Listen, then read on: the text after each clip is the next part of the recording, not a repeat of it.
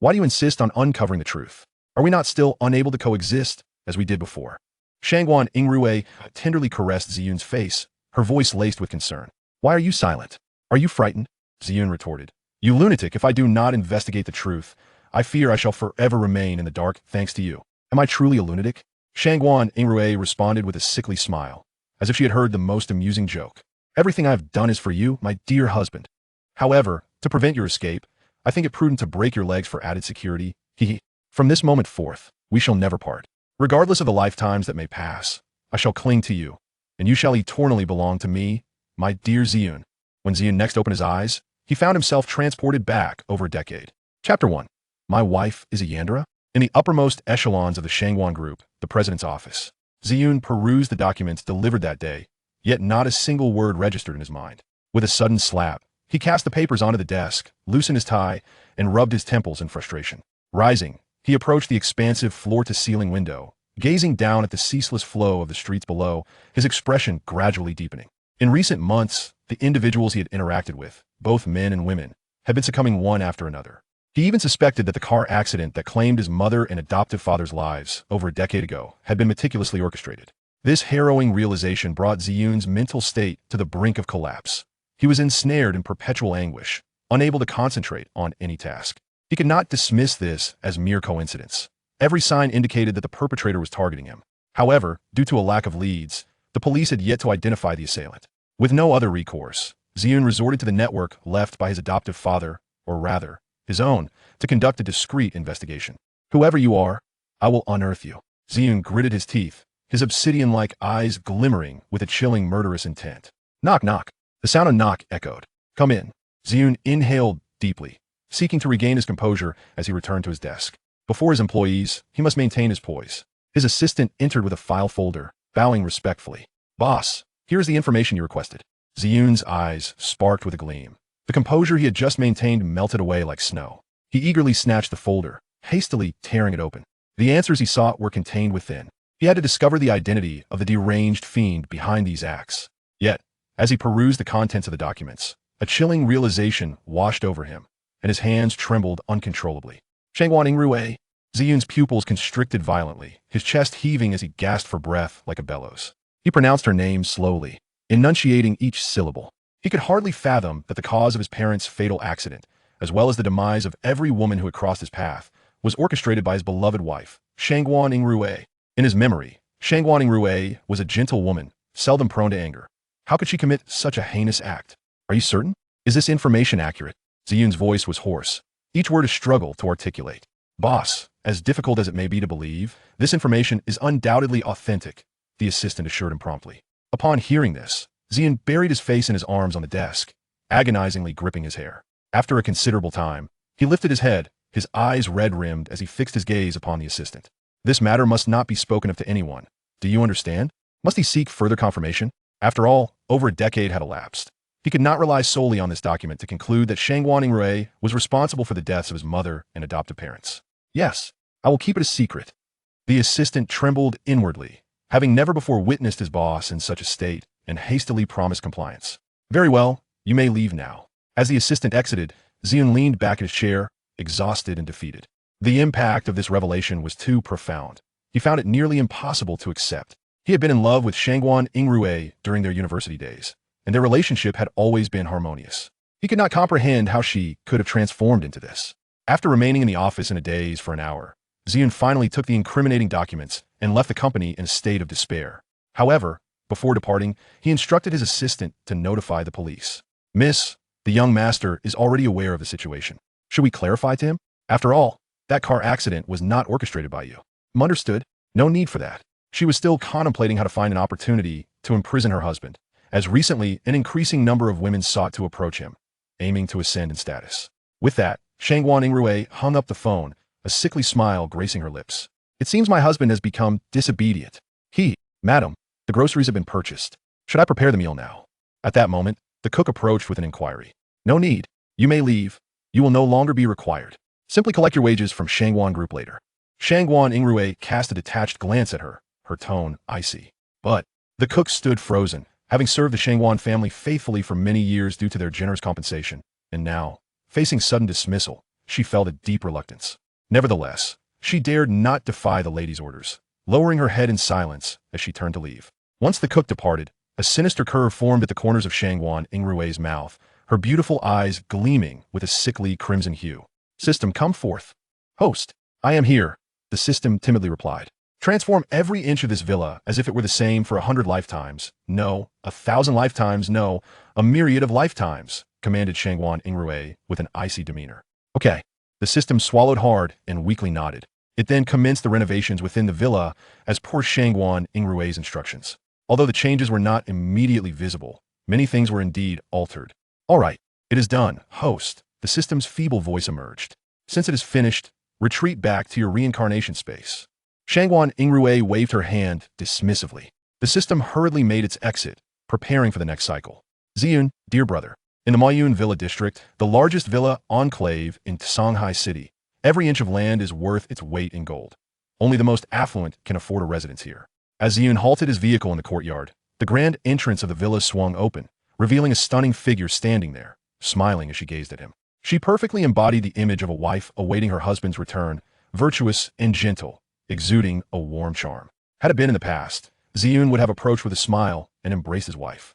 However, upon learning that Shangguan Yingrui might be the murderer of his mother and adoptive father, as well as several innocent young girls, her smile now appeared exceedingly terrifying to him. Ziyun could not help but shiver involuntarily. "Darling, what is the matter? You finished work so early today?" Shangguan Yingrui inquired with curiosity, noticing Ziyun's less than pleasant expression. "Are you feeling unwell? Should I accompany you to the hospital?" "It's nothing, just a bit fatigued today. I wanted to return early to rest." Ziyun fabricated an excuse. He yearned to question Shangguan Yingrui, yet seeing her genuine concern made him hesitate. Hearing this, a look of worry surfaced on Shangguan Yingrui's face as she spoke softly. "Your health is paramount. If you're unwell, you must see a doctor. You cannot simply endure." "I am fine. I truly am just a bit tired." "My dear, if you're feeling weary, take a few days off. Let others handle the matters at the company," Shangguan Yingrui said, reaching to take Ziyun's briefcase. Ziyun instinctively recoiled. "No need to trouble yourself. Just go inside." Shangguan Yingrui regarded him with slight confusion, biting her lip. "You must be hungry. Since you returned early, the chef hasn't arrived yet. Let me cook for you." With that, she turned and entered the kitchen. Ziyun glanced at Shangguan Yingrui's retreating figure, words caught in his throat. Ultimately, he remained silent. How could he accept that a wife he had loved for over a decade might be a murderer? How could he come to terms with this? An hour later, as Ziyun stared at the 3 dishes and a soup on the table, he found himself devoid of appetite. After taking a couple of bites, he set down his chopsticks. "Darling, why have you stopped eating? Is the food not to your liking? I recall these are your favorites." Shangguan Yingrui asked. Ziyun looked at his wife, who still pretended to be gentle and virtuous, and thought of the innocently departed souls and his parents. He could no longer maintain the facade and decided to confront her. "Shangguan Yingrui?" Shangguan Yingrui was taken aback, looking at Ziyun with eyes full of confusion. What was happening? Why was he calling her by her full name? She recalled that Ziyun usually called her by her nickname or terms of endearment. What had she done wrong today to provoke him? Oh, she remembered now. Perhaps it was her age catching up with her memory failing her. Just moments ago, her subordinate had informed her about it, yet she had forgotten. It turned out that her husband was already aware of that incident. Nonetheless, her expression remained calm, as if unfazed. "Darling, what is wrong? Why do you look at me like that? Is there something on my face?" "You."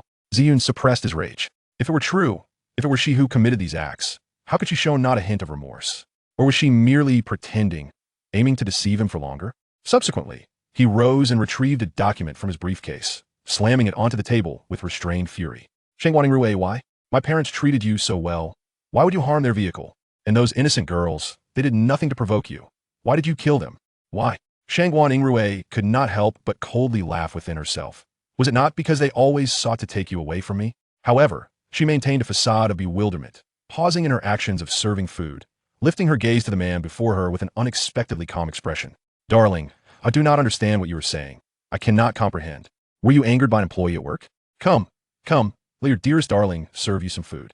Before Shangguan Yingrui could finish her sentence, Ziyun violently smashed the dishes before him. Instantly, fragments flew, cutting into his skin, blood flowing freely, yet he paid no heed, his eyes coldly fixed on Shangguan Yingrui, as if he wished to devour her whole. "Shangguan Yingrui?" Yet Shangguan Yingrui remained astonishingly composed, even extending her delicate hand to wipe the blood from his arm, speaking gently. "You are injured. Please sit and rest. Let me handle these matters." Ziyun shrugged off her hand. If I were to say these were not my actions, would you believe me? Shangguan Yingrui, the evidence lies before us. Do you still wish to deny it? Ziyun gritted his teeth, glaring at her. Very well, since you have stated it so. Indeed, it was I who did it. Shangguan Yingrui replied with a remarkably indifferent smile, as if it were of no consequence. Ziyun gazed at her. The woman before him now felt utterly foreign. Why? Why? Because they always sought to take you away from me. Shangguan Yingrui's eyes flickered with a hint of crimson in response. The brief glimpse of red in her beautiful eyes sent another shiver down his spine. Exhaling deeply, as if pondering for a long while, he said, "Ugh, you make me feel so unfamiliar. You are not the Ray I once knew. Let's get a divorce." With that, he produced a divorce agreement from his briefcase. All right, Shangguan Yingrui nodded decisively. I will fetch a pen. With a smile on her face, she stood and headed toward the study. As she passed by Ziyun, her expression abruptly morphed into one of madness. Seizing a vase from the table, she struck it down forcefully. With a crash, the vase shattered, and Ziyun felt a sharp pain in his head, quickly succumbing to darkness. Just as he was about to collapse, Shangguan Yingrui caught him, her eyes brimming with madness and affection. She caressed Ziyun's handsome face, gently licking away the blood that flowed from the wound inflicted by the shattered vase. Ziyun, dear brother, how naughty of you, to even think of divorcing me. Shangguan Yingrui gazed upon the handsome visage of Ziyun, who lay in slumber, her eyes brimming with madness as if ensnared by a spell. She extended her tongue and delicately licked the blood from Ziyun's cheek. The metallic tang of blood invigorated her senses, sending tremors of exhilaration coursing through her body. Little Ziyun, you belong to me, and you shall forever remain mine. No one can take you away. When Ziyun awoke once more, he discovered his eyes shrouded and his hands and feet bound by some unyielding restraint. He struggled with all his might, the clattering sound suggesting the presence of chains. Tentatively, he twisted with force. A sharp cry escaped him as a piercing pain surged through his body. Taking a moment to assess, he confirmed the grim reality. These were indeed iron shackles, and of a particularly robust design. What, after all, did this woman intend to accomplish? My dear, you are awake, are you not? Chapter 2. Are you mad? My dear, you are awake. A gentle and melodious voice floated in from outside, accompanied by the sound of footsteps drawing nearer. Ziyun, suppressing his unease, turned his gaze towards the slowly approaching Shangguan Yingrui and questioned, Shangguan Yingrui, what are you doing? As Shangguan Yingrui reached him, she leaned down, drawing close to Ziyun, her lips parting slightly as she breathed softly, I didn't intend to do anything, my beloved husband. What do you think I wish to do? Upon finishing her words, she suddenly extended her slender fingers, gliding them across Ziyun's broad chest. Sensing the tremors coursing through him, a smile played upon her lips as she teased. He, my husband, you seem a bit nervous. Are you afraid? Fear not. I shall cherish you well. Her fingers continued to wander across his skin, tracing every contour, inching upward to caress his Adam's apple, delicately brushing against his chiseled jawline before finally yanking away his blindfold. As Ziyun regained his sight, he beheld Shangguan Yingrui, yet at that moment, she seemed to be an entirely different person. The hair that was once neatly styled, now cascaded down loosely, exuding a sense of languor. And her makeup had transformed from subtle to strikingly seductive. Clad in a form-fitting mini-dress, she showcased her alluring curves without reservation. Her bosom was ample, her waist slender, her legs elongated, and her posterior perfectly rounded, rendering her a stunning vision of beauty. Ziyun's pupils dilated in astonishment. Was this truly the gentle, kind-hearted Shangguan Yingrui he once knew? This woman was nothing like the Shangguan Yingrui he recognized. Noticing the astonishment etched on Ziyun's face, Shangguan Yingrui's lips curled into a sly smile. She approached him step by step, her hands propped against the edge of the bed, looking down at him with an air of dominance as she gradually extended her hand to caress his face. One hand traced the contours of his handsome visage, while the other glided down to his neck, moving languidly. Feeling her touch, Ziyun's pupils constricted, his face flushing crimson as his heart raced violently. This sensation left him flustered. He yearned to break free, yet his limbs were firmly restrained. Shangguan Yingrui's laughter resonated, tinged with madness. As she observed his reaction, growing bolder in her actions, her fingers danced in circles over his chest.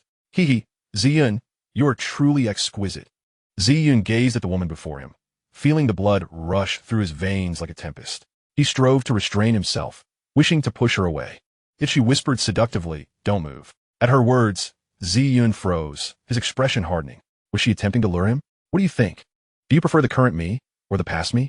Ziyun found himself breathless, his face aflame, acutely aware of the fire igniting within him. Damn it! Get away from me! He bellowed, suppressing the urge to tear Shangguan Yingrui apart. Unperturbed, she continued her ministrations. What do you truly desire? He demanded coldly, fighting against the tumult within him. I wish to do nothing but keep you by my side. After all, who told you to divorce me? Shangguan Yingrui replied, feigning innocence. Her voice laced with a hint of sob.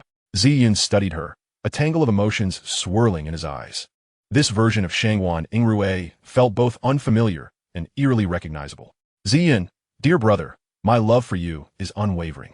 How could you be so heartless as to abandon me? Do you not realize that every day without you fills me with dread? How could you bear to leave me? She lamented, tears cascading down her cheeks, creating ripples on his fair skin, soon transforming into crystalline droplets that traced his face. After her heartfelt outpouring, she flung herself into his arms, weeping pitifully. How could you be so cruel? How could you abandon me? She cried, her body trembling like a wounded creature seeking solace. As she clung to him, her sorrow stirred a flicker of compassion within Ziyun.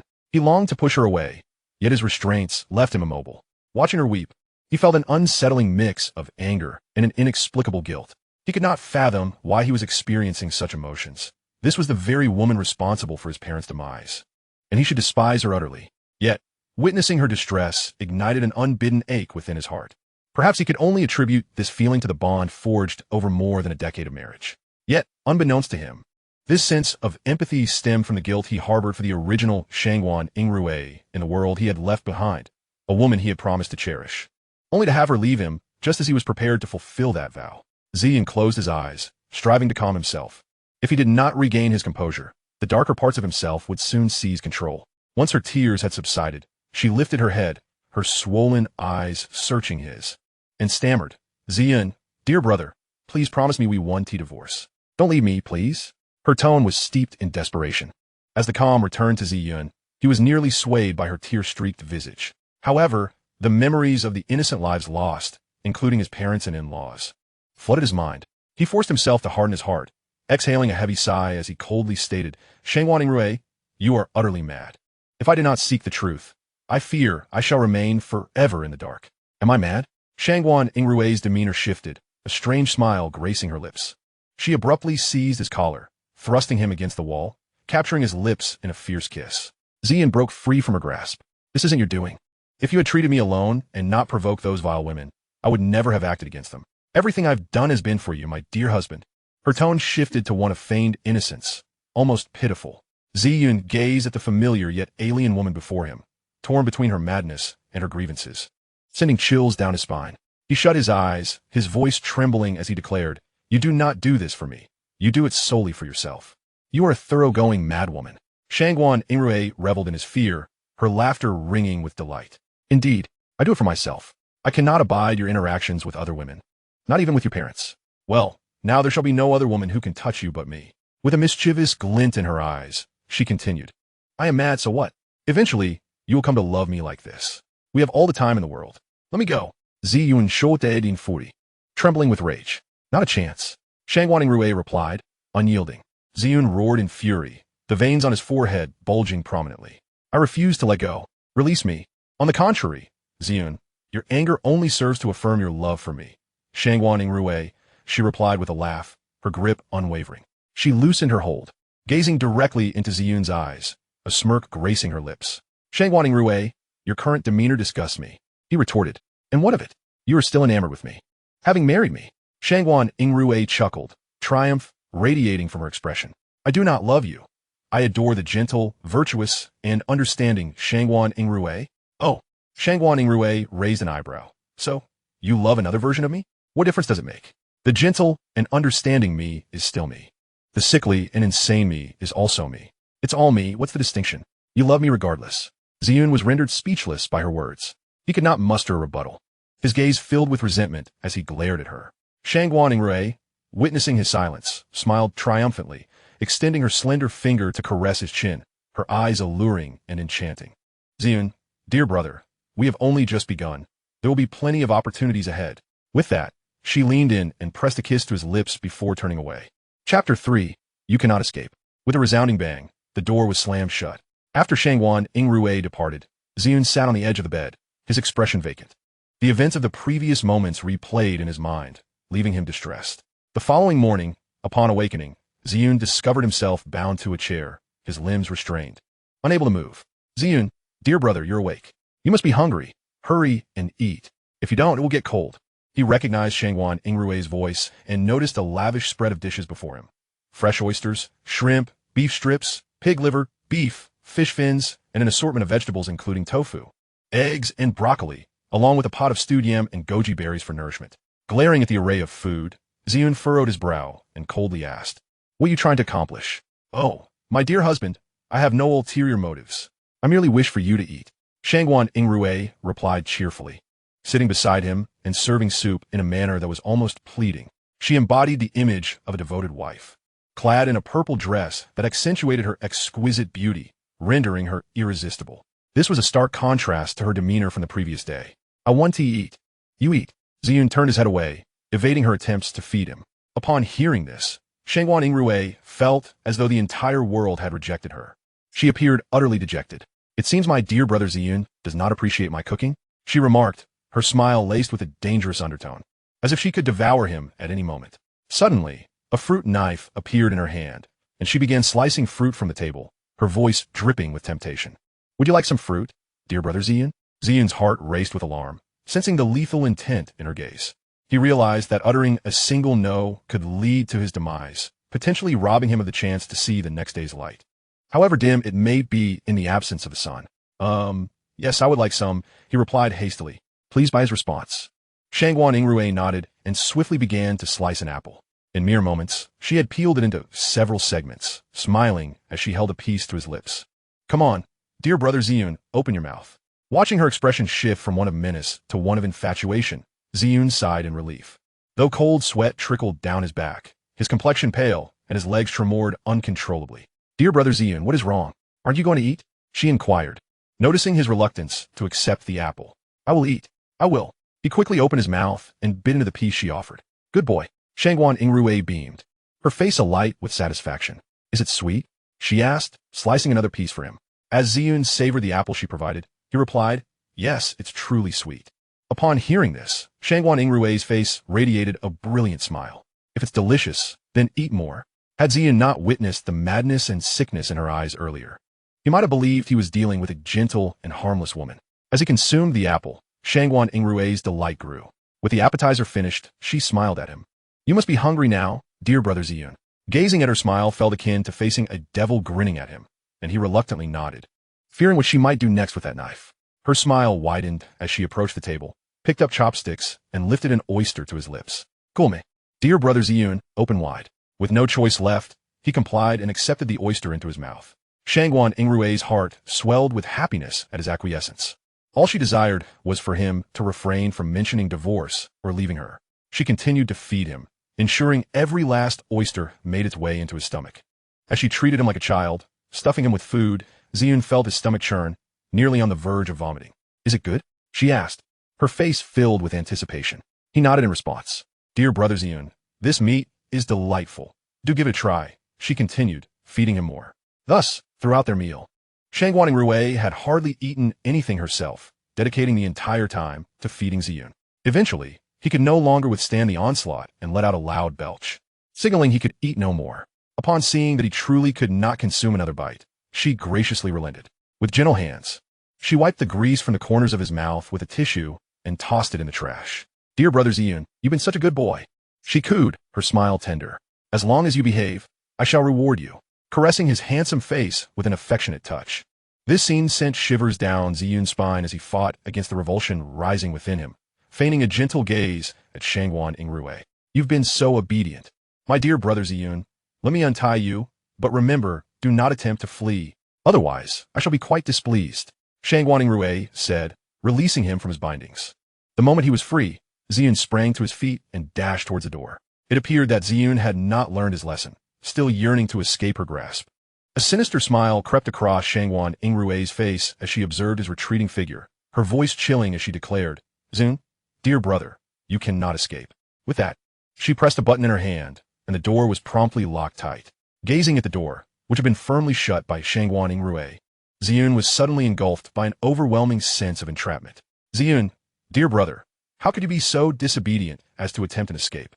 You must face the consequences, came Shangguan Yingrui's chilling voice from behind. As Ziyun listened to her words, a shiver ran down his spine. He scanned his surroundings, realizing there was no avenue for escape. What to do? Should he merely resign himself to fate? Absolutely not. He could not allow himself to be captured so easily. He needed to devise a plan. Yet, after pondering for a considerable time, no solution materialized in his mind. Frustration gnawed at him as he continued to search for an answer. But Shangguan Yingrui had already approached him. Noticing Ziyun deep in thought, a glint of something sinister flickered in her eyes. She leaned closer, her delicate, pale fingers gently lifting Ziyun's chin as she smiled sweetly. Ziyun, dear brother, are you contemplating a method of escape?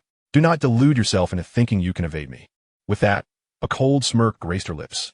Ziyun felt a chill creep over him at her smile, instinctively retreating a couple of steps. Chapter 4. No one will disturb us again. Why did you run away, dear brother? Shangguan Yingrui's fingers caressed Ziyun's chin with an expression of infatuation. Hearing her words, Ziyun couldn't help but swallow hard. Oh. Shangguan Yingrui observed Ziyun's fidgeting hands and asked with a playful smirk, are you certain you wish to make a move? Can you truly best your sister? Struck mute by her words, Ziyun realized he was no match for her strength was extraordinarily formidable, akin to a bug in a system. Seeing Ziyun concede, Shangguan Yingrui's smile grew even more beguiling. Sister loves you dearly, and if you behave, perhaps. She leaning closer, tell me, why did you choose to flee? I was merely full and thought to take a stroll to aid digestion, Ziyun stammered, continuously backing away. Oh, is that so? Yet, I distinctly saw you running toward the door. Had I not pressed the button in time, you would have escaped. She leaned closer, her voice dripping with menace. Tell me, how should I punish you? Shall I sever your legs or your hands? After saying this, she cornered Ziyun against the wall, her gaze dark and foreboding. Ziyun's complexion turned ashen, his eyes wide with fear, as if they might leap from their sockets. I was wrong. I will never run again. Ziyun's voice trembled, on the verge of tears. Wrong? Where did you err? Shangguan Yingrui inquired with a wicked grin. I was wrong to run away. I should have been obedient. Ziyun's head hung low, feigning sincerity. Are you certain? Shangguan Yingrui regarded him with skepticism. Yes, I am certain, Ziyun replied, raising his head with a grave expression. Very well. Since you, dear brother Ziyun, have admitted your mistake, I shall forgive you this time. From now on, you must be obedient, Shangguan Yingrui declared in a seductive tone. Yes, I shall be obedient, Ziyun hastily agreed. Just when he thought Shangguan Yingrui was prepared to let him go, a strange smile suddenly graced her face. However, dear brother Ziyun, you still must face punishment. With that, Shangguan Yingrui produced a chainsaw from an unknown source. Ziyun's pupils dilated in terror, and he cried out, What are you going to do? Why? I'm going to punish you, she replied, lifting the chainsaw and lightly touching it to his legs. In an instant, a searing pain coursed through him, and despite his resolve to remain stoic, he could not stifle a scream that echoed loudly. Had it not been for the soundproofing, it would surely have been heard outside. Witnessing Ziyun's agony, a flicker of pain crossed Shangguan Yingrui's face, but it was quickly overshadowed by a knowing expression. Ziyun collapsed in a pool of blood, convulsing violently, embodying sheer torment. Shangguan Yingrui crouched beside him, caressing his face. Dear brother Ziyun, do you see the price of your escape? Should you dare to flee again, I would not hesitate to sever your hands as well. I will never do so again. Ziyun gasped before succumbing to unconsciousness. Shangguan Yingrui discarded the chainsaw and retrieved a special powder from her person, sprinkling it over Ziyun's wounds. In no time, the incessant bleeding began to slow, and the wounds gradually healed. Gently, she cradled the unconscious Ziyun and carried him to the bathroom. With tender care, she placed him in the bathtub, adjusting the water temperature before gently rinsing him off. Her actions were imbued with tenderness, her gaze filled with affection. Dear brother Ziyun, you are my greatest treasure, she murmured, leaning down to plant a kiss upon him. At that moment, the doorbell rang abruptly. Hearing the knock, Shangguan Yingrui furrowed her brow, quickly dressing Ziyun before carrying him back to the bedroom. She laid him on the bed and approached the door, peering through the peephole to see a woman standing outside. The woman, dressed in a flowing gown, had long hair cascading over her shoulders, her delicate features and striking beauty marking her as an exceptional young lady. Upon seeing the woman, a hint of confusion crossed Shangguan Yingrui's face, but she opened the door nonetheless. Hello, I am Xiao AI, Mr. Ziyun's secretary. May I inquire who you are? Upon the door's opening, the woman stepped inside, greeting with polite formality. Shangguan Yingrui paused momentarily before regaining her composure. I am his wife. Shangguan Yingrui, she replied coolly. Hello, Xiaoai greeted politely. Is there something you need from my husband? Indeed, madam. There's a document that requires the president's signature. Is he home? Xiaoai inquired respectfully. Hand it to me. I shall sign it. Shangguan Yingrui extended her hand. Very well, Xiao Ai nodded, handing over the document. Shangguan Yingrui glanced over it, signed, and returned it to Xiao Ai. Madam, I shall take my leave now, Xiao Ai stated. Wait, Shangguan Yingrui suddenly called out to her. Is there something amiss, madam? Xiao Ai turned, a look of confusion on her face. Not at all. I simply noticed you came a long way. You must be quite tired. Would you care to sit and have a cup of tea before you leave? Shangguan Yingrui feigned concern. Thank you for your kindness. But I am not thirsty, Xiao Ai politely declined. Ah, very well. Since you won't have tea, allow me to give you something instead. With that, Shangguan Yingrui turned and exited the room. Moments later, she returned with a package in hand. These are pastries I made myself. Do try them and tell me how they taste, Shangguan Yingrui said with a bright smile. Thank you, Xiao Ai replied, beaming. Shangguan Yingrui handed the pastries to Xiao Ai, who took a bite and exclaimed, so sweet. Your culinary skills are truly exceptional, madam. However, she failed to perceive the trace of malice lurking in Shangguan Yingrui's eyes. Is it delicious? Shangguan Yingrui inquired. Delicious. Xiao Ai nodded in affirmation. Then eat more, she encouraged. All right, thank you, madam. You're welcome, Shangguan Yingrui replied with a smile. After a brief conversation, Xiao Ai took her leave. As she watched Xiao Ai's departing figure, a chilling smile crept onto Shangguan Yingrui's lips, and she picked up her phone to dial a number. Handle it, she commanded, her tone devoid of warmth. Understood, came a feminine voice from the other end. Remember, leave no traces, Shangguan Yingrui instructed. I understand, Mississippi. By the way, manage all affairs of the Shangguan Group. Remember, from now on, whether there are matters or not, do not disturb my life with Ziyun.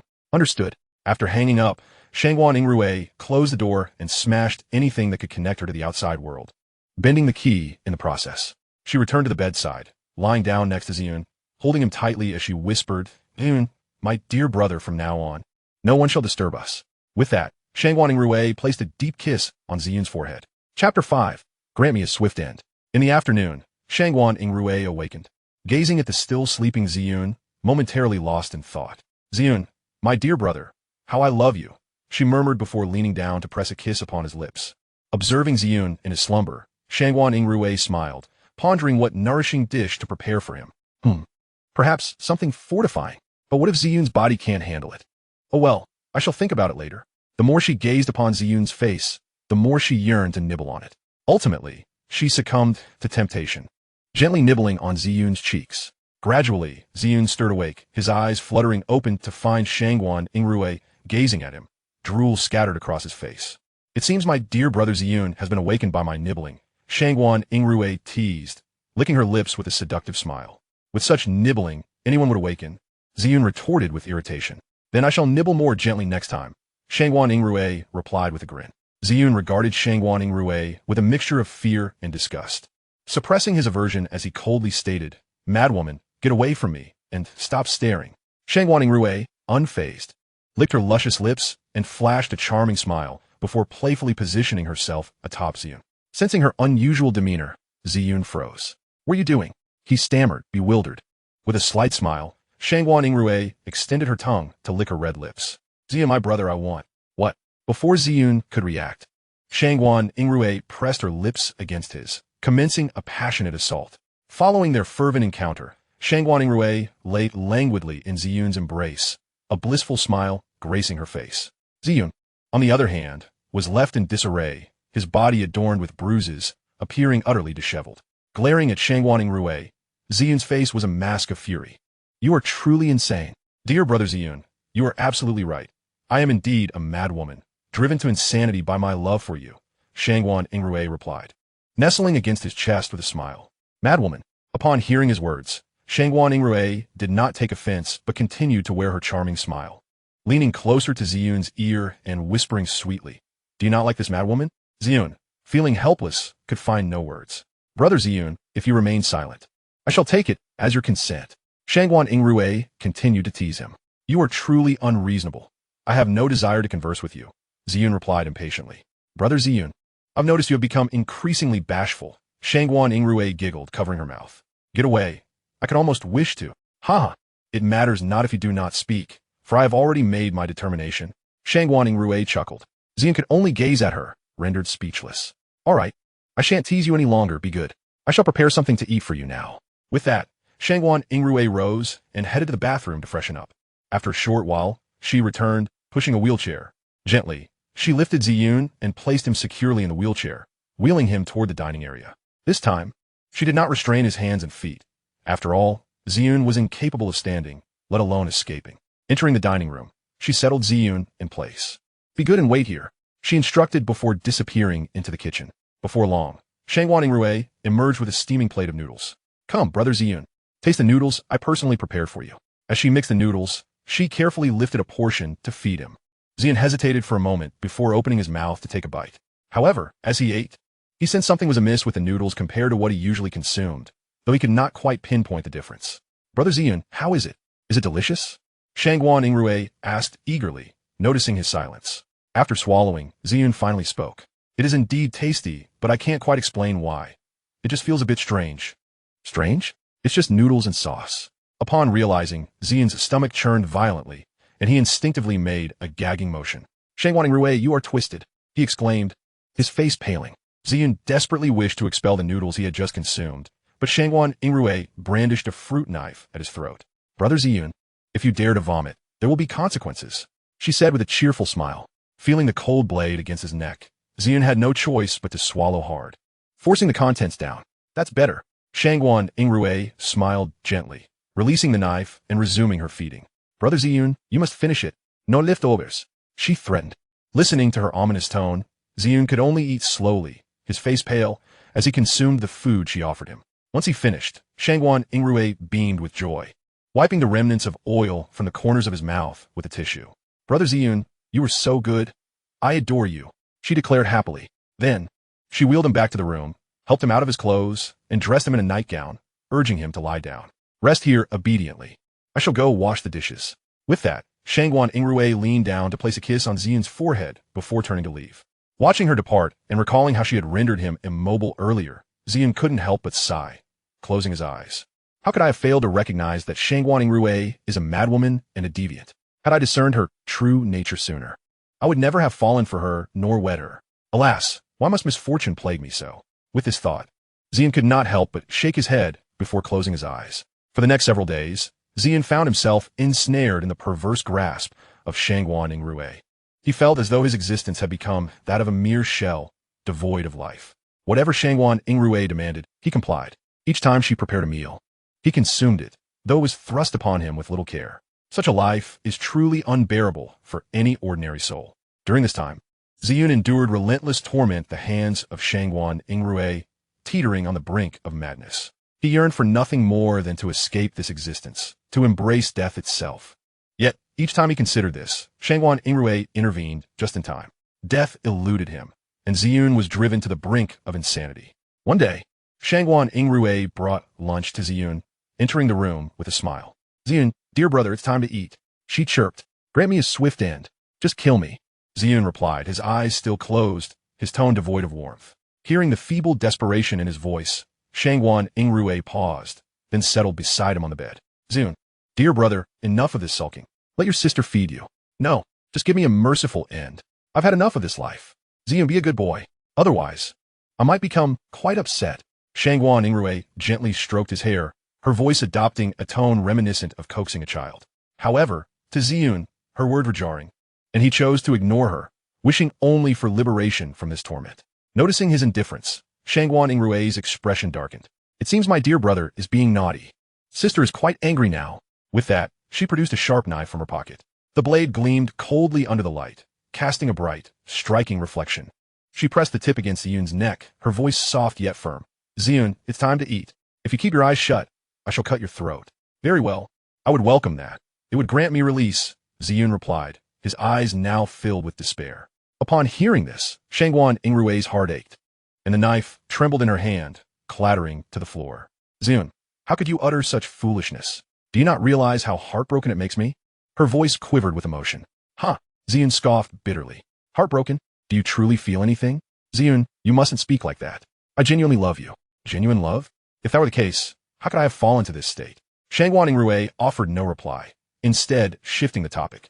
Ziyun, are you hungry? Shall we eat? I am not hungry. I desire nothing. If you do not eat, your body will suffer. Can you bear to worry your sister? No matter what threats Shangguan Yingrui employed, Ziyun remained unmoved. It seems I shall have to resort to more drastic measures. Ziyun, you must understand. It is unacceptable to refuse food. Sister will be heartbroken. Her face was etched with concern. Just bear with me. At first, it may be uncomfortable, but it will soon pass. I have tried it myself. With that, she revealed a bag containing a feeding tube and syringe. Upon confining Ziyun, she had prepared these items, intending to use them to nourish him should he refuse to eat. Ziyun's feet were bound, his hands restrained. He had no means to resist her. Ziyun, this will provide you with nourishment. You must cooperate. Shangguan Yingrui's voice brimmed with gentleness and coaxing. Though Ziyun remained silent, his complexion improved noticeably. How long do you intend to torment me? He asked coldly, his eyes still shut. He had not anticipated Shangguan Yingrui's preparation of such items. Why was dying so difficult? Dear brother, how could I bear to torment you? I merely wish for you to eat. Shangguan Yingrui whispered softly. Humph. Ziyun scoffed disdainfully, then closed his eyes once more. Days passed in this manner. Shangguan Yingrui continued to feed Ziyun through this method. Over time, he had grown accustomed to this existence, having entirely relinquished hope. Consequently, he bore no grievances against her.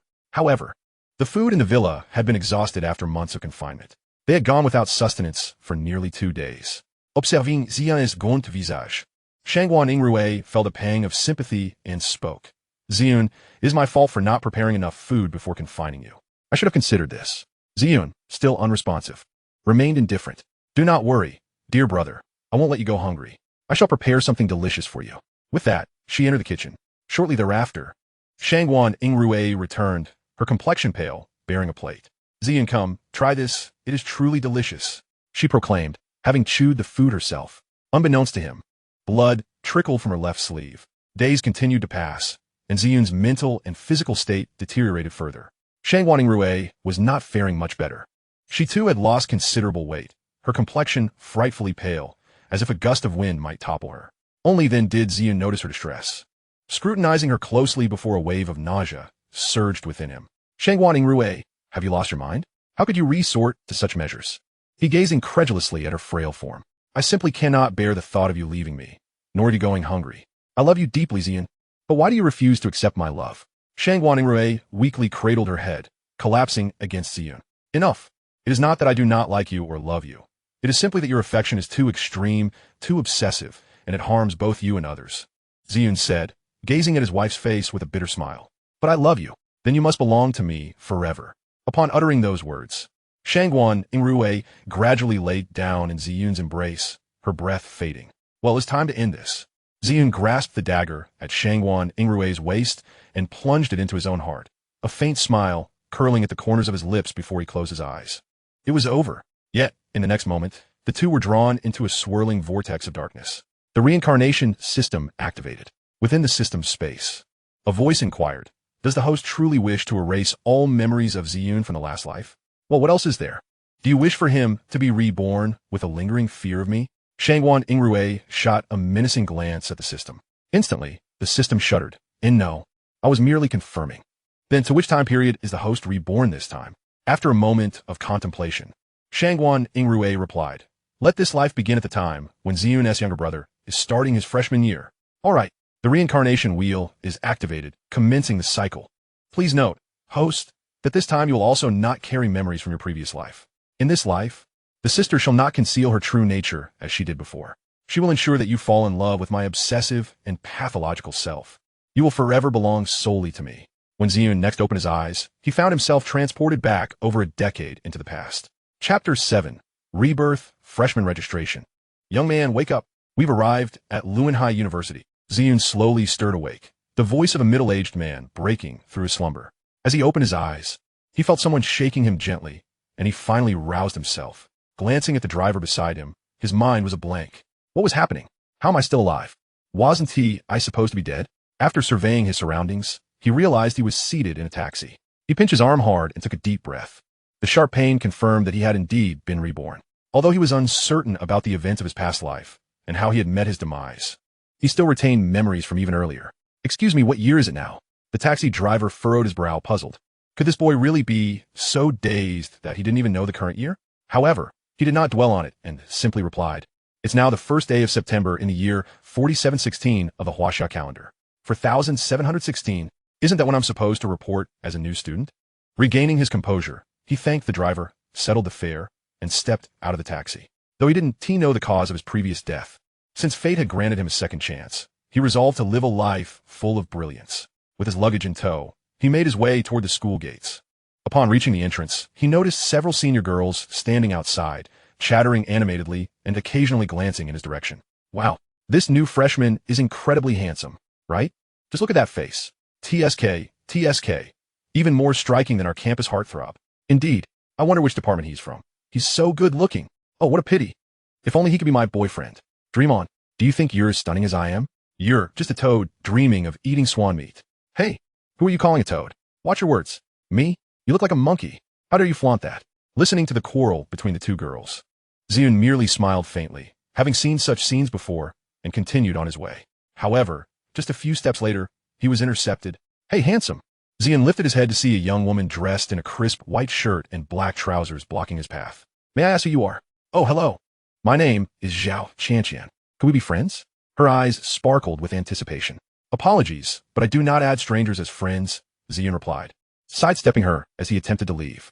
Zhao Chanqian was taken aback by his response, but quickly regained her composure and pursued him.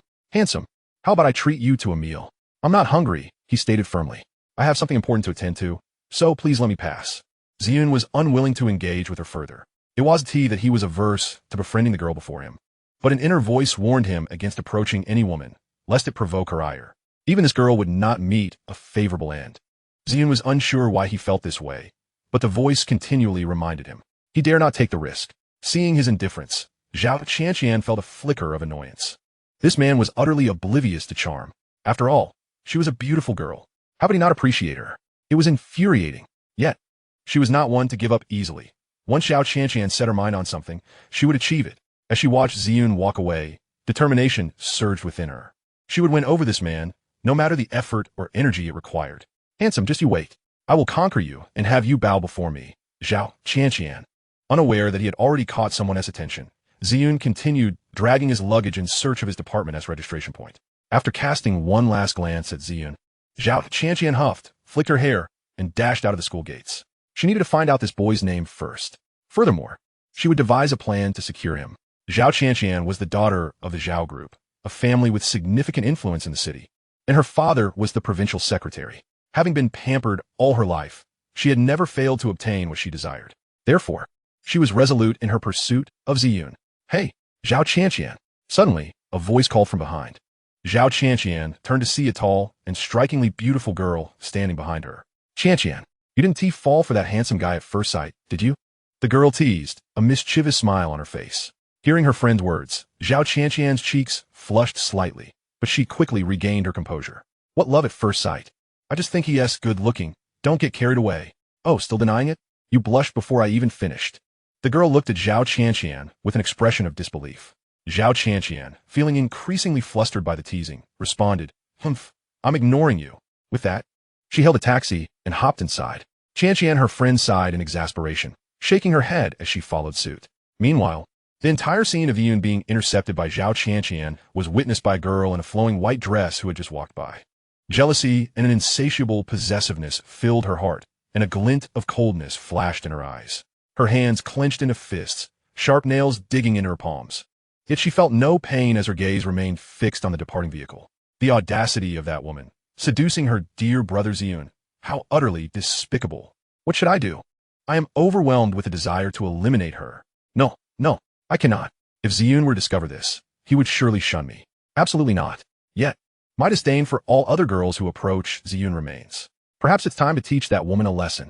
With this thought, the young woman retrieved her mobile phone, composed a message, and sent it forth. The content was rather straightforward. Orchestrate for a few individuals to apprehend Zhao Chanqian, give her a severe lesson, and coerce her into withdrawing from school, thereby ensuring she remains far removed from any future connection with Ziyun. She powered down the screen. As for offending the Zhao family, she harbored no concerns. Although the Zhao family held some influence in the city, to her, it amounted to little. She stowed her phone into her handbag and resumed her infatuated gaze upon Ziyun, who was searching for the registration area for his major. Ziyun, My dear Ziyun, you are mine, now and forever, and no one shall encroach upon what is solely mine. Even through lifetimes, our fates shall remain entwined. Chapter 8. Shangguan Yingrui. A system? Standing in a pristine white dress, the breathtakingly beautiful Shangguan Yingrui, with her strikingly clear black and white eyes, fixated on Ziyun's retreating figure. Her eyes betraying an unmistakable affection and deep emotion. A gentle breeze swept by, lifting the hem of her flowing dress, a wisp of hair dancing in the air. Her fresh and ethereal presence resembled a white lotus blooming at the horizon, exuding a delicate fragrance, captivating all who passed by. Such a mesmerizing scene caused the young men nearby to pause in admiration. However, this admiration was short-lived, for the icy aura emanating from Shangguan Yingrui made them hesitate, fearing they might tarnish the grace of this exquisite fairy. Yet, despite this, there were still those who dared to approach. A young man clad in a blue shirt, sporting a shock of red hair and adorned with a glimmering necklace, strode towards Shangguan Yingrui. He was undeniably handsome, with chiseled features and an air of charm that marked him as a notorious playboy. His demeanor was casual, yet his gaze was filled with avarice as he regarded Shangguan Yingrui. Hey there, beautiful. May I have the pleasure of knowing you? E.M. Zhang Hokian. And may I inquire your name, fair lady? He approached with an overtly enthusiastic demeanor, flashing a smile at Shangguan Yingrui. No, thank you. Shangguan Yingrui coldly rejected Zhang Haoyan, her tone devoid of warmth, as frigid as ice, carrying no hint of emotion. Upon hearing her words, Zhang Haoyan's expression soured. This was the first time anyone had so bluntly rebuffed him. However, he was not enraged. After all, he was Zhang Haoyan, the most renowned playboy in the city.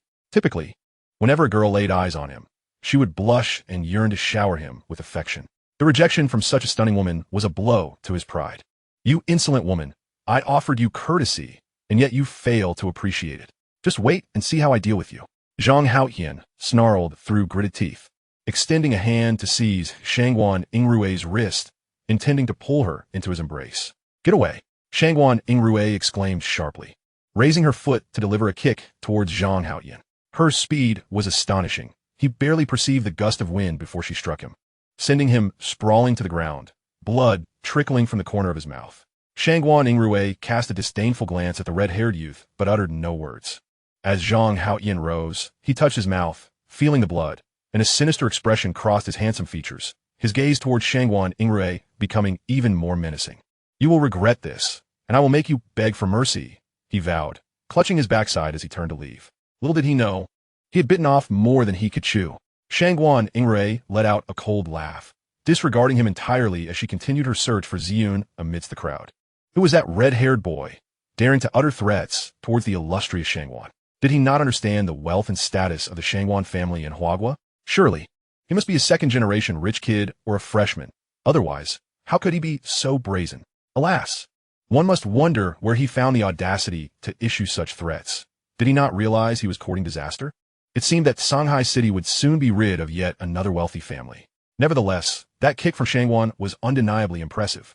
Yet, her demeanor was as frigid as ever, exuding an aura that discouraged any approach. One could only ponder who might capture her heart. The crowd buzzed with speculation. Shangguan Yingrui paid no heed to their chatter. Her gaze remained fixed on Ziyun, hoping he would notice her. At that moment, Ziyun was oblivious to the commotion surrounding Shangguan Yingrui. Before him appeared a translucent screen, accompanied by the sound of a mechanical female voice. Beep. System is loading. Please wait. 1681026364055667088896100. Loading complete. Would a host like to bind to the daily sign-in system? A system? Ziyun recognized it as an essential tool for reincarnation and traversal. Yet, he pondered why he had not encountered such a system in his previous life when he reincarnated into this world. Had the system arrived sooner, perhaps he would not have met his demise. Though the specifics of his death eluded him, he sighed, accepting that late was better than never. Confirm binding. Upon doing so, the screen before him displayed two options, yes and no. Ziyun responded with his thoughts, yes.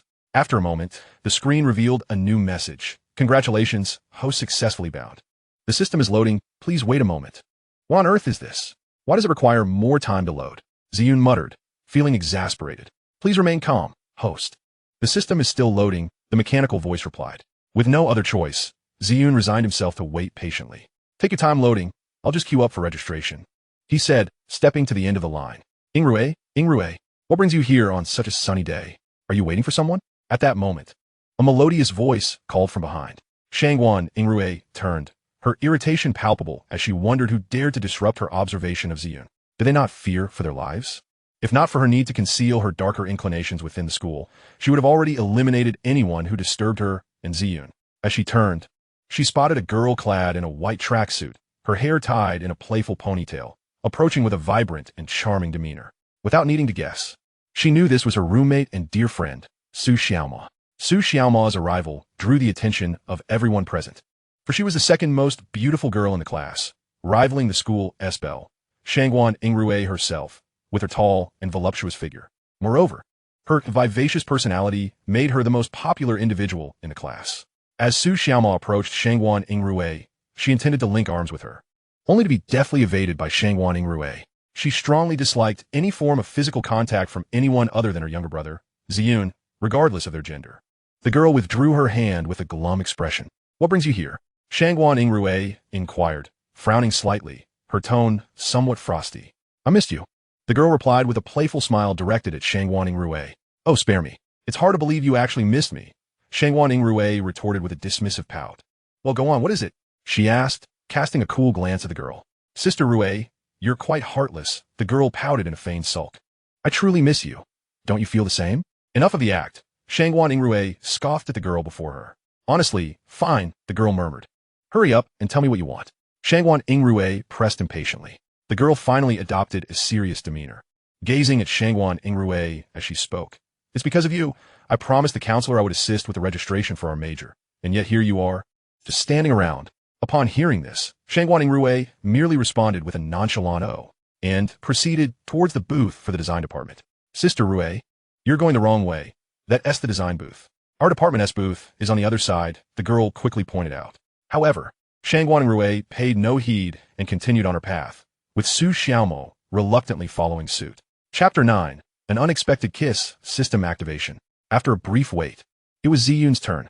Student, please hand me your admission notice and identification card, the girl said without looking up. Ziyun, without further ado, retrieved his ID and admission notice from his backpack and handed them to her. After the girl received Ziyun's identification and admission notice, she meticulously verified the information, then scanned his ID with a card reader. Confirming everything was in order, when she looked up at Ziyun, her eyes sparkled with astonishment. She marveled inwardly. So there are such handsome boys in this world. For a fleeting moment, the girl found herself entranced by the strikingly handsome youth before her. Senior? Senior? Noticing the girl was staring at him, Ziyun couldn't help but call out. My apologies, Junior. I was simply taken aback by your striking appearance, she replied, recovering from her daze with an awkward smile. Thank you for the compliment. Senior, Ziyun responded with a slight smile. The girl felt her heart race, her cheeks flushing crimson. Clearly captivated by Ziyun, she had never encountered a boy so ethereal, with eyes that were deep and clear, seemingly imbued with infinite allure, making it impossible to look away. Her cheeks grew increasingly warm. Ahem. She cleared her throat twice to mask her embarrassment and said, All right, Junior, just go to that teacher over there to activate your campus card, and someone will guide you to your dormitory. As she spoke, the girl produced a campus card and handed it to Ziyun. Thank you, Senior. Ziyun said politely. You're too courteous. It's simply my duty, the girl replied shyly, her eyes brimming with admiration for him.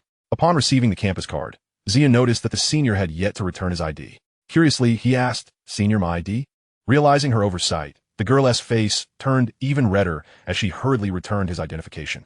I'm so sorry, Junior. I was too mesmerized, she said bashfully. No worries. Ziyun replied with a gentle smile as he accepted his ID and walked towards the teacher. The girl watched his retreating figure, unable to gather her thoughts until a teacher behind her nudged her shoulder, prompting her to snap back to reality and resume her duties. After activating his campus card and receiving his dormitory number, Ziyun deemed his registration complete, standing in a nearby open space, playing with his phone as he awaited a senior or upperclassman to escort him to his dormitory. He remained oblivious to the enchanting figure approaching him, along with the infatuated glimmer in her eyes. As Shangguan Yingrui drew closer to her beloved younger brother, the rhythm of her heartbeat quickened uncontrollably. Every cell within her body rejoiced at the sight of Ziyun. Stopping a mere few dozen centimeters away from him, she hesitated upon noticing a protruding stone ahead. A cunning plan materialized in her mind, and a sly smile tugged at her lips.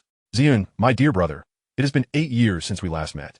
So let me orchestrate a little surprise for our perfect reunion after so long. With that thought, Shangguan Yingrui's lips curled into a mischievous grin, and she hastened towards Ziyun, feigning ignorance of the tiny stone ahead. She stepped onto the edge of the stone, her body tilting towards Ziyun. At that moment, the heartbeats of all the boys present abruptly halted, their palms clenched tightly. Some, wishing to assist Shangguan Yingrui, were about to step forward when they recalled the earlier incident of a red-haired boy being unceremoniously kicked aside by the goddess, causing them to retreat in fear. With her scream echoing, she fell directly into Ziyun's embrace. Caught off guard, Ziyun was toppled to the ground, landing atop Shangguan Yingrui. A soft warmth enveloped him. As his senses filled with the unique fragrance of the girl, he found himself momentarily stunned. Shangguan Yingrui's pupils dilated in surprise, her eyes sparkling with excitement and trepidation. She anticipated that Ziyun would actually kiss her. Heavens, my brother Ziyun truly kissed me, she thought, her lips trembling in disbelief as she closed her eyes.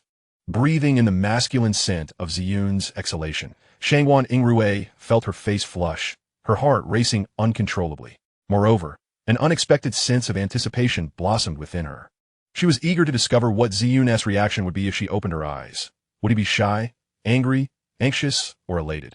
Beep, loading complete. Reward, 500. 000 and a novice gift pack. This system is dedicated to enhancing the host's abilities, providing random rewards through sign-ins, which include but are not limited to money, items, skills, etc. Currently, the system is at level 1. As it progresses, later upgrades will unlock subsystems for a marketplace and a lottery. As a mechanical voice resonated in Ziyun's ears, he finally snapped out of his stupor. Damn it, my first kiss was taken like this. He lamented inwardly, consumed by despair. This was my first kiss, and it happened in front of so many people. The surrounding onlookers gazed at the scene with envy and jealousy, particularly those boys who harbored feelings for Shangguan Yingrui, their jealousy reaching a fever pitch. What luck this new student has! It is utterly unfair that he has garnered the favor of the goddess, exclaimed one disgruntled young man. Indeed, why should he be the one to capture the goddess's attention? Another boy echoed in agreement. This is unjust, profoundly unjust. The goddess's affection is something many covet, yet this newcomer has found himself so inexplicably fortunate. Unfair, unfair, such utter unfairness. Why should this wretch be the one to receive the goddess's favor while I am unable to even touch a single strand of her hair? This is truly intolerable. Envy is an understatement. I am tempted to drag a knife and eliminate this interloper who dares to tarnish my goddess. It is utterly disgraceful. Oh, my beloved Sakura, how could you be so desecrated by such a toad? My goddess, I can hardly bear it any longer. Chapter 10. Resistance. The surrounding young men were seething with indignation, their expressions twisted with rage, as if they wished to tear Ziyun to shreds. Hearing their foul exclamations, Ziyun felt somewhat speechless. Am I the one who was forcefully kissed? Am I the one being taken advantage of? Is this what they call collateral damage? Glancing at the furious faces of the boys and then at the girl in his arms, Ziyun couldn't help but be struck by 3 dark lines forming on his forehead. Are these individuals being overly dramatic? Nonetheless, he could not deny that the sensation of being kissed by a girl was rather delightful, particularly as her lips were soft, imbued with a pure sweetness that left him utterly enraptured. Ugh, what nonsense am I thinking? Shouldn't I be pushing this girl away? Yet, before he could act, he felt her attempting to pry his lips apart. What the hell? This woman dares to pry open my lips? Ziyun was taken aback, but in the next moment, he made the wisest choice, pushing Shangguan Yingrui away with all his might. However, in the process, he accidentally brushed against a soft area. This sensation caused his face to flush crimson. Fortunately, given their close proximity, apart from Shangguan Yingrui, no one else noticed Ziyun's little mishap. Otherwise, he wouldn't know how he would meet his end. After being pushed away by Ziyun, Shangguan Yingrui felt somewhat dazed. Observing the flush on Ziyun's face stirred a tumult of emotions within her. She yearned to press forward, to unleash the solitude and fervent love she had harbored for 8 years without seeing him. A glint of madness flickered in her eyes, though she skillfully concealed it. For now, she consumed her little brother. He still felt like a stranger to her. If she forced the issue, he might resist and grow to despise her. That was something she wished to avoid. She longed for him to willingly enter the golden cage she had woven for him. Thus, she could only wait, biding her time until he grew accustomed to and dependent on her. In this manner, they could remain together forever. She would show him just how deeply she loved him.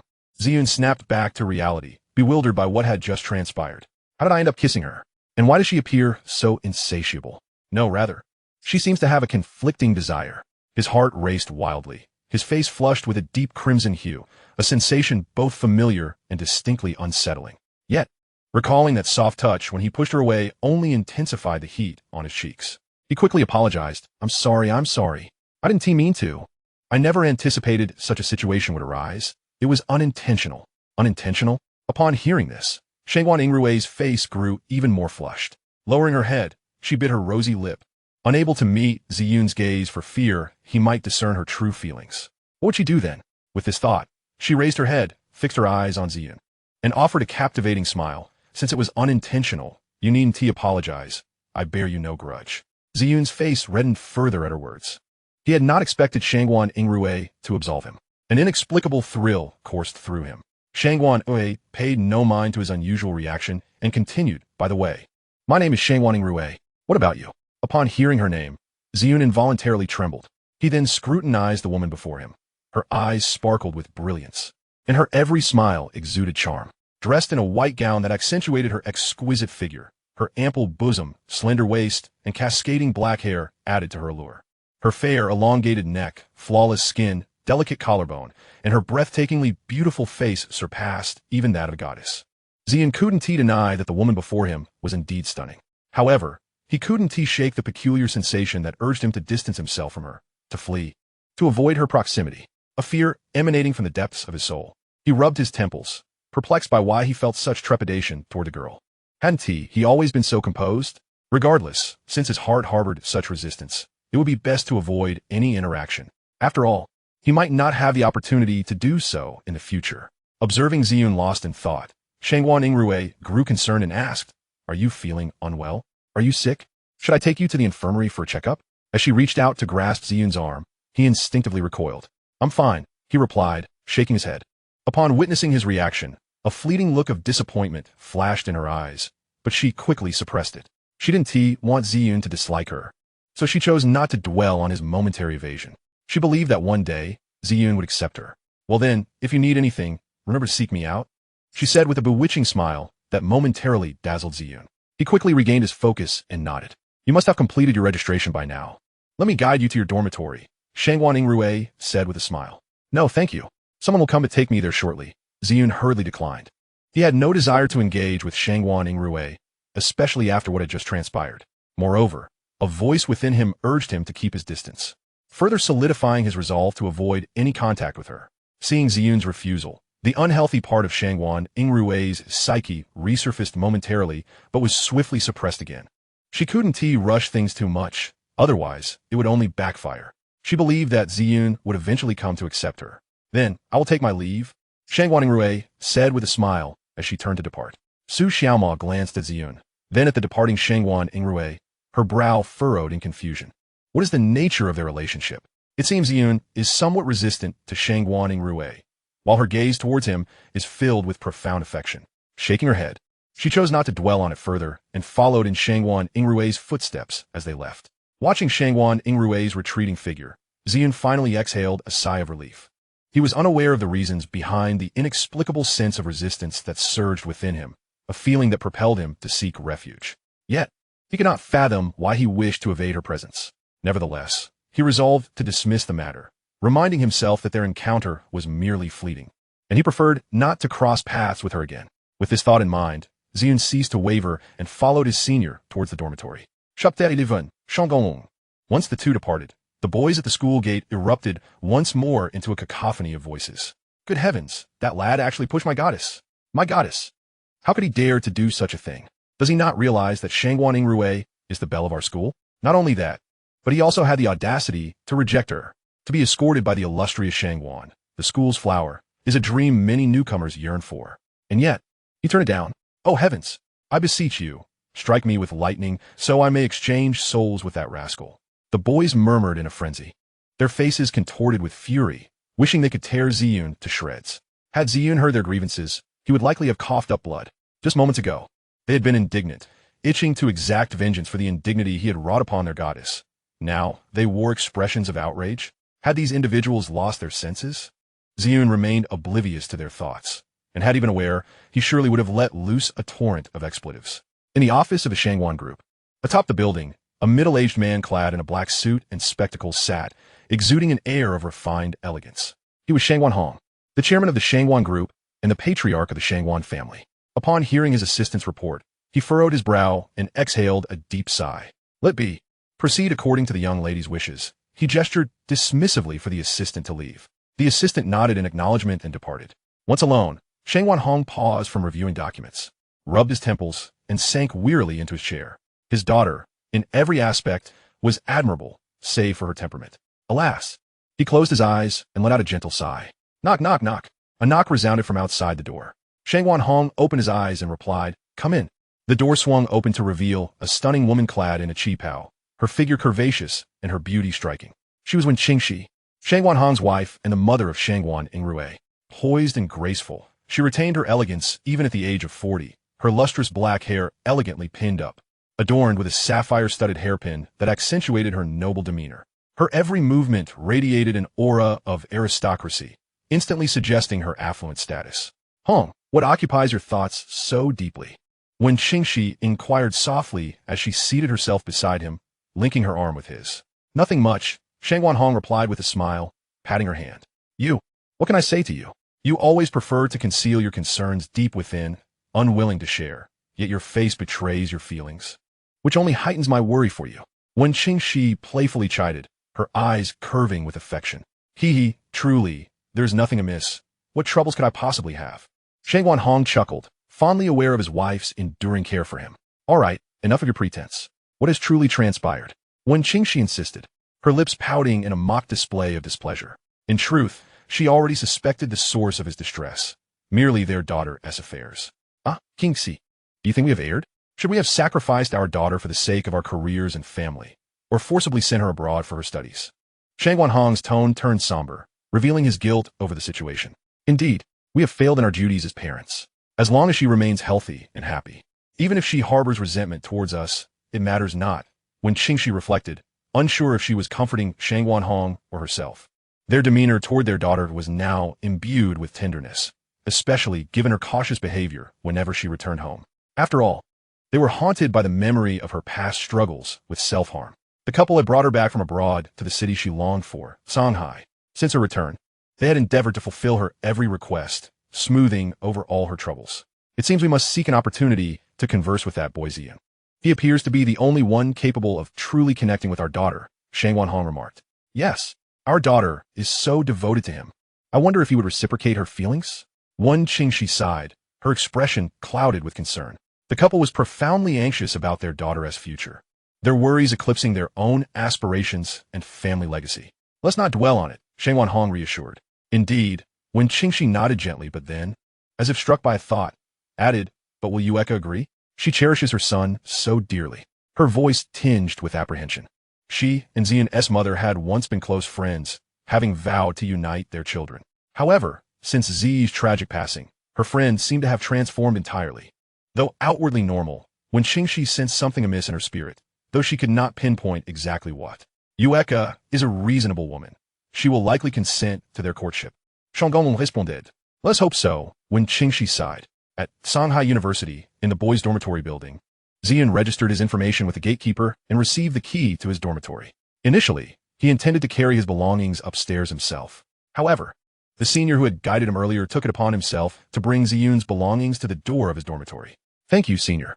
Ziyun nodded slightly, offering a simple expression of gratitude. Not at all, it's my pleasure. After all, we are all students. It's only right that we assist one another. The senior replied with a warm smile as he departed. Ziyun nodded in acknowledgement, and then turned to unlock the door with the key, twisting it a few times until it clicked open. As one of the premier universities in Huagua, Shanghai University boasted excellent dormitory conditions. The four-person rooms featured lofted beds with desks below, private bathrooms, air conditioning, and washing machines, everything one could desire. Upon entering his dormitory, Ziyun surveyed his surroundings, nodding in satisfaction. He wondered how well he would get along with the 3 roommates who would soon arrive. First, I should choose a bed, he declared, then proceeded to retrieve his luggage from outside.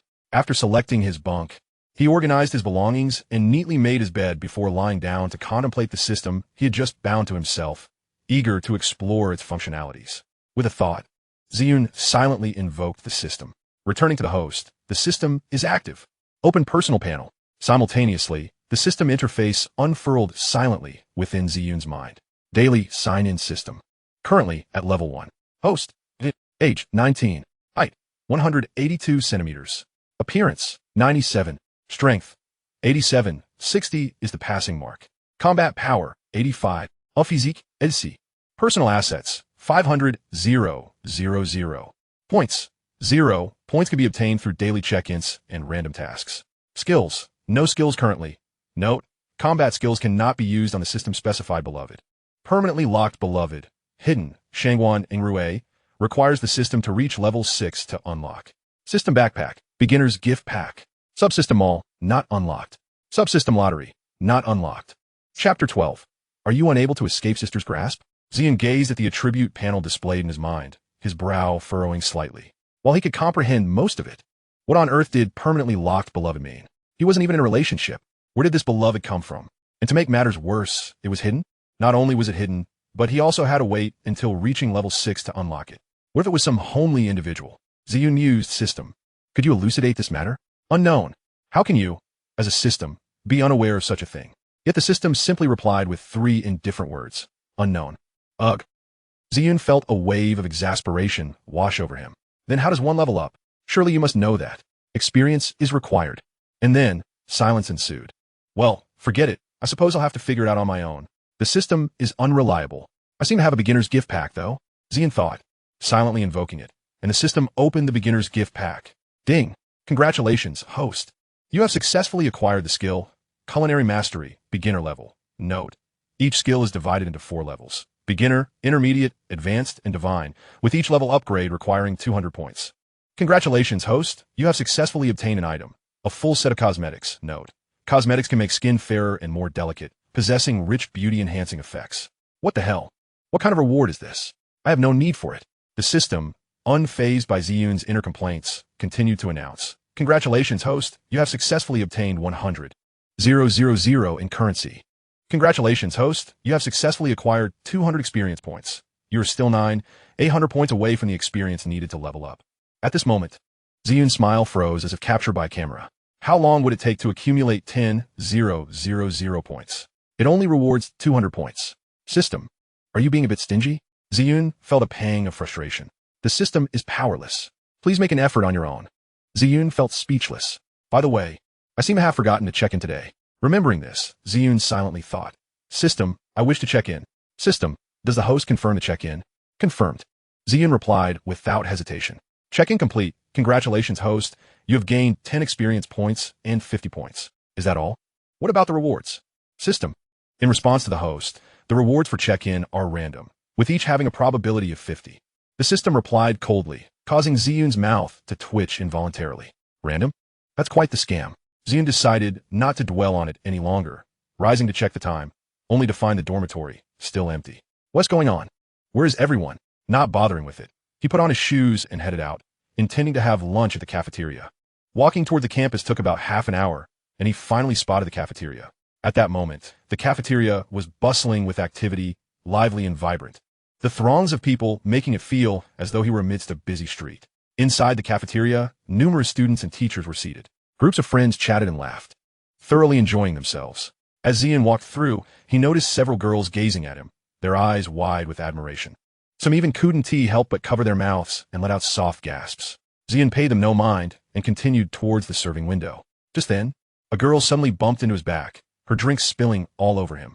Instantly, the chatter in the cafeteria ceased, and all eyes turned toward him. The girl, now flustered, quickly stood up and looked at Ziyun. She wore a white sports outfit, her hair tied in a ponytail, and donned a pair of black-rimmed glasses, giving her a fresh and innocent appearance. I'm so sorry. I'm so sorry. The girl hurriedly bowed her head, repeatedly apologizing. Ziyun looked up at her, raised an eyebrow slightly, and replied nonchalantly, "It's all right." He then continued toward the serving window. Seeing that Ziyun did not pursue the matter, the girl sighed in relief, hurriedly collecting her fallen utensils. When she lifted her head again, Ziyun's figure had already vanished from sight. Phew! The girl patted her chest, exhaling deeply, then regained her composure and began to queue for her meal. After getting his food, Ziyun found a spot to sit down. At that moment, soft music filled the cafeteria, echoing through the somewhat empty space. Ziyun picked up his chopsticks and placed a piece of meat into his mouth. The meat melted upon contact, bursting with exquisite flavor. Ziyun squinted his eyes in satisfaction. This meat is quite decent, he thought. Have you heard? This morning, a new student was kissed by the school's #1 beauty. Is that true? I saw it with my own eyes. Oh my, that's just shocking. She asked the top beauty of our school. Was the guy handsome? Very. What do you think their relationship is? Who knows? Ziyun, overhearing the discussions around him, couldn't he help but frown. The news about him and Shangguan Yingrui had spread throughout the school far too quickly. He wasn't prepared to deal with these rumors yet. Ziyun sighed. Junior, we meet again. Just as Ziyun was lost in thought, a familiar yet strange voice rang in his ears. He looked up to see Shangguan Yingrui sitting across from him, beaming at him, and that familiar sense of repulsion and resistance washed over him once more. It's you, Ziyun said flatly. Shangguan Yingrui detected the aloofness in his tone, her sickly sweet demeanor resurfacing. Junior, do you dislike me? How could that be? At that moment, Ziyun was sweating profusely. He didn't know why, but he was terrified of Shangguan Yingrui to the extent that he felt like running away. Seeing the fear in Ziyun's eyes, a glint of madness flickered in Shangguan Yingrui's gaze, yet her smile remained radiant. That's good. I thought you disliked me. How could I? Ziyun forced a smile. He had no desire to spend another second with this woman. Noticing his discomfort, Shangguan Yingrui immediately asked, Junior, aren't you going to eat? Oh, I'm full. Since you've had your fill, how about accompanying me for a stroll, Junior? Shangguan Yingrui gazed at Ziyun with eager anticipation. I'm sorry, but I'm not accustomed to walking with others, he replied with a hint of reluctance. That's all right. You take your time. I'll head back to the classroom first. All right, senior, goodbye, Ziyun responded with a slight nod. As he watched Ziyun depart, the smile on Shangguan Yingrui's face faded, replaced by a chilling aura and a subtle hint of malice that went unnoticed. Ziyun, you're growing increasingly disobedient. Once again, you've turned down your sister's invitation. But fear not, dear brother. I shall ensure you heed my words. You cannot escape my grasp. Chapter 13. Dormitory roommates. After leaving the cafeteria, Ziyun wandered outside for a while before purchasing some daily necessities at the campus supermarket, then returned to his dormitory. Just as he was about to take out his keys to unlock the door, he discovered it was ajar. Furrowing his brow in confusion, he distinctly remembered locking it before leaving. With a soft click, he pushed the door open. The three roommates, who were busy arranging their bedding, paused and turned toward the entrance. The moment they beheld Ziyun's striking features, they were momentarily stunned, nearly exclaiming a traditional exclamation. But their good manners prevented them from doing so. They were astonished to find such a handsome individual at Shanghai University, truly comparable to the most handsome in the world. As Ziyun gazed at the trio, he felt an inexplicable sense of familiarity, as if they were long-lost brothers. Surely, he must have known them in a past life. Otherwise, how could they seem so familiar to him? Shaking his head, he dismissed the chaotic thoughts swirling in his mind and placed his belongings on the table. Hey, now that we're all here, let us introduce ourselves. After all, we'll be living together in this dormitory for 4 years. It's essential to get to know one another, a cheerful boy with a buzz cut suggested, his youthful exuberance evident. His words instantly captured the attention of the others, who turned to face him. The buzz-cut boy smiled slightly and introduced himself. Hello, brothers. I'm Chaihan Song, hailing from the mountain city. It was evident to everyone from his accent that he was indeed from that region, as it was notably pronounced. By the way, if you ever need anything, don't hesitate to reach out, Chaihan Song added with a friendly grin. Just then, a voice from the corner chimed in. What do you need? I'm just worried your posterior might not handle it. Chaihan Song responded with a look of mock indignation. Brother, I didn't realize you were such a playful one. The boy clad in a light blue shirt, black casual pants, and sneakers felt slightly embarrassed under the unusual gazes and nervously rubbed his nose, laughing it off. I was just joking. I'm straight, you know. His earnestness only elicited laughter from the others, who found the situation utterly amusing. Ziyun watched the three with a slight smile. Their laughter was pure and untainted. All right. Let us not get carried away. Chaihan Song quickly interjected. By the way, brother, you haven't told us your name yet. I'm Mo Zan, from Lianqing. Mo Zan adjusted his non-existent glasses as he spoke. Montak-san? One unusual name, Chaihan Song muttered, but I like it. Mo Zan smiled lightly, not offering further comment. I'm Yu Iji, from a small city in the north. Yu Iji interjected with a gentle smile, though his looks might not be striking. His demeanor exuded a gentle charm, akin to a refreshing spring breeze. Ah, so you're from the north. Chaihan Song nodded. Yu Iji? Quite fitting for your temperament. Flattered by the compliment, Yu Iji felt his cheeks flush. And you? Chaihan Song turned his gaze to Ziyun. Ziyun hesitated for a moment before replying. I'm Ziyun, a local from Shanghai. Ah, local. No wonder you possess such a refined aura, Chaihan Song remarked with a smile. Ziyun looked at him with a touch of exasperation. Thank you. No need for thanks. We're brothers now. No need for formalities, Chai Han Song replied heartily. All right, now that everyone is here, let us create a group chat. We can communicate about everything there, Mo Zhan suggested, pulling out his phone. Sounds good. No problem. Thus, the four of them established a small group chat. Following that, they arranged themselves by age, with Chai Han Song being the eldest, taking the lead as the dormitory leader, while Yu Yiji and Mo Zhan became the second and third in command, respectively, leaving Ziyun as the fourth. By the way, have you guys heard about the incredibly beautiful goddess at our school? Mo Zhan inquired, a mischievous glint in his eye as he offered a cigarette to the others. Chai Han Song and Yu Yiji accepted the cigarettes and began to smoke. Ziyun declined. No, thank you. I don't smoke. He had never been fond of smoking, and especially after his rebirth, he was even more averse, knowing the detrimental effects it had on health. Upon seeing Ziyun's refusal, Mo Zhan shrugged, not pressing the matter further. Are you referring to Shangguan Yingrui, the goddess of our financial department, and the campus belle? Chai Han Song exhaled a puff of smoke, slowly speaking. Indeed? Mo Zhan's eyes lit up at the mention. I didn't know you were aware of her, he exclaimed in surprise. Of course. I was inspired to apply to Shanghai University after seeing a video featuring her. Chai Han Song retorted, rolling his eyes. Wow, I didn't expect you to be one of us. I also decided to apply to Shanghai University after stumbling upon her video, Mo Zhan admitted sheepishly, scratching his head. Ziyun listened to their conversation, feeling a strange discomfort he couldn't quite place. He couldn't fathom why he felt uneasy about something he was so resistant to. He attributed it to the residual effects of his past life's memories. However, he chose not to dwell on it, casting those thoughts aside for the moment. At that moment, Yu Yiji emerged from the restroom, looking bewildered at the trio. What are you guys talking about? He inquired, puzzled. Huh? Chai Han Song and Mo Zhan turned to Yu Yiji in unison. The intensity of their gazes made Yu Yiji feel somewhat uneasy. Did I say something wrong? He asked, perplexed. Are you seriously unaware of our school's most beautiful campus belle, Shangguan Yingrui? Haven't you done any research since you arrived? Montag Zhan stared in astonishment, his eyes wide with disbelief as he gazed at him. Oh, you mean the illustrious senior Shangguan? I know. I saw her from afar today, kissing a boy. Yu Yiji nodded in affirmation. Upon hearing his words, Chai Han Song and Mo Zhan were momentarily rendered speechless. Shangguan Yingrui was kissing a boy? They could hardly believe their ears. Is that true? Chai Han Song questioned skeptically. Absolutely. Yu Yiji replied with utmost certainty. What the hell, who is that boy? Chai Han Song exclaimed, a hint of excitement in his voice. I have no idea. He seems to be a new student as well. Yu Yiji shook his head. What the hell? How dare that new student? How dare he kiss my goddess? Is he tired of living? Chai Han Song erupted, slamming his palm on the table, his face ablaze with righteous indignation. Indeed, how dare he steal our goddess from under us? He must be courting death. Mo Zhan seethed with anger. Ziyun. Chapter 14. Gong Yueka. Listening to their chatter, Ziyun's gaming hand faltered momentarily, a flicker of something unusual flashing in his eyes, striving to diminish his presence. Ziyun feigned ignorance and continued playing. He wished to divert their attention from himself, for he had no idea how to elucidate the situation. What if they discovered that the person in question was him? They would undoubtedly tear him to shreds. After all, they were still not sufficiently acquainted. Recklessly revealing the truth would be akin to exposing himself to their scrutiny. Old 3, what is that guy's name? Mo Zhan inquired of Yu Yiji. I don't know. Yu Yiji replied, shaking his head. Did you see what he looked like? Mo Zhan pressed again. It was too far, I couldn't make it out. Yu Yiji shook his head once more. Are there photos on the campus forum? I doubt it.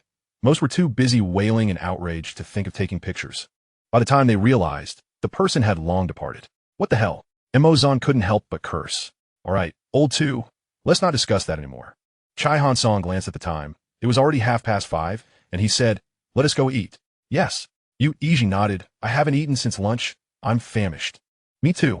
Montag-san est short. Seeing that their discussion had come to a halt, Ziyun finally exhaled a long breath. Then let us go. After Chai Han Song spoke, he led the way out of the dormitory. Ziyun, why are you still dawdling? Come on, let us eat. Mo Zhan called back to Ziyun once he noticed that Yu Yiji and Chai Han Song had already left. Oh, Ziyun responded, hastily following after them. As the four pulled out their phones, they discovered a message from their counselor sent to the group, all members of Design Class 1. There will be a class meeting tonight at 6 o'clock in room 206 of Building A. Please ensure your punctual attendance. Upon reading this message, the three were immediately engulfed in gloom. Come on, a class meeting at this hour? Are you kidding me? I haven't even eaten yet. Montag-san lamented. staring at the information on his screen. All right, no more complaining. Let us just head to the meeting. Chai Hanzong patted Montak-san shoulder in consolation. Montak-san nodded, then tucked his phone away and followed in Chai Han-song and Yu Iji's footsteps. Ziyun, after catching up with them, also stowed his phone in his pocket and continued on. Throughout their journey, the group remained silent. Upon arriving at the teaching building, they discovered that many others had already gathered. Damn! Mo Zan gazed at the throng of people before him, feeling an overwhelming urge to cry. I should have arrived just on time. Mo Zan said dejectedly. Yu Iji patted Mo Zan on the shoulder. All right, stop complaining. Let us get inside. Mo Zan nodded, and the four squeezed through the crowd and entered. At that moment, Ziyun's phone suddenly rang. He picked it up to find it was his mother calling, signaling to his roommates. He stepped away from the crowd into a corner to answer the call. Hello, Mom. Xiao Yun. Why didn't you tell me you were going to stay in the dorm? His mother's tone held a hint of reproach. Mom, I'm grown up now. I have my own ideas. Ziyun replied coolly. Xiao Yun, are you becoming less obedient to your mother as you grow older? His mother feigned sadness. Ziyun. After a moment of silence, Ziyun said, Mom, I just want to be a bit more independent. But your actions worry me. You must understand that every day I don't see you. It makes me feel especially uneasy. As she spoke, her voice began to quiver with emotion. Ziyun. At this moment, Ziyun could no longer suppress a sigh, addressing his mother on the other end of the line. Mom, I'm an adult now. You don't need to manage my life anymore. I can handle my own affairs. However, his mother hesitated, wanting to say more. All right, Mom, I need to go. I have a class meeting. Ziyun concluded, hanging up the phone and stuffing it into his pocket, his mood slightly dampened. He could not fathom why his mother had such a strong desire to possess and control him. Sighing deeply, Ziyun turned and headed toward classroom 206 in Building A. Meanwhile, hearing the busy signal on the phone, his mother's expression grew darker. It seemed Xiao Yun has grown wings, no longer heeding his mother's words. Eager to fly on his own, she muttered, her countenance twisting slightly. But that's all right. I have my ways to make you listen. Then, glancing at the man beneath her, Dogman, didn't you say during our remarriage not to interfere in matters between me and my son?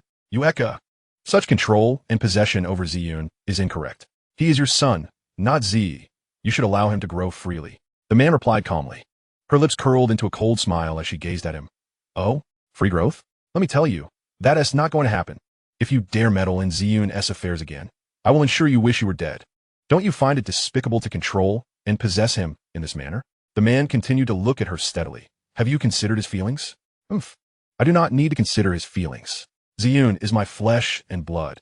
He carries my blood within him. Even if he hates me, I will not allow him to leave my side. Yueka, I hope you can respect the child. You cannot always impose your maternal perspective on Ziyun's affairs. Doing so will ruin him. The man said, his demeanor serious. What do you know? Upon hearing his words, her expression shifted, her agitation apparent. The man shook his head helplessly. Gong Yueka, you should take care. With that, he turned away, leaving her alone. At that moment, Ziyun had arrived at the door of classroom 206. Ziyun, over here, Yu Iji called out, noticing Ziyun's presence at the entrance. Ziyun nodded slightly and stepped inside. As he entered, the entire classroom fell into an instant hush. So handsome. Many girls gazed at Ziyun's strikingly handsome face, unable to contain their admiration. Ziyun, feeling the collective gaze of his peers, calmly took a seat beside Mazan, while Iji settled on his right, and Chai Hansong positioned himself further to Iji's right. Why are we sitting in the front row?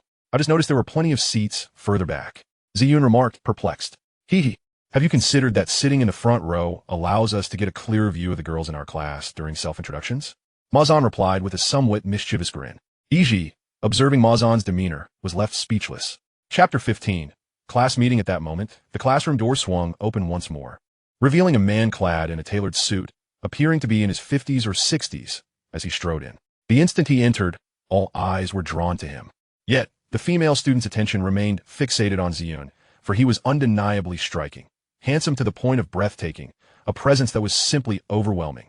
The other students, however, were captivated by the newcomer. The man approached the podium, surveying the room with a hint of awkwardness as he realized that the majority of the girls were not focused on him, but rather on Ziyun. Clearing his throat, he spoke. Could everyone please direct their attention this way? I promise there will be time for interaction later. Upon hearing his words, the girls reluctantly returned their gazes, some glancing furtively at Ziyun, others captivated by his flawless profile, while a few exhibited unmistakable admiration. Witnessing this scene, Ziyun felt a twinge of exasperation. He truly despised such attention. It seemed that once the system was upgraded, he would need to explore the marketplace for items that could dampen his allure. Ahem, good day. Students, my name is Zhao Jijun, and I am your counselor for class 4716 in the design department. The man stood at the podium, microphone in hand, addressing the students below. Hello, teacher, echoed a chorus of voices, accompanied by enthusiastic applause. First and foremost, I am delighted to be your counselor, and I look forward to your guidance in the future. With that, Zhao Jijun bowed slightly. Teacher, that is your duty? Mazan chimed in with a grin directed at Zhao Jijun. Ziyun glanced at Mazan, his eyes glinting with recognition, inwardly thinking, this guy's definitely buttering him up. Zhao Jijun merely smiled at Mazan's comment and continued, I trust you are all somewhat familiar with what typically transpires during the first class meeting at university. I shall not dwell too long on the formalities, as you are all adults now. As for safety concerns, I need not elaborate, considering you've already heard ample discussions on this topic throughout junior and senior high school. I shall spare you the details. Though he claimed to be concise, he still addressed a few points. Could someone assist me in distributing the safety advisories? Zhao Jijun asked, turning his gaze to Ziyun. Ziyun was taken aback for a moment, then quickly composed himself, rising to approach the podium to accept the stack of papers from the teacher. Sure, teacher, he replied. I'll help you distribute them. Mazan eagerly chimed in, bouncing over and extending his hand. Ziyun shot him a sidelong glance, handing half of the safety advisories to him. Thanks a lot. Mazan beamed, taking the papers and promptly heading towards the girls. What a show-off, Ziyun thought as he watched Mazan approach the girls, silently deriding him. Nevertheless, he proceeded to distribute the advisories to the boys. Seeing that it was not Ziyun who had come to distribute the safety advisories, the girls appeared somewhat disappointed, casting resentful glances at Mazan as if they wished to mete out punishment. Mazan felt an unsettling chill run down his spine and instinctively shivered after finishing his task. He dashed back to Ziyun's side and took a seat. Wow, that was terrifying, he exclaimed. Ziyun, did you see? Those girls are downright scary. Ziyun glanced at the girls but refrained from responding. Has everyone received their copies? Please read through them and sign at the bottom. Zhao Jijun addressed the class. Yes, came a unified response from the students. By the way, student, what is your name? Zhao Jijun suddenly shifted his focus to Ziyun. Ziyun hesitated, then replied, My name is Ziyun. Ziyun, such a lovely name. When the time comes, please help me collect those safety advisories, Zhao Jijun remarked, offering Ziyun a warm smile. Ziyun felt a twitch at the corner of his mouth, but nodded. All right, that concludes this matter. Tomorrow, please collect your military training uniforms from the 4th teaching building. The military training will commence the day after tomorrow. Now, on to the portion everyone eagerly anticipates, the self-introduction segment. Ziyun, you shall go first and set the pace, Zhao Jijun instructed. Just as Ziyun had settled back into his seat after gathering the papers, he was taken aback by Zhao Jijun's request.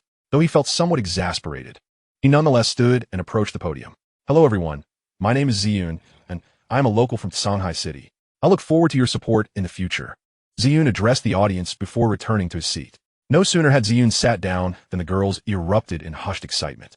Wow, he is so handsome. Like a beautiful youth stepped out from a painting. His skin is so fair, and his voice is so gentle and pleasant. Hello everyone, my name is Li Mingyao, and I hail from Huacheng. I hope to receive your kind guidance. A girl stood up and introduced herself. My name is Li Hao, from Rongqing. I enjoy singing and dancing, and I look forward to your support. My name is Wang Xiaoyu, from Jingdu. My name is Chen Wenbin, from Haicheng. I enjoy. After about half an hour, all the students had introduced themselves. Zhao Jijun nodded in acknowledgement and said, That will conclude today's self-introductions. You may disperse now and take a rest. Remember to collect your military training uniforms from the 4th teaching building tomorrow. Don't forget. All right, goodbye, teacher. Everyone chorused as they exited the classroom. Once the majority of the students had left, Ziyun and his 3 companions finally emerged. Phew, finally over. Ziyun, I never imagined you would be so popular with the girls. I'm utterly envious, Mazan lamented, casting a forlorn glance at the departing girls. Ziyun shot Mazan a sidelong glance, but remained silent, internally acknowledging that the more popular he became, the more perilous his situation grew. Okay, let us go eat. Chai Hansong interjected, patting Mazan on the shoulder. Sounds great, Mazan responded cheerfully. The 4 of them chatted and laughed as they exited the teaching building. However, just outside the door, Ziyun froze. A familiar figure stood not far away. A wave of dread washed over him, causing his body to tremble involuntarily. Chapter 16. The invitation. What's wrong, Ziyun? Are you feeling unwell? Mazan asked, noticing Ziyun's dazed expression. Concern etched across his face. I'm fine, just suddenly feeling a bit fatigued. I think I'll head back to the dormitory. You all can go eat, Ziyun replied, suppressing the fear within him as he addressed Chai Hansong and the others. Take care on your way, Chai Hansong advised, nodding slightly. Ziyun responded, just as he was about to hasten his departure when a melodious and captivating voice emerged from beneath a nearby streetlight. However, to Ziyun, it felt like the whisper of a demon, sending chills down his spine. Ziyun, my junior, what a delightful coincidence to encounter you here. At that moment, a fragrant breeze wafted through the air, and a girl clad in a white tracksuit with a high ponytail stepped gracefully from the shadows of the lamplight. A smile adorned her face, yet to Ziyun, that smile appeared somewhat terrifying, evoking an instinctual urge to flee from the deep-seated fear within him. He wished to recall something, but his mind was a blank slate. His 3 roommates, too, turned to gaze at the source of the voice, and once they recognized the girl, they were momentarily dumbstruck. The girl was none other than Shangguan Yingrui, the most beautiful girl at Shanghai University, their goddess. Yet now, their goddess was greeting Ziyun and even taking the initiative to strike up a conversation. Could there be some hidden agenda behind this? Exchanging puzzled glances, the trio ultimately focused their attention on Ziyun. Ziyun, do you know her? Mo Zan inquired, his brow furrowed with curiosity. Yes, I've seen her once in the cafeteria and exchanged a few words, Ziyun replied, regaining his composure. Ah, I see. Mo Zan nodded, but then a look of inquiry crossed his face. But what connection do you have with her? I'm not familiar with her, Ziyun answered, a hint of panic creeping into his voice. Then why would she notice you? Mo Zan pressed further, his frown deepening. I don't know, Ziyun thought to himself, feeling overwhelmed and reluctant to elaborate further. At that moment, Shangguan Yingrui had approached him. Ziyun, what a serendipitous encounter. It seems fate has brought us together again, she smiled gently. Indeed, quite the coincidence. Ziyun stammered awkwardly, glancing at her. Ziyun, is something the matter? You appear unwell, Shangguan Yingrui observed, concern lacing her tone. I'm fine, Ziyun shook his head dismissively, offering a faint response. Very well then, since we are so fated, allow me to treat you to a meal. What do you say? She suggested with a soft smile. No, thank you. I appreciate your kind offer, but I'm a bit tired and wish to return home to rest, Ziyun declined, shaking his head. He could not fathom why. But ever since encountering Shangguan Yingrui, he felt an overwhelming desire to escape. Yet, he dare not act on it. Oh dear, Junior, how could you be so impolite? I offer to treat you, and you refuse? You wound my heart. Shangguan Yingrui feigned sorrow. Watching her performance, Ziyun couldn't help but smirk inwardly, thinking to himself, her acting is quite impressive.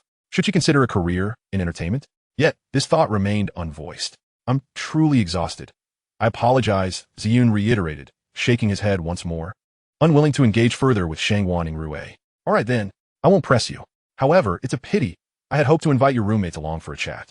But it seems I will have to wait until next time, she sighed, casting a glance at Ziyun's 3 companions, feigning disappointment. Ziyun's heart sank at her words. Oh no, she isn't planning something devious, is she? Sure enough, her subsequent remarks confirmed his suspicions. Mo Zan and Chai Hansong's eyes lit up as they exclaimed, Sister. Ziyun isn't tired. He was wide awake playing games this afternoon. How could he be tired? Mo Zan added eagerly. He can join us for dinner. Upon hearing this, Ziyun nearly fainted from exasperation. You fools, you've sold me out. Although remained silent, his expression conveyed a similar sentiment to Mo Zan's. Ziyun could only smile wryly, shaking his head in resignation before nodding. If that is the case, I suppose I must trouble you, sister. Then it's settled. See you at the back street shortly. Shangguan Yingrui beamed at Ziyun, turning to walk down another path. Ziyun exhaled deeply, as if a tremendous weight had been lifted, feeling a sense of relief wash over him. He then shot a fierce glare at Mo Zan and Chai Hansong. The two merely shrugged innocently, expressing their unintentional involvement. They merely wished to meet the sister and perhaps share a meal. Ziyun felt even more vexed at their demeanor. Ziyun, why did you refuse the sister's invitation? Mo Zan pressed, stepping closer with a look of confusion. I. Ziyun opened his mouth but found himself at a loss for words. Did he truly not know why he had declined Shangguan Yingrui's invitation? He genuinely didn't understand. Or perhaps he simply couldn't articulate the reason. What do you mean? Be honest. What is your relationship with her? Chai Hansong queried, his tone dripping with curiosity. I'm not familiar with her. Ziyun replied without hesitation. Not familiar? Mo Zan and Chai Hansong exchanged incredulous glances, disbelief etched on their faces. Not familiar? Who would believe such nonsense? They were no fools and could hardly accept Ziyun's words. If they were not familiar, why had Shangguan Yingrui smiled so brightly at him and even invited him for dinner? It was well known that she was not only the most beautiful girl at the university, but also held leadership positions in the Taekwondo, women's combat, and sauna clubs. Coupled with her lofty background and an aura that kept others at bay, she had never smiled at anyone before. Yet today, she had smiled at him. A gentle and sweet smile. There had to be something more to it. Ziyun observed the expressions of Mo Zhan and Chai Hansong, feeling a wave of exasperation wash over him. It seemed they were not going to believe that he was unfamiliar with Shangguan Yingrui. Regardless of their beliefs, he couldn't be bothered to argue. He sighed and said, "Forget it, think what you want." Mo Zhan and Chai Hansong exchanged knowing glances, both smirking. They were certain that something was afoot. Chapter 17. To the restaurant under the dim streetlight, Shangguan Yingrui, donned in a white athletic ensemble, let her high ponytail cascade down her shoulders, her flowing black hair dancing in the night breeze. She strolled gracefully towards the back street. Amidst the crowd along the roadside, she stood out remarkably, especially her bright, enchanting eyes, which sparkled with a touch of mischief, as if they could perceive the very souls of the world, leaving onlookers in awe. Her tall, slender figure was perfectly proportioned, the contours of her body accentuated by her white attire, evoking a flurry of imaginative reverie.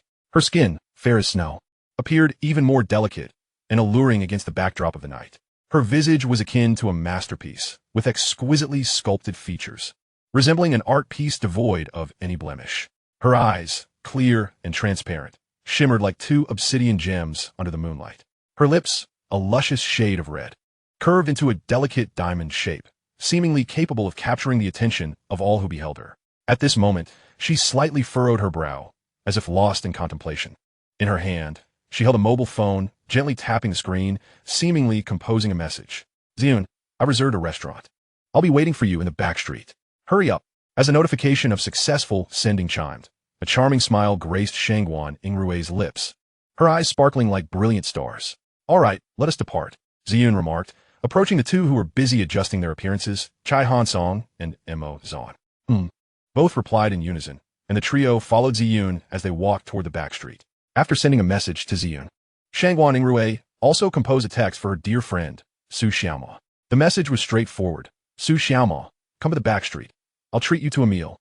In the girls' dormitory, humming a little tune while showering, Su Xiaoma suddenly received the text. Drying herself off, she wrapped her enchanting figure in a towel and opened the message. Discovering it was from Shangguan Yingrui, surprised, she realized that Yingrui seldom contacted her, let alone invited her out for a meal. Elated, Su Xiaoma felt that her friend had finally acknowledged her as a close confidant. With that thought, a radiant smile blossomed on her face, and she quickly replied, "Rui Jia. I'll be there shortly. Please wait for me." After sending the message, Su Xiaoma changed her outfit and dashed towards the back street. Upon arriving at the back street, Ziyun and the others spotted Shangguan Yingrui standing quietly by the roadside, patiently awaiting their arrival. "Look, Ziyun is here." Shangguan Yingrui's face lit up with a captivating smile as she waved at them. However, her expression darkened upon noticing Mo Zhan's hand resting on Ziyun's shoulder. She despised anyone touching Ziyun. She felt an overwhelming urge to sever Mo Zhan's hand and dispose of it in the trash for the dogs to feast upon. Nevertheless, once they approached, the shadow on Shangguan Yingrui's face quickly dissipated. "Senior, we have arrived," Mo Zhan greeted first. Shangguan Yingrui ignored him, her gaze fixed on Ziyun. Adorned with a gentle smile, Ziyun found himself unnerved by her soft expression, hastily averting his eyes and lowering his head, unable to meet her gaze. His actions puzzled Mo Zhan, Yu Iji, and Chai Hansong. What had come over Ziyun? Why had he suddenly become so timid? Filled with suspicion, Mo Zhan and Chai Hansong chose not to pry further, recognizing that it was a personal matter they had no right to interfere with. "Senior, where's your roommate? Why isn't she here with you?" Mo Zhan broke the awkward silence, addressing Shangguan Yingrui. "She'll be here shortly," Shangguan Yingrui replied, glancing at her watch. "Oh." Mo Zhan and Chai Hansong nodded in unison, resuming their idle chatter. After what felt like an eternity, Su Xiaoma finally appeared in the group's line of sight. "Rui, I'm so sorry for being late." Su Xiaoma panted, rushing to Shangguan Yingrui's side. "No worries. I haven't waited long," Shangguan Yingrui replied lightly. Once Su Xiaoma had caught her breath, she noticed the presence of others and immediately reined in her demeanor, adorning her face with a sweet smile as she greeted Ziyun and the others. "Hello, juniors. I am your senior, Su Xiaoma. It's a pleasure to meet you." "Hello, Senor Su." Ziyun and the others politely responded, proceeding with their introductions. As Shangguan Yingrui observed Ziyun, smiling at Su Xiaoma, a flicker of darkness returned to her eyes, albeit well concealed. "All right, now that everyone is here, let's proceed." Shangguan Yingrui announced, glancing at the time. Mo Zan and Chai Hansong nodded. The six of them walked together down the street. Su Xiaoma linked her arm with Shangguan Yingrui, leading the way, while Ziyun, Mo Zan, Chai Hansong, and Yu Yiji trailed half a step behind. Rui, Jia. I thought you were treating me to a meal alone. I didn't expect you to invite 3 juniors.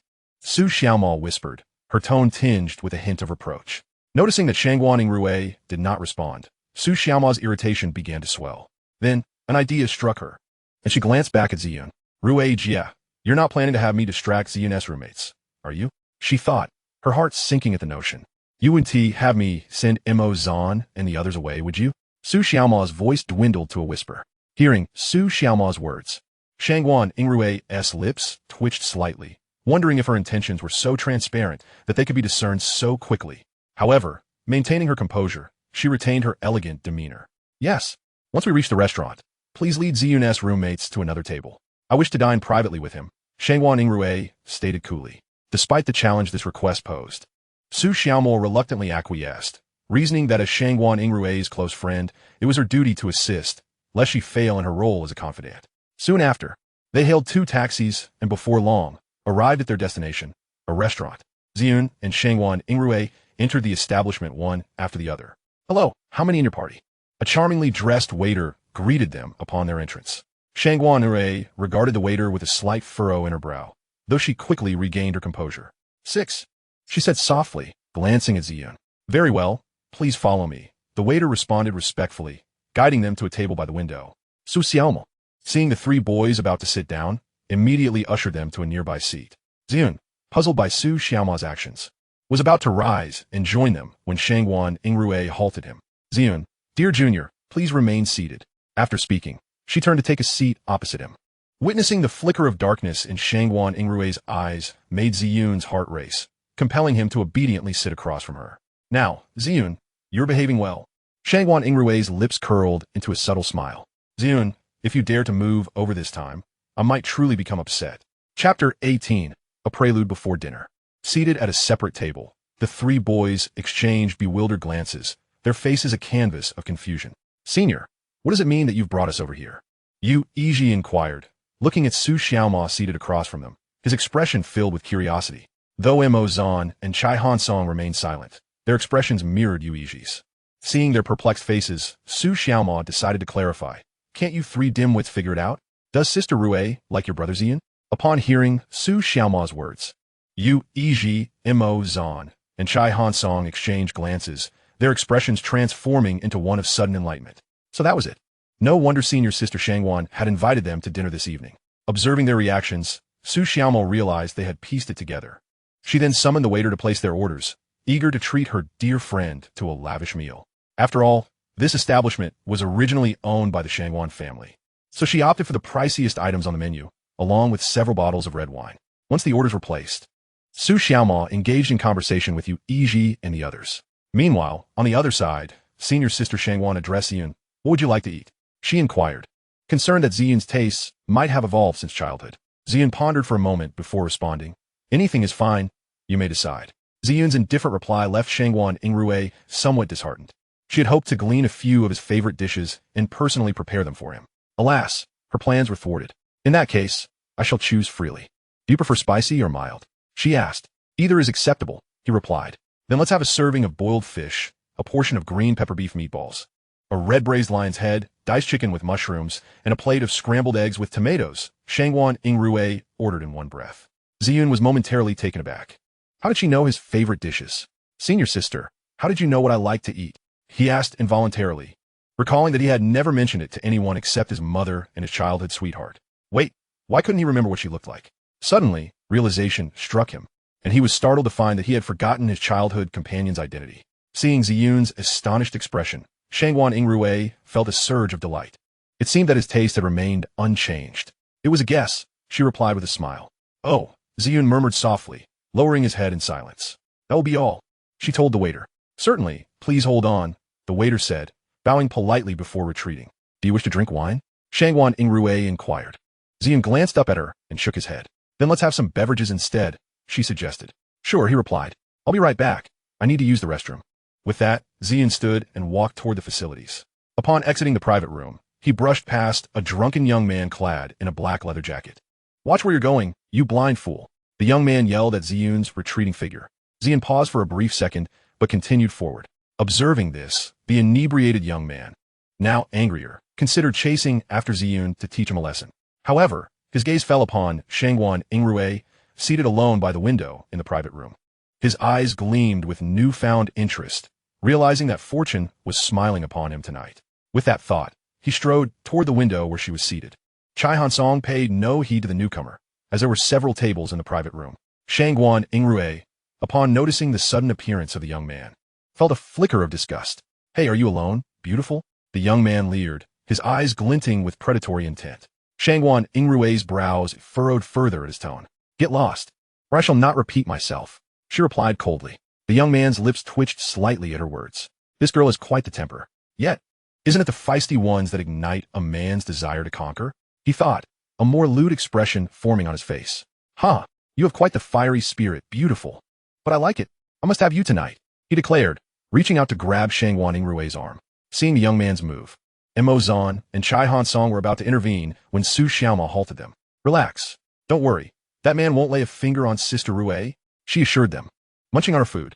"Besides, this restaurant is owned by the Shangguan Group. If anything happens to her, they won't just stand by." Upon hearing this, Mo Zan and Chai Hansong settled back into their seats.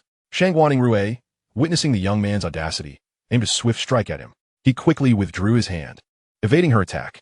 Undeterred, she launched another punch, which he narrowly dodged. With a powerful side kick, Shangguan Yingrui struck him squarely in the abdomen, causing him to double over in pain. "You filthy bitch, you've asked for it," he seethed, glaring at her as he struggled to rise. As he attempted to charge at her again, Shangguan Yingrui disdainfully scoffed and prepared to retaliate. However, from the corner of her eye, she noticed Ziyun re-entering the room, a sly glint flashing in her eyes. Instantly, she ceased her movements, feigning fear and retreating several steps. Mo Zan and Chai Hansong exchanged glances, realizing that Shangguan Yingrui was deliberately acting for Ziyun's benefit. Meanwhile, the young man, seeing her retreat, grew emboldened, convinced that he had intimidated her. "You little slut.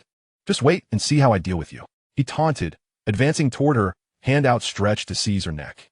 Just as his hand was about to make contact, Ziyun dashed forward and pulled Shangguan Yingrui behind him.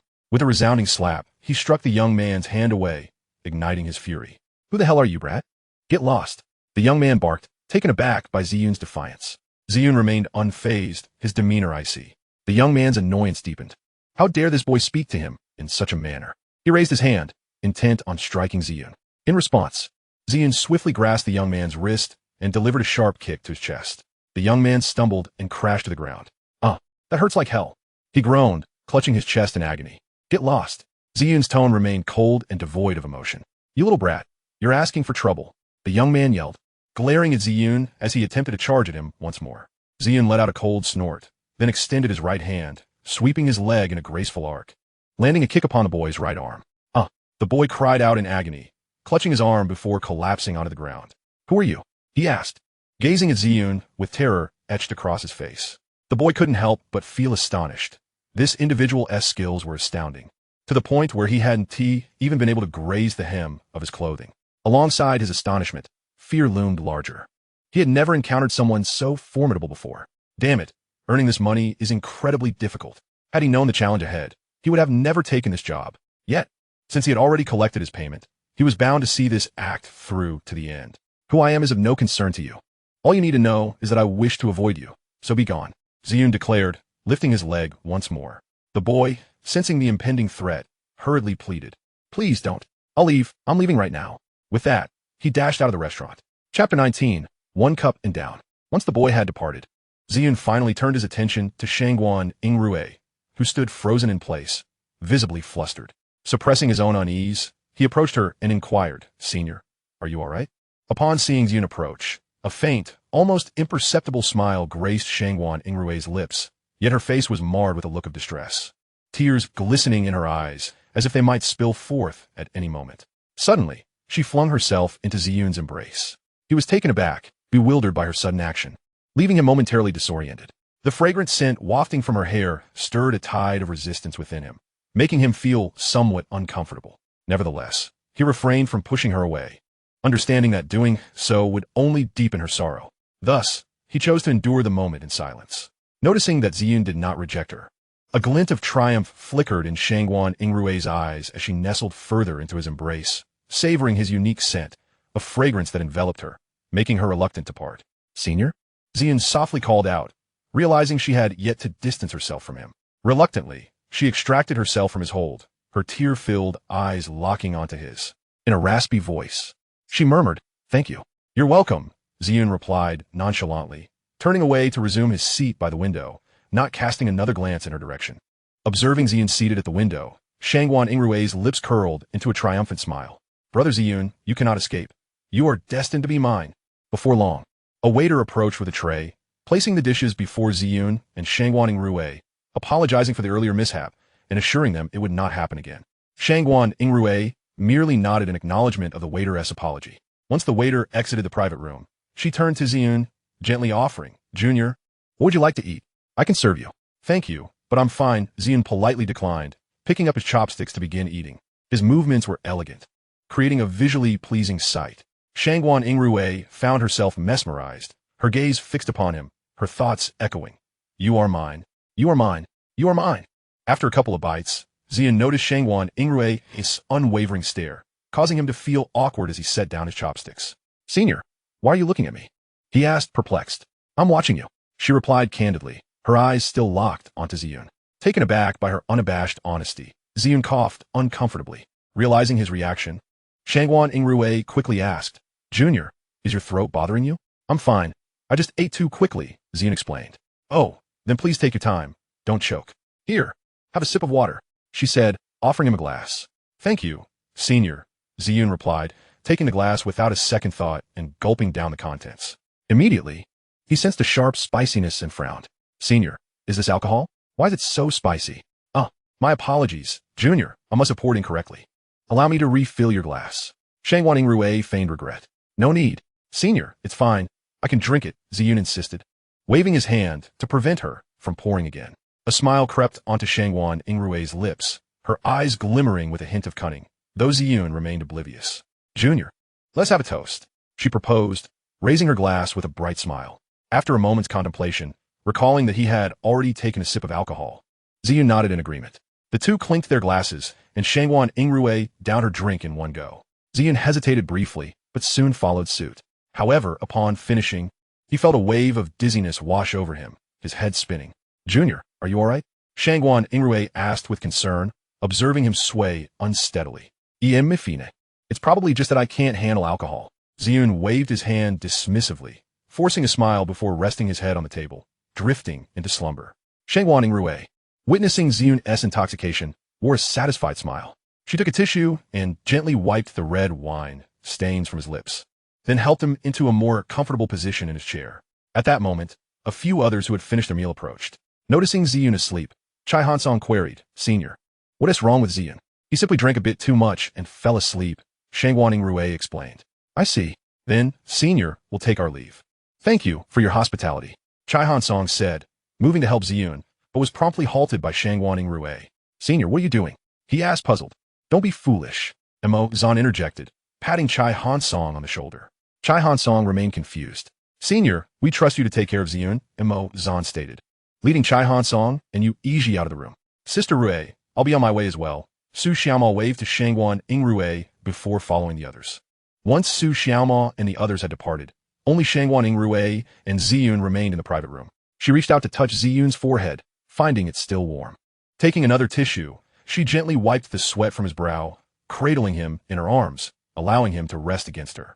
After completing her tender ministrations, she gazed at the peacefully sleeping Ziyun, a smirk dancing on her lips as she thought to herself, "You are mine. You can only belong to me." With that, she softly kissed his cheek, then carefully propped him up in his chair, casting a cold gaze towards a woman standing at the entrance of the room. Clad in a white shirt and a black, form-fitting skirt, the young woman was momentarily stunned by the icy, snow-like gaze of Gua Yingrui, but she quickly regained her composure. She stepped into the private room and addressed Gua Yingrui, saying, "Mississippi." Gua Yingrui replied, her demeanor indifferent as she coldly remarked, "Did I not instruct you to use our own people? Why would I need to see someone brought in from outside? Did my words not penetrate your ears?" Upon hearing this, the woman was instantly terrified and fell to her knees, trembling as she pleaded, Please forgive me, miss. Please forgive me. Get out. Guo Yingrui huffed disdainfully. Thank you, miss. Thank you, miss. The woman quickly bowed her head 3 times in gratitude before hastily exiting, as if fearing that a mere second's delay would result in her demise. By the way, miss, what about that person? Should we not deal with them? The woman stopped in her tracks, turned, and inquired of Guo Yingrui. Guo Yingrui cast a cold glance at her and replied, That person will be taken care of. You may leave now. Yes, miss. The woman bowed respectfully before departing. Guo Yingrui then assisted Ziyun to his feet and left the restaurant, making her way towards a residence just outside the school. Guo Yingrui's home was not far from the school, and they arrived in a short time. Upon reaching her doorstep, Guo Yingrui took out her key, unlocked the door, and entered. With a soft click, she locked the door behind them and gently helped Ziyun onto the bed, tucking him in snugly before sitting quietly on the edge, gazing at his slumbering face, her eyes gradually filling with a morbid obsession. Guo Yingrui extended her delicate, jade-like fingers to caress Ziyun's handsome visage, murmuring, Brother Ziyun, I truly adore you, love you dearly. Thus, you can only belong to me. You are solely mine, Guo Yingrui's. As she spoke, Guo Yingrui slowly leaned down, pressing her lips against those she had longed for. Ziyun's lips were soft and tender, prompting her to deepen the kiss. Time seemed to lose its meaning, and eventually, Guo Yingrui reluctantly pulled away from Ziyun's lips. She gently wiped her lips with her hand before turning towards the bathroom to prepare for a shower. After her bath, Guo Yingrui emerged wearing a thin nightgown, her bare feet padding softly on the floor as she walked to the bedside, lifted the covers, and nestled him beside Ziyun, wrapping her arms tightly around him before closing her eyes, drifting into a deep slumber. Guo Yingrui dreamt of nothing, yet Ziyun found himself ensnared in a dream. Chapter 20, Dreamscape 1. Ziyun felt as if he were sprinting through a dense forest, yet there was naught but trees surrounding him. He was exhausted, but fear of resting kept him on the run. He did not understand what he was fleeing from, yet he knew he must continue, for to stop would mean captivity. Time lost meaning, and at last, Ziyun halted, collapsing into the grass to rest. Gasping for breath, his pallid complexion was akin to that of a ghost, sweat beading upon his forehead. After an indeterminate time, he suddenly heard footsteps approaching from a distance. Startled, Ziyun scrambled to his feet, scanning his surroundings. To his astonishment, a girl clad in a striking red dress was striding towards him. It was none other than Guo Yingrui. In this dreamscape, she appeared utterly transformed from the Guo Yingrui he knew. Her eyes sparkled with a sickly allure, her curves accentuated, her skin smooth and pale, and her figure tantalizingly enticing, further enhanced by the vivid red of her dress, making her a mesmerizing enchantress. Brother Ziyun, Guo Yingrui called with a smile, inching closer. I wonder how far you think you can run? Her voice sent a shiver down Ziyun's spine, an unsettling familiarity raising the hairs on the back of his neck. Watching her approach, fear surged within him. No, he could not remain idle. He had to escape. With this thought, Ziyun began to retreat desperately. Yet he was utterly lost, unaware of his surroundings or where to flee. He simply continued to run backward, tirelessly, endlessly. Finally, at a bend in the path, he spotted a small stream and without hesitation, leaped into the water, swimming with all his might. With a splash, the water erupted, shimmering in the sunlight with a dazzling array of colors, a sight to behold. Unfortunately, Ziyun had no time to appreciate it. He was solely focused on escaping this cursed place. Brother Ziyun, where do you think you're going? Allow your sister to escort you. Guo Yingrui's voice suddenly resonated in his ears. Startled, Ziyun lifted his head to see her standing at the water's edge, a smile gracing her lips. Terrified, he dove underwater, swimming away with all his strength, desperate to evade her grasp. However, Guo Yingrui's prowess far surpassed Ziyun's. No matter how he struggled, he remained ensnared in her web. Thus, Ziyun swam on, pushing himself until sheer exhaustion forced him to stop, collapsing at the riverbank. At that moment, he was utterly spent, his body devoid of strength. Lying there, he gazed up at the azure sky, drawing in fresh air, praying for a swift recovery so he could flee.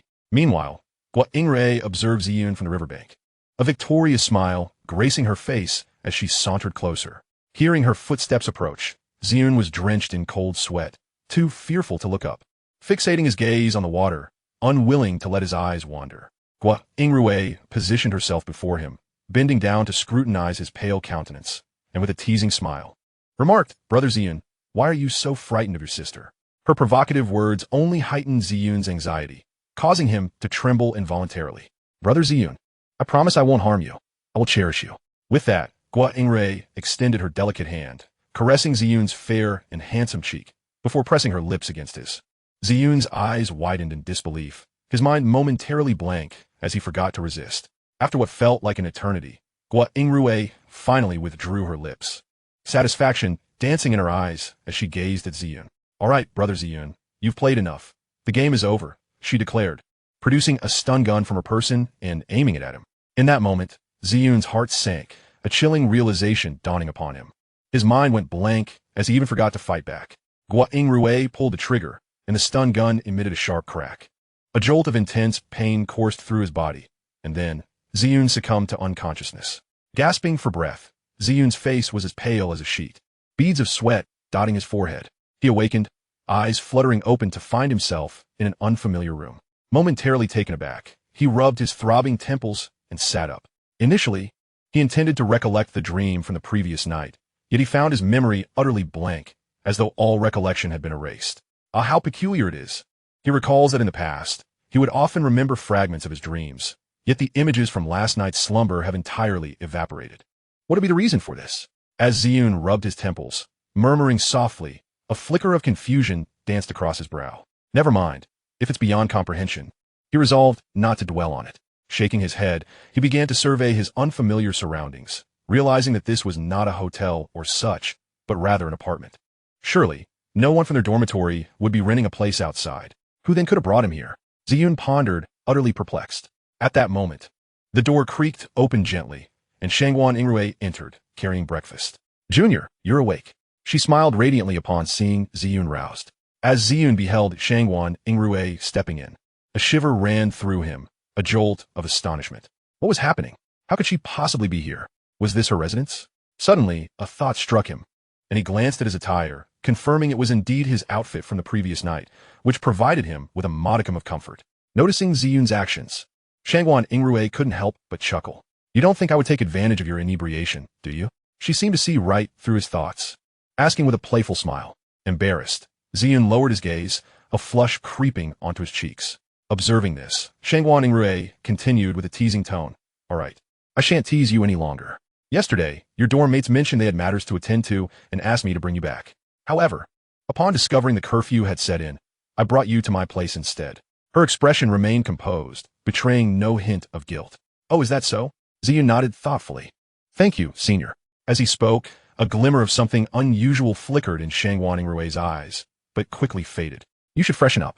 Once you're done, we can have breakfast," she instructed before turning to leave. Chapter 21. "Host, would you like to check in?" After Shangguan Yingrui departed, Ziyun commenced his morning routine. The mirror reflected his strikingly handsome visage, yet he furrowed his brow in confusion. Why were his lips slightly swollen? Moreover, there was a bit of chafing at the corners of his mouth. What could have caused this? Was it the result of drinking? The more he pondered, the more muddled he became, so he decided to cease his speculation. Just then, the system notification chimed. "Host, would you like to check in?" Startled by the system's prompt, Ziyun hadn't anticipated such a feature. "How rare indeed. I'll sign in," he replied without hesitation. "Check-in complete. Congratulations, host, on receiving 30 experience points and 70 credits." Observing the rewards displayed on the system interface, Ziyun couldn't help but twitch his lips. Experience points again? Credits? Was his luck truly so dismal? He sighed, realizing he might as well not engage the system in debate. It would likely respond that it was beyond his control, attributing the misfortune solely to his poor luck. System, open personal panel. Soon, the system interface unfurled within Ziyun's mind. Daily check-in system, currently at level 1. Experience points, 2401000, 9760 points needed for upgrade. Host, Ziyun. Age, 19. Height, 182 centimeters. Appearance, 97. Strength, 87. Passing mark is 60. Combat power, 85. Constitution, LC. Personal assets, 700,000. Credits, 120, acquired through daily check-ins and random tasks. Skills, culinary proficiency, beginner. Note, combat skills cannot be used against the system-designated beloved. Permanently designated beloved, hidden, Shangguan Yingrui, requires the system to reach level 6 for unlocking. System inventory, a set of cosmetics. Subsystem store, not activated. Subsystem lottery, not activated. Junior, are you done washing up? As he examined the panel in his mind, the door swung open, and Shangguan Yingrui stood at the threshold, calling out. "Senior, I'm ready." Ziyun responded. Hearing his voice, Shangguan Yingrui stepped inside. "Shall we have breakfast?" "Certainly. Ziyun nodded. They entered the living room, where breakfast was already laid out on the table. Ziyun picked up chopsticks and began to eat, but after a few mouthfuls, he frowned. The taste felt oddly familiar, as if he had encountered it before. Junior, what's the matter? Is it not to your liking? If you wish, I can prepare another breakfast for you. Shangguan Yingrui inquired with concern. Ziyun snapped back to reality and shook his head. No need for trouble. It's quite delicious. That's wonderful. Come now, Junior Ziyun, eat your breakfast, she said, lifting a bowl and serving him a small portion of congee. Ziyun gazed at the steaming bowl before him, hesitating. Noticing his indecision, Shangguan Yingrui smiled. Junior, you're not worried that I've poisoned it, are you? Ziyun shook his head, remaining silent as he scooped a spoonful of congee to his lips. While the flavor was mild, it was exquisitely sweet, far surpassing anything sold outside. How is it? What do you think of the taste? Shangguan Yingrui asked eagerly, her eyes gleaming with anticipation. Ziyun nodded. It's very good. Really? How delightful. Shangguan Yingrui exclaimed, her heart soaring with joy. Hehe, Junior Ziyun enjoys my cooking. This makes me incredibly happy. After finishing breakfast, Ziyun bid farewell to Shangguan Yingrui and set off towards school. As he watched his retreating figure, her gaze deepened, and a charming smile graced her lips. Ziyun, you cannot escape. I shall make you fall in love with me. At that moment, her phone rang unexpectedly. She pulled it out, glanced at the screen, and pressed the answer button. Hello, miss, the matter has been taken care of. Zhao Qianqian has been expelled. A woman's voice came through the line. Understood. You've done well. Shangguan Yingrui replied coolly. Is there anything else you require? The voice on the other end remained icy. Shangguan Yingrui paused for a moment, seemingly recalling something, then said, Wait a moment, I will draw a picture for you. Please handle the person in it for me. Remember, do it cleanly. Yes, Mississippi. The voice affirmed.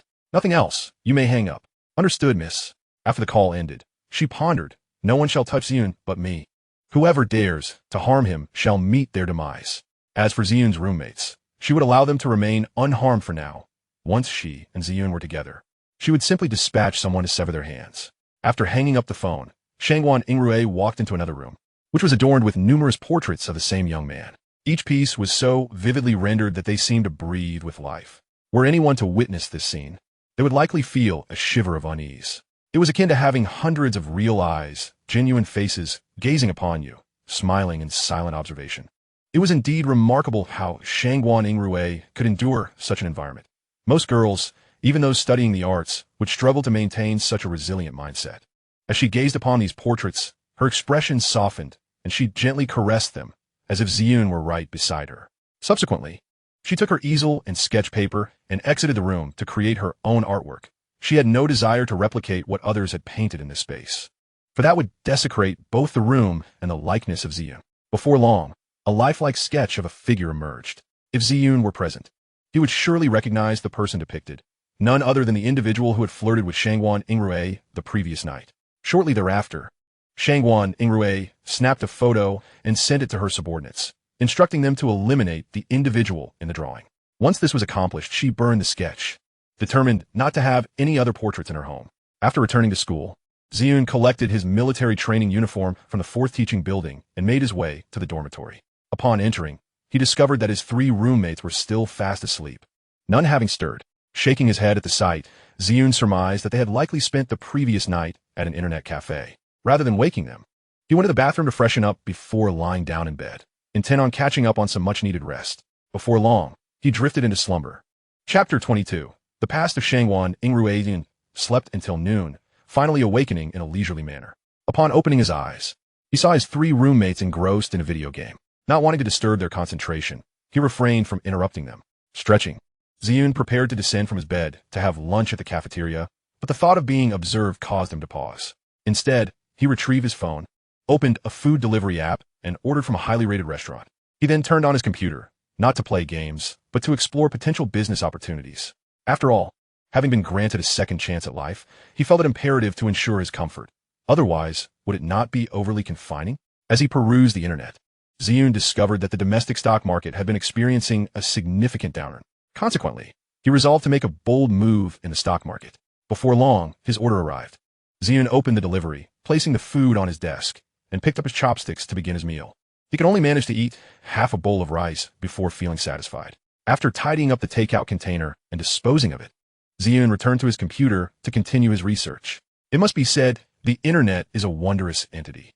It not only provides access to a plethora of information, but also uncovers various forms of evidence. Moreover, it assists investors in analyzing market trends, offering reliable insights to enhance their predictive accuracy. After several hours of diligent study, Ziyun grasped the overall trajectory of the stock market. Naturally, he also identified which stocks would be profitable. Selecting a promising option, he registered a sum of money under his account. Once the registration was successful, he began to execute his trades. Initially, he felt a twinge of anxiety, fearing a misstep, but his worries dissipated upon observing the stock prices, which mirrored those from his previous life. With a sigh of relief, he acknowledged his favorable fortune and continued with his trading activities. Time passed gradually, and soon it was afternoon. Ziyun shut down his computer, stretched once more, and noticed that his roommates remained absorbed in their game. He decided to visit the restroom to address a personal matter. Upon returning, he observed that the trio bore grim expressions. Approaching them curiously, he inquired, "What is wrong?" "Just the third one infuriated us by using cheats, resulting in both our accounts getting banned. Montag seid in Exasperation." "Oh, I see," Ziyun replied with a smile. "What's the big deal? Just create new accounts and start over." "You don't understand," Old 4, Zan retorted, exasperated. "It's incredibly challenging to level up a new account to the highest rank." "Is it really that difficult?" Ziyun asked, perplexed. "Absolutely. Even seasoned players like us need a week just to reach the lowest level, and every upgrade incurs costs. So, achieving a top-tier account in a short span is no small feat." Chai Hansong added. "Ah, I see," Ziyun responded, partially comprehending. "Well, let us focus on how to restore our accounts," Zan suggested. "Take your time to figure it out. I'm off to grab some food," Ziyun stated, preparing to leave when he was called back by the trio. "Wait," Chai Hansong said, stopping Ziyun. "What is it?" Ziyun turned, looking at them with curiosity. "Old 4, since you're going out, could you bring us back some food?" Chai Hansong requested. Ziyun hesitated momentarily before nodding. "All right, what do you want?" he asked the three roommates. "Anything will do, as long as it fills us up. Besides, we don't even know what is good at the school," Chai Hansong replied. "Whatever you choose is fine with me," Zan added. "Same here," Yu Iji chimed in. Ziyun nodded once more, then picked up his phone and headed out the door. Meanwhile, Shangguan Yingrui returned to her dormitory. Su Xiaoma approached her, brimming with curiosity. "Sister Rui, how was last night?" Shangguan Yingrui did not respond. Instead, she climbed onto her bunk and expertly drew the curtain closed. Sensing the atmosphere, Su Xiaoma awkwardly touched her nose, realizing that Sister Rui was unwilling to share. Acknowledging this, she retreated to her own bed. After securing the curtain, Shangguan Yingrui clutched a life-size pillow of Ziyun, intending to message him for a chat. However, she quickly realized she didn't have his WeChat contact. Thus, she resorted to the freshman registration list to find Ziyun's WeChat number and input it. Before long, Ziyun's WeChat profile picture appeared. Upon seeing it, a momentary pause overtook Shangguan Yingrui, and a wave of sweetness washed over her. Ziyun's avatar was none other than a photograph of their childhood, capturing a silhouette against the rising sun. Shangguan Yingrui found herself entranced, a blissful smile gracing her lips. She then clicked on Ziyun's avatar to add him, cradling the pillow and losing herself in the warmth of his profile picture. At that time, due to familial strife, her inept parents had sent her to live with her grandparents. She attended elementary school there for a full 6 years, during which she often returned home alone, whether going to or coming from school, with only the occasional visit from her grandparents to escort her. Although she had bodyguards assigned to her, she found the arrangement distasteful and thus opted against it. As for her parents, they were preoccupied with familial and corporate matters, rendering them oblivious to her existence. Consequently, the prevailing perception of her was that of a wild child, born of a mother yet raised in neglect. At school, she frequently endured scornful taunts and ridicule from her peers, who ostracized her entirely. Not a single girl in her class would deign to befriend her. In class, she was often subjected to the cruel whims of her classmates, who relished in making her the object of their derision. During physical education, spring outings, autumn excursions, and other school-organized activities, no one would ally with her. Her naturally reclusive demeanor, marked by her silence and lack of laughter, only fueled their disdain. Observing her plight, her classmates grew increasingly hostile, indulging in an array of cruel pranks, gluing her chair, falsely accusing her of theft, scrawling obscenities on the back of her uniform, placing caterpillars in her desk, and even leaving cockroaches on her clothing, among countless other torments. Yet, she had no confidant to whom she could unburden her heart, and thus she bore these trials in silence. She had confided in her parents, but they merely instructed their servants to address the school, offering a warning that led to no meaningful change. They were aware that their negligence had allowed their daughter to endure such torment, resulting in an escalation of her suffering that persisted for 4 long years. It was not until 4th grade that her world was illuminated by the arrival of her younger brother, a beacon of light in her otherwise bleak existence. At that time, he had already blossomed into a remarkably handsome boy, often mistaken for a girl, and he was exceptionally bright, quickly ascending to the top of the class within a mere week. This success incited jealousy among many of the boys, who could not abide his presence and sought to treat him as they had treated her. However, Ziyun's father had recently passed away, resulting in the family's expulsion from the 4 prominent families, their company collapsing amidst the turmoil. Consumed by grief, he would not allow himself to be bullied. Not only did he retaliate, but he also employed his keen intellect to ensure that those who wronged him faced dire consequences, instilling in them a lasting fear of crossing his path. She observed all of this, and in her eyes, Ziyun shone like a star in the night sky, brilliant and unattainable. Yet, she understood that he was far too exceptional, and the chasm between them felt insurmountable. Chapter 23. The Past of Shangguan Yingrui 2. Until that fateful day when several male and female classmates dragged her into a narrow alley, encircling her and demanding that she relinquish all her money, threatening dire consequences should she refuse. Unfortunately, her funds had already been nearly depleted by another group, just as she contemplated the wisdom of yielding to them. An image of Yun bravely resisting those who sought to bully him flashed through her mind, igniting a flicker of courage within her. It was the first time she dared to stand up for herself. The classmates, accustomed to bullying her since 1st grade, were enraged by her newfound defiance. They seized her hair and pummeled her mercilessly, throwing her to the ground and continuing to kick and insult her. This was not the first time she had faced such torment. In an instant, despair and helplessness washed over her, and she found herself questioning why her parents had brought her into this world. Why? She began to harbor resentment towards them, even contemplating that perhaps it would be better if she were to perish in this moment, sparing herself from the cruelty of the world. At that moment, a sudden loud crash broke through, followed by anguished cries and the furious shouts of male classmates. "What are you doing? Let that girl go." Hearing the commotion, Shangguan Yingrui lifted her gaze toward the source of the voice. There stood an exceedingly handsome young boy, coldly glaring at the group of boys, his dark, bright eyes radiating a certain youthful intensity. Seizing the opportunity while they were momentarily stunned, the boy swiftly positioned himself in front of her. It was none other than Ziyun, the recently transferred student, the very person she deemed beyond her reach.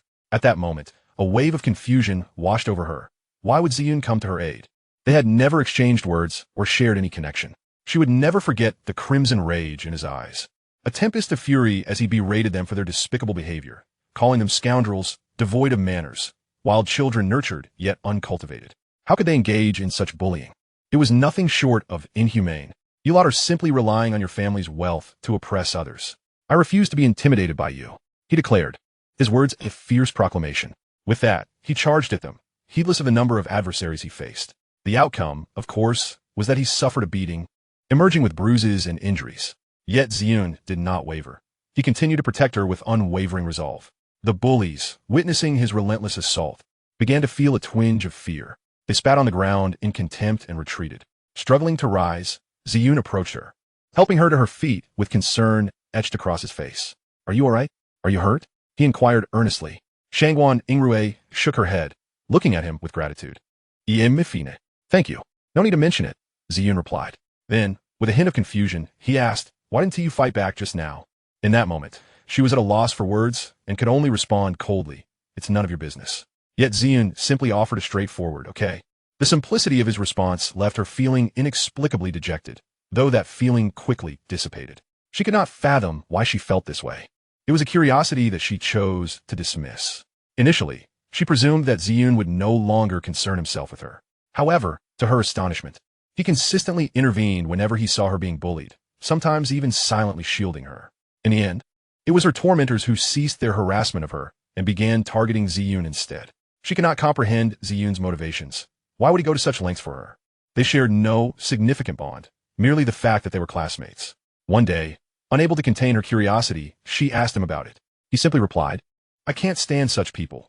Their parents are alive and well. They have loving families, yet they choose to bully others. I cannot tolerate it." What she did not realize was that Ziyun had recently traversed into this world, and shortly thereafter, his father had suffered an untimely death. This loss had left him feeling melancholic, influenced by the original's emotions, yet his actions stem from a desire to uphold justice and a touch of youthful idealism. Thus, their relationship evolved from strangers to allies, and she gradually grew accustomed to his presence. She still vividly recalls the words spoken to her by her younger brother Ziyun. If you ever find yourself without someone to confide in, without a shoulder to lean on, you can always seek me out. I will protect you. Do not bottle up your worries. You may share them with me, for I understand deeply and yearn for a friend with whom I can converse. His words resonated profoundly within her, as no one had ever expressed such concern for her before. This ignited a flicker of hope for her future. Gradually, they became inseparable confidants, sharing meals, attending physical education classes, practicing taekwondo, learning martial arts, and engaging in combat sports together. What brought her the most joy was that she became Ziyun's neighbor. From that moment on, her affection for this life blossomed, or rather, it was not the elementary school experience she cherished, but the elementary school life enriched by Ziyun's presence. It was then that Ziyun became the very essence of her existence.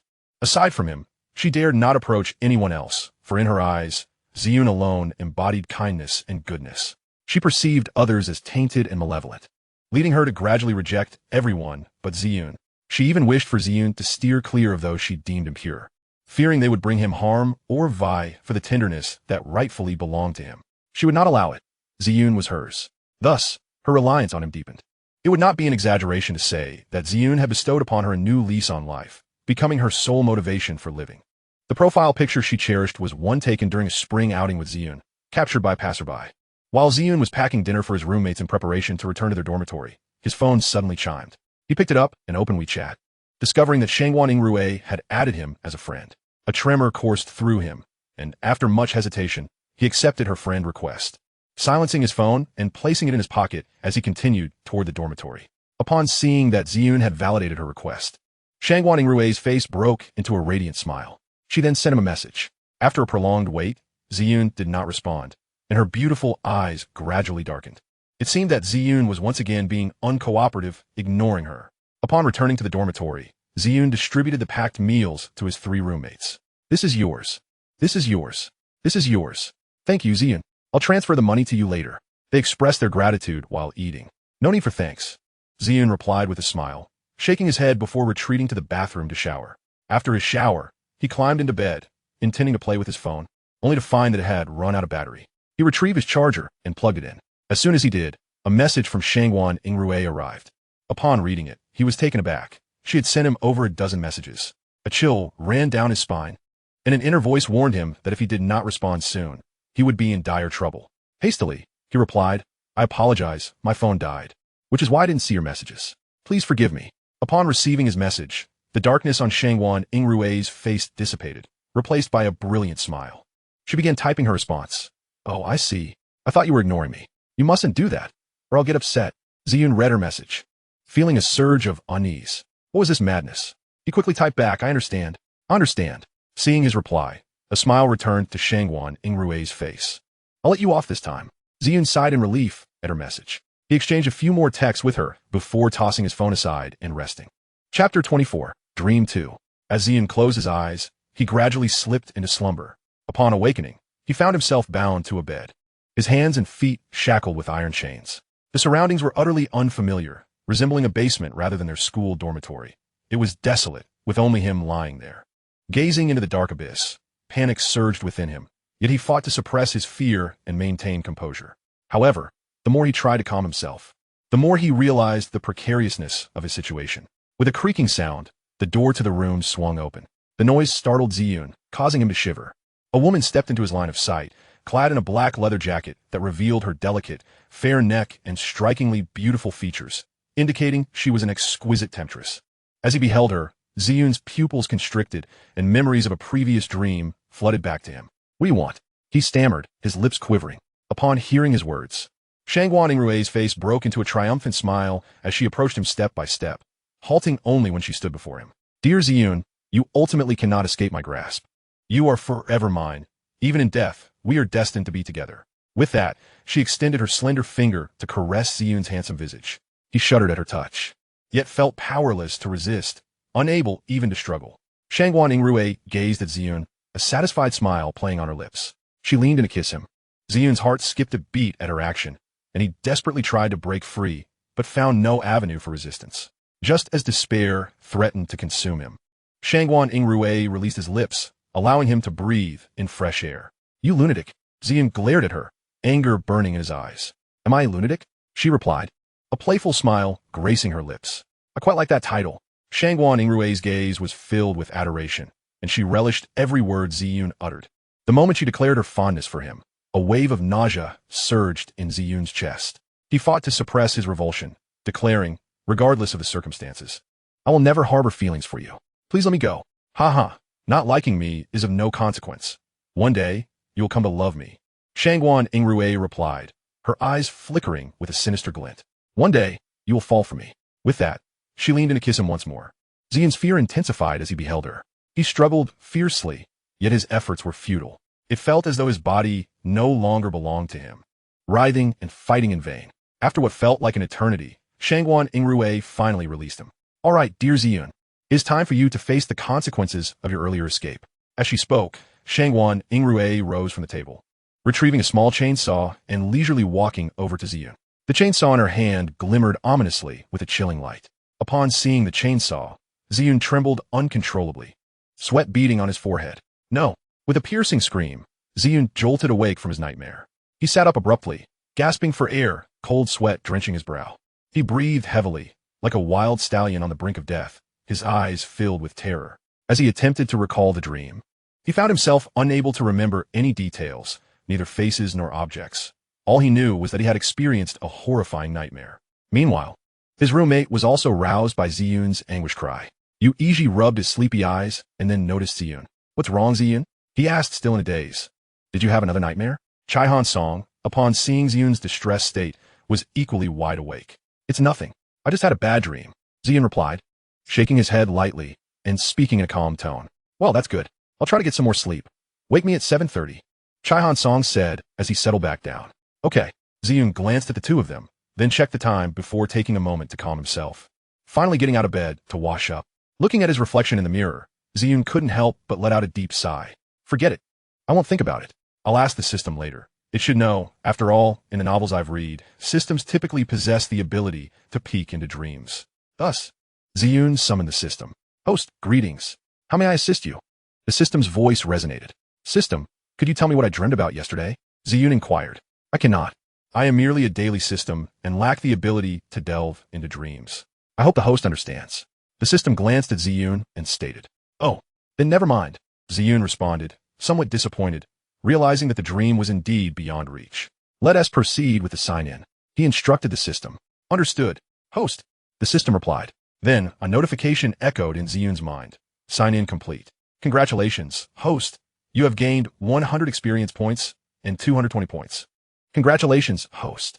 You have acquired the basic skill of a divine singing voice, which includes techniques in singing, vocalization, performance foundation, singing skills, accompaniment, dance, and stage performance, among others.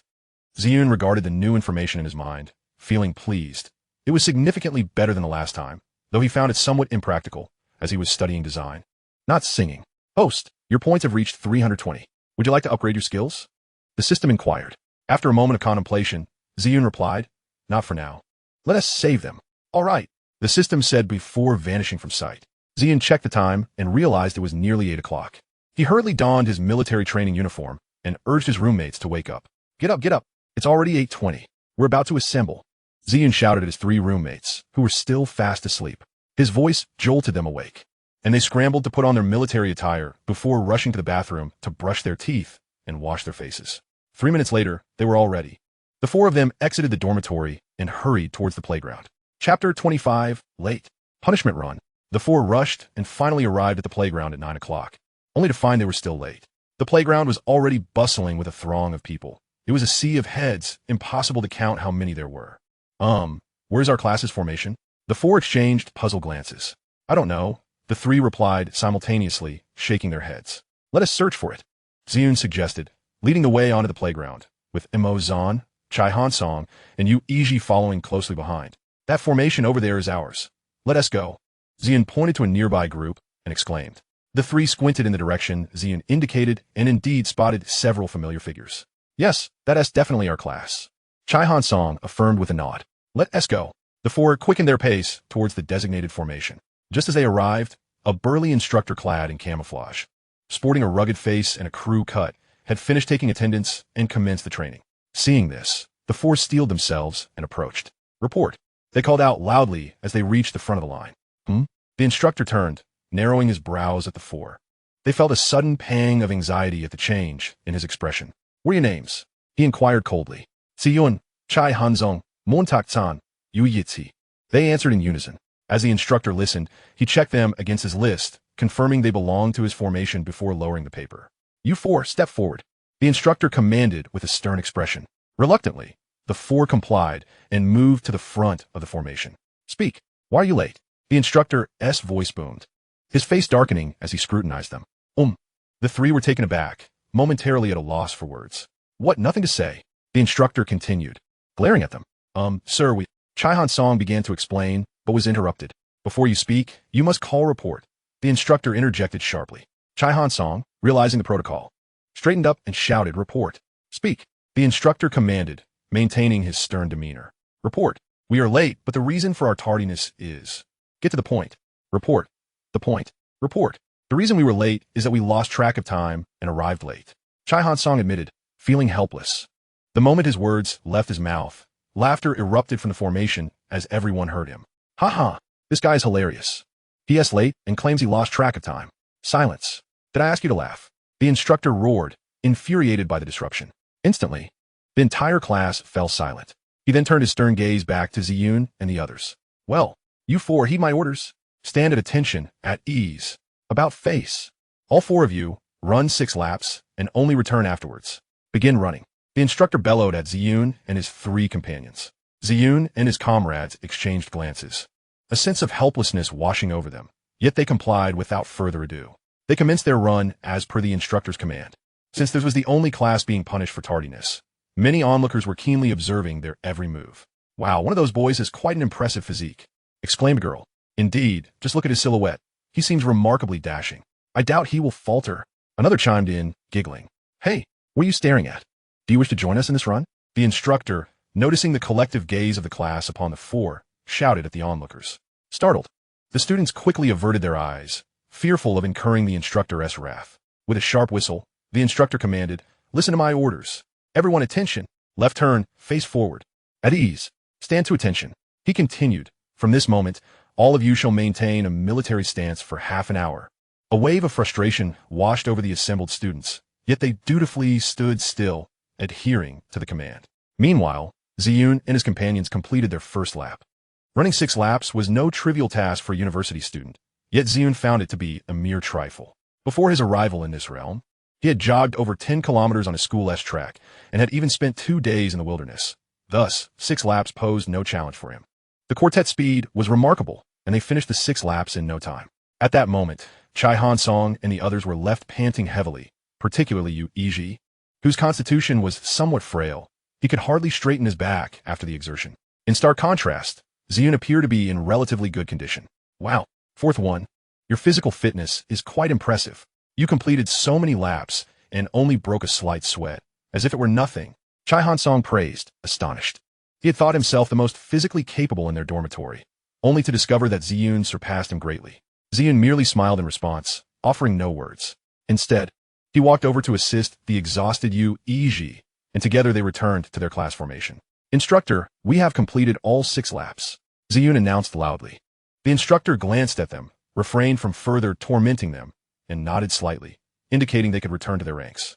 Ziyun breathed a sigh of relief, grateful that the instructor did not seek to impose further difficulties upon them. Such occurrences were not uncommon. Once back in formation, Ziyun and his friends began following the military training once more. Chapter 26, Water Delivery. Class Assistant Yuluo Shui. In September, the heat of Shanghai City remained oppressive, the air thick with sweltering warmth. All were under the blazing sun, engaged in military training. While those fortunate enough to train in the shade became the envy of their peers, Ziyun and his friends included, time slipped by unnoticed, reaching noon, with just an hour remaining until they could momentarily be liberated. At this point, nearly everyone in Ziyun's class, or rather, all present on the field, were parched and drenched in sweat. A cold beverage at that moment would have been pure bliss. Some girls, unable to endure any longer, feigned the arrival of relatives to request a break. Though the instructor was stern, he allowed them to rest in place, while the rest remained standing at attention. Observing this tactic's effectiveness, some boys followed suit, reporting stomachaches to excuse themselves, only to be met with a scathing reprimand from the instructor, who ordered them to run 2 laps as punishment. Upon hearing this, the boys felt despondent, lamenting their earlier decision to report their discomfort.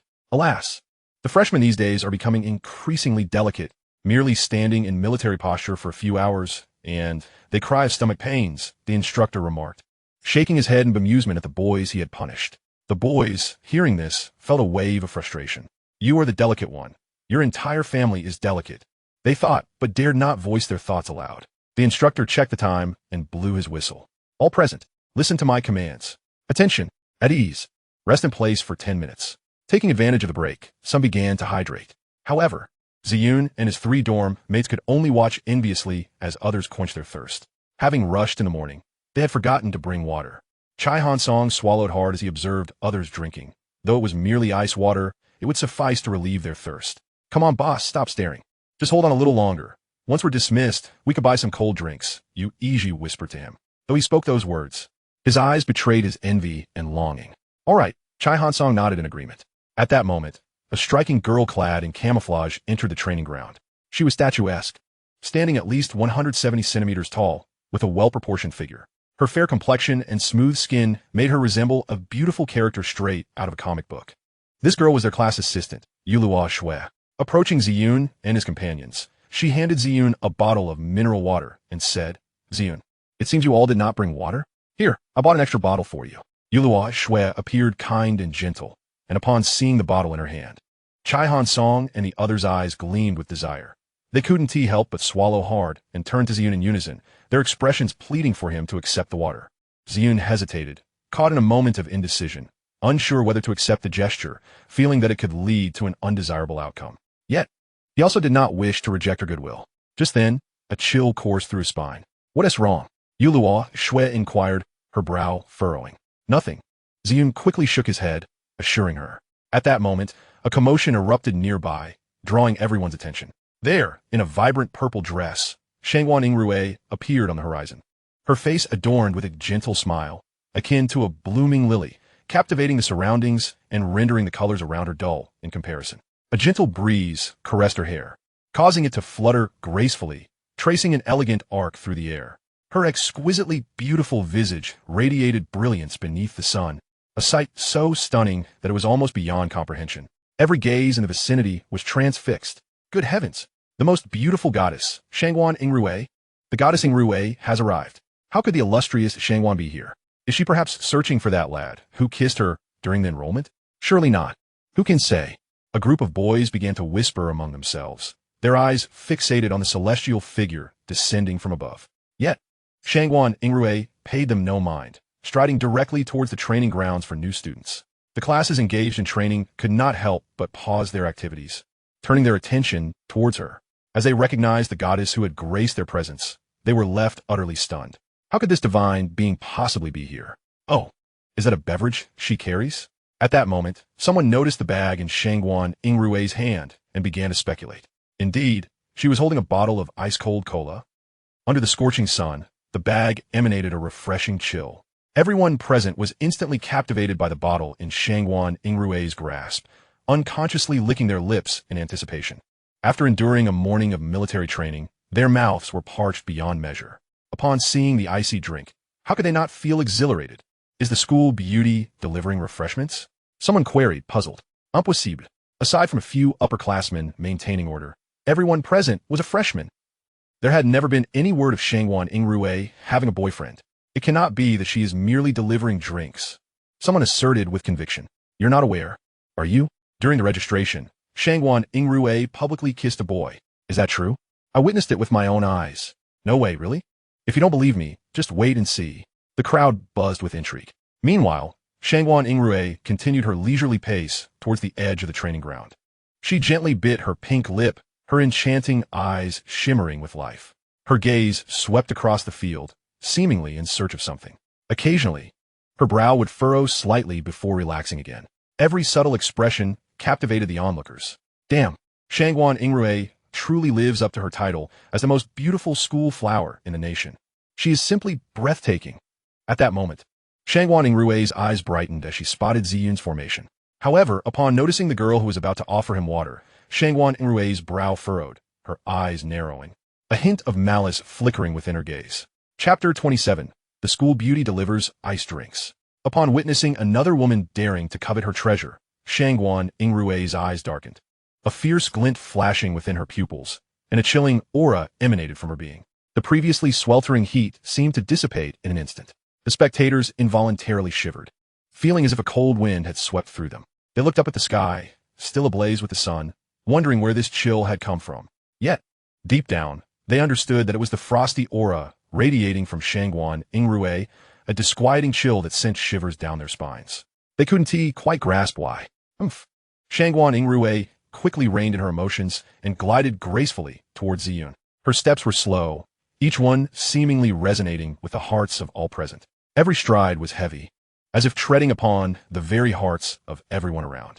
At that moment, the entire training ground fell silent, all eyes instinctively following the silhouette of Shangguan Yingrui. The allure of her beauty had completely ensnared everyone. Even the boys found themselves irresistibly drawn to discover what sort of person Shangguan Yingrui truly was. Yet, her gaze remained fixated solely on Ziyun. A faint possessiveness flickered in her eyes. She was averse to any other woman touching Ziyun, no matter who they were. Ziyun. Her Ziyun belonged solely to her. At this juncture, Ziyun also caught sight of her, a familiar sensation washing over him, causing him to shiver involuntarily. A chill coursing through his being. Why is she here? Thus, Shangguan Yingrui, under the watchful eyes of the crowd, gracefully approached Ziyun's formation. Fourth, the school beauty is here for you. Chai Hansong nudged Ziyun with his hand and whispered. Though his voice was soft, the class assistant, Yu Luoxue, heard him and gazed at Ziyun in shock. Instructor, may I speak with someone? Shangguan Yingrui pointed towards the class formation and addressed the instructor. Her voice was gentle, her tone soothing, reminiscent of a crystal-clear spring, evoking a sense of comfort. The instructor was momentarily taken aback. He had never encountered such a scenario, his face flushing instantly. Ahem. Yes, it's currently a break time. Which student do you wish to see? Should I call them out for you? He inquired, his tone markedly softer than when he had reprimanded Ziyun earlier. The observers in the formation felt a wave of incredulity wash over them. As expected, they were all of the same ilk.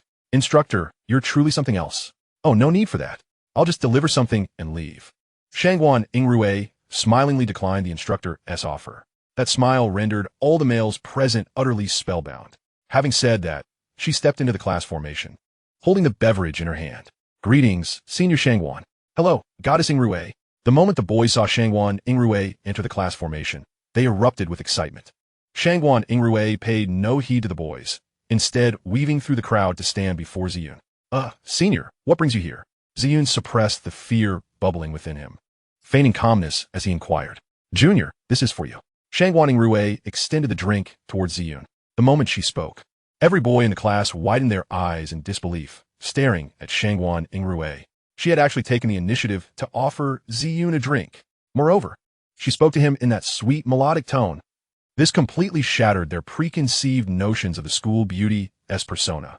Not only them, even the boys from nearby classes felt their minds racing with confusion upon witnessing Shangguan Yingrui offering Ziyun a drink. What on earth is happening? Shouldn't the school beauty be an aloof goddess? How could she possibly be handing a drink to a boy? Could it be that Shangguan Yingrui has developed feelings for Ziyun? Upon contemplating this possibility, the male classmates' hearts shattered into countless pieces, some of them nearly brought to tears. Shangguan Yingrui was their goddess. Yet now, their goddess had developed affections for another boy, leaving them utterly despondent. Meanwhile, the class assistant, Yu Luoxue, observed Shangguan Yingrui with eyes brimming with intense jealousy and resentment. Her original intention for becoming the class assistant was to be close to Ziyun. However, Shangguan Yingrui had unexpectedly seized the opportunity first. How could she possibly accept such a turn of events? Moreover, she harbored a long-standing animosity towards Shangguan Yingrui, which only fueled her bitterness. As these thoughts crossed her mind, Yu Luoxue clenched her fists tightly, took several deep breaths to calm herself, and endeavored to maintain her composure. Glancing at the bottle of mineral water in her hand, she quietly concealed it behind her, gripping it firmly, feeling the murderous stares from the surrounding boys. Ziyun found himself in an extremely awkward situation. What is this for? He stammered, momentarily dazed, unsure of what Shangguan Yingrui was plotting. Yes, this is for you, Junior. Why are you just standing there? Hurry up and drink. Shangguan Yingrui looked at Ziyun with eager anticipation. Oh, Ziyun replied, taking the bottle and tilting his head back to gulp down the fizzy drink. The refreshing chill invigorated him. Watching Ziyun consume the entire bottle of ice-cold soda, Shangguan Yingrui's smile grew even more radiant. Thank you, senior. Ziyun hesitated for a moment before expressing his gratitude. No need to mention it, for you are the only one who can make me lower my guard. My dear Ziyun, Shangguan Yingrui mused internally. No need to be polite. I shall take my leave now, she said cheerfully to Ziyun, turning to depart. As she turned away, she cast a meaningful glance at Yu Luoxu, accompanied by a knowing smile. Seeing the expression on Shangguan Yingrui's face sent shivers down Yu Luoxu's spine, igniting her animosity. That shameless wench! How dare she provoke me? Yu Luoxu seethed through gritted teeth, her fury boiling within her. Her gaze fixated on Shangguan Yingrui's retreating figure, her eyes glinting with venom. Without lingering any longer, she carelessly tossed the bottle of water to someone nearby and stormed off.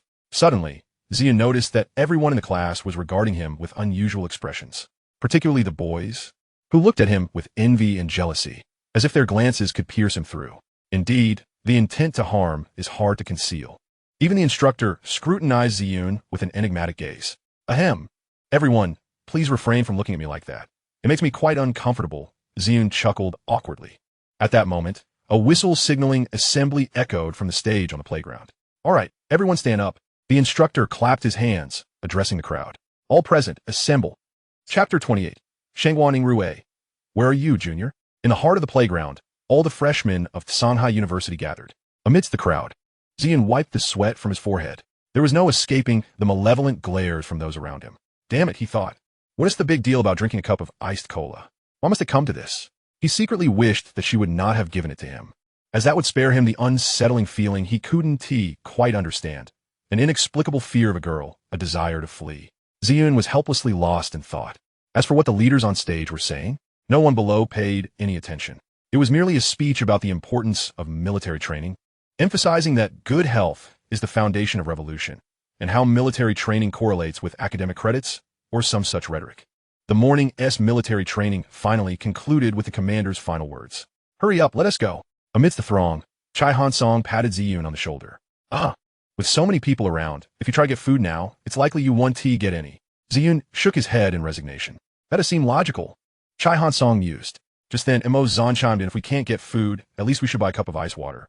Especially since we don't have a school flower to provide us with icy drinks like you do. Old four. Ziyun felt a hint of bitterness in that remark. He shot a glance at Mo Zan, momentarily at a loss for words.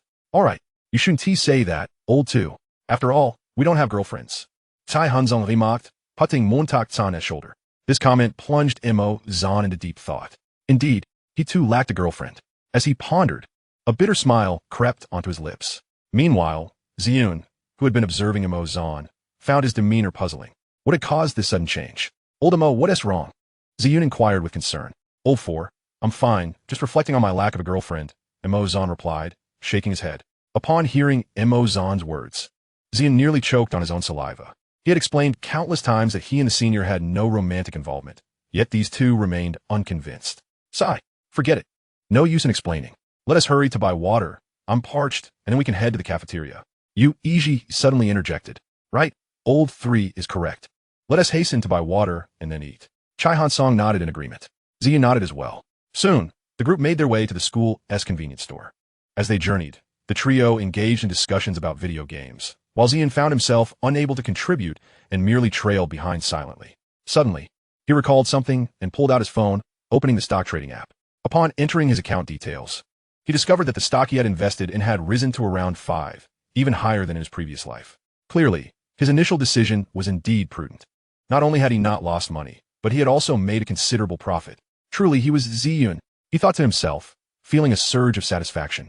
At that moment, Chai Hansong and Mo Zan noticed Ziyun's actions and inquired, Old four, what are you doing?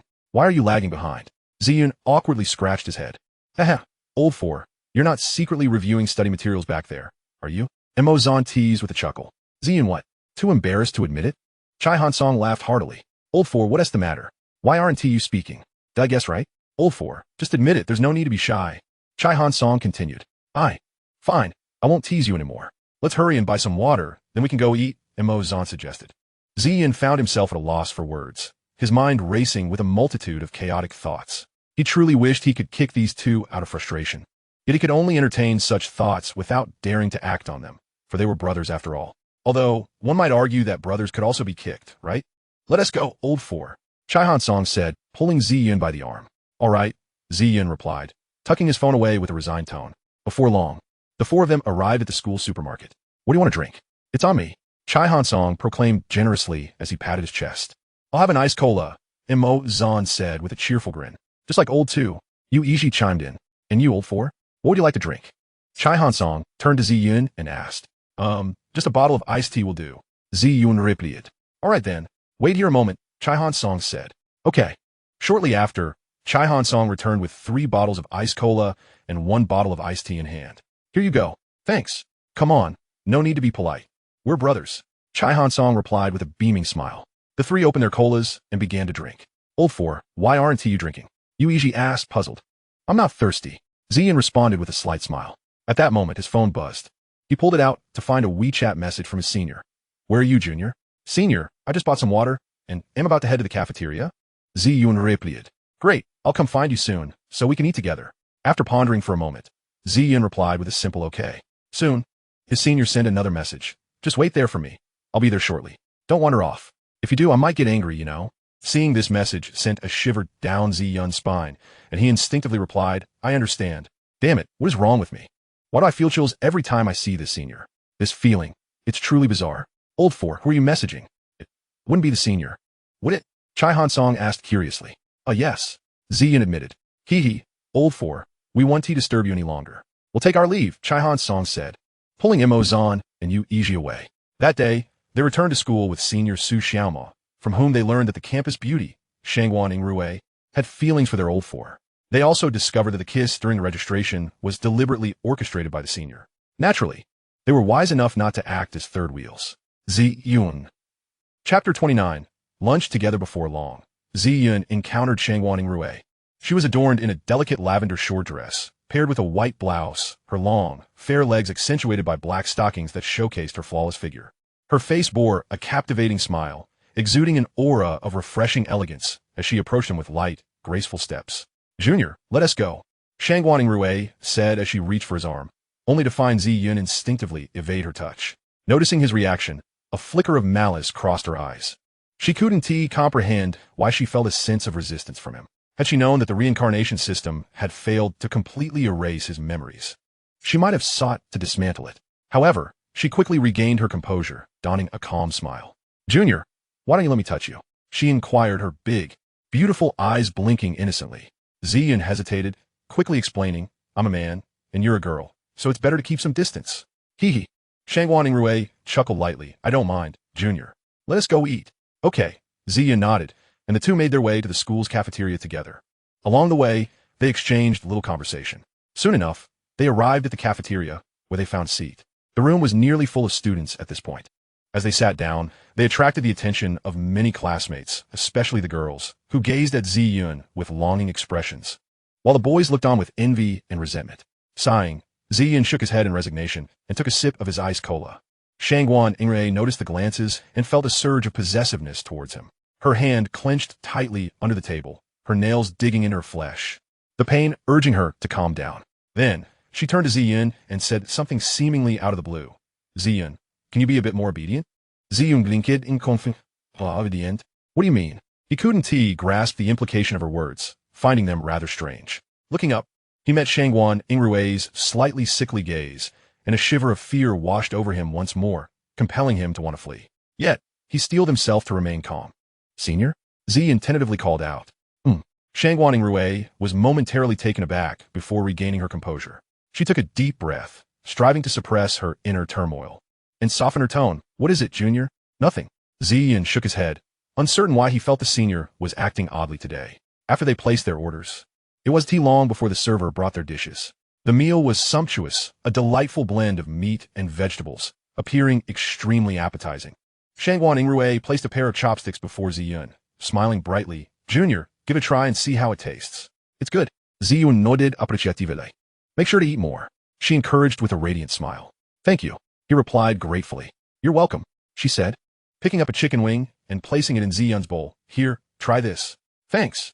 Ziyun expressed his gratitude once more. At that moment, he suddenly felt something grip his arm. Looking down, he was startled to find Shangguan Yingrui's hand clasped around it. She quickly withdrew her hand, her smile as sweet as ever, as if nothing had transpired. This left Ziyun even more bewildered. Senior, I can manage, he stammered awkwardly. It's quite all right, I'll assist you, smiled Shangguan Yingrui. Thank you, senior. Ziyun could only muster the courage to put the chicken wings that Shangguan Yingrui had served him into his mouth. Is it delicious? Indeed. Ziyun nodded. I'll serve you another. Shangguan Yingrui placed another piece of chicken wing into Ziyun's bowl. Senior, I can manage on my own. No waities. Shangguan Yingrui gently replied. Seeing this, Ziyun could only silently finish the chicken wings she had given him. Watching him consume the wings, Shangguan Yingrui smiled contentedly. At that moment, she gazed at Ziyun's handsome face and pretended to casually inquire, Junior, who was the girl that delivered water to you this morning? Upon hearing this, Ziyun was taken aback, a chill running from his toes to his heart. Nevertheless, he endeavored to maintain a calm demeanor, saying, She is our class assistant. Oh, Shangguan Yingrui responded, continuing to serve more food into Ziyun's bowl. Ziyun remained silent. After their meal, he excused himself and departed from the dining hall. Shangguan Yingrui did not follow him, but stood in place, watching his retreating figure, thinking, be good. I'm genuinely afraid that one day I might not be able to restrain myself and confine you. With that, a peculiar smile graced her lips as she took out her phone and dialed a number. The call was quickly answered. Hello, daughter, is there something you need? Have you finished lunch? Came a doting voice from the other end. I have. I need you to help me get rid of that class assistant from Ziyun's class. Shangguan Yingrui stated nonchalantly. Without waiting for her father, Shangguan Hong, to ask why, she hung up the phone. Just after ending the call, her other phone rang. Shangguan Yingrui frowned slightly, but still answered it. Upon checking, she found a message that read, Yingrui, assemble a team to deal with the individual in the photo. Gazing at the organization's command, Shangguan Yingrui furrowed her brow, wondering who had once again provoked that old man. However, since the directive had been issued, she felt compelled to comply. In truth, she could choose to disregard their orders, as she could easily overpower anyone in the organization, including her master. The reason she chose to obey was that the person in the photo was Zhang Haoyan, who had once interrupted her while she was watching Ziyun, and whom she had kicked away with a warning. Shangguan Yingrui tucked her phone into her pocket and turned to leave the dining hall. Chapter 30. Do not stop me. I'm going to beat him up. Upon returning to the dormitory, just as Ziyun was about to retrieve his keys to open the door, it suddenly swung open from the inside. This startled him. There stood Chai Han Song and the others, fully dressed, at the dormitory entrance. The four of them paused momentarily. You're back, fourth. We thought you wouldn't return to the dorm and would head straight to the field. Chai Han Song said with a smile. Ziyun remained silent, not responding to Chai Han Song's teasing as he walked past them toward the dormitory restroom. What could you possibly do in just one afternoon? When Ziyun emerged from the restroom, having washed his hands, the others had already left the dormitory. This time, they had learned from the painful experience of not bringing water earlier. Passing by the convenience store beneath the dormitory, each of the four bought 2 bottles of water, feeling satisfied as they headed toward the field. As soon as they reached the designated assembly area for their class, the whistle signaling the start of military training sounded. This caught the attention of the instructor who had arrived early. The 4 of them said little, quickly falling into line, anxious not to be punished by the instructor for being late. All present. Assemble. Count off. 1, 2, 3. Amidst the counting, the afternoon's military training officially commenced. In Shanghai City, September's afternoon sun remained blisteringly hot. Everyone donned the heavy military training uniforms, gritting their teeth under the scorching sun. Even the delicate girls refrained from complaining about fatigue. After all, enduring this for merely half a month was a small price to pay compared to the sacrifices made by soldiers guarding the borders.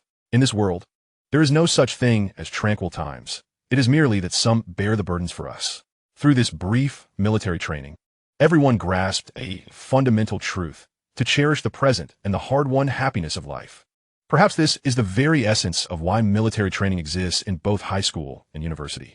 Time slipped by second, until it reached 3:40 in the afternoon, the designated break time set by the teachers and instructors. Everyone rushed eagerly to their cups or water bottles. They simply could not quench their thirst. Ziyun and his companions made their way to their water supply, beginning to drink. This time, they no longer envied others for having water. At that moment, a commotion erupted within the crowd. It turned out that the school's belle, the goddess Yingrui in the hearts of all the boys, had once again appeared at the edge of the playground. As expected, she still held a cup of iced drink in her hand. Without a doubt, she was there to deliver the iced drink to Ziyun. Indeed, it was true. Shangguan Yingrui walked directly toward the line of Ziyun's class amidst the gazes of the crowd. Ziyun was momentarily stunned upon seeing Shangguan Yingrui. He anticipated that she would come to deliver water again, which made him feel oddly unsettled. In the instant, he was lost in thought. Shangguan Yingrui had already arrived before him. "Here you go, Junior," she said with a smile, extending the drink toward him. At that moment, Ziyun felt the numerous eyes around him, as if they were all ready to devour him. With a hint of helplessness, he shook his head and said, "Thank you, Senior, but I brought my own water." He then gestured to the mineral water bottle in his hand. "Oh, and what now?"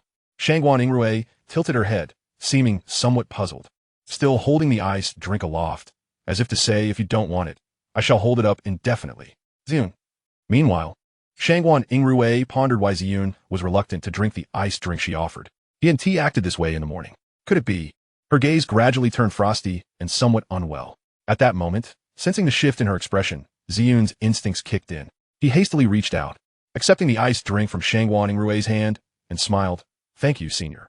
Seeing Ziyun take the drink, Shangguan Yingrui returned to her usual demeanor, flashing a sweet smile. This scene left onlookers utterly mesmerized. "Oh my heart aches so much. Why isn't the goddess Yingrui serving the iced drink to me? I ache too. I'm so envious." However, it was only when they sensed the aura emanating from Shangguan Yingrui becoming increasingly formidable that they ceased their discussions. Yet, their hearts were still brimming with intense jealousy. Moreover, it was a kind of anger that was palpable. Upon witnessing her younger brother Ziyun finish the icy drink she had brought him, Shangguan Yingrui's smile blossomed even more radiantly. "All right, I shall take my leave now." With that, she flashed a sweet smile before turning to depart. "Hey, Senior Sister, wait a moment." Ziyun hastily called out to Shangguan Yingrui. She slightly turned her body, regarding Ziyun with an inquisitive gaze.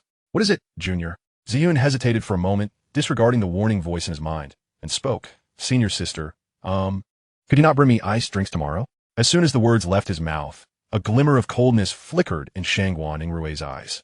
However, the next moment, her face was once again adorned with a smile as she replied, "So you don't wish for me to bring you iced drinks, is that right?" Upon hearing this, Ziyun felt a shiver run down his spine.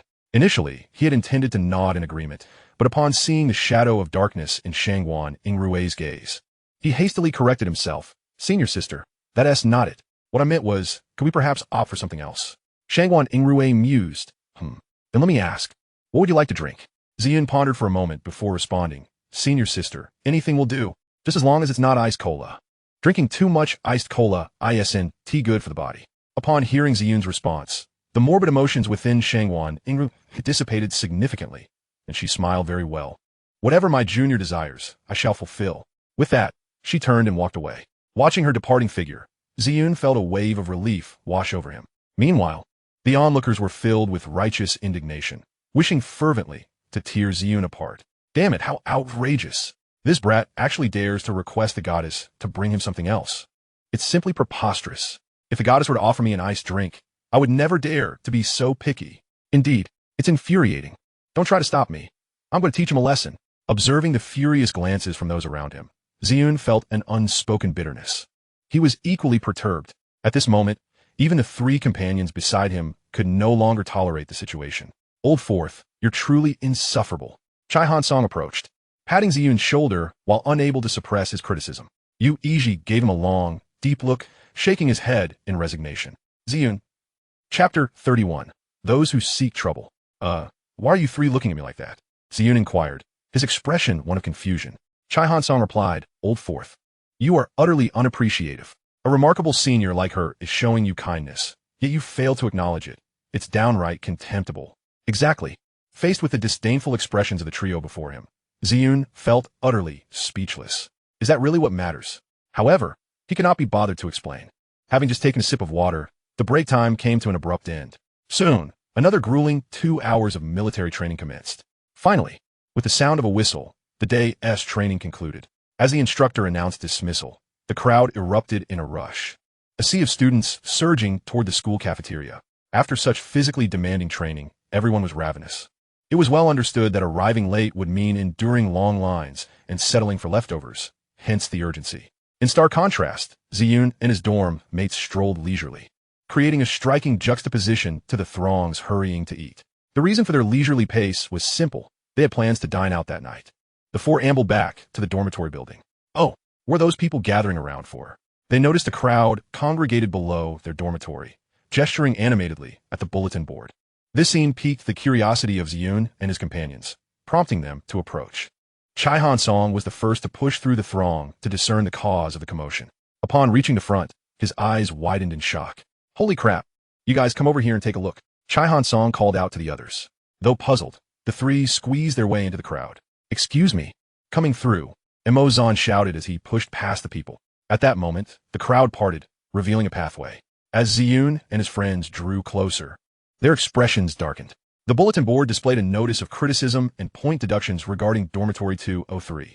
It clearly stated, Notice, Dormitory 203 was reported for excessive drinking, gambling, littering cigarette butts, using high-frequency electrical appliances, and having an entrance cluttered with trash.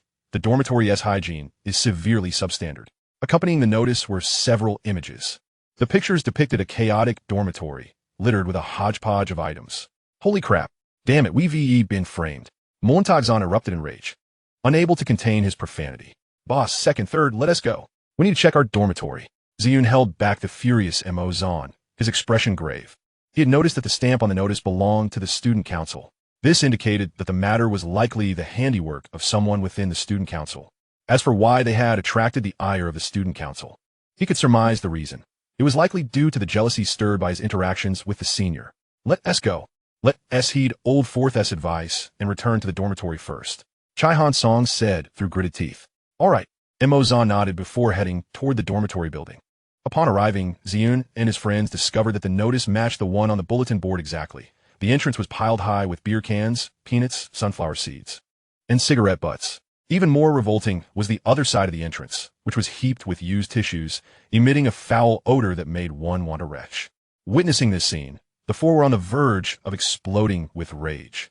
Who could be so vile as to commit such an act? If I find out who it is, I will make sure to teach them a severe lesson. Damn it! Chai Han Song slammed his fist against the wall. Seething with anger, Mo Zan and Yu Yiji wore equally grim expressions, their faces drawn tight with fury. All right, boss. I have a hunch about who might be behind this. Ziyun pondered for a moment before speaking up. The three looked at him in surprise, their attention now focused on Ziyun. Boss, second, third, this incident might be aimed at me. I've dragged you all into this. I'm sorry. Ziyun expressed with genuine remorse. Old fourth, how can you say that? Chai Han Song responded, his tone laced with displeasure. Mo Zan and Yu Yiji also turned to Ziyun, seemingly awaiting his explanation. Just then, a series of sharp claps echoed. A round of applause echoed from the staircase, prompting the four individuals to turn their gazes in that direction, their brows furrowing in unison. Soon, a young man clad in a white shirt and black trousers approached, one hand casually tucked in his pocket while the other formed a fist against his mouth. A playful smirk gracing his lips as he strode forward. Accompanying him were several others, clearly his lackeys. TSK, TSK, TSK.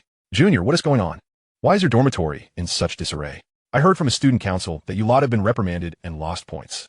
Frankly, I find it hard to believe that someone as dashing as you can neglect hygiene, the boy taunted, stepping closer with a mocking smile. Ziyun's expression darkened upon witnessing this boy. Who are you? He coldly inquired. The boy, unfazed, merely continued, What is that foul stench? He then feigned nonchalance upon spotting a pile of tissues, exclaiming, Truly disgusting. Following this, he theatrically waved his hand in front of his nose. Ziyun and his companions exchanged glances, their faces turning icy. Who exactly are you? Chai Han Song scoffed. The boy looked at Chai Han Song with a sneer. I am Guayu, the vice president of the student council. Oh, so you're the vice president of the student council. What brings you here? Chai Han Song retorted icily. With a chuckle, the boy replied, I simply came out of curiosity. I didn't expect it to be this revolting. I can't bear to look any longer. Let us go. The few followers behind Guayu regarded Ziyun and his friends with disdain. Realizing the implications of his words, Chai Han Song and the others deduced that this very individual was likely the one who orchestrated their predicament. Instantly, their expressions darkened. Hey, Junior, why the silence? This morning and afternoon, the campus bell brought you iced drinks. You're quite fortunate, aren't you? Guayu's tone dripped with sarcasm, seemingly aimed at Ziyun. Ziyun's countenance grew increasingly grim. He shot a glance at Guayu, and before he could respond, Mo Zan erupted. Are you an idiot? Do you want to fight? He assumed a posture of confrontation, while Chai Han Song and Yu Yiji also appeared ready for scuffle. What? You want to fight? One of Guai Yu's lackeys laughed nonchalantly. You're asking for it, Chai Han Song declared, rolling up his sleeves in preparation for a brawl. Boss, don't be impulsive. We're on school grounds. Ziyun urgently pulled Chai Han Song back. After a moment's hesitation, Chai Han Song tempered his aggression but still wore an expression of fury. It wasn't that Ziyun feared confrontation. Rather, he understood that any physical altercation here would complicate matters significantly. From Guai Yu's demeanor, he could tell that this individual likely had other schemes up his sleeve. To avoid further trouble, it was prudent to refrain from initiating violence. Chapter 32. Guai Yu, I wish to request your assistance in teaching someone a lesson. Huh, so? Guai Yu is it? No, I believe the more fitting term would be dog. Do you think you're all that now? Ziyun retorted with a cold laugh, mocking Guai Yu. At this, Guai Yu's expression darkened considerably. He shot Ziyun a deadly glare, saying, You dare to repeat that? Shall I say it again? Ziyun smirked. I have never heard such a pathetic request. Very well, I shall oblige, dog. Try saying that again. Guai Yu seethed, his face contorted with rage. Ziyun repeated the insult word for word, each utterance deepening Guai Yu's ire, until finally, his countenance was a mask of fury. You dare to say that again? Damn it. I'll make you pay. Guai Yu shouted, losing all composure. Ha! I shall say it once more. You are nothing but a little fish. Ziyun coldly declared, his expression hardening. Damn it. Today, I will finish you. Guai Yu yelled, launching himself forward. With a swift kick, Guai Yu aimed a fierce blow at Ziyun, who merely scoffed and retaliated with a powerful kick of his own, striking Guai Yu squarely in the abdomen. The impact sent Guai Yu hurtling backward like a severed kite, crashing against a wall before crumpling to the ground.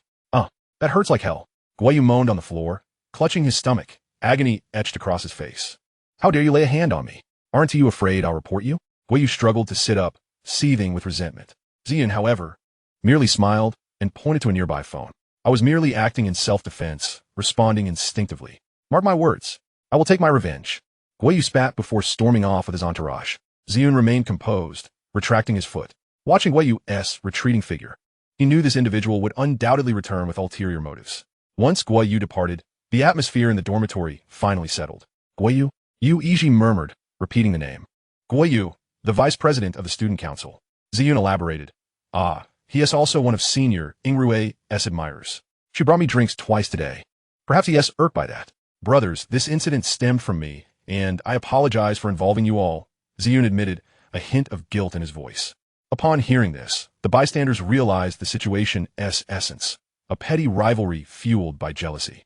Guai Yu resorted to underhanded tactics as a means of retribution. Although Guai Yu was a minor figure, his superior, Zhang Haoyan, was not someone they could afford to provoke. Sai, what are you saying, Fourth? We're brothers. Don't speak of burden and blame. Chai Han Song replied sternly. Ziyun nodded in acknowledgement, but refrained from elaborating further. Indeed, Fourth, we're family. Such talk is unwarranted. Montak-san chimed in. That arrogant punk, had it not been for someone holding me back, I would have taught him a lesson already. Hearing this, Ziyun felt warmth in his heart. All right, brothers, I won't say much more. He softly addressed the trio. Let's south tidy this place up first. Then we can discuss how to resolve this situation. Chai Han Song suggested. Good. I have a few ideas. Let us clean up first, and later we can eat and chat. Ziyun's eyes glinted with determination as he spoke. Agreed. With that, the four suppressed their disgust and set about cleaning both inside and outside the dormitory. The four of them took turns finishing their showers and changing their clothes before heading to the dormitory office, intending to check the surveillance footage in the hallway.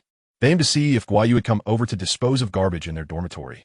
However, upon their arrival, the dormitory supervisor informed them that the cameras had long been malfunctioning and would not be repaired for several days.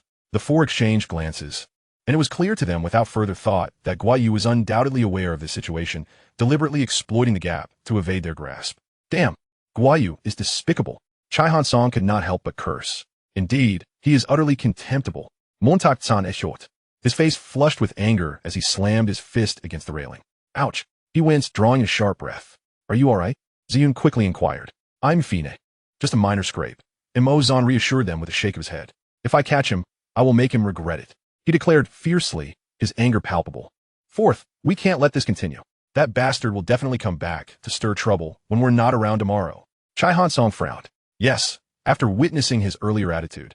It's certain he will seek further trouble, and Mo-zan nodded. Even when the cameras are repaired in a few days. That scoundrel will likely devise other means to provoke us, Ziyun mused after a moment's contemplation. Upon hearing this, Chai Han Song and the others fell in a deep thought, realizing Ziyun's words rang true. Let's go eat first.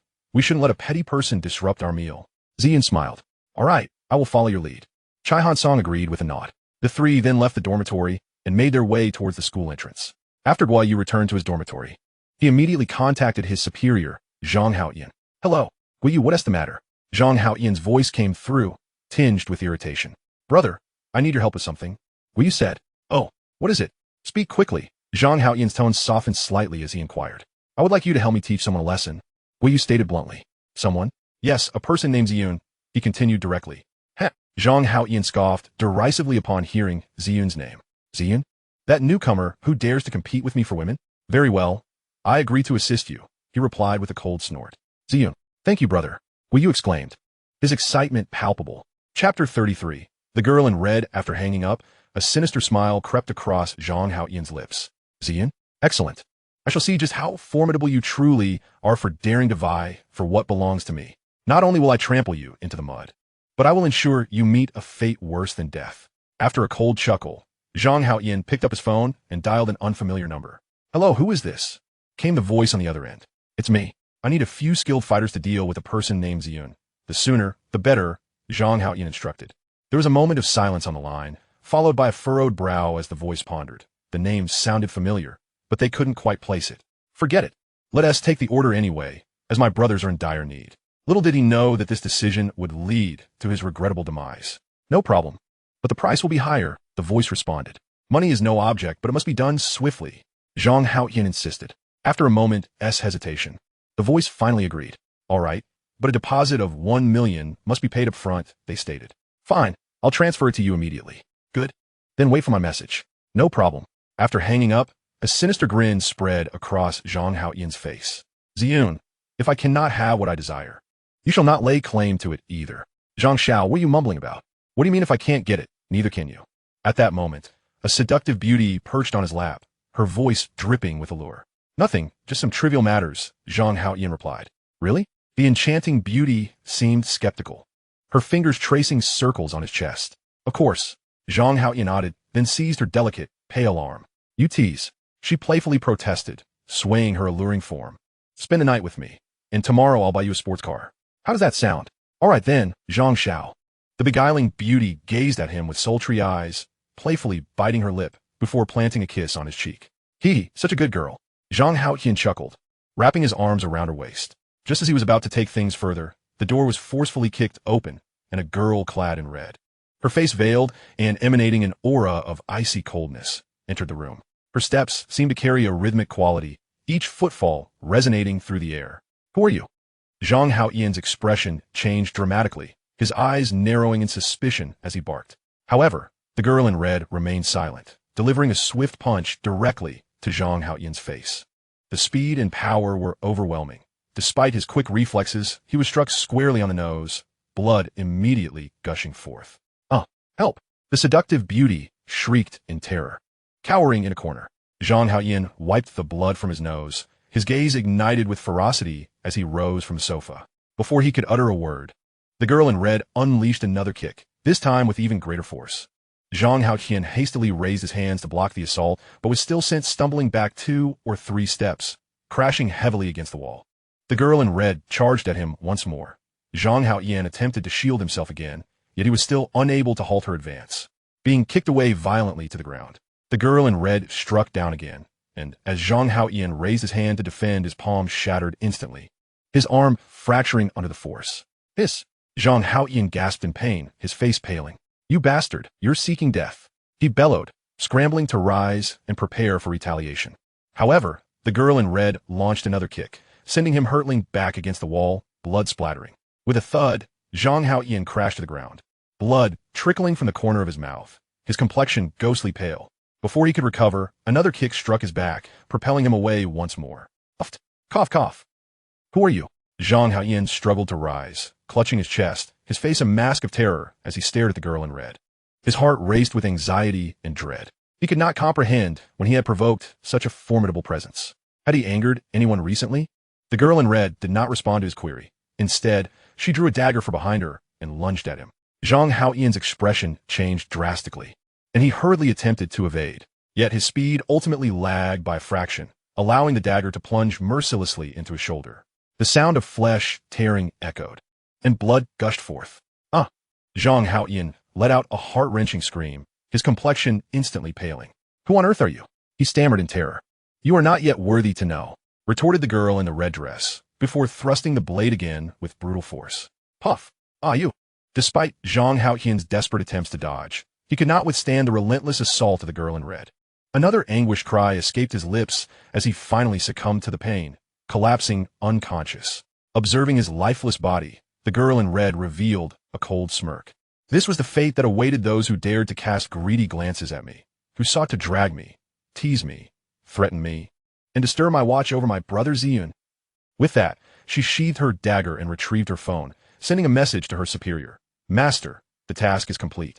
The target is deceased. Shortly thereafter, a reply arrived. Well done, my disciple. By the way, your senior brother will soon be heading to Huagua. Please meet him upon arrival. After all, according to our organization's stipulations, you two are meant to be together, so it would be wise to cultivate your relationship early on. Upon reading the message, a shadow of malice and murderous intent filled the girl's eyes. I have already professed my affection for someone else. If the organization insists on coercing me, I will not hesitate to turn against them. Do not blame me for my ruthlessness when the time comes. After typing a response, she tucked her phone away, instructed her subordinates to clean up the scene, and then departed from the bar, vanishing into the night. Meanwhile, upon receiving the message, the elder sighed deeply. He understood that his disciple possessed the ability to defy the organization. He had long harbored disdain for its regulations. Had it not been for these rules, he would have been with his first love and not left to languish in solitude. Alas, this regulation ought to be abolished. He did not wish for his disciple to endure the same lonely fate he had faced. Turning off his phone screen, he addressed the man beside him. Give up. Yingrui will never adhere to the organization's rules and be with you. Her heart belongs solely to Ziyun. So relinquish your hopes. Furthermore, starting today, this regulation is null and void. Let go of your aspirations. With that, he ignored the man and strode purposefully towards his bedroom. The man's countenance darkened at his words, but he felt powerless, unable to defy the organization, yet his heart simmered with resentment. Just wait. Once I arrive in Huagua, I will make this woman submit to me and become my slave. A sinister grin crept across his face. Chapter 34. The Rascals. Simultaneously, on the other side, after finishing their meal and settling the bill, Ziyun returned to the dining table. He observed his three roommates, now sated and reclining in their chairs, burping contentedly. The corners of his mouth twitched in exasperation. Could you all please be mindful of your image? We are in public, after all. Is this truly appropriate? I ask you, can you three not mind your appearance? Ziyun said, somewhat incredulous. Mind our appearance? What do you mean? Mo Zan inquired, momentarily taken aback. Well, if I told you that a few girls just glanced our way, wearing expressions of utter disdain, would you not care? Ziyun rolled his eyes in exasperation. Upon hearing this, his three roommates immediately registered the embarrassment, their faces flushing. Realizing Ziyun had been teasing them, they shot him angry glares. Feeling their ire, Ziyun chuckled and shrugged. All right, let us head back to school. Otherwise, the dormitory gate will be locked again. All right, let us go. They chimed in unison. Off we go. Back to the dorm for some rest, Ziyun said, leading the way to the door. As he exited, his three roommates hurried to keep up with him. However, as they turned a corner, they were confronted by a man wielding a baseball bat, his demeanor menacing, tattoos adorning his face, flanked by 6 or 7 thugs. Stop. What? Looking for trouble? The four of them immediately assumed a defensive posture. This group clearly exuded a sense of danger. They were unmistakably street thugs, emboldened by their perceived power. Who among you is Ziyun? Someone has offered 600,000 for your life. One of the thugs announced. Oh. At the mention of 600,000, Ziyun's brows knitted slightly. In this day and age, 600,000 was no trifling sum. It seemed that Guo Yu was quite willing to spend. Yet, he couldn't help but feel that the man must have lost his mind. After all, he had only kicked him reflexively, and now he wanted him dead. Was that not excessive? Moreover, Ziyun felt an urge to scoff. Are you certain this 600,000 was well spent? You brought along these thugs? Surely, you must have been deceived. According to typical narratives, 600,000 should have secured professional assassins, not this rabble. Guo Yu, that fool, had undoubtedly been duped. However, perhaps it was for the best. They would be easier to deal with, especially since he had 3 roommates by his side. If the threat were genuine, he would have to consider their safety, which could hinder his actions. In truth, the assassin organization had intended to send professionals, but when the target was revealed to be Ziyun, they all vehemently refused, leaving their leader utterly baffled. When he inquired why, They merely exchanged knowing glances, refusing to elaborate, leaving him perplexed. Ultimately, he decided to disregard it. Having accepted the employer's payment, he resorted to hiring some thugs to carry out the task, reasoning that a mere student could not be too formidable. "Hey there, gentlemen. I believe you've mistaken me for someone else. I am not Ziyun," Ziyun stated calmly. "Mistaken? Huh, do you take me for a fool?" The man with the bat sneered. "Regardless, you must die here tonight." "Wait, brother. I assure you I am not Ziyun. You must have the wrong person," Ziyun continued to plead. "Wrong person?" The thug with the bat, now enraged, swung his weapon towards Ziyun. Seeing this, Ziyun instinctively dodged, cursing inwardly. "You truly believe I fear you? If you show no mercy, do not expect kindness in return." As he prepared to strike back, his 3 roommates, witnessing the confrontation, rushed forward to shield him, unwilling to see him harmed. One of them grabbed a baseball bat and swung it fiercely at the assailant. "Ouch!" The thug yelped in pain, dropping the bat and stumbling backward. As he witnessed his friends bravely standing before him, Ziyun felt a wave of emotion wash over him, his eyes misting. This is what true brotherhood looks like. I am incredibly fortunate to have encountered such loyal companions. At that moment, the man wielding the baseball bat, witnessing the unfolding situation, was instantly consumed by rage.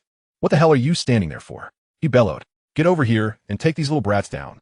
The remaining thugs swiftly converged, charging towards Mo Zan and Chai Han Song. Faced with the advancing ruffians, Mo Zan and his companions dared not hesitate, unleashing their utmost efforts to engage in combat. However, despite their youth, these thugs were seasoned delinquents, well versed in the art of brawling, and soon, Mo Zan and Chai Han Song found themselves at a disadvantage. Just then, Ziyun unexpectedly surged forward, delivering a powerful punch that sent 2 of the thugs flying. He then plunged into the fray, wreaking havoc and leaving the thugs utterly defenseless, forcing them to retreat in disarray. Witnessing this scene, Mo Zan and his companions were momentarily taken aback. "Wow, fourth brother has become so formidable," Chai Han Song exclaimed. "Fourth brother, you are truly incredible. Montak Tsan Mavidet. Fourth brother, I swear, you are undoubtedly the most dashing man I have ever encountered," he added. Ziyun shouted. "What are you 3 still dawdling for? Hurry and run." Upon hearing Ziyun's urgent call, the trio snapped back to reality and dashed towards the school. However, after only a few strides, the man with the baseball bat pursued them, swinging his weapon towards the trio. With quick reflexes, Ziyun sidestepped, narrowly avoiding the bat that whizzed past his ear, nearly costing him his hearing. A bead of cold sweat trickled down Ziyun's forehead. Had the bat deviated even by a centimeter, he would surely have been grievously injured. In a swift motion, he turned, executing a powerful kick that sent the assailant tumbling to the ground, seizing the baseball bat in the process, and hurled it back at the man. Thud! The bat struck the man's knee with a resounding crack, causing him to collapse in agony, clutching his knee while rolling on the ground. Seizing the opportunity, Ziyun rushed to Mo Zan, Yu Yiji, and Chai Han Song, urging, "What are you waiting for? Run!" Prompted by his words, the 3 fled, vanishing into the night within moments. Chapter 35. The News of Shangguan Yingrui. Meanwhile, in the female dormitory, as Shangguan Yingrui passed by other dorm rooms, she overheard that Ziyun's dorm had been penalized for its untidy condition. It was evident that this information had been deliberately made known to her. She couldn't fathom that Ziyun and his companions would allow their living space to descend into such disarray, for she knew Ziyun to be rather fastidious. There was no way he would permit his dorm to become so disgraceful. As for the other occupants of their dorm, she was not well acquainted with them and had no desire to be. Thus, she surmised that there was certainly some ulterior motive at play, and she had a strong inkling as to who was behind it. It must be the members of the student council, as it was typically the hygiene department of the student council that oversaw dorm inspections.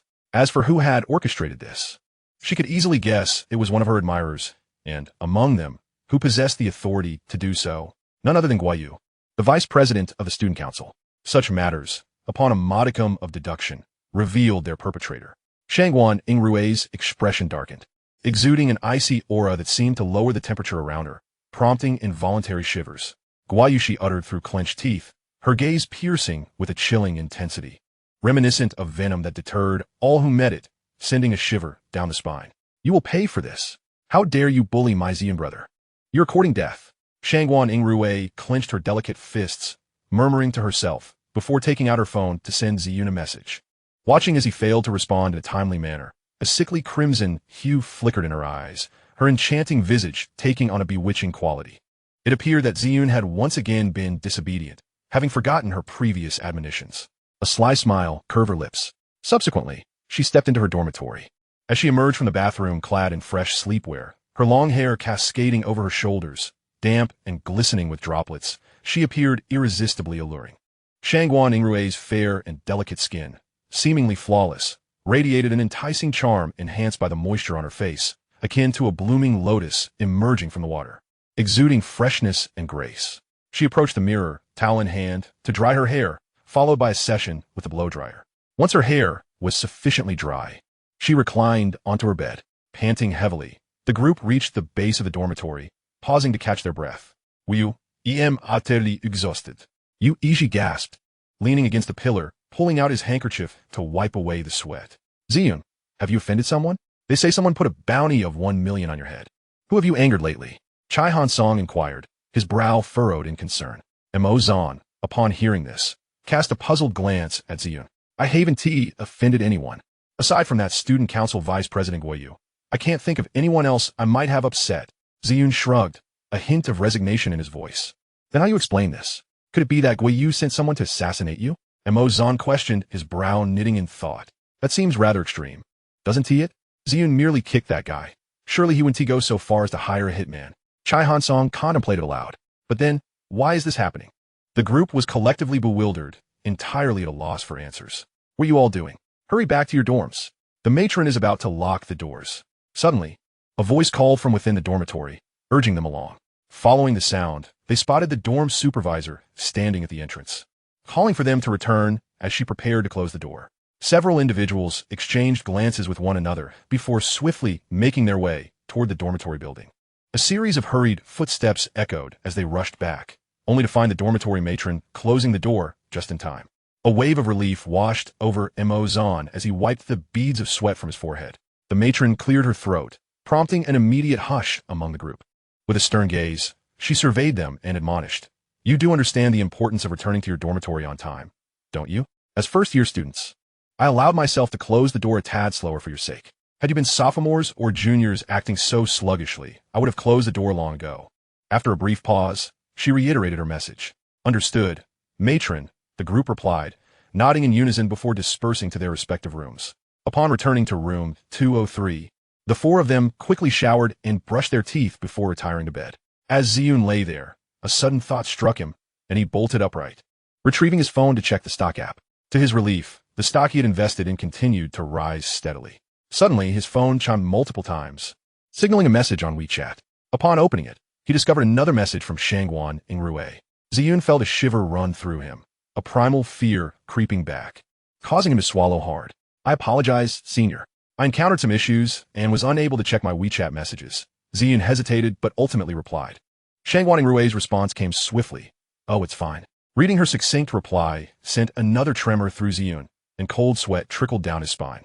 Taking a deep breath, he forced himself to regain his composure, striving to calm the tempest within, before responding, "Thank you for your understanding, senior." After a while, another message from Shangguan Yingrui appeared. "You're welcome. Good night, senior," Ziyun replied, to which she echoed good night. Chapter 36, Dreamscape 3. After sending a simple good night, Ziyun placed his phone aside, his fists clenched tightly, veins protruding, knuckles white, as he struggled to maintain his calm, though the terror within him remained palpable. Despite her reassurance, Ziyun could not shake the feeling that her words held an underlying meaning. "Perhaps it's merely a figment of my imagination," he sighed softly, muttering to himself. "Maybe her message was just a sincere attempt to comfort me?" He shook his head, dismissing those chaotic thoughts, and returned to bed, tossing and turning until the early hours before finally succumbing to sleep. As before, he found himself ensnared within a dream, yet this time, it was not a continuation of the previous one, but rather the inception of an entirely new dream.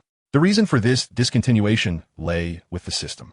Ever since Ziyun inquired whether he could peer into his dreams, the system had sensed something amiss. Indeed, the act of peeking revealed the main system's host severing Ziyun's legs and binding him with chains, transforming him into a vegetative state while the main system's host reveled in a morbid excitement. The system, midway through its observation, recoiled in horror, finding the scene too disturbing, even for itself. As for why Ziyun awoke without recollection of his dreams, only knowing he had experienced a nightmare, it was also due to the system's influence. His nightly descent into dreams was a consequence of the cyclical nature of his existence. When Ziyun opened his eyes, he found himself bound to a chair, his hands and feet shackled by iron chains. He scanned his surroundings, realizing he was in a rudimentary chamber furnished with merely a table, a few chairs, 2 stools, and 4 cabinets, nothing more. He attempted to break free from his constraints, but to no avail. "Ah, you're awake?" A feminine voice suddenly echoed from outside the room. The door swung open, revealing a young, beautiful girl who stepped into Ziyun's line of sight. "Senior?" he uttered, perplexed. "Indeed, it is I," Shangguan Yingrui confirmed, nodding as she approached him. As she drew nearer, Ziyun caught a whiff of her delicate fragrance, a subtle scent that seemed to dispel worries. She leaned beside him, playfully poking his cheek with a slender finger. Ziyun's skin felt smooth and pleasant to the touch, but he was bewildered. "Senior, where exactly are we?" "This, my dear Junior, is my family's underground chamber," she replied, blinking innocently. "Wait, what?" Ziyun stammered, utterly confounded. "Senior, do you know why I'm bound?" "Naturally, it's because you didn't listen," Shangguan Yingrui answered with a cheerful smile. "Senior, I explained earlier, I was genuinely preoccupied with something." Ziyun protested, a wry smile on his face. "I don't care about that. All I know is that you failed to respond to me, and that warrants punishment," she said, her gaze darkening. Feeling a chill run down his spine, Ziyun's heart raced in fear of what she might do next. "Senior?"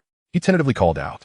Ignoring him, she walked to the far corner of the chamber and produced a long black whip from her belongings, brandishing it menacingly in Ziyun's direction. The whip seemed to possess a life of its own, slicing through the air toward him at an alarming speed. Ziyun twisted desperately to evade it, but his limbs were restrained, leaving him unable to escape. As the whip drew nearer, he felt the rush of air it displaced. Bracing himself for the impact, he closed his eyes, awaiting the arrival of pain. Crack! The whip's end struck his shoulder with force, eliciting a muffled groan from Ziyun. Gritting his teeth against the pain, he gradually opened his eyes and glanced at the wounded area. Blood streamed from a gash on his right shoulder, and he shot a furious look at Shangguan Yingrui. "What are you doing, Senior?" "Why, I'm merely punishing you," she replied, tilting her head with a playful smile. "I've already explained myself. I didn't intentionally ignore your messages," Ziyun retorted after a brief silence, continuing, "Besides, what are you to me? Why must I respond punctually?" "Oh, what did you just say?" Shangguan Yingrui feigned confusion. Ziyun found himself at a loss for words. "Ha, Junior, you are quite naughty. How dare you retort?" Suddenly, Shangguan Yingrui threw her head back and let out a wild and eerie laugh, a strange smile illuminating her exquisite visage. "What exactly do you intend to do?" Ziyun replied coldly. "Junior, you are not behaving." Shangguan Yingrui continued to chuckle, though this grin was even more terrifying than the last. As Ziyun beheld Shangguan Yingrui's demeanor, a wave of dread surged within him, sending shivers down his spine. Her laughter echoed for what felt like an eternity, until it finally ceased. "Junior, can you guess what I will do next?" Shangguan Yingrui crouched down, leaning in close to Ziyun's ear, her warm, moist lips whispering the words. Ziyun trembled violently, panic-stricken as he gazed at Shangguan Yingrui, his voice urgent. "Don't do anything reckless." "Senior, hehe, do you think I will act recklessly?" Shangguan Yingrui's tone remained laced with mirth. Ziyun felt the hairs on his body stand on end, his eyes wide as he fixated on her face, his mind in utter disarray. "What do you want?" Ziyun swallowed hard, struggling to articulate. "Junior, you are not behaving," Shangguan Yingrui continued with her laughter.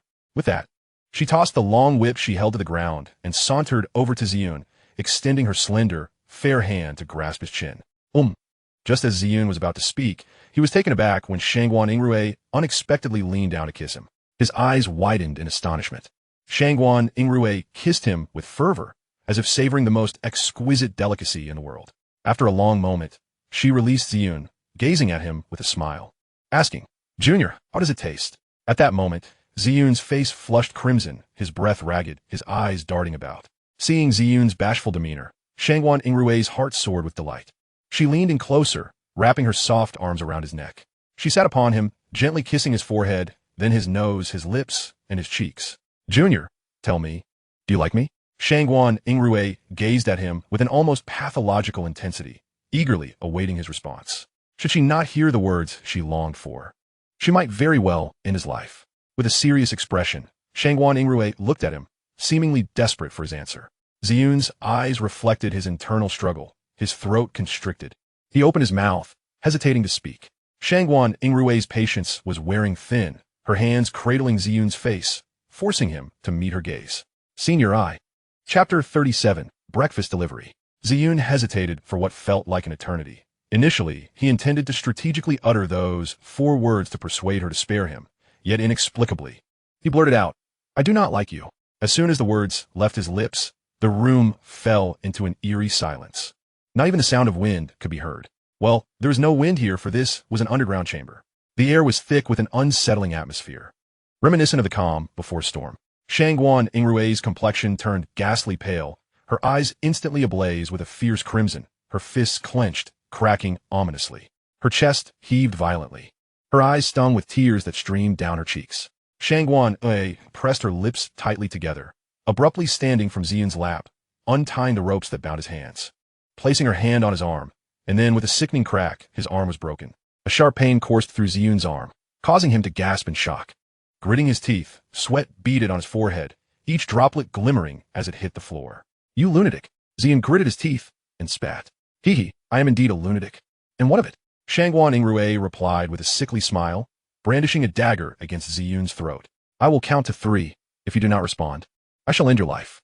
Shangguan Yingrui wore a wicked smile, her eyes narrowing, revealing a cruel and bloodthirsty expression.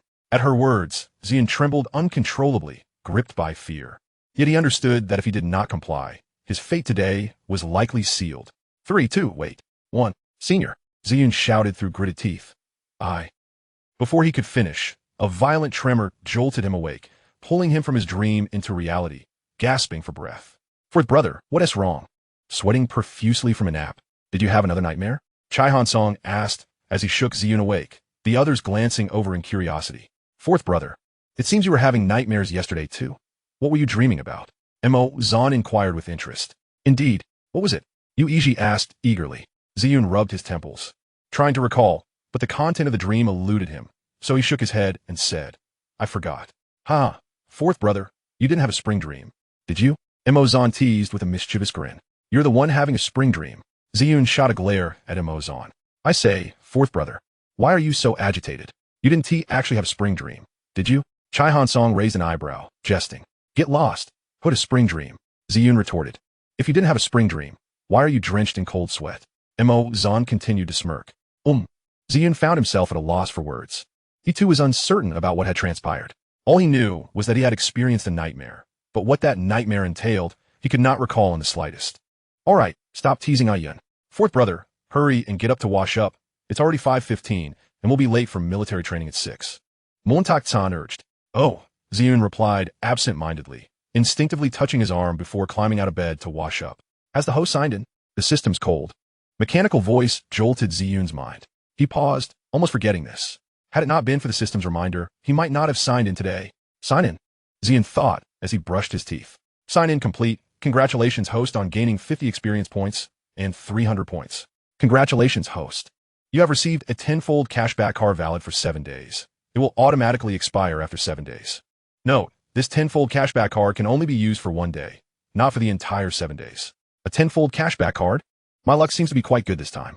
Ziyun grinned, continuing to brush his teeth with a light heart. "Host, your points have reached 620. Would you like to upgrade your skills?" "Not upgrading. There are no good skills available." "Upgrade to what?" Ziyun replied dismissively. "Host, please mind your language. Your manner of speaking is quite unpleasant, rude, and barbaric." The system's tone dripped with disdain. Ziyun was left speechless. Open personal panel.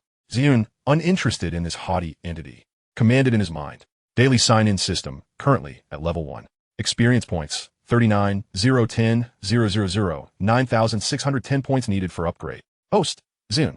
Age, 19. Height, 182 centimeters. Attractiveness, 97. Strength, 87. 60 points is the passing mark. Combat power, 85. Physique, LC. Personal assets, 1, 2 million. Points, 620. Points are earned through daily check-ins and random tasks. Skills, culinary mastery, beginner. Divine vocal talent, beginner. Note, combat skills acquired cannot be used on the system designated beloved.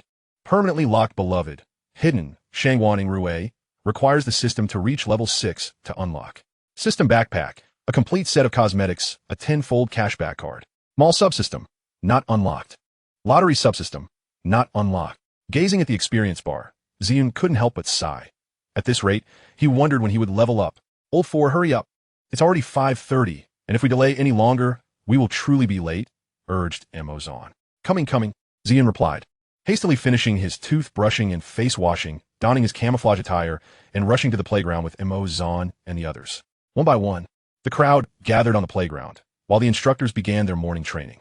All present, attention, at ease, left face, march, with the instructor's command. All the students lined up neatly and ran towards the playground, completing 3 laps before returning to their original positions to stand at attention until 7:40, when the instructors finally announced a break. Exhausted to death, just got liberated, Ziyun flopped onto the ground, grumbling. I'm equally worn out, Yuji chimed in. Equally fatigued. Stop lounging on the ground. Get up quickly and go have breakfast. We have to assemble again at 8:30. Chai Hansong kicked the two sprawled on the ground. Upon hearing Chai Hansong's words, Ziyun and Yuji quickly scrambled to their feet, brushing off the dust from their behinds. Ziyun also stood up, stowing away his phone, dusting off his clothes. Let us go. At that moment, a commotion arose at the entrance of the playground, and without needing to guess, it was undoubtedly the senior sending something to Ziyun. Indeed, it wasn't long before Shangguan Yingrui, donned in a flowing white dress, appeared before Ziyun, carrying a bag as she gracefully approached him. All four. We 3 are off for breakfast. You just relish the gifts from the campus beauty. Ziyun chuckled, pulling Chai Hansong and Yuji away. Hey, Chapter 38, Breakfast. Yulua Shui's class assistants withdrawn. Just as Ziyun was about to follow, he lifted a foot only to be called by Shangguan Yingrui. Junior, where are you off to? I'm going to the cafeteria with them. Ziyun replied awkwardly, uncertain why he felt a mix of resistance towards her, along with a peculiar, faint pain in his arm. Here, breakfast for you. Shangguan Yingrui smiled, extending the bag towards Ziyun. Eat it while it's warm. I made it myself. Do try and see how it is. Ziyun. He wanted to refuse, but dare not. Although he had previously tasted her cooking and found it delightful, it still felt oddly unsettling. Junior, what is wrong? Don't you like it? Noticing Ziyun hesitating to accept, a flicker of crimson marred the beauty of Shangguan Yingrui's eyes. Why aren't you taking it? Didn't you previously say my cooking was delicious? Were you lying to me? No, that can't be. I can tell you truly enjoy my breakfast.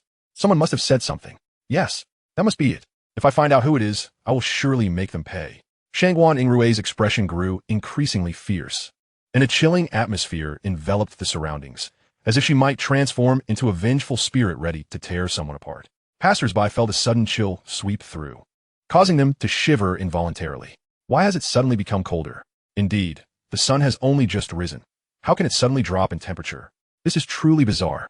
Another male student complained. Yan, is it going to rain? Someone mused. It shouldn't be. Haven't you seen how clear the weather is today? A voice contradicted.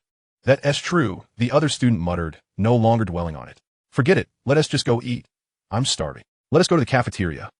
Feeling the eerie aura that had suddenly manifested in the air, Ziyun furrowed his brow, his body instinctively tensing, his inner warnings flaring once more. However, when he looked back at Shangguan Yingrui, she appeared just as usual, her smile sweet and inviting. His gaze then shifted to the bag she held, brimming with sumptuous food. Junior, what is the matter? Why won't you accept the breakfast I prepared for you? Do you not like my cooking? Shangguan Yingrui asked with a hint of disappointment. No, the food you make is delicious. How can I not like it? Ziyun hurriedly waved his hands in explanation, sensing that any further delay might spell trouble for him. He quickly added, I just feel you shouldn't go through the trouble of making breakfast for me. At his words, the tumultuous emotions within Shangguan Yingrui calmed significantly, her face brightening with a blissful smile. Not troublesome at all, as long as you enjoy it. That makes me very happy. Ziyun, what could he say? Though he felt a strong aversion, he could only silently endure. Thank you, senior. Ziyun reluctantly accepted the bag. You're welcome. Let us go. Shangguan Yingrui pointed toward the stone bench not far away. Ziyun glanced at her, nodded, and followed her to the shaded stone bench. Shangguan Yingrui settled on the bench, unpacking the breakfast onto the stone table, resting her chin on her hand, watching Ziyun intently, as if afraid to miss any minute expression on his face. Ziyun felt somewhat uneasy under her gaze and coughed lightly. Senior, do you have no classes? None at all. Shangguan Yingrui replied with a sweet smile. Oh. Ziyun bowed his head to begin eating breakfast, at a loss for words. He could only focus on his meal, hoping to fill his stomach quickly and distance himself from this woman. Junior, eat slowly. There's no rush, Shangguan Yingrui said tenderly, a gentle smile playing on her lips, yet Ziyun felt a chill run down his spine. Cough. Thank you, senior. I'm finished. Ziyun set down his chopsticks and wiped his lips. Are you really not going to drink the milk? I specially prepared it for you. Shangguan Yingrui blinked, continuing to entice him. Ziyun. At this moment, not only was his back cold, but every pore on his body stood on edge. No, Junior. Don't be shy. Come, give it a try. It's really delicious. Seeing his hesitation, Shangguan Yingrui immediately stood and walked over to Ziyun, bending down, offering the cup with both hands. Senior you. Ziyun swallowed hard, glancing at Shangguan Yingrui's smiling face, the internal alarms ringing louder, cold sweat beading on his forehead. What's wrong? Junior, don't you want a drink? Shangguan Yingrui looked at him with confusion. Of course not. Ziyun forced a smile. Then drink it, Junior. I made it just for you. You must try it. It's truly delightful. Shangguan Yingrui continued to coax him. All right. Looking into Shangguan Yingrui's expectant eyes, Ziyun steeled himself and accepted the cup. Good, drink up. Shangguan Yingrui revealed a smile of satisfaction. Ziyun nodded, closed his eyes, gritted his teeth, and downed the milk in one gulp. He consumed the glass of milk at an astonishing speed, and after finishing, he wiped his lips with a tissue. That breakfast you prepared is truly delicious. I must take my leave now. Time is running short, and military training is about to commence. Goodbye. With that, he hurriedly dashed towards the playground. Observing Ziyun's hasty retreat, a fleeting shadow crossed Shangguan Yingrui's eyes, and her smile transformed into a rather sinister curve. Dear Ziyun, your shyness is simply adorable. Meanwhile, in Block A, room 604. Knock, knock, knock.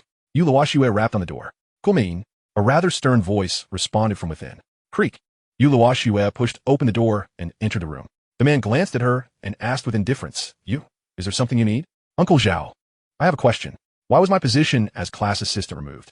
Yu Luoxue stopped beside Zhao Jijun's desk, questioning him earnestly. She had received a sudden notification yesterday afternoon that her role as the assistant for Class 1 in design had been revoked, which infuriated her. After all the effort she had put into securing that position, how could it be taken away? Hence, she had come to Zhao Jijun this morning to seek clarity on the matter. Zhao Jijun lifted his gaze to meet hers. Pausing in silence for a few seconds before responding, This is the school's decision. There is nothing I can do. The higher authorities have decided to remove you from that position. Listening to his words, Yu Luoxue clenched her fists, struggling to suppress her anger. Uncle, can't you advocate for me with the higher-ups? She implored, her irritation momentarily forgotten as she unconsciously slipped into that familiar term of endearment. Upon hearing her address, Zhao Jijun furrowed his brow slightly, but quickly regained his composure. Since the school has assigned someone else to take your place, it implies that they believe that individual is more suited for the role. Therefore, I have no authority to intervene. His underlying message was clear. This is an order, and no one can contest it. At his words, Yu Luoxue's pupils constricted, her lips pressed tightly together. She understood that this was a directive from above, and despite her reluctance, she could not alter the outcome. Uncle, could you at least tell me who has replaced me? Yu Luoxue took a deep breath, asking calmly. Zhao Jijun shook his head. I'm afraid I cannot disclose that information. Very well, thank you, uncle. I have no further inquiries, so I shall take my leave. Disappointment clouded her eyes as she turned to depart. It was only after leaving the office that her expression improved slightly, but she was determined not to let this matter rest. Chapter 39, 10-fold cashback card, purchase 4 computers. Attention! A resonant and synchronized call rang out as everyone quickly assembled. Count off. The instructor, stopwatch in hand, stood at the front of the line and barked. 1, 2, 3, 4, 7, 8, 9. After the counting was complete, he shouted, All present, stand at attention, at ease.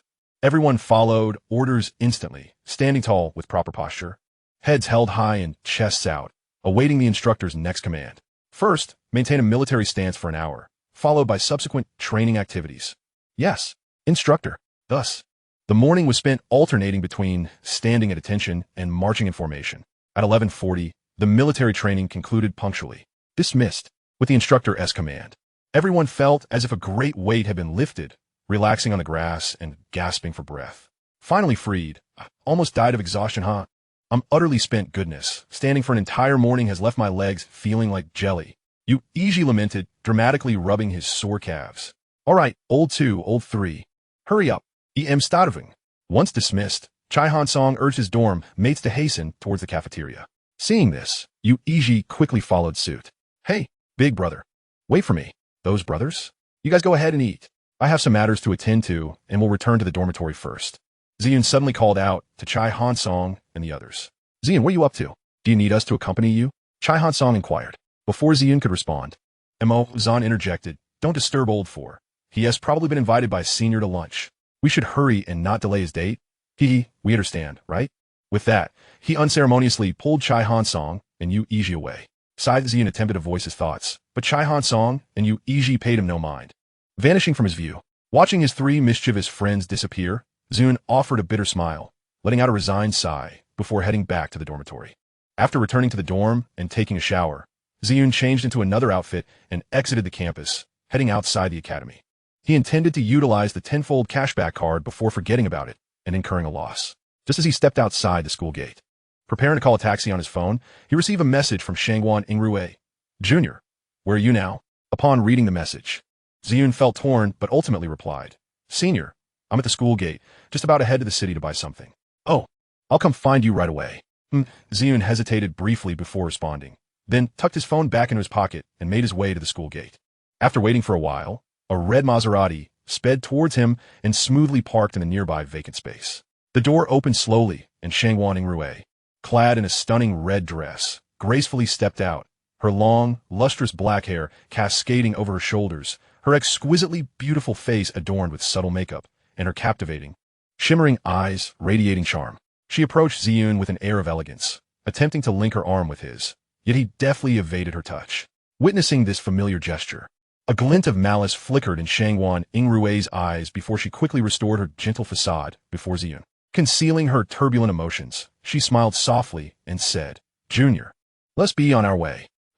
The two got into the car and silently drove towards the city. Half an hour later, they finally arrived at the shopping mall. Ziyun led Shangguan Yingrui directly to the elevator, pressed the button, and waited for the display. Ding! The elevator doors opened, and both stepped inside. Ding! With a gentle sound, the doors gradually closed, and the elevator ascended. Ding! The elevator halted on the 5th floor. Ziyun stepped out first, with Shangguan Yingrui following closely behind. Ziyun approached the computer sales counter and purchased 4 high-performance computers, each priced around 30,000 yuan. After completing the purchase, he instructed the staff to deliver them to Shanghai University and then exited the store. As he stepped out, he received a text message from the bank. Huagua Bank, dear customer, XXXX on September 4th at 1:10 p.m., a transaction of 400,000 yuan has been successfully transferred to your account. Shangguan Yingrui had anticipated that Ziyun would linger to explore other shops, but was surprised when he left the mall right after buying the computers. Consequently, she followed closely behind him as they exited the mall. Junior, where are we heading now? Once in the car, Shangguan Yingrui inquired. Back to school. Military training starts at 2:30. Shangguan Yingrui turned on the engine, redirected the car, and drove towards the school. The car was enveloped in an unsettling silence, the atmosphere thick with tension. Junior, how did you end up purchasing 4 of them all at once? After a brief pause, Shangguan Yingrui inquired softly. Ziyun was taken aback for a moment before responding. Naturally, I bought 4 to ensure each person in the dormitory has one. At this remark, Shangguan Yingrui's eyes darkened instantly, her slender fingers gripping the steering wheel tightly, her nails digging into her palm, leaving crimson imprints. She struggled to suppress the fury brewing within her and spoke as calmly as she could. It seems you share a rather close bond with those 3 in your dormitory. Emphasizing her words, she imbued them with a hint of sarcasm and warning. Ziyun, oblivious to Shangguan Yingrui's unease, merely replied, yes, I am indeed quite close with them. They're like brothers to me. At his words, a sickly smile twisted on Shangguan Yingrui's lips, her eyes glinting with a dangerous light. Oh, that's wrong. Ziyun furrowed his brow, confused by her peculiar, chilling laugh. Upon hearing him, Shangguan Yingrui quickly composed her expression, shaking her head as she forced a smile. It's nothing. She then pressed the accelerator, propelling the Maserati towards the school. Although Ziyun found Shangguan Yingrui's behavior odd, he paid it little mind. The car came to a halt not far from the school entrance. After parking, Shangguan Yingrui turned to Ziyun with a sweet smile. Junior, I'll drop you off here. All right. Ziyun nodded gently as he exited the vehicle, watching him fade into the distance until he was no longer visible. The smile on Shangguan Yingrui's face vanished entirely, replaced by a madness and cruelty that bordered on the pathological. Ziyun, why must you be so kind to others? You know it makes your sister sad, she murmured in a tone filled with sorrow. Chapter 40, A New Class Assistant. Shangguan Yingrui. As Ziyun approached the school gate, he suddenly felt a chilling breeze on his back, as if someone were standing behind him, watching. He whipped around, only to find a throng of students and passing vehicles, with no sign of anyone or anything unusual. Could it be a figment of his imagination? He frowned, muttering to himself. Shaking his head, he dismissed the sudden unease and hurried towards the dormitory. Shangguan Yingrui sat in the car, peering through the window at the retreating figure of Ziyun. a glint of something sinister flickering in her eyes. Rest assured, dear brother, I will ensure you comply.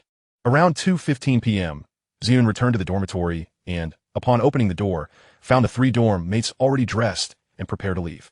Fourth, you're back. Hurry and change into your military training uniform. You're going to be late. Chai Han Song clapped Ziyun on the shoulder as he reminded him, and then they departed for the training ground. Got it. Ziyun nodded, grabbed his military attire, and headed into the bathroom.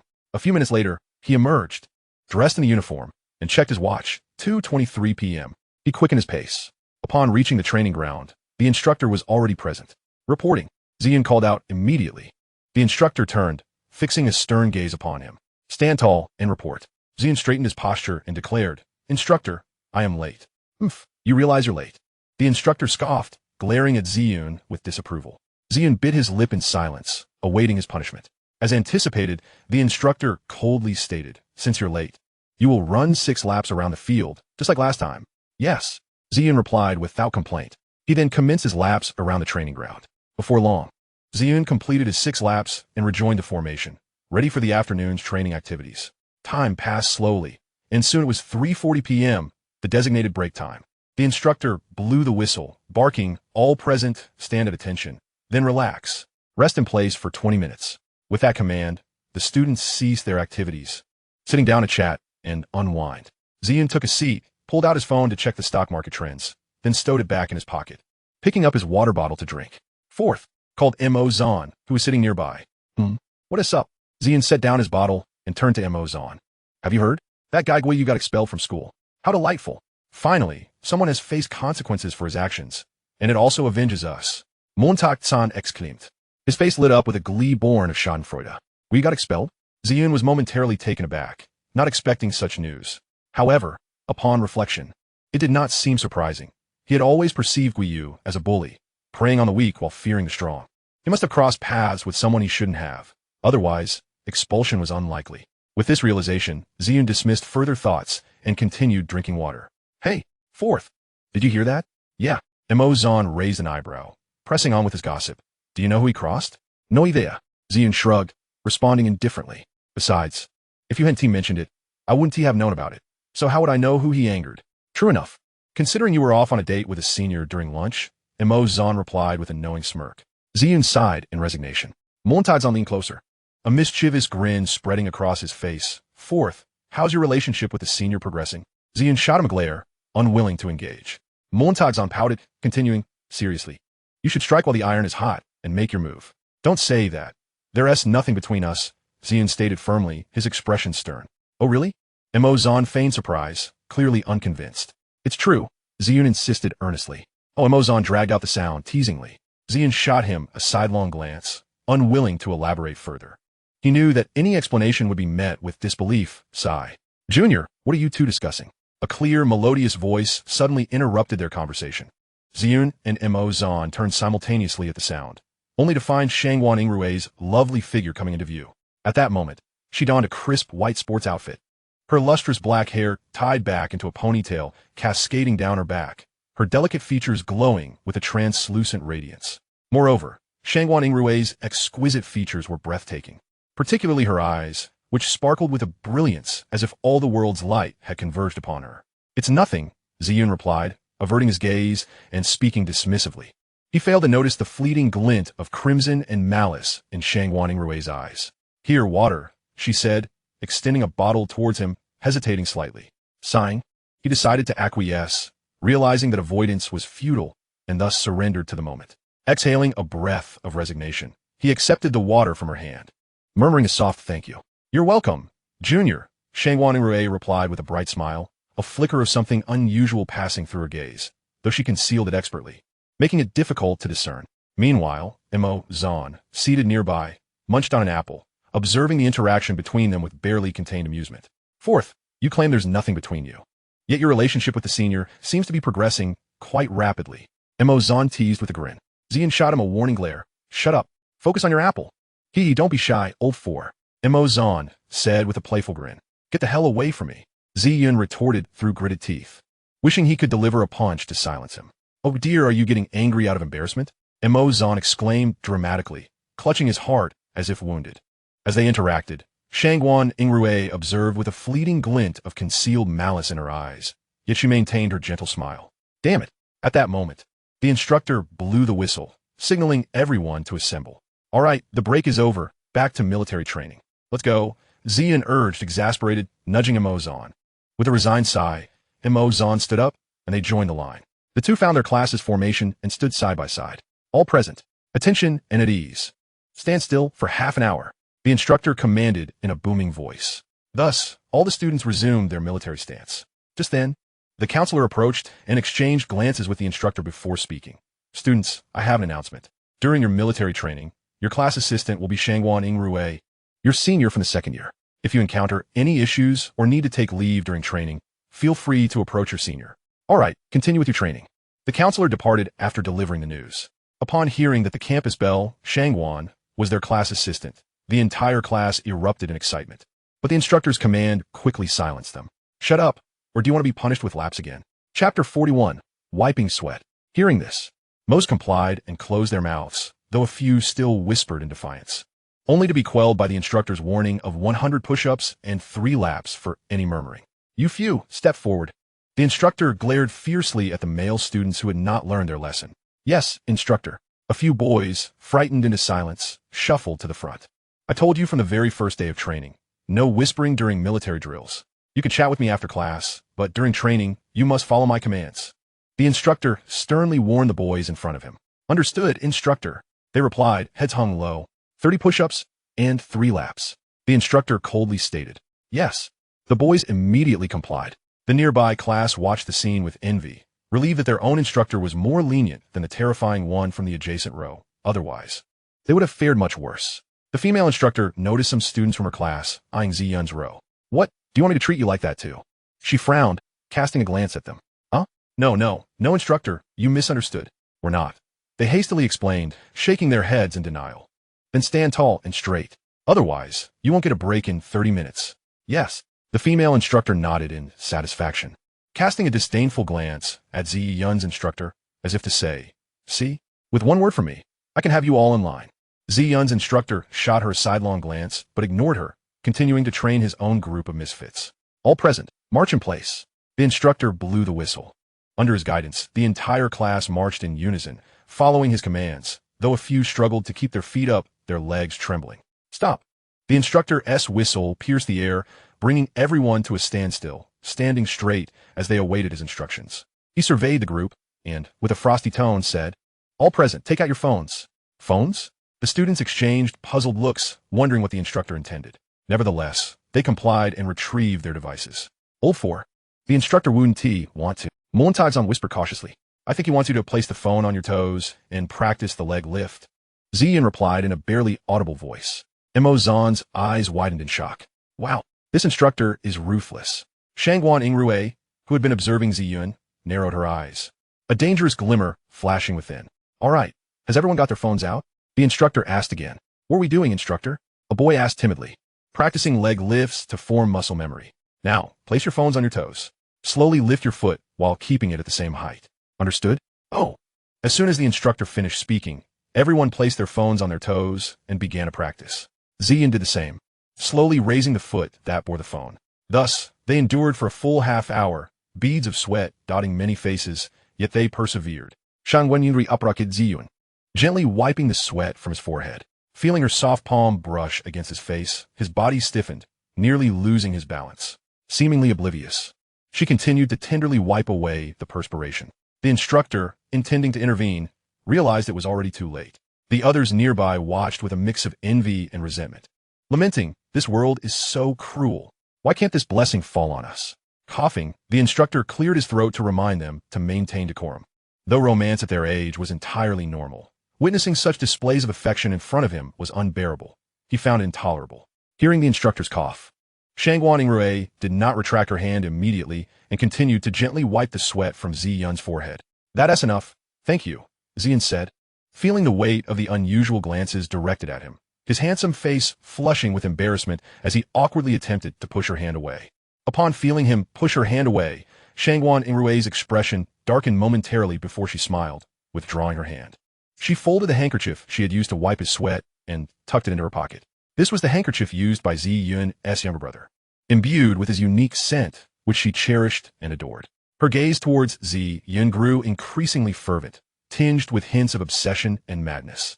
Uncomfortable under her stare, Ziyun frowned and turned his face away, looking into the distance. Shangguan Yingrui composed her emotions, turning back to the front of the line, continuing to watch Ziyun during training. The instructor glanced at the time and then blew the whistle. Attention, at ease, take a 10-minute break.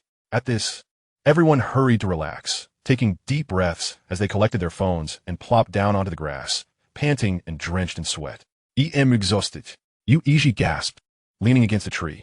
Shangguan Yingrui walked up to Ziyun, pulling a bottle of water from her bag and offering it to him. "Junior, have some water and take a break. Don't wear yourself out." "Thank you, Senior," Ziyun replied, accepting the water from her, twisting off the cap and taking several gulps. After a little more training, the day's military exercises finally drew to a close. As Shangguan Yingrui contemplated dining with her younger brother Ziyun, a message arrived on her phone. Upon reading it, a peculiar smile graced her lips. "Yoluaksu," she murmured, and with a brief word to Ziyun, she departed abruptly. Fourth brother, why did senior sister Yingrui leave so suddenly? Didn't she say she would join us for dinner? Mo Zan inquired, rushing over to Ziyun, curiosity evident in his tone. "I'm not sure. Perhaps she had an urgent matter to attend to," Ziyun replied, shaking his head nonchalantly. "Let us go. The things I sent you should have arrived at the dormitory by now." "What things, fourth brother?" Mo Zan asked eagerly. "You'll find out when we return to the dorm. Let us go." "Ah, how disappointing, leaving me in suspense like this," Mo Zan lamented, patting his flat stomach. "Well, never mind. I'll find out later." "Em starving." "I feel the same." "Let us go," Ziyun agreed. The four of them made their way to the cafeteria, opting not to dine outside for fear of encountering those ruffians again. Upon reaching the entrance of the cafeteria, they encountered Su Xiaomo approaching them. "Hi, junior brothers," she greeted brightly. "Hi, senior sister Su," they responded politely in unison. "Where's Yingrui? Isn't she with you?" Su Xiaomo looked around, puzzled by the absence of Shangguan Yingrui. Senior sister had something to attend to, so she left first, Ziyun explained. "Oh," Su Xiaomo nodded, refraining from further inquiries. Understanding that her friend likely had pressing matters to resolve, else she wouldn't have left Ziyun's side, especially at such an opportunity to spend time together. "Senior sister, would you care to join us for dinner?" Mo Zan invited her.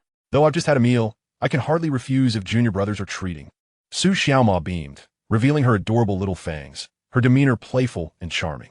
After all, she hadn't had her fill, and with a complimentary dinner on offer, why not indulge? "Let us go."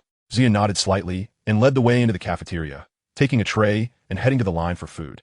Chai Han Song and Yu Iji hurried to follow suit. Observing that the three brothers were already queuing, Mo Zan handed them 2 trays. "You 3 can line up for the dishes. I'll accompany senior sister to get rice. It'll be quicker." With that, Mo Zan and Su Xiaomo proceeded to the window to procure their meals. Yu Iji and Chai Han Song exchanged helpless glances at the surplus trays, resigned to wait patiently in line. Mo Zan and Su Xiaomo returned to their table with 5 boxes of rice and found a spot to sit. Not long after, Ziyun and the others arrived with their trays and joined them. "Wow, there's chicken legs tonight," Montak-san exclaimed, eyes widening in delight as he gazed at the chicken legs on the table, swallowing hard and licking his lips, his eyes shimmering with hunger. "That chicken leg is mine. No one is allowed to snatch it," Mo Zan declared, reaching for the chicken leg, only to have his hand sharply struck by a pair of chopsticks, eliciting a pained cry. "Ouch!" Ziyun cast him a sidelong glance, a hint of exasperation in his tone. "Old Mo, mind your image. Senior sister is right here."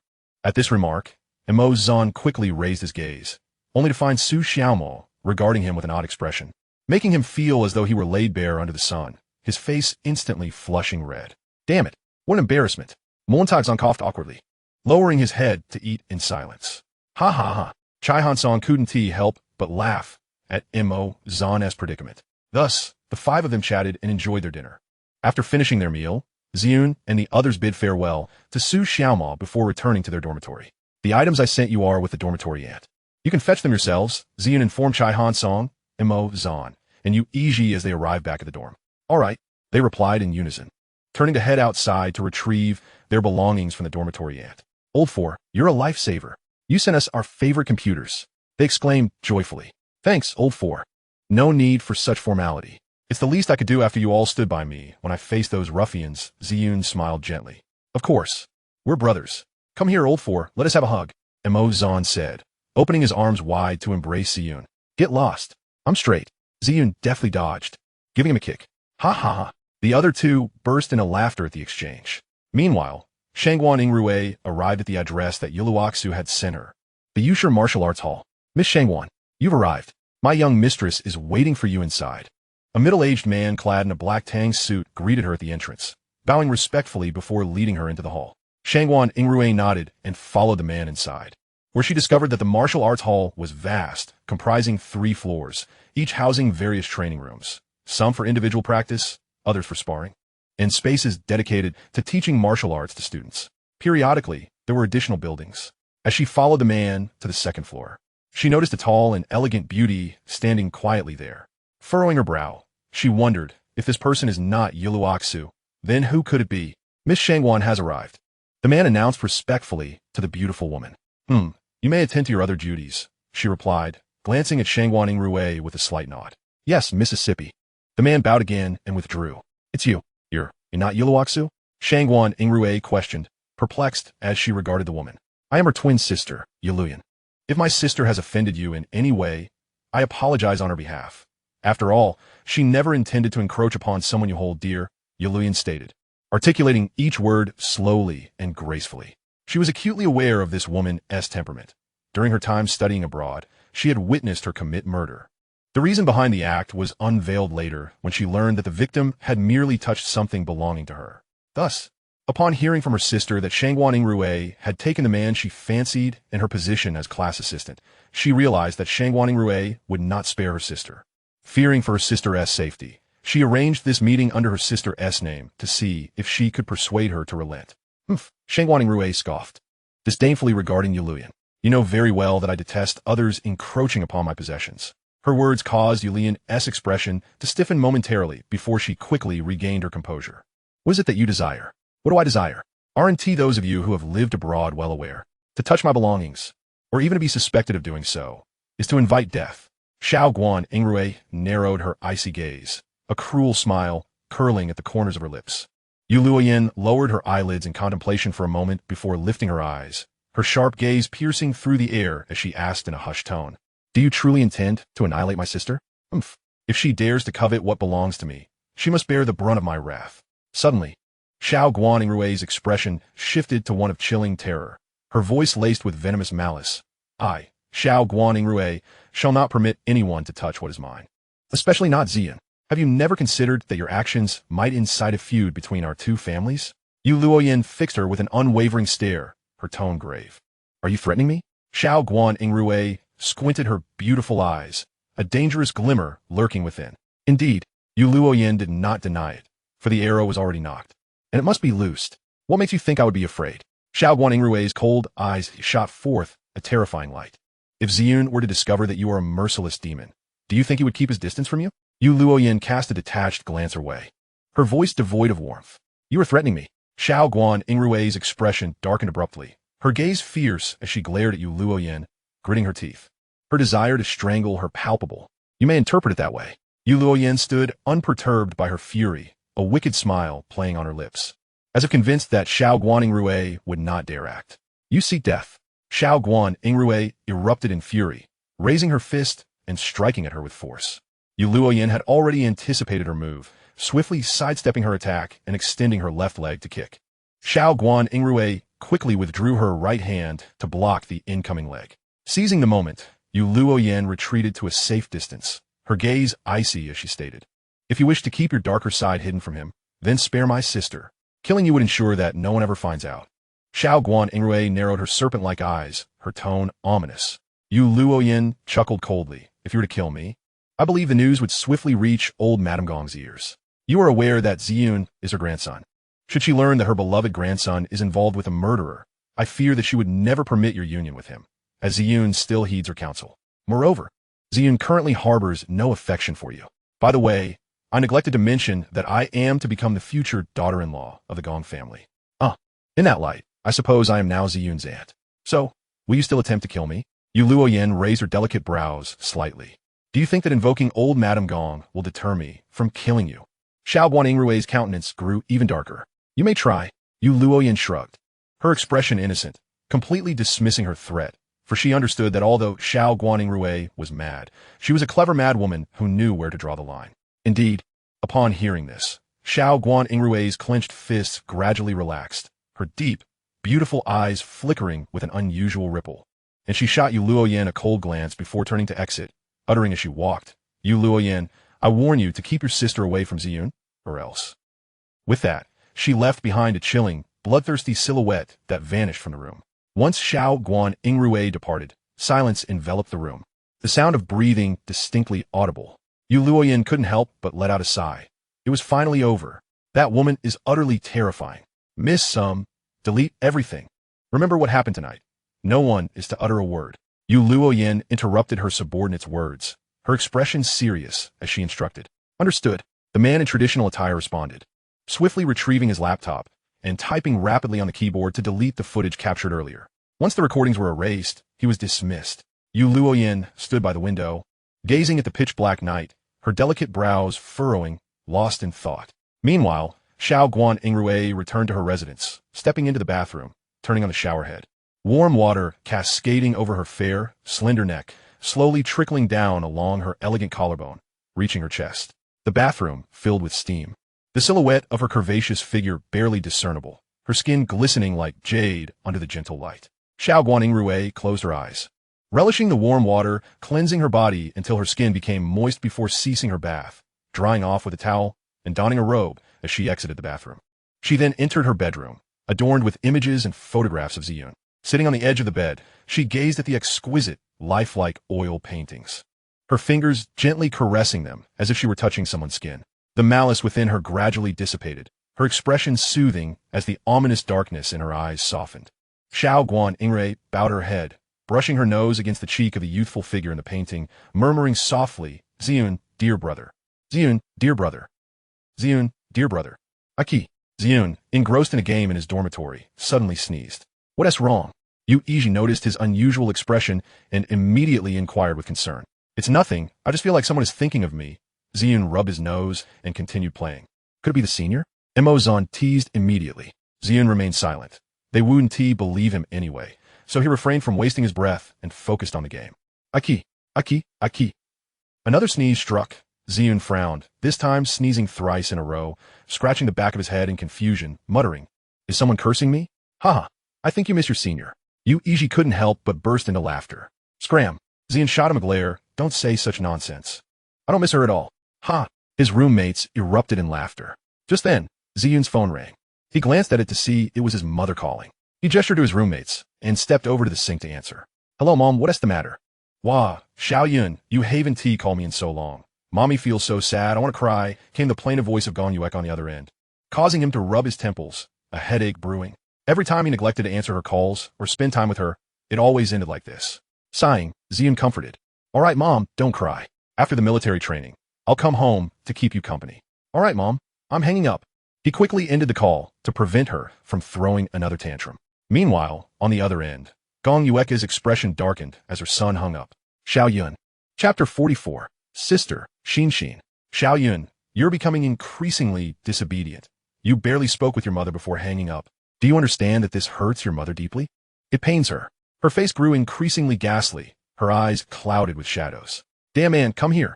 Tell those useless subordinates to bring my son back." Gong Yueka yelled towards the man outside the door. The man outside, taken aback, sighed. This woman had lost her mind again. He had lost count of how many times he had explained that she simply did not comprehend his words. Each time, he felt utterly helpless, yet he had no choice. After all, he had promised Z to take good care of her. "Yuko, I shall not assist you any further. I have lost count of how many times I have reiterated this. The child has matured and ought to lead her own life. Do not beseech that man again." The other admonished earnestly. "Silence." Gong Yuko retorted vehemently. "Were you to dictate terms? Were it not for your urging Z to rescue you, he would not have met with an accident, and I would not have lost him." With that, she seized a nearby vase and hurled it fiercely towards the door. It shattered into countless fragments with a resounding crash. Thankfully, the door remained closed. Otherwise, the vase would have struck the man instead. However, the commotion startled a little girl downstairs awake. Rubbing her sleepy eyes, she yawned and pouted her rosy lips before climbing out of bed. Barefoot, she stepped onto the soft quilt and padded to the door extending her delicate little hand to grasp the doorknob, then pushed the door open. With her glistening eyes scanning the surroundings, she ultimately set her sights on the second floor and scampered towards the staircase with her chubby little legs. "Daddy!" The girl's voice was sweet and laced with innocence. The man paused, turning towards the sound, and saw a cherubic girl standing at the staircase, remarkably resembling Gong Yuko. Clad in a pink princess dress, her long, shiny hair cascaded down to her waist, and her round, pudgy face was utterly endearing. Her large, sparkling eyes blinked adorably, evoking a protective instinct in anyone who beheld her, compelling them to shower her with affection. "Shinshin, why are you awake?" The man, momentarily taken aback, soon broke into a warm smile and hurried down the stairs, lifting the rosy-cheeked girl into his arms. Shinshin wrapped her arms around his neck, resting her head against his sturdy chest, her voice laced with sweetness. "Daddy, I thought I heard something break in Mommy's room." "What happened?" "It's nothing, sweetheart. Your mother merely broke a vase by accident." He chuckled gently, wishing to alleviate any worry. Shinshin blinked her big eyes, nodding as if she understood.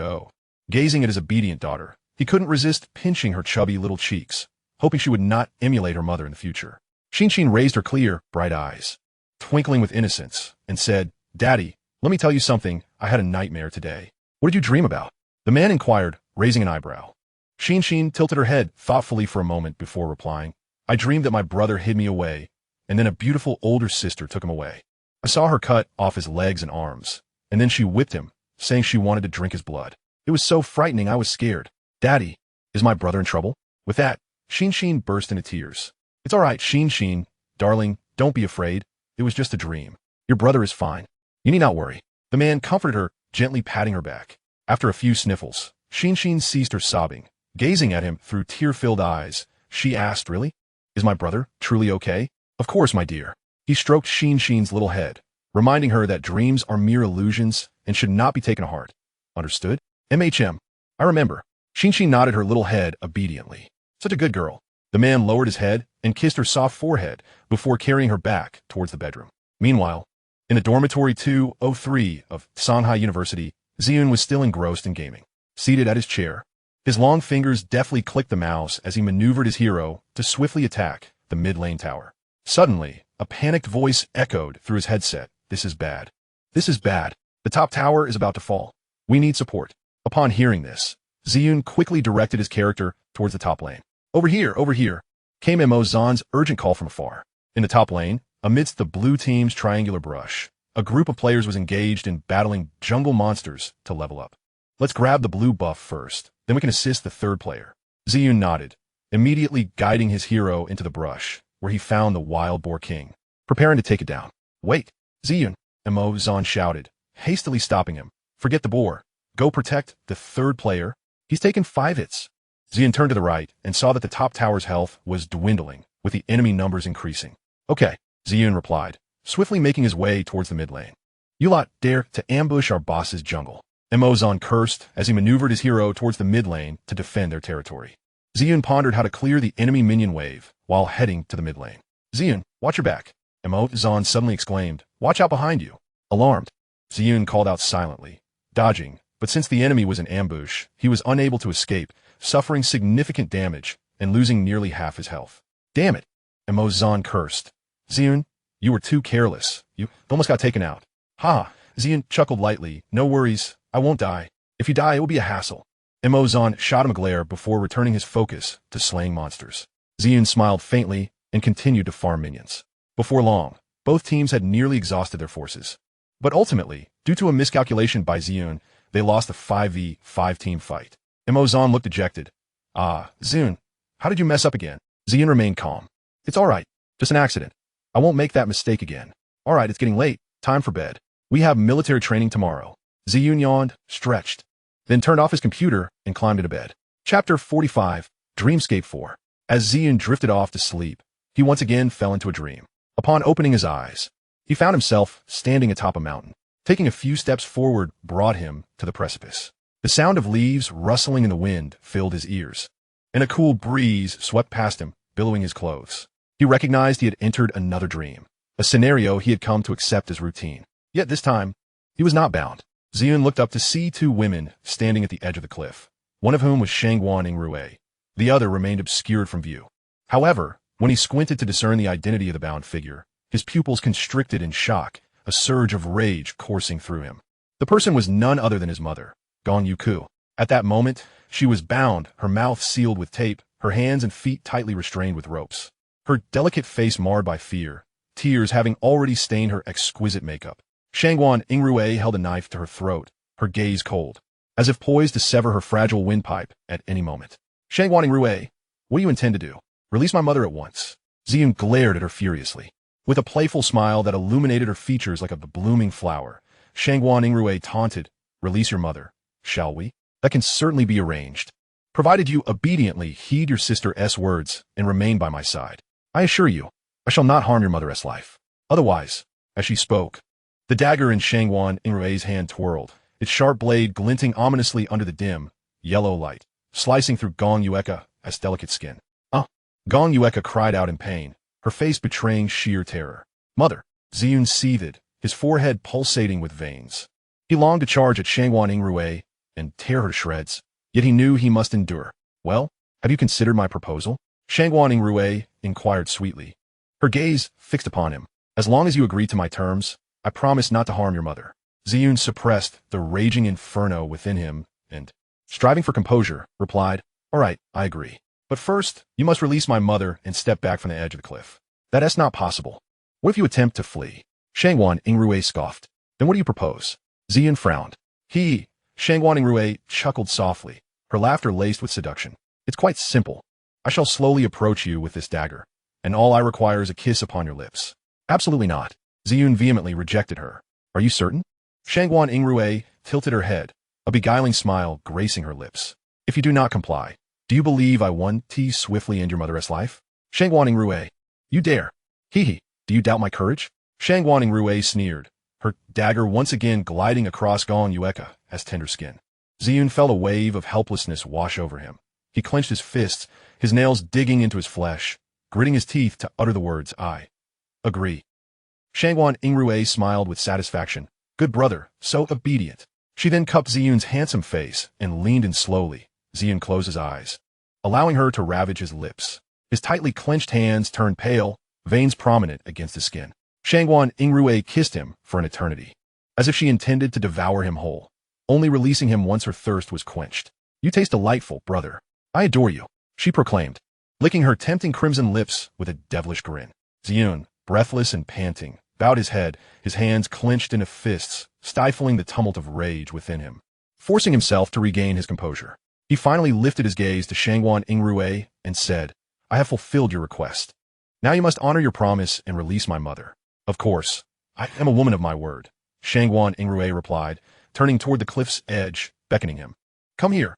Upon hearing this, Ziyun heightened his vigilance, cautiously stepping closer to her. When they were merely a meter from the precipice, Shangguan Yingrui suddenly halted, turning her gaze back to him. Brother, remember what you just said? Otherwise, prepare to collect your family's remains. With that, Shangguan Yingrui plunged the dagger toward her own heart while simultaneously raising a gun, aiming it at Ziyun, and pulled the trigger. With a deafening bang, the bullet pierced through his chest. Ziyun felt darkness envelop him, and he promptly lost consciousness. Suddenly, he jolted upright in bed, drenched in sweat and gasping for breath. He wiped the beads of perspiration from his forehead and gazed out the window. The moonlight was radiant, stars twinkled, and the Milky Way sprawled across the sky, casting its glow into the dormitory. A wave of intense pain surged through his heart.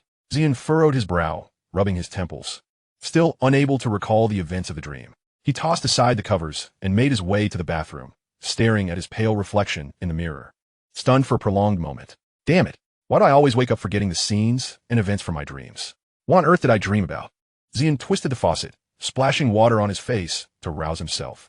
After a considerable amount of time, he shook his long bangs and glanced at the clock hanging on the wall. The hour hand pointed precisely to 3:30 in the morning, leaving him 2.5 hours until morning training.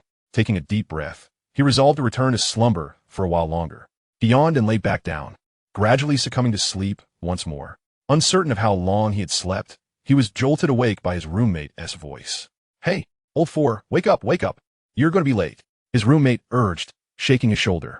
All right, I'm awake. Ziyun opened his bleary eyes and quickly sprang up to head to the bathroom. Naturally, he didn't forget to sign in. System, sign in, Ziyun mentally instructed. Sign in complete. Congratulations, host. You have gained 1,000 experience points and 500 credits. Ziyun raised an eyebrow. He was surprised to receive a reward of 1,000 experience points this time, having previously been given only 100, 50, or even 30. Had the system finally developed a conscience? After that, he checked his personal panel and dismissed the system. Having completed his morning routine and changed into his military training attire, Ziyun exited the dormitory alongside his roommates. Attention! Stand at ease. First, hold military posture for 30 minutes. Then we shall commence with the day's lessons. The instructor commanded sternly. The students promptly lined up, standing tall and orderly, beginning their military training. Chapter 46. Training concludes. Dreamscape 5. Time passed, and the days slipped by one after another. After a full 20 days of military training, the final day of the training performance was about to announce its conclusion. Throughout these 3 weeks, aside from military training, Ziyun had been persistently pursued by Shangguan Yingrui. Ever since she became the class assistant, during any break, Ziyun found himself monopolized by her, akin to an inextricable piece of chewing gum, impossible to shake off. Ziyun eventually resigned himself to her presence, albeit with lingering resistance. He could not fathom why, but every time Shangguan Yingrui touched him, his entire body tingled as if electrified, an uncomfortable sensation that he could not comprehend. Nevertheless, his body seemed to sound an alarm, warning him not to resist Shangguan Yingrui, lest he regret it. Fortunately, she did not overstep her boundaries excessively. As the leader concluded with his final words, the instructor blew the whistle to announce dismissal. Hooray! It's finally over. Mo Zan yawned and beckoned Ziyun and the others towards the dormitory. Aren't we going to the cafeteria? Yu Iji inquired. No, let us just order takeout. Playing games is far more important. I lost 5 matches last night. I must win today. Besides, if we go now, there'll surely be a crowd. So it's better to play games in the dormitory. And ordering takeout is just as delightful. Mo Zan exclaimed, pulling Yu Iji along. Let us go. Stop dawdling. Old four, what are you still doing? Hurry up and catch up. Mo Zan urged when he noticed Ziyun fiddling with his phone in silence. I'm coming.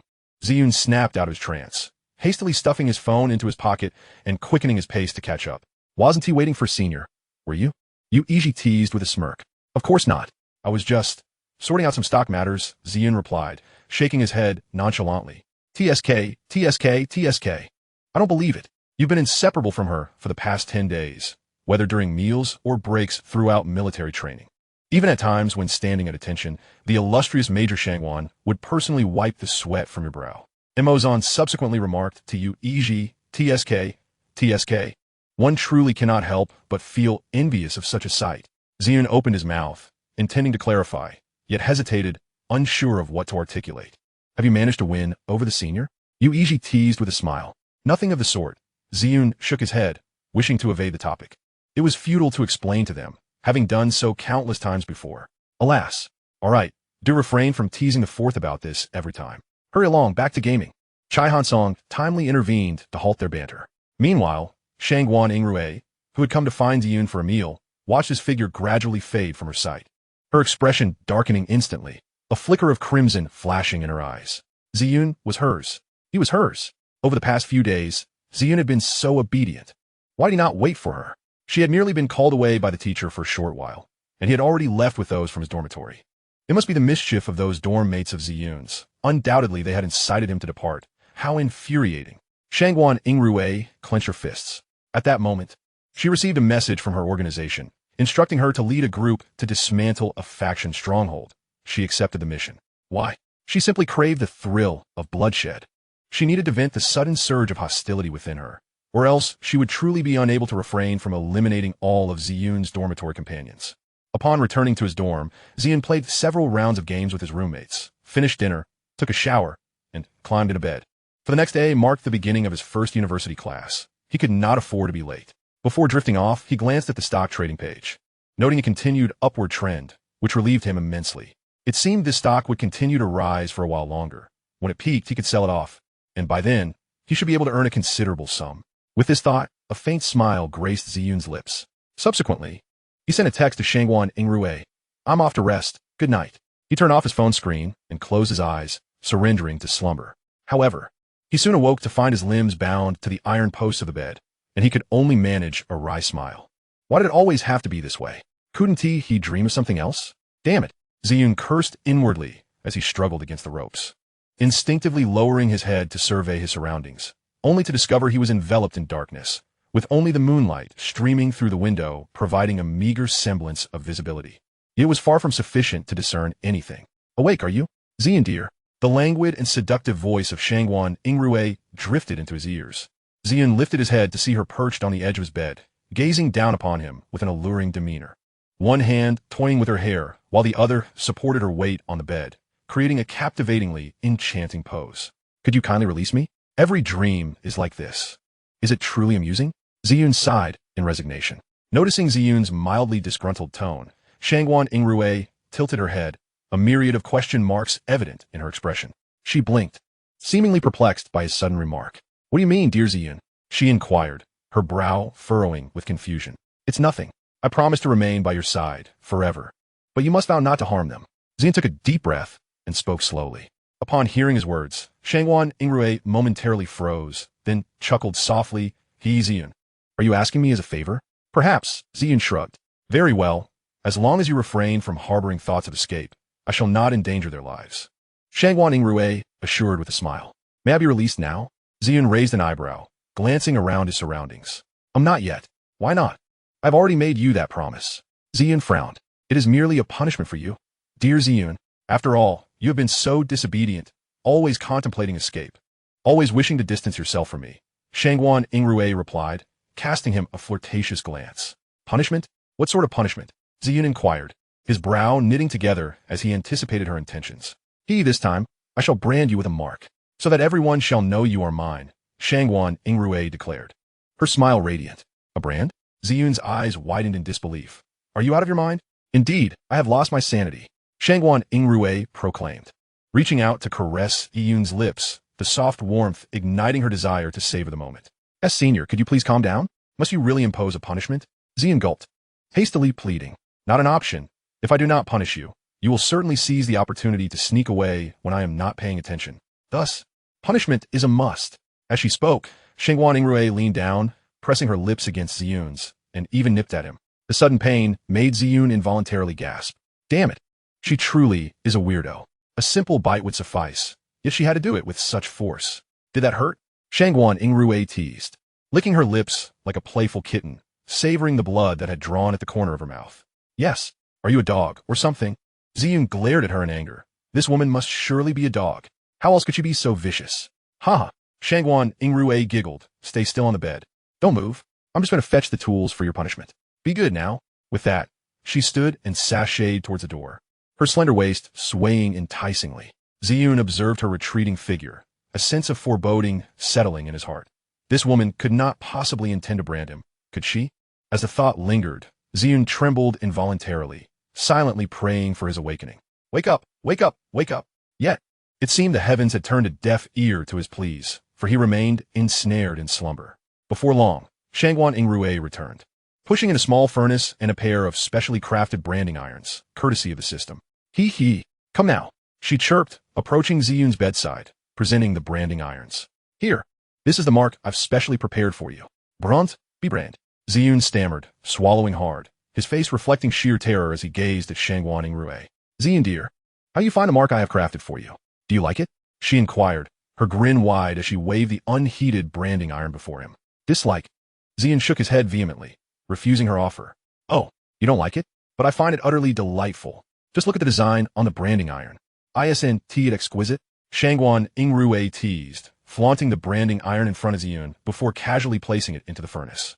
Watching the iron gradually heat to a glowing red, Ziyun felt his heart leap into his throat, beads of sweat forming on his brow.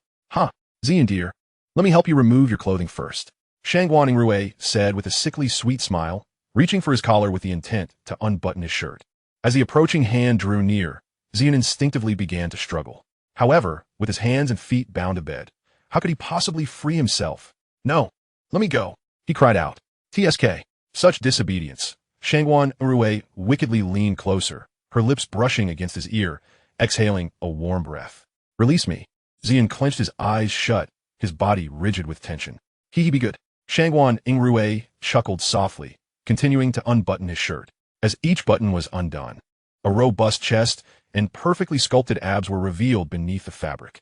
Mesmerized, Shangguan Yingrui's gaze lingered on Ziyun's physique, her breath growing heavier with anticipation. At last, the final button was undone, and she could not suppress a swallow at the sight of his enticing form. She was determined to brand him with her exclusive mark before savoring him completely. Gazing at Ziyun's unparalleled handsome face, Shangguan Yingrui couldn't help but lick her lips, her fingers grazing his skin, relishing the smoothness and delicacy beneath her touch. Ziyun, my dear brother, you become more exquisite the longer I look. Ziyun remained silent, lips pressed together. Ah, seeing you like this is simply delightful, Shangguan Yingrui teased, playfully flicking Ziyun's nose with her finger. He furrowed his brow, attempting to evade her touch.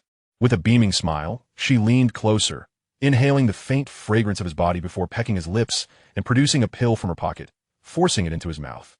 Now, don't resist. Otherwise, big sister will get angry. Ziyun coughed violently, his throat constricting as he desperately tried to expel the pill, but to no avail.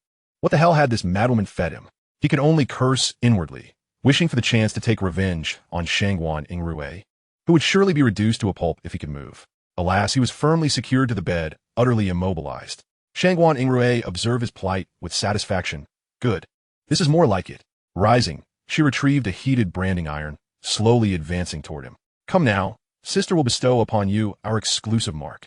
Ziyun watched in horror as the red-hot iron approached, swallowing hard, his face a mask of fear. Shangguan Yingrui, with a gleeful smile, aimed the iron at his chest, and with a resounding crack, a brand was seared into his flesh. A wave of searing heat surged from his chest, enveloping every inch of Ziyun's skin. The sensation was excruciating. Ugh, he groaned, before succumbing to unconsciousness.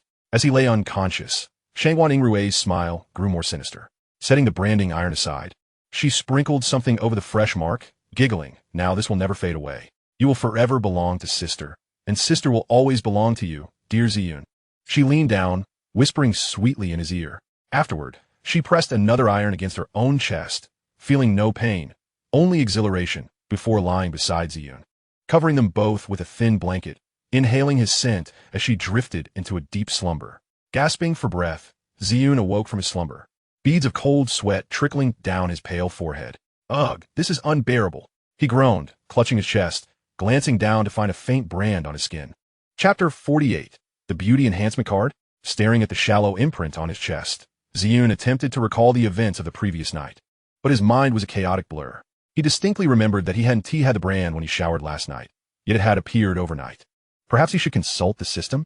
After a moment's thought, he dismissed the idea, suspecting that it would be just as clueless as he was. After all, when he had previously asked the questions, it only responded with ignorance. He couldn't help but question whether the system was defective.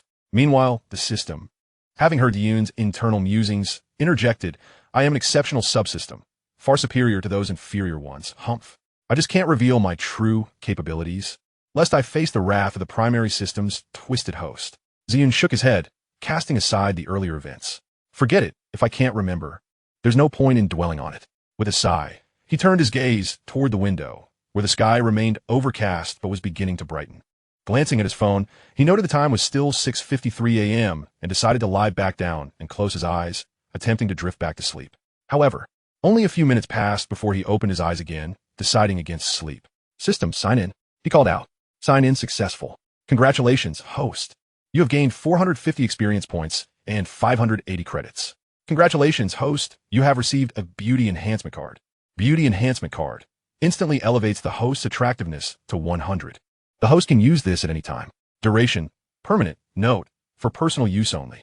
A Beauty Enhancement Card? Ziyun stared at the card in disbelief, his lips twitching in irritation. Not only had he failed to sign in for a charm blocker, but he had also received a Beauty Enhancement Card. Was this not a cruel joke? How much more attractive could he possibly become? Fortunately, the card could only be activated at his discretion. He breathed a sigh of relief and tucked it away in his backpack. Open personal panel, Ziyun commanded. Before long, the system panel materialized before him. Ziyun examined his data. Daily sign-in system, currently at level 1. Experience points, 584, 010, 4,160 more points needed for upgrade. Host, Ziyun. Age, 19. Height, 182 centimeters. Attractiveness, 97. Strength, 87. 60 is the passing mark. Combat power, 85. Constitution, LC. Personal assets, 1. 26 million. Credits, 3,700 credits obtained through daily sign-ins and random tasks. Skills: Culinary Arts, Advanced. Divine Vocal Skills, Beginner.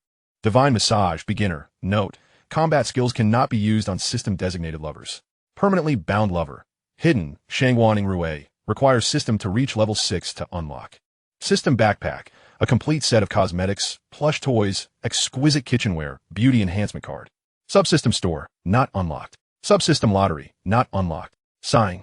Ziyun noted that he still needed over 4,000 points to level up. Nonetheless, he felt grateful that he could gradually accumulate experience, so there was no rush. However, seeing his backpack and skills brought a tinge of frustration. The system then inquired, as usual, "Host, your credits have reached 3,700. Would you like to upgrade your skills?" "Not interested," Ziyun replied dismissively. Upgrading these skills feels like an utter waste. When one elevates their culinary prowess, their taste buds inevitably refine, rendering external food offerings nearly inedible. It will be far more prudent to refrain from such enhancements. As for the singing voice, given that he does not sing, any upgrades would serve little purpose and could potentially invite unnecessary troubles. Regarding massage skills, however, an upgrade might be beneficial. It would allow him to offer shoulder massages to his mother and others. After indulging in a mobile game for a while, he proceeded to brush his teeth and wash his face. Naturally, he did not forget to rouse his roommate. Otherwise, they might sleep indefinitely. By the time he finished his morning routine, his roommate had finally awakened, still heavy with sleep. "Good morning, Lao Si." Chai Han Song stretched. "Hey, when did you get up? I feel like I've only slept for a couple of hours." Ziyun urged, "All right, hurry up and get out of bed. It's already 7:20, and we have class soon." Upon hearing this, Chai Han Song was startled awake and hurried into the bathroom. The other two also emerged from their slumber, rushing to the bathroom to freshen up. After a flurry of activity, they found themselves ready by 7:40. The group quickly washed up and made their way to the classroom. With approximately 5 minutes to spare, they arrived, securing 4 seats and awaiting the teacher's arrival. The trio engaged in animated discussion about yesterday's video game, while Ziyun remained silent, absorbed in stock trading on his phone, occasionally messaging Shangguan Yingrui. The ringing of the class bell finally interrupted him, prompting Ziyun to stow his phone away. Just then, Zhao Jijun entered the classroom, impeccably dressed in a crisp white shirt and black pants, striding towards the podium. Upon reaching the desk, he placed his lesson plan down, surveyed the class, and began. "Before we commence, I have an announcement from the school. Tomorrow evening, there will be a welcome party specifically for the freshmen." The classroom erupted in a buzz of excitement, students chattering animatedly. "Silence," Zhao Jijun called out, rapping the podium to quell the noise. He continued, "As per tradition, the performances are typically conducted by second and third year students, with you freshmen merely observing. However, this year, the college leadership has decided that each freshman class must present a program to showcase your talents. Given the time constraints, there are no specific requirements for the performance format. It may be an individual act or a small group. If you're interested, please register with the publicity officer. Qian Qingzi. Now, let us begin the lesson." After a brief address, Zhao Jijun launched into the lesson. The 3 in the dormitory, having listened to his announcement, slumped over their desks to catch a few more winks. "Lao Si, we stayed up too late last night. Remember to wake us after class." Emozan mumbled sleepily before closing his eyes. Ziyun nodded in agreement. Chapter 49 Ziyun. I have no talents. In the girls' dormitory, Su Xiaomo inquired, "Sister Rue, where were you yesterday? You didn't come back?" With her wide, glistening eyes, she curiously questioned Shangguan Yingrui, who had just returned. "I didn't tell anyone, but thankfully, the matron didn't check last night. I took care of some personal matters. What is up?" Shangguan Yingrui replied, glancing at Su Xiaomo with casual indifference. "Oh, by the way, I've picked up your package. It's on your desk." Su Xiaomo chirpidi. Shangguan Yingrui acknowledged coolly, intending to head to the restroom to freshen up. Noticing her intent, Su Xiaomo quickly called out, "Hey, Sister Rue, aren't you going to open your package and see what's inside?" Shangguan Yingrui paused for a moment, then turned to Su Xiaomo and replied, "I don't like others touching my things." "Oh," Su Xiaomo obediently nodded, but remained curious about the contents of the package. Respecting Sister Rue's wishes, she chose not to ask further. After freshening up and changing her clothes, Shangguan Yingrui left the dormitory, heading towards Ziyun's classroom. As the class bell rang, homeroom teacher Zhao Jijun concluded his morning lecture and exited the classroom. "All right, time to wake up. Class is over." Ziyun nudged the 3 still dozing at their desks. They rubbed their sleepy eyes and stood up to stretch. "I'm so hungry. Let us head to the cafeteria to fill our stomachs before returning to rest." Chai Han Song yawned lazily. "Let's go eat." "Mind your manners, you two. This is still a classroom," Ziyun admonished, rolling his eyes. Hehe. Mo Zan and Yu Iji awkwardly scratched their noses. Thus, the group departed the classroom, making their way to the cafeteria for lunch. Just as they stepped outside the classroom, a girl with black-rimmed glasses rushed towards them. Hey, wait. Classmates, please hold on. Chaihan Song, Ziyun, and Mo Zan exchanged puzzled glances, frowning in unison at the girl. The girl appeared sweet, with fair, delicate skin and shoulder length, wavy hair that lent her an innocent charm, particularly accentuated by her exquisite, heart-shaped face. She wore a light blue floral dress, exuding a fresh beauty, especially with her expressive eyes currently fixed on Ziyun. Is there something I can help you with? Ziyun raised an eyebrow, politely inquiring.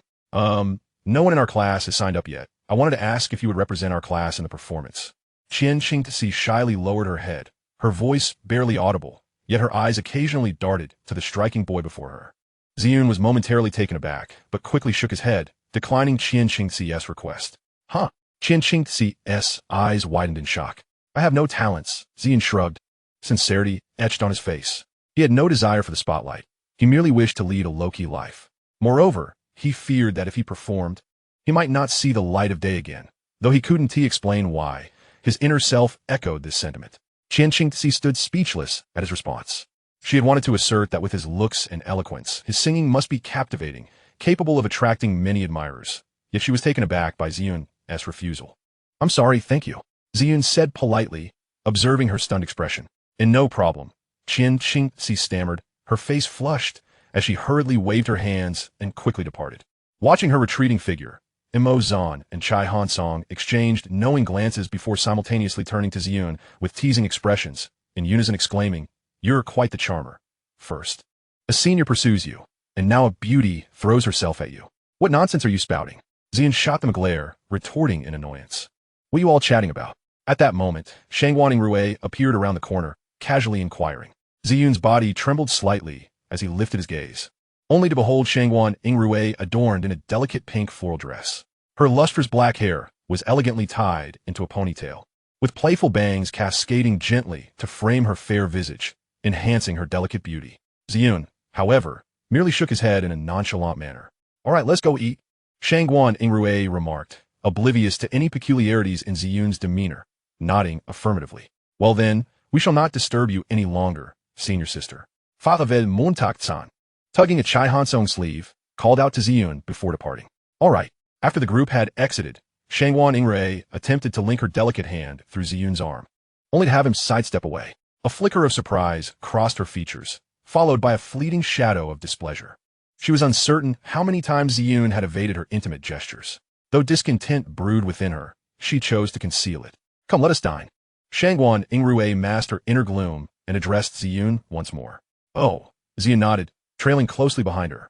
After their lunch, Shangguan Yingrui clung to Ziyun for a while longer, until he acquiesced to accompany her on a shopping excursion that afternoon, at which point she reluctantly released him. As she watched his retreating figure, a morbid obsession gradually surfaced within her. Ziyun, dear brother, I can hardly contain the urge to claim you as my own. What shall I do? Shangguan Yingrui smirked, a hint of madness lurking in the smile's curve. Upon returning to his dormitory, Ziyun tossed the food to his 3 roommates and lay back on his bed, closing his eyes to feign sleep. With no classes scheduled for the afternoon, he had little to worry about. After awakening around 2 in the afternoon, he engaged in a game with his roommates, and then received a message from Shangguan Yingrui, prompting him to venture out once more. Soon, the pair arrived at the bustling commercial square in the city center, where Shangguan Yingrui tugged at Ziyun's sleeve, leading him into a brand-name boutique. The items in this store are rather appealing. Shall we purchase a few garments? She suggested, pointing to the fashionable attire displayed in the window. Ziyun followed the direction of her finger, and indeed found the clothing quite suitable for his taste, both in style and color. He remained silent, allowing her to guide him into the store, where she retrieved an ensemble and handed it to the sales assistant. The sales assistant, a girl with short hair, eagerly accepted the clothing and began enthusiastically introducing it to Shangguan Yingrui and Ziyun. You two are newlyweds, and this outfit is a new arrival, perfectly tailored to your sizes. If you try it on, the effect should be splendid. Upon hearing this, Shangguan Yingrui felt a flicker of joy within, but maintained her composure, merely pursing her lips and nodding slightly. Ziyun, however, couldn't help but grimace at the assistant's words. What in the world makes you think we resemble newlyweds? Please refrain from making such assumptions. Sir, would you like to try on this outfit? Ziyun caught a glimpse of Shangguan Yingrui's eager gaze and contemplated declining, as they were not a couple and wearing matching outfits might lead to misunderstandings. Yet, within her expectant eyes, he discerned a trace of something darker, as if to say, "If you refuse, I shall be displeased." With that thought, Ziyun silently accepted the clothing and made his way to the fitting room.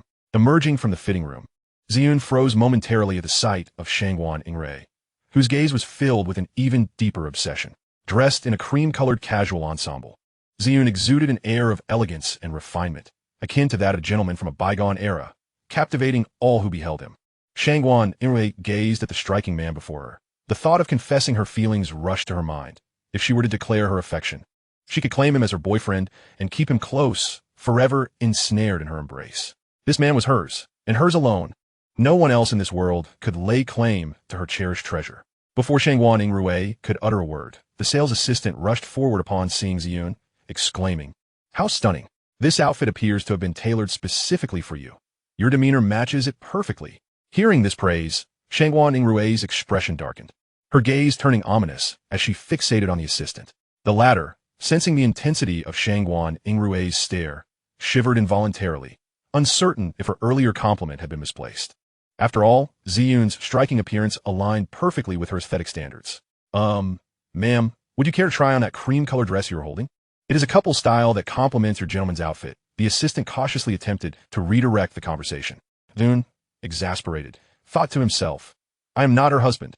However, upon hearing the assistant's words, Shangguan Yingrui's previously stormy demeanor brightened considerably, clearly pleased by the suggestion.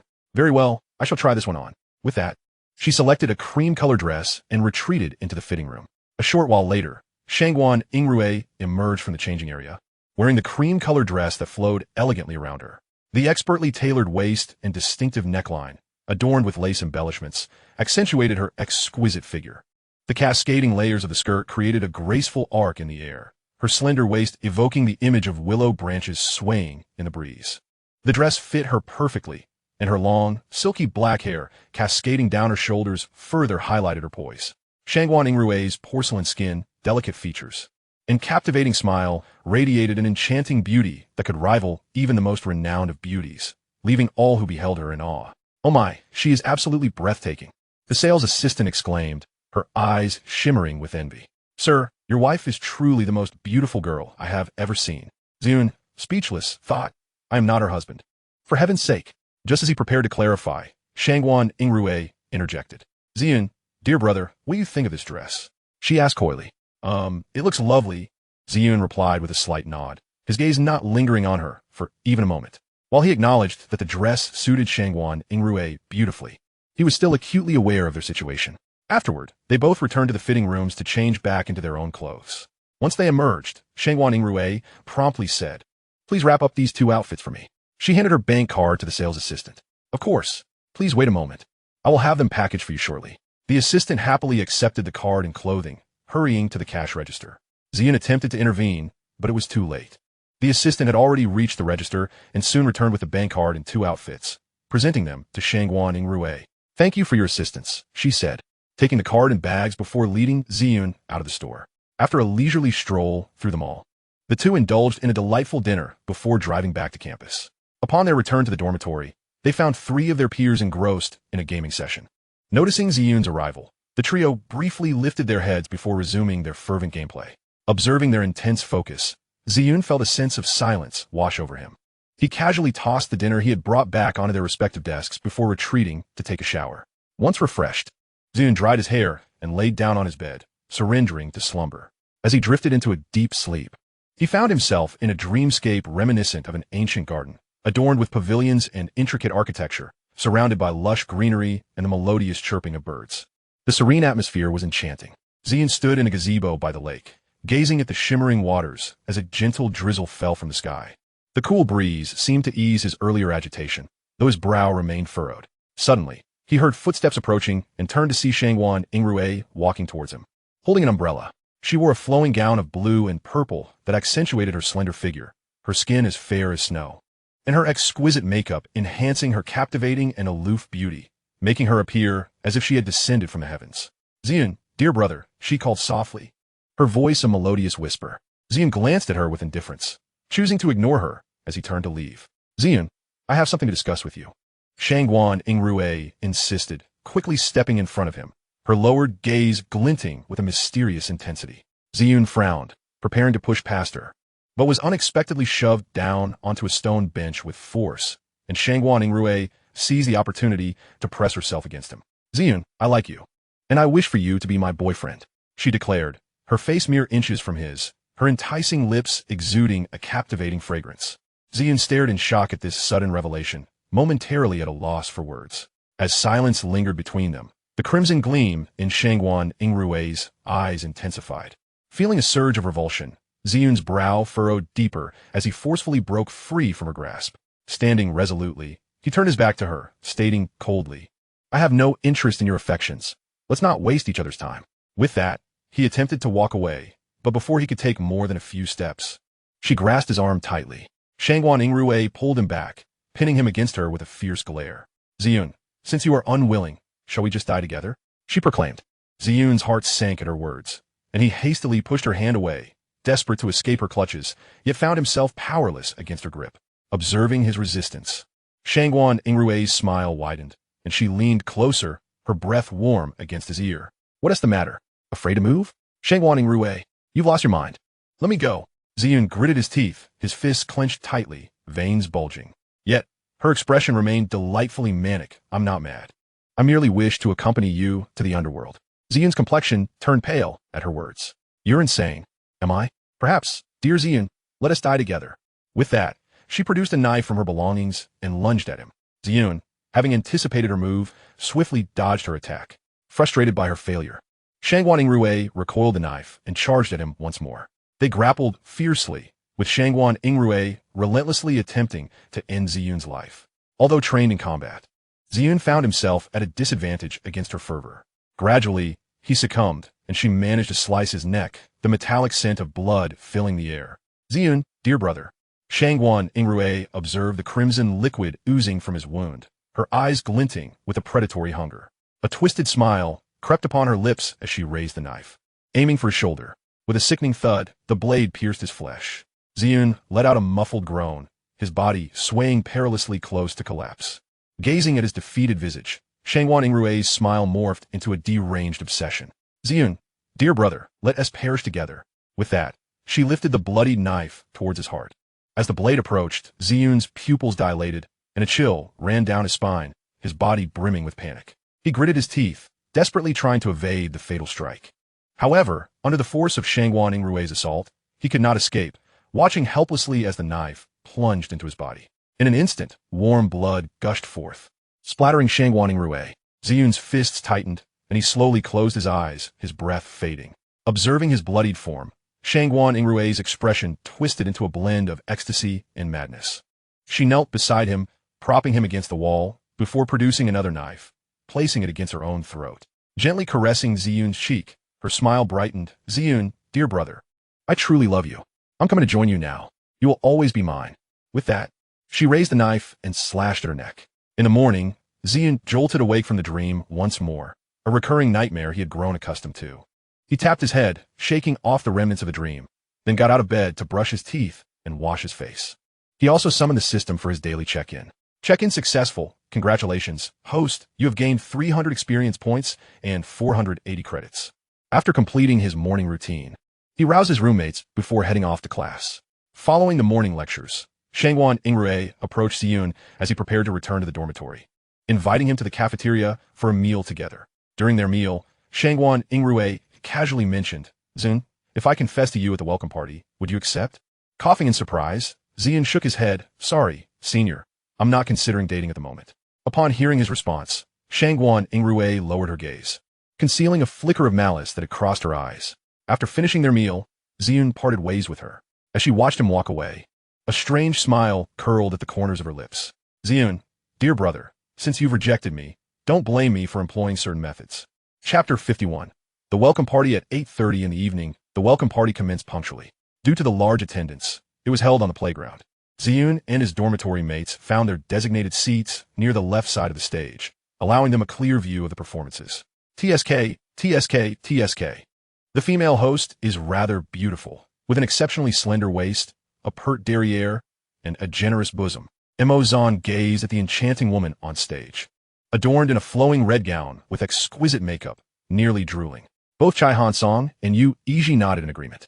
Ziyun lifted his gaze briefly to glance at the striking beauty on stage, maintaining his icy demeanor, silent as he continued to fiddle with the stock market app on his phone. At this moment, there were two hosts on stage, in addition to the red-clad female host. There was a man dressed in a matching red suit. The female host surveyed the audience below, smiling sweetly as she announced, "Please, esteemed students, maintain silence, for our gala is about to commence.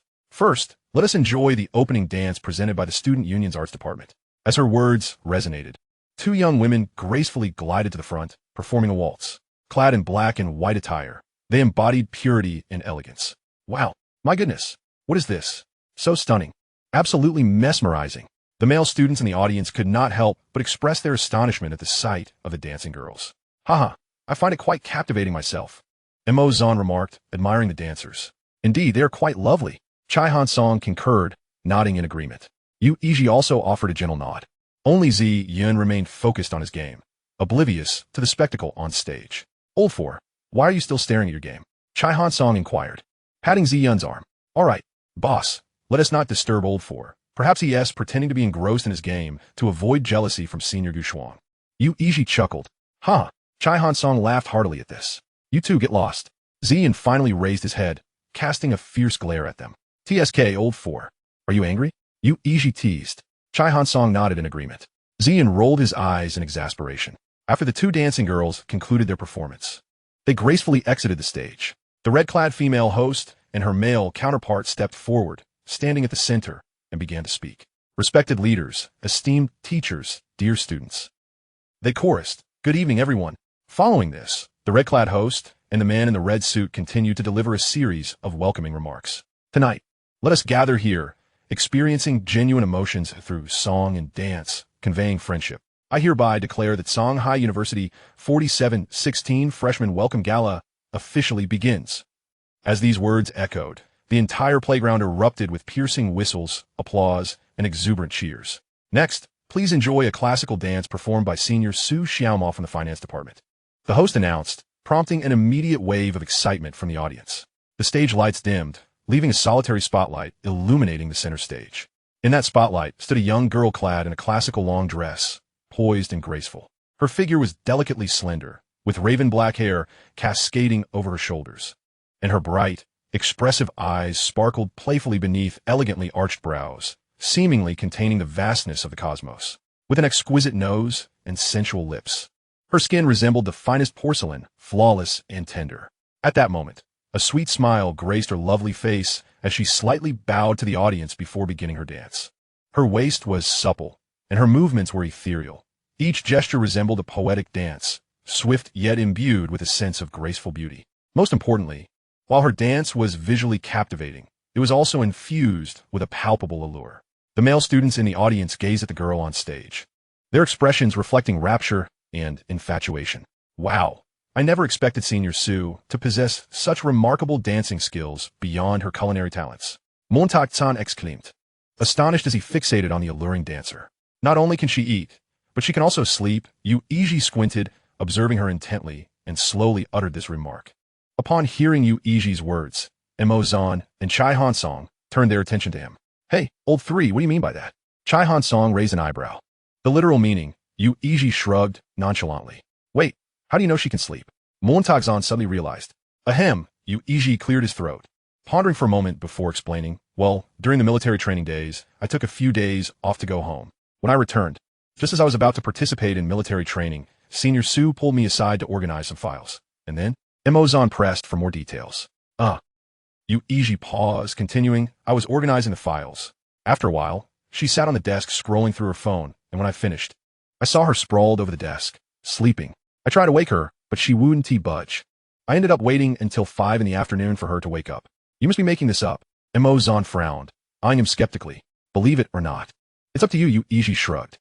Zon chose to ignore him, focusing intently on the dance on stage. Meanwhile, Su Xiaomao's performance concluded, and she bowed to the audience.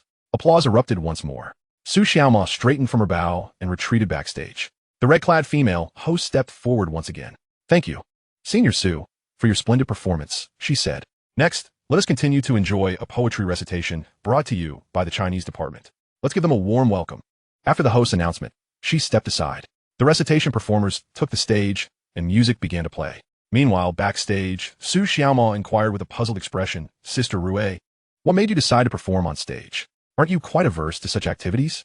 Oh, nothing much, just felt bored and wanted to have a little fun. Guishuang replied casually.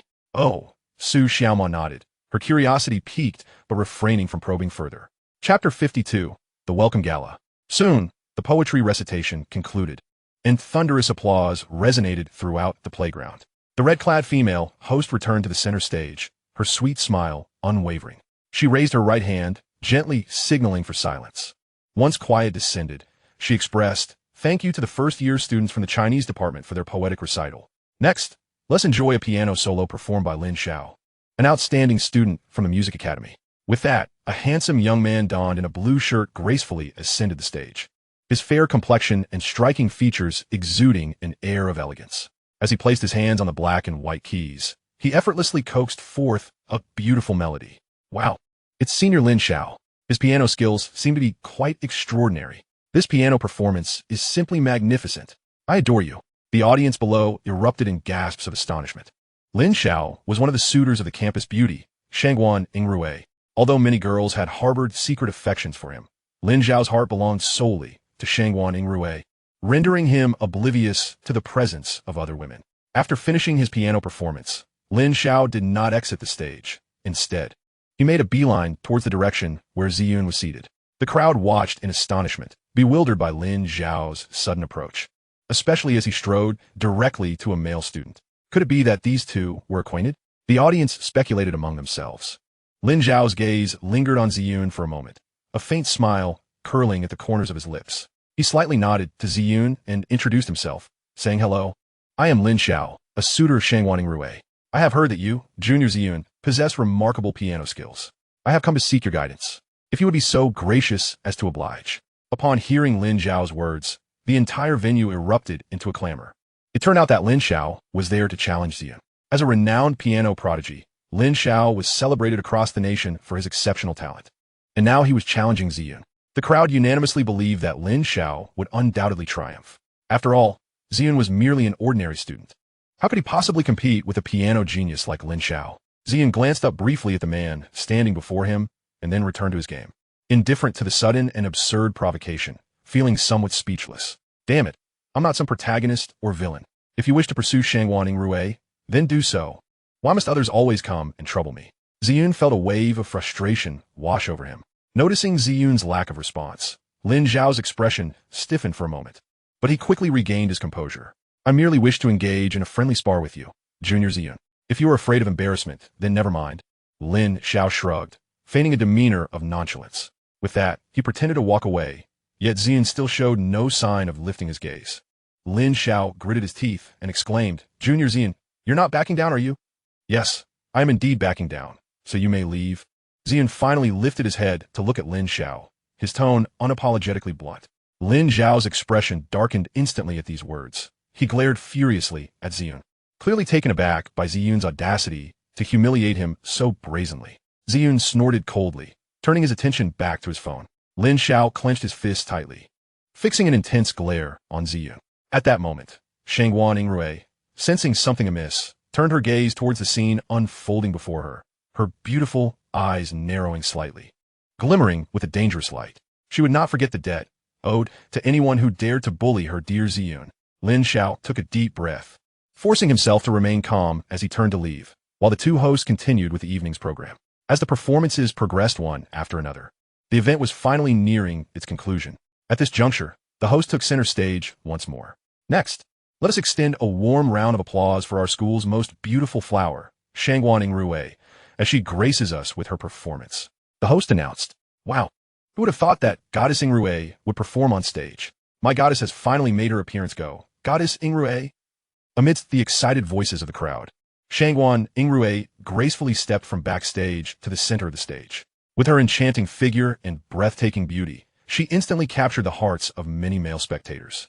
Her allure was sufficient to mesmerize any onlooker, especially these naive young men, who at that moment had completely forgotten that Shangguan Yingrui had someone she liked. Old four, stop playing on your phone. The senior is about to perform. Mo Zan nudged Ziyun's arm. Ziyun set his phone down and turned his gaze towards the stage. Currently, Shangguan Yingrui stood in the limelight, her flowing crimson gown swaying as the lights illuminated her, making her appear as if she were bathed in divine light, beautiful and ethereal. Like a celestial being, Shangguan Yingrui surveyed the audience, her gaze finally resting on Ziyun. Upon spotting him, a gentle smile graced her lips, reminiscent of tranquil waters. Ziyun found himself momentarily stunned by the smile that reminded him of their earlier conversation during lunch, when she had asked Junior Ziyun, "If I confess to you at the welcome party, would you accept?" At that time, Ziyun had dismissed her words as mere jest and had even turned her down. However, now, seeing Shangguan Yingrui's smile, an unsettling premonition gripped him. Could it be that she was indeed serious? Ziyun furrowed his brow. Meanwhile, Shangguan Yingrui had already taken up the microphone and began to sing. Her voice was ethereal, almost otherworldly, captivating all who listened and drawing them into a state of rapture. Her melodious notes resonated clearly and hauntingly, enchanting the audience to the point of spellbound silence. The crowd was utterly entranced by Shangguan Yingrui's singing, each person lost in admiration. Wow, this is truly a voice from the heavens, so beautiful. My goddess is simply extraordinary. Goddess Yingrui is so stunning. I can't take it. Her singing is too beautiful. I'm going to faint. Shangguan Yingrui's voice reverberated across the entire playground, lingering in the air long after she finished. Amidst waves of admiration and envy, she finally ceased her performance, just as the audience anticipated her to deliver a closing remark. Shangguan Yingrui slowly approached Ziyun with a microphone in hand. The crowd fell silent, collectively wondering if the goddess was about to confess her feelings to Ziyun in front of everyone. Chapter 53. Confession Rejected. Shangguan Yingrui contemplates self-harm?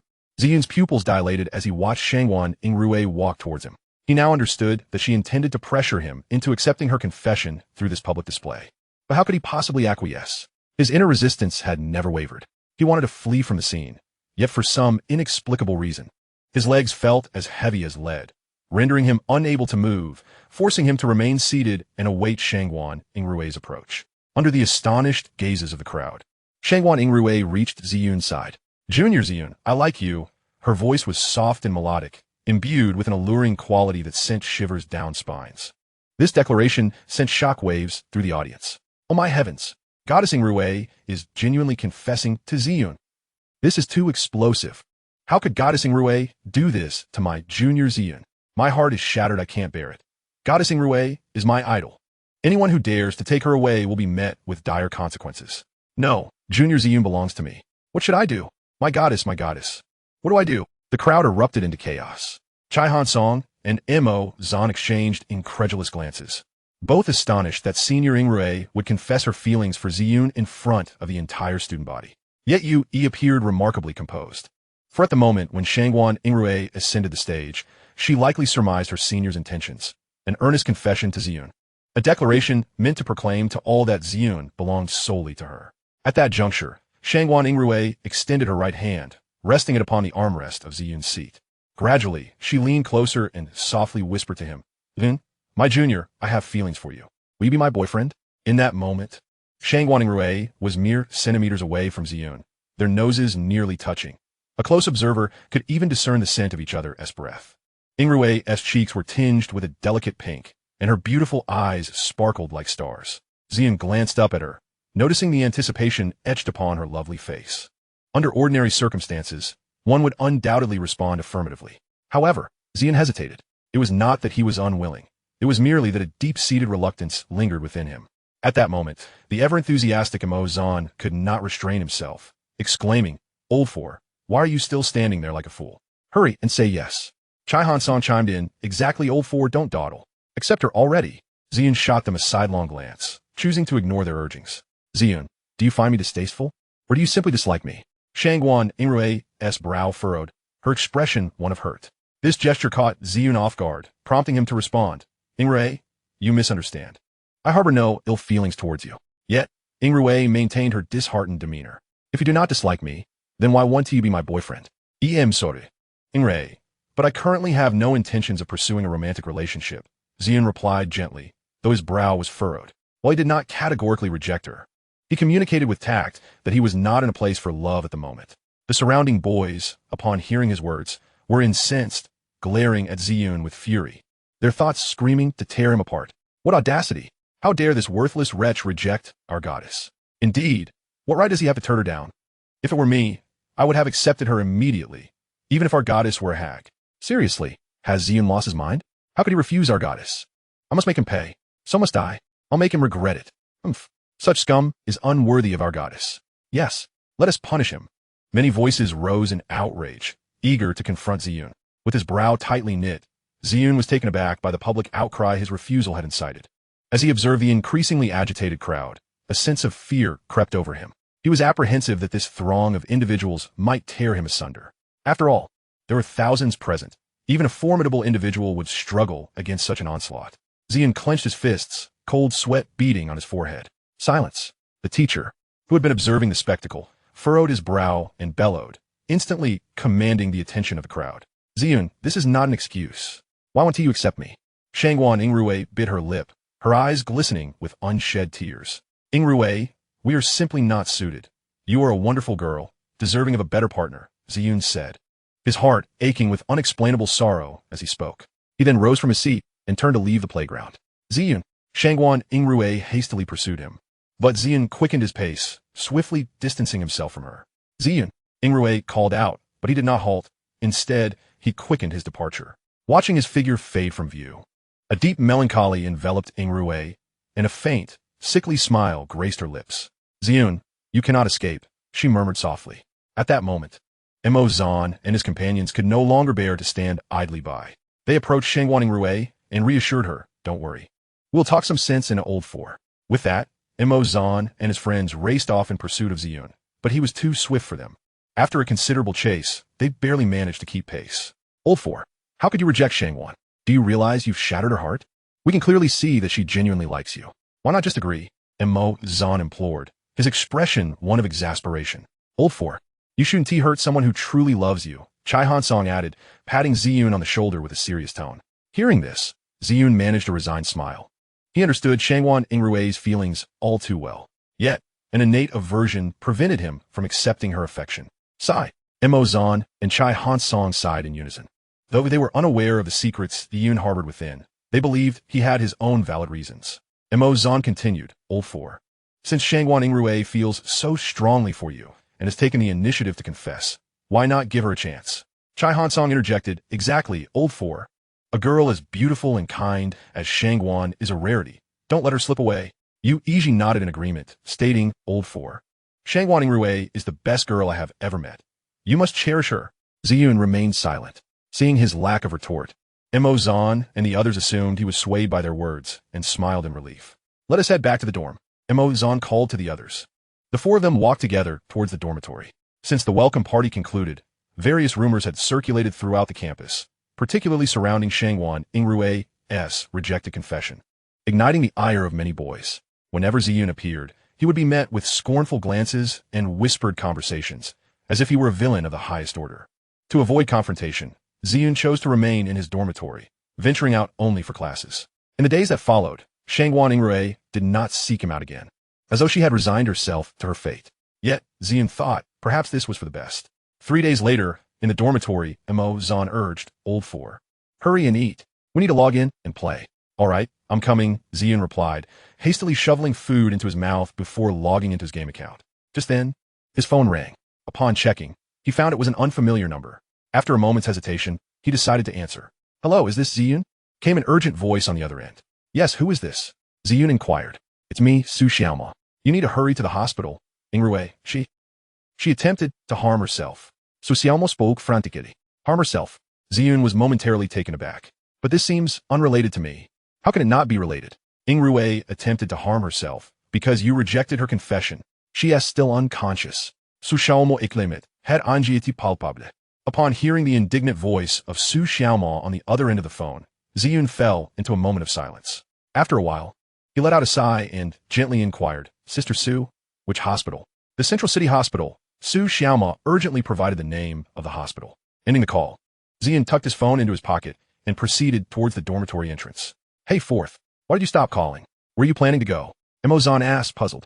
I'm stepping out to attend to something. I might be back a bit late, Ziyun replied. Huh? What is so urgent? Do you need me to accompany you? Mo Zan pressed further. No need, it's just a trivial matter that I can handle myself. Don't worry. Ziyun gently shook his head. Seeing this, Mo Zan did not insist further. All right, just be careful. Ziyun exited the dormitory, making his way directly towards the school gate. Once outside the campus, he hailed a taxi and climbed in. Driver, to the Central City Hospital, please. Sure thing. The taxi driver sped away from the campus, racing towards the Central City Hospital. Approximately half an hour later, the taxi came to a halt. Thank you, driver. Ziyun paid and stepped out, raising his eyes to behold the Central City Hospital before him. Situated in the bustling heart of the city, the Central City Hospital boasts advanced medical equipment, highly qualified medical personnel, and exceptional skills. Ziyun walked straight into the hospital. Upon entering, he immediately attracted the attention of many, for his striking handsomeness was hard to overlook. Ziyun traversed the hospital garden, heading directly to the inpatient ward. After inquiring at the nurse's station, he learned the location of Shangguan Yingrui's room. Before long, Ziyun arrived at the door of Shangguan Yingrui's ward. Through the glass window, he clearly observed Shangguan Yingrui lying on the bed, her complexion ashen and devoid of color, her lips cracked, indicating she had likely lost considerable blood. Beside her sat a beautiful girl in a pink dress, her expression weary, clearly having cried for a long time. This girl was Su Xiaoma. At that moment, she was bowing her head, gripping Shangguan Yingrui's cold hands, her eyes glistening as she gazed at her, tears cascading down her delicate cheeks. Sister Su. Ziyun pushed the door open and entered. Junior. Su Xiaoma immediately stood up, wiping the tear stains from her face. You finally came. How is Yingrui? What is her condition? Ziyun inquired softly. She just came out of emergency treatment. The doctor said it was fortunate she was brought in on time. Otherwise, it could have been dangerous, Su Xiaoma replied, her voice filled with melancholy. Ziyun nodded, approaching the bedside of Shangguan Yingrui, quietly observing her pale and haggard face. Lost in thought, seeing Ziyun's silence, Su Xiaoma couldn't help but urge, Ziyun, although Yingrui acted recklessly, she likes you. Please give her a chance. We're truly not suited for each other, Ziyun replied slowly. Why not? You've never even been in a relationship, Su Xiaoma remarked. At her words, Ziyun paused momentarily before responding. It's a feeling. What do you mean by feeling? Su Xiaoma froneth. A feeling is simply a feeling. Forcing a relationship will ultimately lead to tragedy, Ziyun stated calmly. Su Xiaoma opened her mouth to retort, but found no words to counter Ziyun's assertion. Sister, since she is all right now, I'll take my leave. Please convey my wishes for her swift recovery, Ziyun said flatly. Seeing Ziyun prepare to leave, Su Xiaoma opened her mouth, wanting to say something more. Just then, Shangguan Yingrui on the hospital bed suddenly coughed a couple of times and opened her eyes. Yingrui, you're awake, Su Xiaoma exclaimed joyfully, rushing forward to support her. Shangguan Yingrui slowly turned her head to glance at Su Xiaoma, then shifted her gaze to Ziyun. Junior Ziyun, I knew you would come. You must like me, right? Shangguan Yingrui said weakly, her once sparkling eyes now dull and lifeless, her appearance more haggard than ever. I'm sorry, I've never liked you, Ziyun replied in a neutral tone. Junior Ziyun, you're lying. If you didn't like me, why would you come to the hospital to see me? Shangguan Yingrui exclaimed passionately. It was Sister Su who called me, saying you attempted to harm yourself after I didn't accept your confession, which is why I came, Ziyun responded truthfully. Since you're awake now, there is no need for Sister Su to relay my message. I wish you a speedy recovery. The dormitory will be closing soon, so I'll take my leave now. With that, Ziyun turned to exit. Just as he took a step, Shangguan Yingrui's anguished and desperate voice echoed. If you don't like me, then I have no reason to live. With that, Shangguan Yingrui broke free from Su Xiaoma's support, threw aside the blanket, and rushed towards the mirror at the washstand, violently striking the frame. Bang, bang, bang. After 3 resounding impacts, blood streamed down Shangguan Yingrui's forehead, and her entire visage was grotesquely swollen from the force of the blows. Witnessing Shangguan Yingrui's tragic state, Ziyun was taken aback. He had not anticipated such an extreme reaction. He hurried forward to intervene, grasping her arms to prevent her from inflicting further harm upon herself. Shangguan Yingrui struggled fiercely against Ziyun's hold, hysterically screaming, "Let go of me! You don't like me! You didn't accept my confession! What meaning does my existence hold? Let me die!" She flailed her arms, attempting to break free from Ziyun's grasp, but was unable to escape. Only able to scream in madness, her face streaked with tears. "Sister, please calm down." Ziyun exerted all his strength to pull Shangguan Yingrui into his embrace. Shangguan Yingrui fought desperately, even scratching Ziyun, yet she remained relentless. "Stop this. Ziyun roared, his hands gripping her shoulders firmly. Let go of me. Let me die. Shangguan Yingrui struggled with all her might, screaming in a frenzy, tears streaming down her face and staining half of her cheek. Sister, if you could just calm down a little, I will agree to date you. Ziyun suddenly shouted. Shangguan Yingrui paused, momentarily stunned, before lifting her head to lock eyes with Ziyun. Really? Really? Really? Ziyun nodded. He was uncertain whether his decision was right. But the thought of Shangguan Yingrui potentially choosing to end her life due to his rejection weighed heavily on his conscience. After all, Shangguan Yingrui was a vibrant life. The so-called love and marriage were merely a facade. Upon hearing Ziyun's affirmative response, Shangguan Yingrui's face lit up with a smile. Junior, shall we start dating today? Ziyun nodded, then lifted Shangguan Yingrui in his arms, carrying her to the bed and gently laying her down, before standing up to head for the door. At that moment, however, Shangguan Yingrui suddenly reached out and tugged at the hem of Ziyun's shirt. What's wrong? Ziyun turned to look at her. Where are you going? Shangguan Yingrui asked. To find a doctor to dress your wounds, Ziyun replied nonchalantly.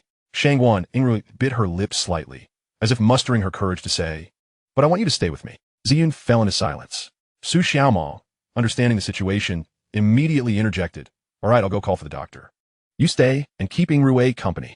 She still feels a lingering sense of trepidation, never anticipating that Sister Rui would genuinely attempt to take her own life by crashing into the glass mirror. This was entirely divergent from the script they had previously devised. This scene had utterly terrified Su Xiaomao. Of course, Shangguan Yingrui's actions stem from her profound love for Ziyun. In Shangguan Yingrui's heart, Ziyun represented the sole light of her existence. Without this light, she might transform into a mere shell of a person, living in a state indistinguishable from death. Well, thank you, Senior Su. Ziyun nodded. No need for such formality. Su Xiaomao waved her hand and exited the room, ensuring to close the door for the two of them. As soon as Su Xiaomao departed, an oppressive silence engulfed the room. Ziyun stood frozen in place, his expression a tumult of emotions as he gazed at Shangguan Yingrui. She, too, fixated her gaze upon him. After a protracted silence, it was Shangguan Yingrui who first shattered the awkward stillness. Junior, she murmured, her eyes cast downward. Speaking slowly yet distinctly, could you sit beside me? Allicht. Ziyun trembled slightly, but nodded and moved closer, taking a seat beside her. As soon as he settled, Shangguan Yingrui leaned into his embrace, resting her head against his chest. Junior, you must never reject my feelings. Otherwise, I fear I might truly contemplate ending my life. She murmured, her eyes glistening with tears, evoking an overwhelming sense of pity. Ziyun found himself at a loss for words and could only nod in response. Shangguan Yingrui smiled, wrapping her arms around his waist. Ziyun sat there, stiff as a board, allowing her to lean against him. She buried her head deeply into his embrace, greedily inhaling his scent, her gaze growing increasingly enamored. This person belonged solely to her. The possessiveness quickened her heartbeat, igniting her blood. Junior, she lifted her head, her eyes ablaze as she gazed at Ziyun, her tone soft as she called out to him. She had forgotten the words she had just spoken, driven solely by an overwhelming subconscious desire to possess him, continuously teasing Ziyun. She felt herself losing control of her body, yearning for intimate contact with him. Ziyun, under the fiery intensity of her gaze, felt a shiver run down his spine, unable to suppress a nervous gulp. Senior, why are you looking at me like that? He inquired anxiously, beads of sweat forming on his forehead. He had never been in a romantic relationship before and was entirely at a loss for how to interact with a girl, especially one like Shangguan Yingrui, whom he felt a degree of resistance towards.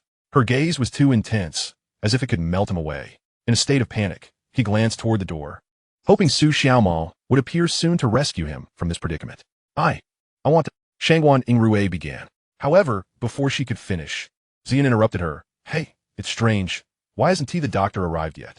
Senior, wait a moment. I'll go see if Senior Su has brought the doctor, Ziyun said, his expression grave. Oh, all right. Shangguan Yingrui pouted. Although she was reluctant to part from Ziyun, she understood the importance of patience and gradual progression. You go ahead. I'll wait for you. Okay. Ziyun nodded and rose, heading toward the door. Just as he reached for the doorknob, it swung open from the outside, revealing Su Xiaomao accompanied by an elderly physician. The doctor, clad in a loose white coat, sporting a goatee and gold-rimmed glasses, appeared to be in high spirits. Dr. Wen. Su Xiaomao greeted respectfully, then introduced Ziyun. This is Shangguan Yingrui's boyfriend, Ziyun. Hello. Ziyun politely greeted. Thank you for your assistance. Oh, it's no trouble at all. Dr. Wen chuckled, approaching Ziyun with a beaming smile, shaking his hand warmly. This young man is becoming more handsome as he grows. Quite impressive. He had intended to call him Xiaoyun, but refrained, recalling his granddaughter's peculiar nature. You flatter me, Ziyun replied, feeling somewhat bashful and unaccustomed to such compliments. Yet he felt obliged to maintain humility for Dr. Wen's sake. The doctor scrutinized Ziyun closely, nodding in approval. Truly quite remarkable. Our Rue has a keen eye. At this, Ziyun's lips twitched slightly, yet he managed a strained smile. Observing her grandfather and Ziyun engaging in such merry conversation, Shangguan Yingrui felt a surge of jealousy, a flicker of possessiveness stirring within her. Nevertheless, recalling the fond memories of her grandfather from her childhood, she pouted and exclaimed, "Humph, grandfather. Why do you get along so well with him?" "Haha, it's because our Rue likes him." Dr. Wen affectionately ruffled Shangguan Yingrui's hair, adding, "After all, good fortune should not flow to outsiders. If Ziyun is so exceptional, our Rue must be equally so. How annoying, grandfather."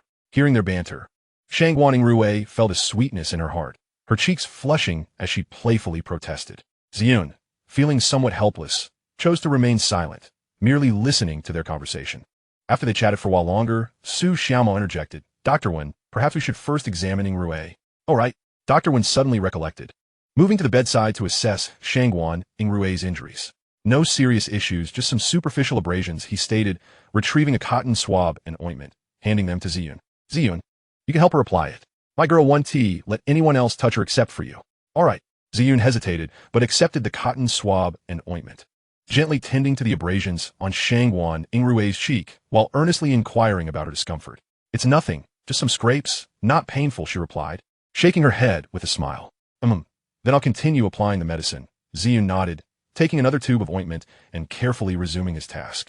Dr. Wen stood at the foot of the bed, observing the two, stroking his snowy white beard, hoping that his granddaughter would refrain from self-harm and harming others now that she was with Ziyun.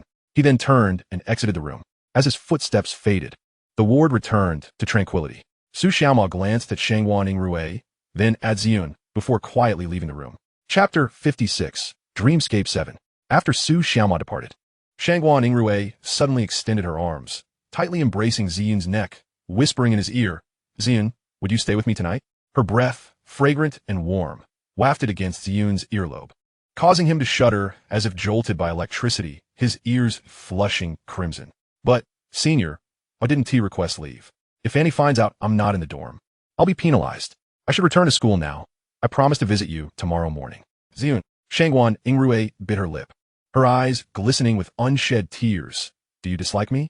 Or was your previous promise to be my boyfriend just a lie? If that's the case, I might as well die. There's no meaning in living anyway," she lamented, tears brimming in her eyes, adopting a woeful and pitiful demeanor. Witnessing this heart-wrenching sight, Ziyun felt utterly speechless. He sighed, setting down the cotton swab and ointment, assisting Shangguan Yingrui in lying down. "Stop crying. Rest well. I'll stay with you." He then sent a message to their group chat. "I 1T be returning. I'm dealing with some tricky matters here. Please help me handle Annie. Thanks." In the dormitory, the three individuals were utterly astonished upon reading the message, and they promptly sent inquiries, demanding an explanation. Ziyun offered only a brief clarification before putting away his phone. With Ziyun having relented, Shangguan Yingrui finally broke into a smile, obediently nodding her head and closing her eyes, preparing to drift into slumber. As she lay there, the serene and beautiful visage of Shangguan Yingrui captivated Ziyun, compelling him to gently smooth her brows. Her long eyelashes framed her eyes, and the delicate curve of her prominent nose paired with her soft, rosy lips created a stunning silhouette. Even her flowing locks, scattered carelessly upon the pillow, exuded a languorous charm, invoking an inexplicable allure. Ziyun withdrew his gaze, tucked her in with the blanket, and seated himself in the chair beside the bed, leaning against the wall, slowly closing his eyes to rest. The night enveloped the room in a haze of tranquility. Shangguan Yingrui opened her eyes, and, having stealthily glanced at Ziyun several times, and finding him still in slumber, quietly lifted a corner of the blanket. She tiptoed out of bed, her bare feet meeting the chill of the floor, and silently crept to Ziyun's side, crouching beside him, resting her chin on her hand, mesmerized by his presence, as if he were the most precious treasure in the world. Entranced, Shangguan Yingrui reached out to caress Ziyun's handsome features, hesitating momentarily in fear of disturbing him. Finally, she gently placed her fingertip on his lips, tracing them softly. So beautiful, she murmured. Just then, Ziyun seemed to sense something, abruptly furrowing his brow. Startled, Shangguan Yingrui quickly retracted her hand and pretended to be asleep, her heart racing. Ziyun stirred but remained unconscious, appearing thoroughly exhausted. With a suppressed giggle, Shangguan Yingrui climbed back up, leaned closer to Ziyun, and planted a tender kiss on his lips. After this fleeting brush of affection, she carefully lifted him and laid him back onto the bed, tucking him in before snuggling herself into the covers beside him, sharing the small hospital bed. Gazing at his striking features, Shangguan Yingrui's eyes narrowed in bliss. Her right hand rested on his chest, while her left arm encircled his waist. Her small face nestled against him, basking in the warmth radiating from his body, gradually feeling at ease. As she lay in Ziyun's embrace, Shangguan Yingrui drifted into a dream, a sweet smile gracing her lips. Meanwhile, within the realm of dreams, Ziyun awoke once more, only to find himself not in a basement or any other foreboding location. Nor was he bound, but rather standing at the threshold of an operating room, marked with the words emergency surgery. Ziyun's pupils dilated in alarm, tension coursing through him. A wave of dread surged from the depths of his heart. Could it be that Yingrui? Suddenly, an image flashed in his mind of Shangguan Yingrui, lifeless in his arms. And his breath hitched, his heart feeling as though it were being clenched. Compelled by an uncontrollable urge, he rushed toward the operating room, only to be intercepted at the door. Sir, the surgery is currently in progress. Please wait a moment.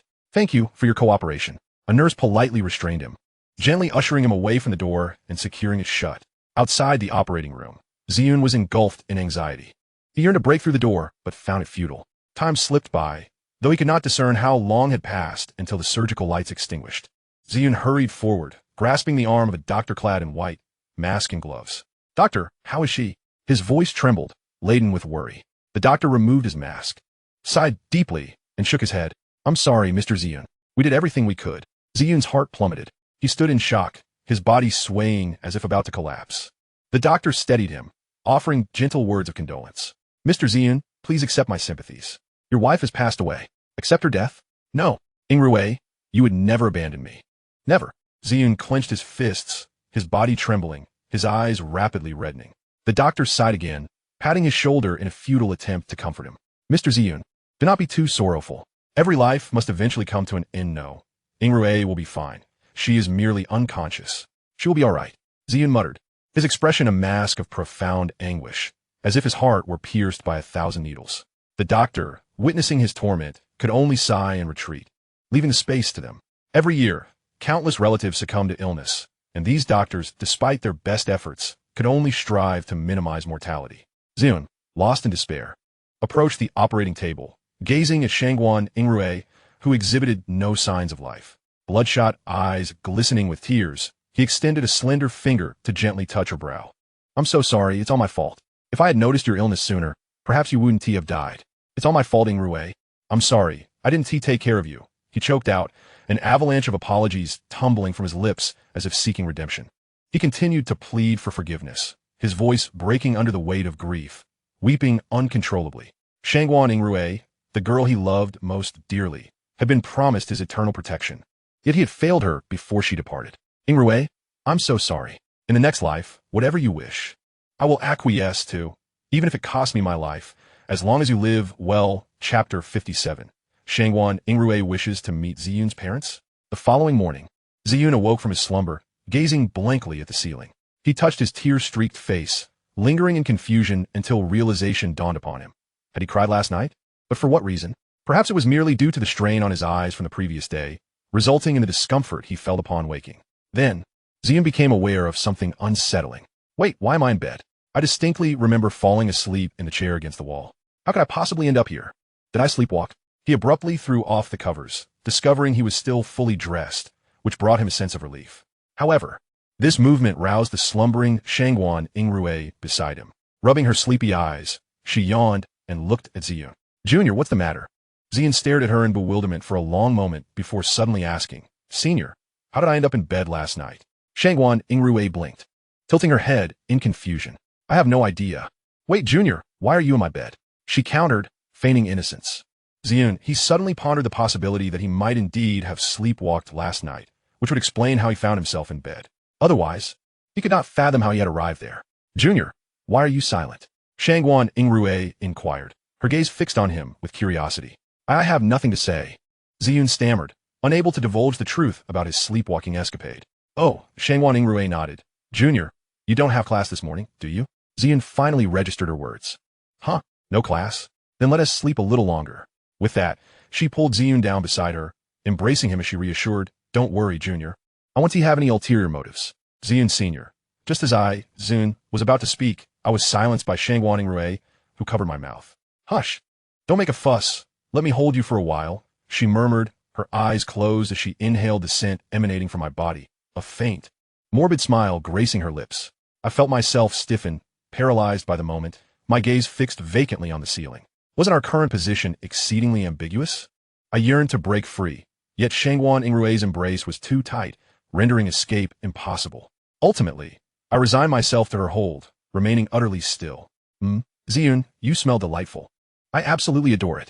Shangguan Yingrui whispered shyly, nuzzling against my neck.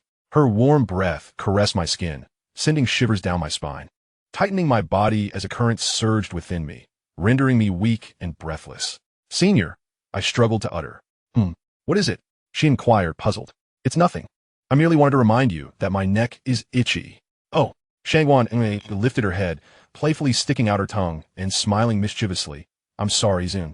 I didn't mean to. I could only respond with a silent exhale. Hehe, I'm not teasing you anymore. After her words, she nestled her head back against my chest, listening to the rhythm of my heartbeat, a smile lingering on her lips as she gradually drifted into slumber. Senior? I called tentatively, but the girl in my arms remained unresponsive, lost in sweet dreams. Upon glancing down, I noticed Shangguan Yingrui's arm draped over my waist, the other encircling my shoulder, her face pressed against my chest, sleeping soundly. With a sigh, I carefully shifted her from my embrace, rising to cover her with a blanket. Checking the time, I realized it was already 9:30. I stood up and made my way to the bathroom. After washing my face and rinsing my mouth, I settled beside the hospital bed to check the stock market, recalling vaguely that today was a closing day. When Shangguan Yingrui finally awoke, it was nearly noon. She turned over, only to discover the bed beside her empty. A frown creased her brow as she murmured, Where's Ziyun? Just as her thoughts began to wander, the door swung open, and I entered with a food container, quickly placing it on the small table beside the bed. Senior, you're awake. Let's eat first. She replied, propping herself up in bed. I immediately handed her chopsticks, assisting her with the food. Thank you, Ziyun, she said, her eyes lowered as she savored her meal. At the sound of that endearment, I felt a jolt run through me, nearly dropping the chopsticks. Why'd she call me that? The term stirred an indescribable sensation within me. Ziyun, what's wrong? Don't like that name? Shangguan Yingrui tilted her head, seemingly noticing my unease. Oh, no. I shook my head vigorously, waving my hands, as long as you like it, Senior. Hehe. Then I shall call you Ziyun from now on, she declared with a satisfied smile, continuing to relish her meal. After lunch, the doctor came for a checkup, confirming everything was fine and that she could be discharged after a few more days of rest. In the afternoon, I spent some time with Shangguan Yingrui before heading back to class. Thus, day after day passed, with me alternating between the hospital and school, caring for Shangguan Yingrui until her injuries fully healed. During this time, she seemed to cling to me more than before, her attachment and possessiveness intensifying. There were moments when she even entertained the thought of keeping me locked away, but she ultimately held back, believing the time was not yet right. I sensed her change, but chose not to delve into it. Ziyun, tomorrow marks the start of the National Day holiday. Shall we go on an outing together? Shangguan Yingrui leaned against me, softly seeking my opinion, though her tone hinted at an unyielding insistence. Senior, I'm afraid that won't work. I need to go home for a bit, I replied apologetically. Oh, that's fine. I'll accompany you back, she said, her momentary disappointment quickly replaced by a gentle smile. It's perfect. I also wish to meet my future in-laws. Isn't that inappropriate? I hesitated to inquire. Shangguan Yingrui blinked playfully, her tone teasing. What is wrong with that? After all, you're mine sooner or later. You'll meet my parents eventually. I was left speechless. Although I didn't mind dating Shangguan Yingrui, we had only just established our romantic relationship. Surely it wasn't yet time to meet the parents. Noticing my hesitation, she promptly wrapped her arms around me, pouting, come on, don't hesitate. But, no buts. She interrupted me assertively, then leaned closer to whisper in my ear. If you don't agree, I might just get upset. With that, she gently pinched my earlobe, her expression daring me to refuse. This gesture successfully led to my surrender, and I resignedly acquiesced. All right, I agree, sighing inwardly, I hope my mother wouldn't take a disliking to her. Here in my agreement. Shangguan Yingrui's eyes sparkled with satisfaction, a sly smile gracing her features. Such a good boy. She then leaned in to kiss me, but I deftly avoided her. Ahem. Senior, this is a restaurant. I coughed awkwardly, reminding her of our surroundings. It's fine. I bought this restaurant. No one will come in during lunch today. She replied nonchalantly. Now that she had me, she didn't want anyone else gazing at her treasure. She would be furious, even wrathful, and might eliminate anyone who dared to look at her beloved. The mere thought of someone else's gaze on me made her uneasy. So she resolved to secure the restaurant, hiring a few waitstaff to ensure no other patrons would disturb her treasure. Oh, that explains the quiet atmosphere here. I chuckled awkwardly. Hehe, everything I do is for you. Ziyun, you must know you're my treasure. You're just too handsome and attract too much attention. So I'm helping you eliminate distractions, Shangguan Yingrui said with a beaming smile. I stammered, at a loss for words. Come now, don't be shy. We're in a relationship now. Some intimacy is perfectly normal, she said, wrapping her arm around mine and teasingly blowing warm breath into my ear. Instantly, goosebumps erupted across my skin. My face flushed crimson, even my neck tinged with a faint blush. Senior, I stuttered, struggling to find my voice. Haha, dear Ziyun. Still so innocent as ever, but I find it quite endearing. Shangguan Yingrui was immensely pleased, wrapping her arms tightly around Ziyun's, pressing her face against his chest to listen to the rhythmic thumping of his strong heartbeat. Stop teasing, Senior. Ziyun's face flushed deeper. What teasing? Shangguan Yingrui lifted her head, gazing at him in bewilderment. Senior, we should hurry and grab a bite. Otherwise, the food will get cold. Ziyun urgently redirected the conversation. Shangguan Yingrui pouted slightly, reluctant to relent, and muttered, fine. Ziyun sighed in relief. After they enjoyed their lunch, the two drove back to the school. Once they parked at the entrance, Shangguan Yingrui linked her arm with Ziyun's and leisurely strolled towards the dormitory. This scene, of course, did not escape the notice of passing boys, who were filled with envy and frustration, yet utterly powerless. Naturally, their desire to take down Ziyun remained unchanged. After escorting Shangguan Yingrui back to her dormitory, Ziyun felt the weight of the resistance he had harbored towards her begin to dissipate. He couldn't help but let out a sigh, lingering for a few moments before turning to walk towards the boys' dormitory. Ziyun, dear voice called from behind. Shangguan Yingrui's words made him halt and turn around. What is it? Ziyun inquired. Take these, remember, okay? One goes on your bedside, and the other on your desk. If you don't, I might get angry. Shangguan Yingrui handed him 2 items, which are the decorations that Su Xiaoma had brought back in a previous delivery. Ziyun accepted them, glancing at the 2 ornaments and nodding to indicate his understanding. Goodbye. Before leaving, Shangguan Yingrui planted a kiss on the corner of his lips. Ziyun nodded, turning back to his dorm. Shangguan Yingrui watched his retreating figure, a dreamy smile gracing her lips, and only when he disappeared from sight did she turn and enter her dormitory. Upon returning, Shangguan Yingrui found her friend Su Xiaoma tidying up a box. Sister Rui, the items you just took down are from the last delivery I helped you with, right? Su Xiaoma asked upon seeing her return. Shangguan Yingrui nodded and climbed onto her bed to open her computer, swiftly installing the necessary software and launching it in one fluid motion. She then fixated her gaze on the screen, as if eagerly anticipating something. Observing her friend's unusual demeanor, Su Xiaoma scratched her head and continued organizing the contents of her box. 3 good sons, your father has returned. Ziyun kicked open the door to room 203, jokingly announcing to his 3 roommates who were engrossed in a game. Hearing this, Zon looked up, raising an eyebrow as he said, "Oh, the good son is back from a date. What about our lunch?" "Oh, I forgot. You can order takeout yourself." Ziyun shrugged. Subsequently, each of his 3 roommates chimed in a remark about Ziyun before ordering their meals. "Fourth, log in. We'll help you rank up." Zon clapped Ziyun on the shoulder. "All right, I'm on it," Ziyun replied, placing one of the gifts from Shangguan Yingrui on his bedside and the other on his desk before turning on his computer. "Hey, Fourth, who gave you those gifts? You even placed one on your desk and the other on your bedside?" Zon teased, pretending to be oblivious. "Fourth, you're not abandoning the senior and finding someone new, are you?" Yuichi chimed in with a jest. "What nonsense are you spouting?" Ziyun shot them an annoyed glance. "These are gifts from Shangguan Yingrui. I'm logging in now. Group me." Ziyun typed on the keyboard, entering the game. "Okay," his 3 roommates replied in unison. "Fourth, this time play support. Don't choose an APC hero," Zon sternly instructed. "Why not? I'm the best at playing APC. I'll dominate." Ziyun protested indignantly. "Haha, indeed, you're quite skilled at sending us to our deaths. Just obediently play support, Fourth. We will never trust your APC hero to carry us again, Oof. I knew it. You're all just jealous of me. Ziyun grumbled resentfully. Observing the playful banter between Ziyun and his roommates through the death god figurine, Shangguan Yingrui's eyes narrowed slightly, revealing a fleeting flash of crimson light, which quickly returned to her usual demeanor. She then gazed dreamily at Ziyun's handsome profile on the computer screen. Chapter 59, Dreamscape 8. Su Xiaomo, having finished tidying up, looked up to see her friend Shangguan Yingrui staring blankly at the computer, displaying an expression she had never witnessed before, leaving her utterly astonished. Was this really the Shangguan Yingrui she knew? Numerous questions swirled in her mind. Could it be that Sister Rui was possessed by something? No, that couldn't be it. Shaking her head to dispel the unrealistic thought, she entertained the notion that perhaps she was gazing at a picture of Junior Ziyun on the computer. Despite Ziyun indeed being quite handsome, her expression seemed exceedingly peculiar.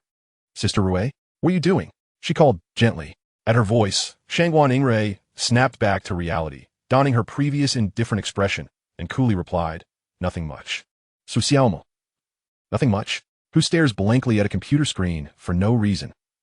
Nothing much, doesn't he explain this lovesick face? Su Xiaomo silently rolled her eyes, choosing not to confront her friend lie. After Ziyun and his roommates completed several rounds of gaming, he received a notification from their counselor in the group chat regarding a class meeting in a certain classroom. Let us go. Meeting time, Ziyun said as he shut down the computer, turning to his roommates. The three of them stood up to follow his lead. Upon arriving at the classroom, they found that most of the students had already gathered, with only a few seats remaining empty. Ziyun located an empty spot in the corner for them to sit, while the other three took their places beside him. Once everyone was seated, Counselor Zhao Jijun finally made his tardy entrance, slowly walking into the classroom. After surveying the room, he cleared his throat and announced, I'd like to inform you that the National Day break lasts for 7 days. You are to return to school on October 8th. Now, let us discuss the safety precautions to keep in mind during the holiday. Please remember them well. Zhao Jijun elaborated on the safety guidelines for nearly half an hour before dismissing the meeting. After the meeting concluded, Ziyun exited the classroom alongside his roommates, and, just as they stepped outside, he spotted Shangguan Yingrui waiting for him. Today, Shangguan Yingrui wore a light blue dress paired with a white shirt, her sleek black hair cascading down her shoulders. With her exquisite features and graceful demeanor, she instantly captivated all the boys passing by. She greeted Ziyun with a bright smile. Fourth, we're heading off first. Don't forget to bring us dinner. With that, the three mischievous friends left. Let us go. Shangguan Yingrui linked her arm with Ziyun's, affectionately pressing against him. They strolled leisurely towards the restaurant where Shangguan Yingrui had made a purchase. After finishing dinner, Shangguan Yingrui clung to Ziyun for a while before they parted ways. Back at his dormitory, Ziyun tossed the dinner he had brought back to his roommates, played a few games with them, took a shower, and then went to bed. As he drifted off to sleep, Ziyun, as usual, found himself entering a dream. Was he having nightmares again? Ziyun opened his eyes, and what greeted him was an exquisite visage. Shangguan Yingrui gazed at him with a playful smile. Ziyun was momentarily taken aback. Shangguan Yingrui gently patted Ziyun's head, her voice tender as she asked, What's the matter, little brother Ziyun? Don't you recognize your sister anymore? Coming to his senses, Ziyun furrowed his brow and questioned, How did you end up here? Shangguan Yingrui blinked innocently, replying, Because we are one, of course. One? What do you mean? Ziyun was perplexed by her words. Suddenly, Shangguan Yingrui lowered her head and pressed her lips against his. Ziyun's eyes widened in shock. He attempted to push her away, but found himself utterly powerless. Moreover, he could not bring himself to reject her. Thus he surrendered to her audacious advances. After what felt like an eternity, as Ziyun neared the brink of suffocation, Shangguan Yingrui released his lips, licking her own rosy ones. Little brother Ziyun, your taste is truly sweet, she said, caressing his alluringly thin lips with her finger. Ziyun, with a swift motion, smacked her mischievous hand away and asked with a frown, What exactly do you want? Oh, little brother Ziyun, why so fierce? Shangguan Yingrui pouted, then reached out with her other hand to encircle his neck. Whispering sultrily in his ear, Did I not just say? Of course, I want to merge our hearts as one. She continued, Look, little brother Ziyun, I have even prepared the necessary tools for what comes next. Ziyun's gaze fell upon the surgical instruments laid out on the table, and he could not help but feel a chill run down his spine. A sense of foreboding washed over him. Indeed, Shangguan Yingrui giggled with an enchanting charm, lifting a surgical knife and waving it at him. See, little brother Ziyun, I have it all ready. Her tone was sweet and playful, reminiscent of a child begging for candy. Ziyun's forehead twitched as he snatched the surgical knife from her grasp and hurled it to the ground. Upon witnessing this, Shangguan Yingrui feigned a sorrowful expression, gazing at him with wounded eyes. Sister Boohoo, I only wanted to merge our hearts together. Why must you be so cruel and reject me? She whimpered, covering her face, though tears rolled down her cheeks. Damn it, Shangguan Yingrui must be insane. How could they merge hearts and still live? Ziyun took a deep breath, striving to suppress his rising irritation and annoyance, patiently advising, Shangguan Yingrui, please stop this nonsense. Upon hearing this, she lifted her head, looking aggrieved. Do you dislike me? Ziyun fell silent for a moment, then shook his head. No, you're lying. Then why don't you want to merge our hearts? Shangguan Yingrui continued to press, her tone filled with grievance. It would lead to death, Ziyun sighed in resignation, utterly baffled by the workings of a woman's mind. Shangguan Yingrui bit her lip, asserting it won't. If you place your heart in mine, you won't die. Ziyun was at a loss for words. Just as he prepared to refute her once more, Shangguan Yingrui leaned in closer. She wrapped her arms around Ziyun's waist, softly imploring. Good brother, sweet brother, just agree to sister, won't you? Ziyun's body stiffened, and he quickly wriggled free from her embrace, retreating 2 meters away, warily eyeing her. Shangguan Yingrui showed no signs of anger, teasingly asking, Little brother Ziyun, are you trying to escape from your sister? That would make her quite unhappy, you know. As she spoke, her eyes sparkled with a dangerous glimmer. Ziyun pressed his lips together tightly, warily watching her. Good brother, I truly like you. Shall we give it a try? A sickly flush crept across Shangguan Yingrui's face as she gazed at Ziyun with an almost feverish intensity, stepping closer to him with each passing moment. Startled, Ziyun stumbled backward a few steps, evading her approach. Shangguan Yingrui, don't come any closer. If you do, I'll call the police. Ha, go ahead and call them. Shangguan Yingrui replied nonchalantly, unfazed by his threat. Chapter 60, Dreamscape 8. Shangguan Yingrui continued to advance towards him, her steps deliberate, as though she were certain of her victory. The more she approached, the more Ziyun felt a growing sense of unease. He warned her again. If you come any closer, I really will call the police. Shangguan Yingrui laughed. Feel free to say whatever you like. She quickened her pace. As the distance between them diminished, Ziyun frantically searched for his phone in his pocket, only to find it empty. A wave of panic washed over him. Oh no, my phone is gone. Little brother Ziyun, what are you looking for? Do you need sister's help? Shangguan Yingrui inquired ominously, having closed the distance between them and grasped his arm, preventing him from continuing his search. Ziyun struggled desperately. Let go. I refuse, unless you promise to merge our hearts. Shangguan Yingrui's demeanor turned icy as she retorted, Unless you agree, I'll 1T let you go. With that, she tightened her grip around his throat, making it difficult for him to breathe, while pressing her knee against his leg. Shangguan Yingrui narrowed her eyes, commanding him slowly, Will you agree? Ziyun gasped and struggled violently. Shangguan Yingrui's grip only tightened further. Will you agree? In agony, Ziyun shut his eyes and managed to utter I agree. Upon hearing this, Shangguan Yingrui released her hold, spun around, and perched herself on his abdomen, smiling brightly. Then lie down obediently. Sister will take your heart tonight. Ziyun coughed violently, sputtering. Shangguan Yingrui abruptly shifted from her previous playful tone to a serious one. Remember, you must cooperate with me and not resist. Ziyun, panting heavily, nodded in compliance. Shangguan Yingrui smiled with satisfaction and leaned closer, affectionately whispering in his ear, Brother, you smell divine. With that, she lowered her head and nibbled on Ziyun's earlobe. Ziyun gasped sharply, feeling a jolt of pain, his body trembling. You're so sensitive, little brother, Shangguan Yingrui giggled, proceeding to kiss his cheek, his ear, and his neck. With each caress, she sought to claim every inch of him, her lips exploring his body, sending waves of exhilaration and tremors throughout him. Ziyun felt an overwhelming heat envelop him. With the last remnants of his rationality, he pushed Shangguan Yingrui away and fled in a disheveled panic. Seeing this, Shangguan Yingrui stood upright, watching him retreat with a faintly wicked smile playing on her lips. Ziyun stumbled out of the infirmary into the corridor, where he leaned against the wall, gasping for breath. He was unsure of where to run, lost and bewildered. At that moment, a sudden gust of cold wind swept through, tousling Ziyun's disheveled hair, causing him to shiver and feel even more disoriented. Unbeknownst to him, Shangguan Yingrui had silently followed him. Shangguan Yingrui, Ziyun shouted in anger, but all that met him was the silence of the night.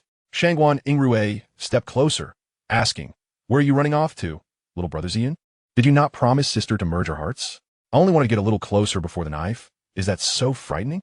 Her tone was light and carefree, her bright eyes glinting with mischief, reminiscent of a cat toying with its prey. You are nothing but a deranged lunatic, Ziyun accused her, his eyes wide with disbelief. Sovereign Cherry did not take it to heart. She clicked her tongue, observing his furious demeanor akin to a frenzied little beast, undeniably endearing. After her remark, she couldn't resist caressing his fair and delicate skin. Ziyun glared at her with a menacing intensity, his fists clenched so tightly that they creaked. His expression was grotesque, and his eyes glowed a blood-red hue. He yearned to extinguish the life of the madwoman before him. She was a venomous serpent, a wolf clad in sheep's clothing. Sovereign Cherry, should you dare to lay a hand on me, I will not hesitate to end your life. Ziyun threatened in a frigid voice. To his astonishment, she merely laughed at his words. Slowly, Sovereign Cherry approached him, pausing before him. Would you care to test that? He remained silent, his body taut, beads of sweat forming on his forehead. What is the matter? Are you afraid? Or perhaps you're simply too cowardly? Sovereign Cherry teased, her smile enchanting, yet her eyes shimmered with a bloodthirsty glint. After a moment of hesitation, he resolved to take a gamble. Gritting his teeth, he delivered a punch to Sovereign Cherry's abdomen. Seizing the moment she doubled over in pain, he quickly leaped back, distancing himself from her. Breathing heavily, Ziyun felt inexplicably weak in his legs. Straining to maintain his composure, he prepared to make a hasty exit. But no sooner had he turned than Sovereign Cherry again obstructed his path. She lifted her long, beautiful right leg, placing it firmly before him. Did you think you could strike me and simply run away? Ziyun, that would be rather heartless, don't you think? I cannot allow you to escape unscathed. As her words faded, she swung her delicate right leg towards him, and with a resounding thud, Ziyun was sent flying, crashing to the ground. Ugh, he grunted, the pain radiating from his insides, nearly suffocating him. You Ziyun, dear brother, you cannot escape my grasp. Sovereign Cherry crouched beside him, looking down with a sickly sweet smile. Her grin resembled that of a demon emerging from the depths of hell, slowly consuming Ziyun's very essence. Trembling, he gazed at her with fear in his eyes. Sovereign Cherry reached out to caress his handsome yet pallid face, her gaze brimming with profound affection. Do not fear, dear brother, for when the time comes, I shall be gentle, she murmured, her voice laced with deep love. Then, she gently lifted him and returned to the infirmary. Sovereign Cherry tenderly placed Ziyun on the bed, retrieving a scalpel and other instruments, preparing her tools. Once ready, she approached his heart with the scalpel in hand. As the sharp blade sliced through his clothing and pierced his chest, an agonizing pain surged through him. Gritting his teeth, he endured, beads of sweat dotting his forehead. His brow furrowed in silent suffering. Ziyun pressed his lips tightly together, unwilling to cast another glance at Sovereign Cherry. Unperturbed, she smirked, Dear brother, I am now going to carve your heart. With that, the scalpel glided toward his chest. Ah! Ziyun shrieked, shutting his eyes as his head tilted, and he succumbed to unconsciousness. Soon after, he awoke with a start from his nightmare. In Chapter 61, the system upgraded, and Sovereign Cherry infiltrated the boys' dormitory. Through her voyeuristic abilities, she watched as Sovereign Cherry extracted Ziyun's heart, causing the entire system to shudder in revulsion. It cannot help but swallow hard, reflecting. The host of the main system is so brutal, terrifying, and perverse. It silently mourned for its host for 3 seconds, observing the floating fragments of reincarnated memories. The system sighed, lamenting the unfortunate fate of its host, who endured the torment of these memories every night. It pondered how much more of these fragments it could contain. Suddenly, Ziyun bolted upright, instinctively clutching his agonizing chest. His complexion remained as pale as a ghost, sweat streaming down his brow as he furrowed his brows. Desperately trying to recall the events of the dream, but to no avail. He staggered to the bathroom, turned on the faucet, and splashed cold water on his face. The refreshing sensation jolted him awake. Shaking his damp bangs, he lifted his gaze to the mirror, which reflected a particularly haggard visage, devoid of color and tinged with pallor. Damn it, he muttered under his breath, pondering his predicament. Why was he plagued by nightmares? Rubbing his forehead, he felt weary. After drying his face, he pulled out his phone to check the time. It was nearly 6 in the morning. System, sign in. He commanded mentally into the void. The system's voice promptly replied. Ding. Sign in successful. Congratulations, host. You have earned 600 points and gained 480 experience points. Not bad at all, Ziyun thought, nodding in satisfaction. Host, your experience points have reached 10,220, surpassing the 10,000 required for system upgrade. Do you wish to upgrade? Yes, upgrade, Ziyun nodded. Received. Ding 10,000 experience points deducted. Upgrading in progress. Please wait. As the system's prompt faded, the upgrade progress bar began to accelerate. Ziyun patiently awaited its completion. Approximately 10 minutes later, the system's voice finally echoed. Ding upgrade complete. Current level 2. Updating attribute panel. Please wait. As the system's announcement concluded, a refreshed personal panel materialized before Ziyun. Daily sign-in system, currently at level 2. Experience points, 22. 9,780 points needed for next upgrade. Host, Ziyun. Age, 19. Height, 182 centimeters. Attractiveness, 97. Strength, 90. 60 is the passing mark. Combat power, 87. Physique, LC. Personal assets, 10 million. Points, 16. 200. Points acquired through daily sign-ins and random tasks. Skills, culinary arts, basic proficiency, divine vocal talent, basic proficiency, divine massage techniques, basic proficiency. Note, martial skills obtained cannot be used against system-designated lovers. Permanently locked lover. Hidden, sovereign cherry, can only be unlocked when the system reaches level 6. System backpack. A complete set of cosmetics, plush toys. A set of exquisite kitchenware, a 4-piece bedding set. Shopping subsystem. Unlocked, requires system to reach level 4. Lottery subsystem. Unlocked, requires system to reach level 3. Taskbar. No current tasks. Note, tasks are randomly triggered and must be completed once activated. Failure to do so will incur penalties. Ziyun glanced over the panel. There were no significant changes, merely the addition of a taskbar. Sigh. I hope the tasks are not too difficult. He mused inwardly. Afterward, he dried his face and exited the bathroom, noticing his 3 roommates still deep in slumber. He chuckled, shaking his head. These 3 lazybones must have stayed up all night gaming. He reclined back onto his bed, closing his eyes, and drifted into slumber once more. At 9 in the morning, a young girl clad in a white and blue t-shirt paired with casual denim shorts appeared at the entrance of the boys' dormitory. Her long hair danced in the breeze, and a pair of long, fair legs glimmered under the sunlight, radiating a pearly sheen. Her features were exquisitely beautiful, as if she were a masterpiece meticulously crafted by the hands of a divine artist. The moment Shangguan Yingrui made her entrance, nearly every boy passing by turned their heads in her direction. Goddess Yingrui, who is she here to see? Who else but the one who has stolen our goddess from us? Although their voices were hushed, Shangguan Yingrui caught their remarks. She cast a fleeting glance at the group of boys, then proceeded to walk towards the boys' dorm. The boys instantly fell silent, daunted by the icy demeanor of Shangguan Yingrui, which sent shivers down their spines, prompting them to disperse in haste. Upon reaching the dormitory supervisor, she displayed her student council badge to indicate her membership, and only then was she permitted entry. She made her way directly to room 203 and knocked on the door. Knock, knock, knock. Coming. Yu Yiji, having organized his belongings, opened the door and was momentarily taken aback to find Shangguan Yingrui standing there, before politely greeting her. Good morning, Senior Shangguan. Where is Ziyun? Shangguan Yingrui inquired, ignoring Yu Yiji. Oh, Ziyun hasn't woken up yet, Yu Yiji replied, gesturing towards the first bed inside, then stepped aside to allow her entry. Shangguan Yingrui nodded, elegantly stepping inside with her long, slender legs. She glanced at Ziyun, who was sprawled on the bed in slumber, a faint smile gracing her lips. Then, under Yu Yiji's astonished gaze, she removed her shoes, climbed on Ziyun's bed, and drew the curtains tightly shut. Yu Yiji stood there, mouth agape, bewildered by Shangguan Yingrui's actions, struggling to comprehend the unfolding scene. What on earth is happening here? He then dragged his suitcase out of the dormitory in silence. Inside the dormitory, Shangguan Yingrui lay beside Ziyun, her delicate, fair arms gently encircling his waist, burying her face in his chest as she greedily inhaled his unique scent, her gaze gradually becoming entranced. A sickly sweet smile appeared at the corners of her lips, and then she lifted her eyes slightly, pressing her lips against Ziyun's soft ones. Ziyun let out a muffled sound, blinking open his bleary eyes. When he realized that Shangguan Yingrui was kissing him, he was utterly flabbergasted. How did she get into the boys' dorm? Has little brother Ziyun been awakened by his sister's kiss? Shangguan Yingrui teased, observing Ziyun's dazed expression. Why are you on my bed? Ziyun furrowed his brow and asked. Of course, I came to wake little brother Ziyun up, Shangguan Yingrui replied playfully, her bright eyes twinkling. But how did you get in? Ziyun inquired, still frowning. Did you forget? Your sister is the president of the student council.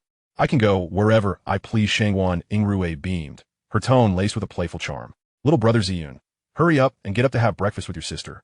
Then we can head home.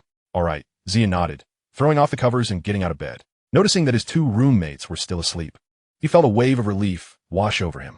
After washing up and packing his things, he left the dormitory with Shangguan Yingrui, heading toward home. Chapter 62. System Task.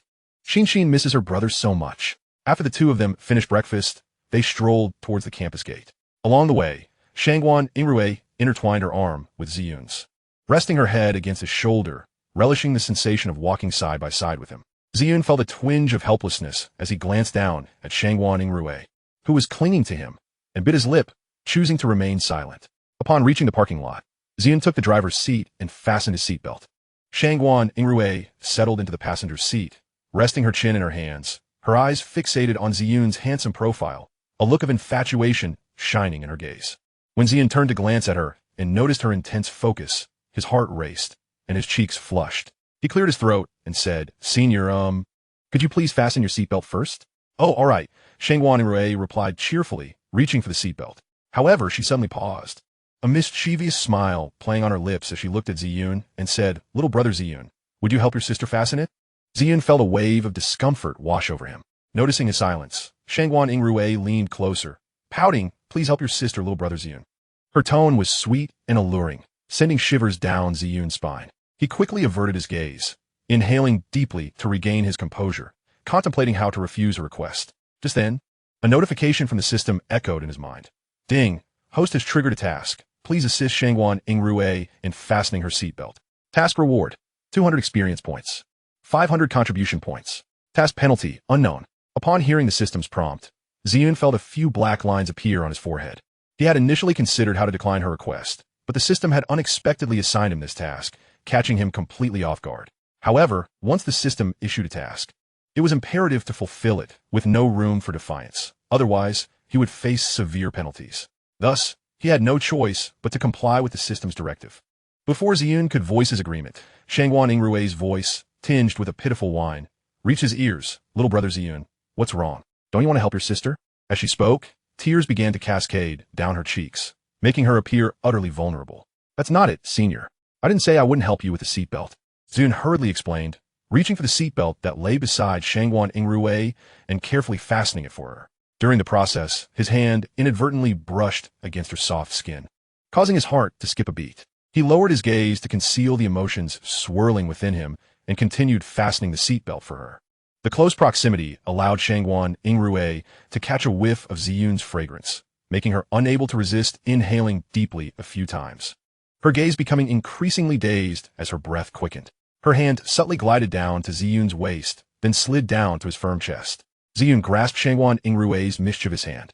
Raising his gaze to meet hers, his expression earnest. "Senior, please don't mess around. I'm not causing trouble, little brother Ziyun," Shangguan Yingrui purred, her eyes sparkling with mischief. With a swift motion, she pushed Ziyun back against the car seat, her lips brushing against his ear as she whispered sweetly, "Little brother Ziyun, I want to play something exciting with you." Ziyun felt a tingling sensation in his ears and instinctively shrank back, attempting to evade Shangguan Yingrui's teasing. Yet, she seized the opportunity, wrapping one arm around his neck while her other hand slipped beneath the hem of his shirt, exploring the solid contours of his abdomen. Ziyun's eyes widened in shock, and he grasped Shangguan Yingrui's wandering hand, exclaiming, "Senior, stop it. Quickly retract your hand." "Little brother Ziyun," Shangguan Yingrui cooed playfully, burying her face in the crook of his neck, her warm breath tickling his skin, sending shivers down his spine. Ziyun felt a flicker of flame rapidly rising within him, scorching his very insides. He clenched his teeth, striving to maintain control and avoid losing composure.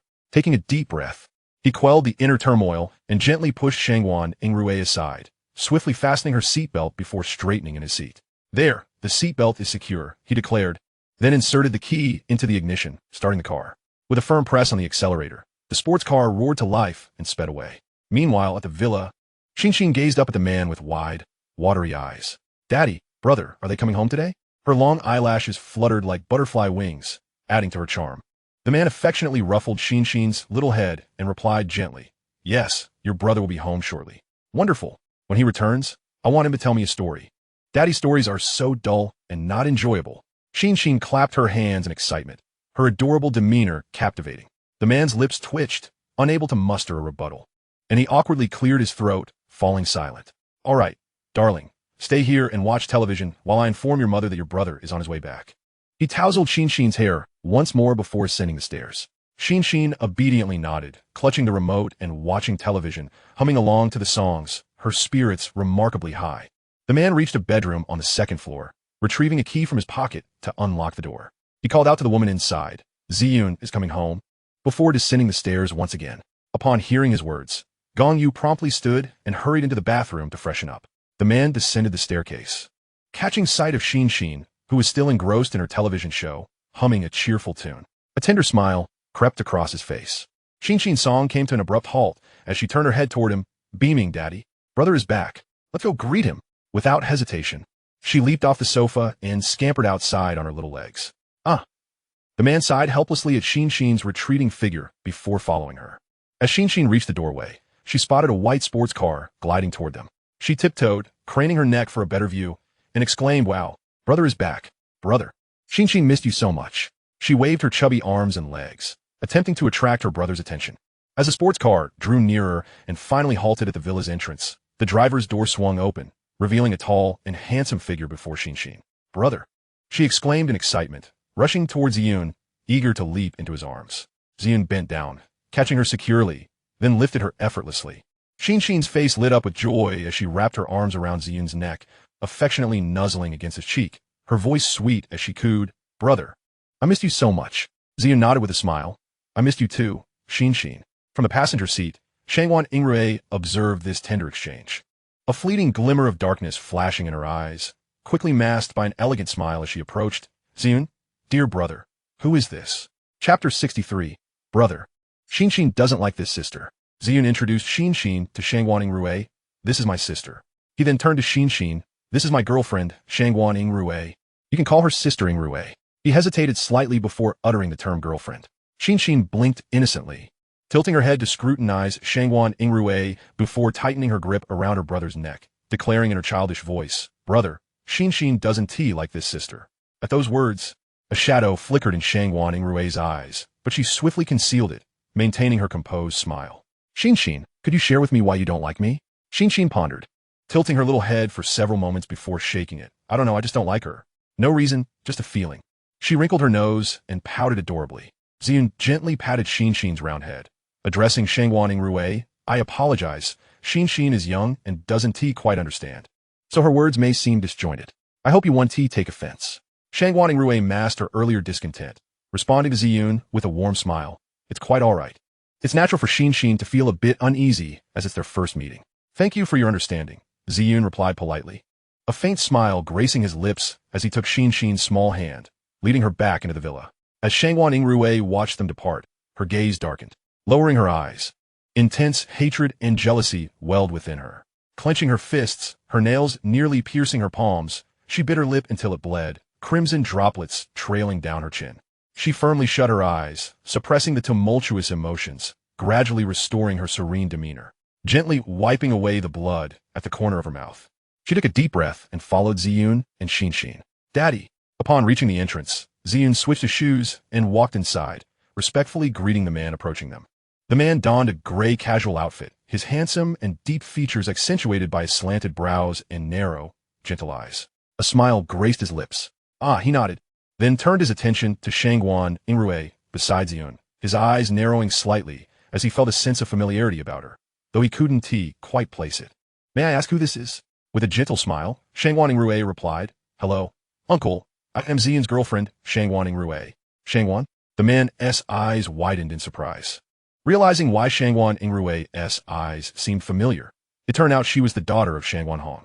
However, he hadn't anticipated that these two children would be together. Truly a twist of fate. Yet, thinking of Ziyun's mother. "Ah." He sighed involuntarily at the thought of her temperament. "What is wrong, Daddy?" Ziyun inquired upon noticing the man's sigh. "Nothing," the man shook his head. "You all go sit in the living room for a while. Dinner will be ready shortly." "All right," Ziyun responded, leading Xin into the living room, with Shangguan Yingrui closely trailing behind. In the living room, Ziyun was playing with Xin, his expression consistently gentle and indulgent, while Xin nestled in his embrace, her smile radiant. Meanwhile, Shangguan Yingrui silently observed a tempest of jealousy and anger churning within her. She clenched her fists, her nails nearly digging into her palms. She absolutely would not allow any woman to take away what belonged to her, be it a person or an object. Sensing Shangguan Yingrui's gaze upon him, Ziyun slowly turned to her, asking, "Senior, is something the matter?" He felt an oddity in her expression, but couldn't quite pinpoint what was strange about it. As the unusual glimmer in Shangguan Yingrui's eyes receded, she shook her head and smiled, saying it's nothing. She then shifted her gaze to Xin. her heart swelling with affection as she beheld the sweet and charming visage of the little girl. Gently, she inquired, "Is it Xin? How old are you today?" Tilting her tiny head in contemplation, Xin replied, "Xin is 3 years old." 3 years indeed? How utterly adorable. Shangguan Yingrui remarked, longing to pinch Xin's cheeks, only to have the little one evade her grasp. Pouting slightly, Xin protested, "Don't pinch Xin." With a determined pout, she added, "If you touch Xin again, I'll hit you." She even mimicked a little punch with her tiny fist. Amused by Xin's adorable antics, Ziyun chuckled and affectionately ruffled her hair, saying, all right, Xin, be good, no hitting." Content with his response, Xin nodded and extended her small hand to Ziyun. He smiled warmly as he took her little hand and rested it on his lap. Shangguan Yingrui's gaze fell upon their intertwined hands, her pupils dilating with disbelief. What did this signify? He had dared to hold another woman's hand? No, Ziyun belongs to me. He is mine. No one shall take Ziyun away from me. Anyone who dares to steal my Ziyun shall face dire consequences. Shangguan Yingrui's complexion turned pale in an instant, her eyes reddening as she fought to suppress her overwhelming impulse. Suddenly, a melodious voice rang out from the staircase. Xiaoyun, a voluptuous and graceful woman appeared, clad in a black lace mini-dress, cinched at the waist with a wide purple belt that accentuated her slender waist and curvaceous form. Her skin shimmered with a translucent glow, fairer than snow, and she wore silver, diamond-studded high heels that elevated her stature.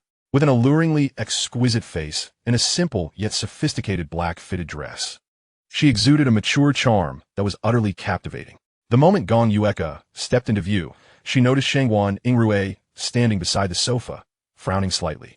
Why is Qingxi's daughter here? Is she trying to compete for my son? The very thought darkened her expression. "Annie Gong, long time no see." Shangguan Yingrui greeted her with a poised smile, approaching Gong Yueka with polite detachment. Gong Yueka huffed disdainfully, ignoring Shangguan Yingrui's greeting, and turned her attention to Ziyun. "Xiaoyun, didn't I tell you countless times not to bring other girls home?" Though her tone was stern, it stemmed from her concern that Ziyun might be taken away by this woman. Hearing his mother's words, Ziyun's brow twitched, yet he explained, "Mom, Yingrui is not just any girl. She is my girlfriend." It seemed he still hesitated to fully embrace the reality of their relationship. Upon hearing Ziyun's declaration, Shangguan Yingrui's heart soared with joy, her gaze dropping as a smile graced her lips. Indeed, Ziyun had chosen her in the end. Gong Yueka's countenance darkened further at this revelation. When did Xiaoyun start dating? Why wasn't Ti informed? Her expression was a mixture of anger and disbelief. Ziyun sighed. "We only confirmed our relationship a few days ago. I forgot to mention it to you." He was well aware of his mother's aversion to him associating with other girls, as she had consistently sought reasons to keep him away from them. "What do you mean a few days ago?" Gong Yueka furrowed her brow, pulling Ziyun towards the stairs. "Come to my room. We need to talk." Reluctantly, Ziyun followed her upstairs, leaving Shangguan Yingrui alone in the living room. "Ha!" Shangguan Yingrui chuckled softly, raising her gaze toward the staircase. "Ziyun, you are mine, and will forever remain so." Xin gazed up, watching her brother's figure disappear around the corner of the second floor, biting her tender lower lip, a look of grievance shadowing her small face. "Mom is competing with me for brother again. How unfair." Sitting on the sofa, she pouted and hugged her teddy bear, letting out a soft sigh. In a bedroom on the second floor, Gong Yueka locked the door behind her, turning to reveal a pitiful expression. "Xiaoyun, well, didn't I tell you repeatedly that you're still young, just 19, and not suitable for dating? Well, why don't you listen to your mother?" "I'm so heartbroken."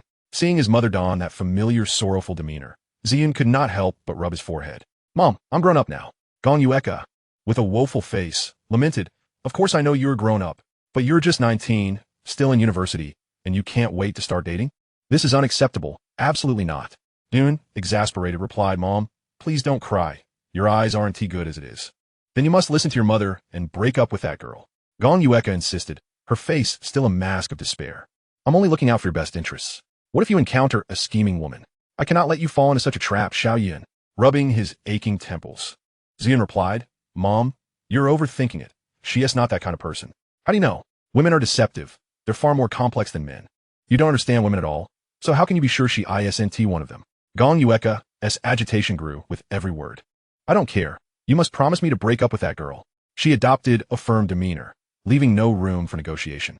She would not allow any woman to take her son away. She had promised his father that he would never leave her side and would always be there for her. Ever since Ziyu had departed, her world had dimmed, and her sole reason for persevering was her son. Thus, she could not allow anyone to take him from her. No matter how beautiful, accomplished, or perfect the other women might be, she would not permit them to steal her precious son away, for he belonged solely to her, and no one else could take him from her. Witnessing his mother's resolute stance, Ziyun felt a headache coming on. In truth, he did not wish to date Shangguan Yingrui, yet the haunting image of her self-harm and the tears streaming down her swollen eyes prevented him from rejecting her. He could not fathom why. Xiaoyan, please agree with your mother, Gong Yueka urged, her concern evident. With a resigned sigh, Ziyun relented. All right, I'll consider it for a while, okay? He attempted to pacify Gong Yueka's distress. No, you must break up with that girl immediately. Gong Yueka's tone was unyielding, offering Ziyun no chance to retreat. Do you understand? I forbid you to continue any association with that girl. Ziyun remained silent for a moment before stating, Mom, I don't want to break up for now. What did you say? Repeat that. Gong Yueka glowered at Ziyun, her fury igniting. You dare defy your mother's orders? Ziyun furrowed his brow, fully aware that Gong Yueka was upset. He pressed his thin lips together and slowly began to speak. Suddenly, a sharp sting radiated from his left cheek, accompanied by a resounding slap that left his ears buzzing and his mind blank. Gong Yueka, upon realizing she had struck Ziyun, felt a surge of warmth in her eyes as tears cascaded down her cheeks. Xiaoyan, I didn't mean to hit you. Please don't ignore me. Don't be angry. Her hands trembled, her eyes brimming with regret and guilt. Xiaoyan, I'm so sorry, Gong Yueka choked out, tears falling like rain as she clutched her chest, sorrowfully asking, Did I hurt you? Ziyun gingerly touched his stinging cheek, shaking his head before reassuringly saying, It's fine. He bore no grudge against his mother, fully aware that her actions were unintentional. Observing his mother's tear-streaked face, his heart ached slightly.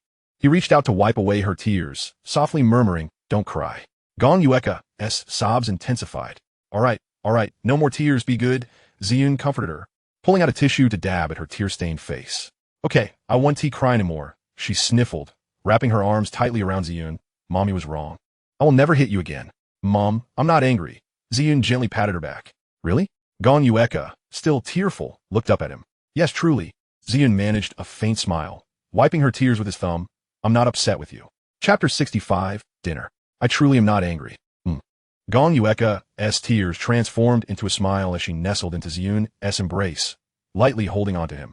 Her son was still empathetic towards her, offering no blame, which eased her heart somewhat. Suddenly, a knock resonated from outside the room. They exchanged glances, both frowning.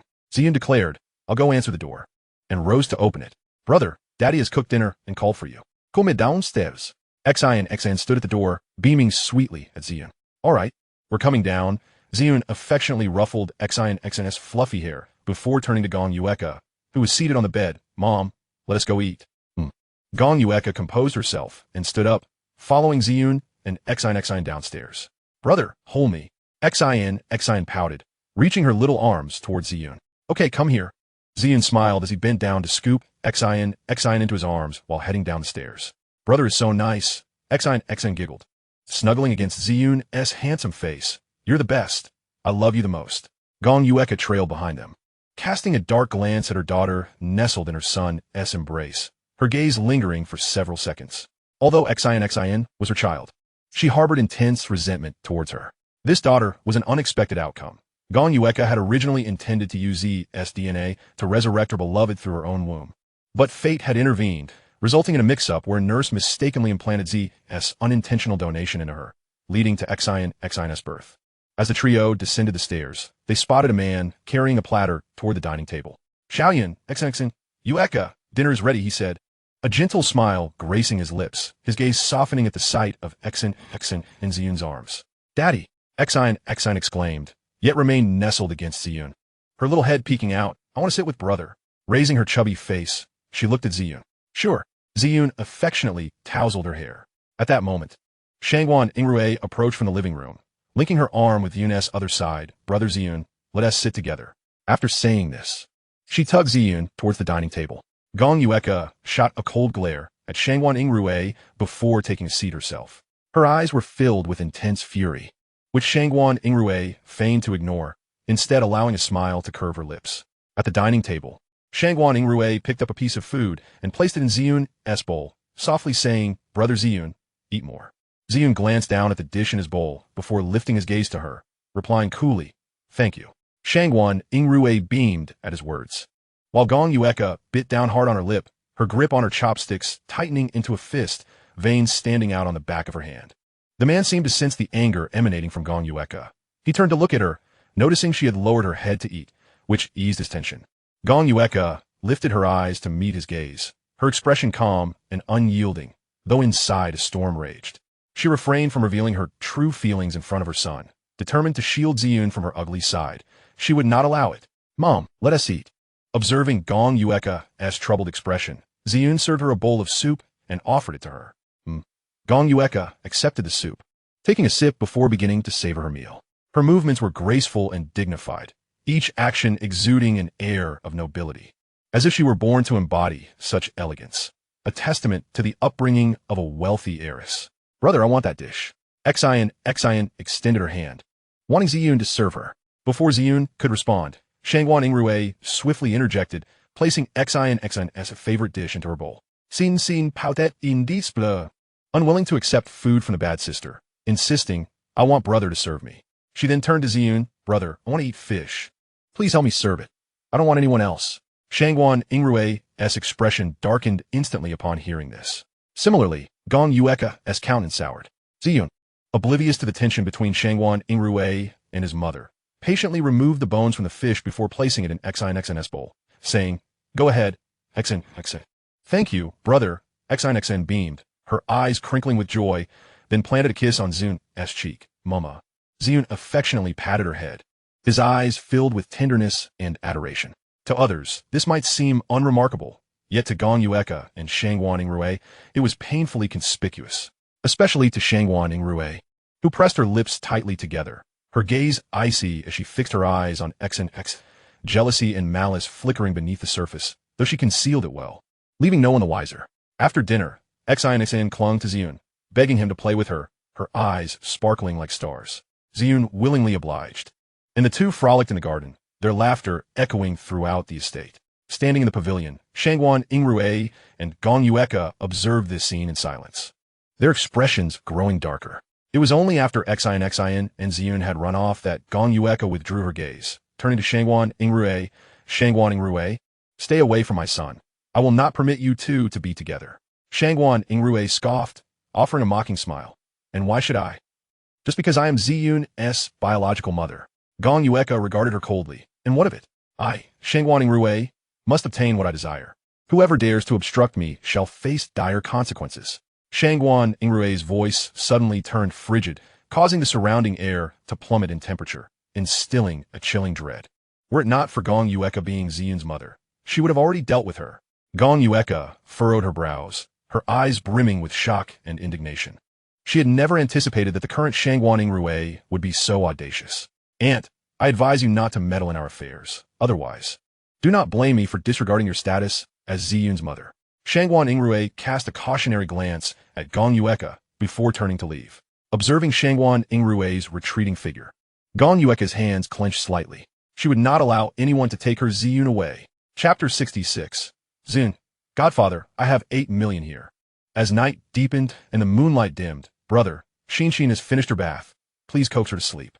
The bathroom door swung open, revealing Shinshin clad in a white cartoon-themed pajama, her damp hair cascading over her shoulders, droplets gliding down her fair, delicate skin to her collarbone. She trotted over to Ziyun, arms outstretched for a hug. "Be good, Shinshin. Wait for your brother to dry your hair before sleeping." Ziyun retrieved a hairdryer to dry her hair before lifting her into his embrace.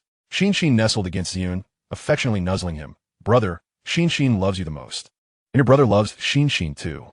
Ziyun pressed a kiss on her rosy forehead. Shinshin blissfully leaned against Ziyun's chest, closing her eyes. Witnessing this scene, Shangguan Yingrui felt an overwhelming surge of jealousy, her possessiveness escalating, yet she exerted every effort to restrain herself. She understood that losing control would lead to severe repercussions. Therefore, despite the intense resentment and dissatisfaction within her, she had to endure. Taking a deep breath, she forced herself to regain composure, exchange a few words with Ziyun, and retreated to the guest room prepared for herself. Upon entering her room, she locked the door and then leaped from the window. Relying on memories of her childhood visits to Ziyun's home, she swiftly located his room. Quietly, she slipped into Ziyun's chamber. Ziyun had placed her back in her room, ensuring she could sleep soundly. Naturally, before sleep, Xin requested a fairy tale from Ziyun. With a resigned sigh, he sat by the bed and earnestly narrated a fairy tale to her. Listening to Ziyun's deep, resonant voice, Xin smiled sweetly and soon succumbed to slumber. Once she fell into a deep sleep, Ziyun retrieved a doll from the system space, placing it on Xin's bedside, then turned off the light and stealthily exited. Godfather, why haven't you rested yet? Ziyun encountered a man heading toward the stairs just as he stepped out of the bedroom, momentarily taken aback. I cannot sleep. I came out for a stroll. The man briefly glanced at Ziyun before continuing on his way. I'll accompany you. Ziyun hurried to keep pace. No need, you should rest. The man halted, turning slightly to say in a mild tone. All right, Godfather, you should rest early as well. Ziyun nodded, not insisting further. Then, recalling something, he called out to the man. By the way, Godfather, I have 8 million here. Take it for your brothers. After all, your organization hasn't received much work lately and will need funds. As he spoke, Ziyun extended a bank card to the man. No need. The man shook his head, placing a hand on Ziyun's shoulder. Your goodwill is appreciated, but I will keep this money for myself. I heard they recently secured a lucrative deal worth 1 million. Ziyun furrowed his brow. What kind of deal? It can't possibly involve those violent jobs again. They just got out of prison. No. They were hired to protect a wealthy businessman. His identity is rather complex, and I cannot divulge more details. Besides, I promised your father I would not engage in illegal activities, the man added. Hearing this, Ziyun finally felt reassured. However, Godfather, please accept this money. It could be useful in emergencies. Before the man could refuse, Ziyun had already placed the card in his hand and turned to head toward his room. The man watched Ziyun's departing figure, letting out a resigned sigh. This child. Returning to his room, Ziyun instinctively locked the door, then went into the bathroom for a shower. After changing into pajamas, he lay on the bed, browsing videos, playing games, and then turned off the lights to sleep. After Ziyun fell into a deep slumber, Shangguan Yingrui emerged from the cloakroom, silently approaching his bedside. She gazed at Ziyun's handsome face for several moments before leaning in to gently peck at his lips. Noticing no signs of him waking, she smirked and slid under the covers beside him. Her movements were incredibly delicate, as if fearful of waking him. Nestling next to him, she wrapped her right arm around his waist, burying her head in his neck to inhale his uniquely enticing scent, relishing the moment. A sinister smile crept onto her lips, and her gaze turned even colder. Pressed against him, she felt Ziyun's strong heartbeat, and Shangguan Yingrui contentedly closed her eyes. At 6 o'clock the following morning, Shangguan Yingrui opened her eyes, greeted by the sight of Ziyun's warm, handsome face. He lay with his eyes closed, long lashes resting on his eyelids, a straight nose, and slightly pursed lips, exuding an irresistible allure that made one yearn to kiss him. Shangguan Yingrui stared at him, mesmerized for a while, then slowly leaned down to touch Ziyun's lips, only to find his mouth tightly sealed, as if resisting something. Momentarily taken aback, she grasped Ziyun's chin, forcing him to part his lips slightly. Ziyun suddenly jolted awake from a nightmare, his eyes flying open. Shangguan Yingrui had not anticipated his awakening and was immediately startled. Senior. Ziyun stared wide-eyed at the figure atop him, shock etched across his face. Shangguan Yingrui smiled seductively. Ziyun furrowed his brow, attempting to push her off, but having just awakened, he felt utterly drained, unable to muster the strength to dislodge her. Senior, please get up, Ziyun urged, his brow knitted. Ha! Shangguan Yingrui giggled softly, embodying a bewitching allure. How did you end up here? Ziyun frowned, perplexed at how this woman, who had retired early the previous night, found herself in his bed. Moreover, his clothes were clearly in disarray. Shangguan Yingrui leaned closer, teasingly provoking him. What do you think? Senior, Ziyun began, but was silenced by her lips. He frowned, attempting to break free from her kiss, but to no avail. Shangguan Yingrui kissed him passionately, fiercely, like a long-starved serpent ensnaring him, leaving him with no means of escape. Ultimately, he could not liberate himself from her grasp. Chapter 67. Braiding Xin's hair. Shangguan Yingrui gasped, her breathless voice calling out Ziyun's name. After what felt like an eternity, she finally released his lips, burying her head in his chest, greedily inhaling his delightful scent. Ziyun gasped for breath, attempting to pry Shangguan Yingrui away from him, yet she clung to him like a sloth, refusing to budge even an inch. What brings you here? Ziyun inquired. I simply climbed in through the window, Shangguan Yingrui replied, lifting her head.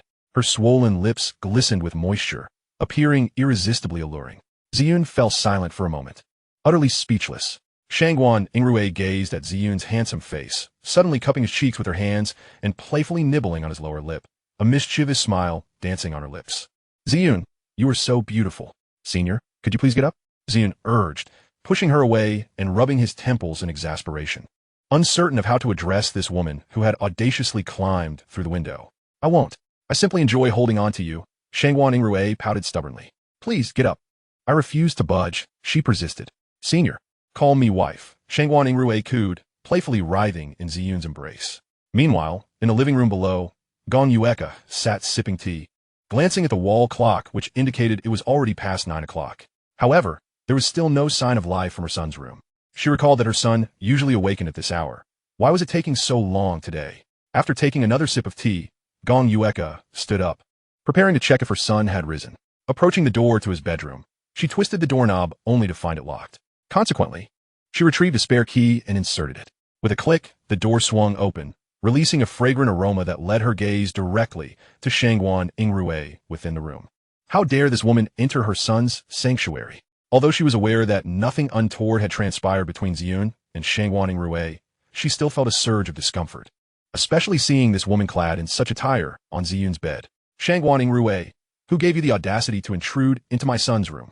Gong Yueka's expression hardened as she glared coldly at Shangguan Yingrui.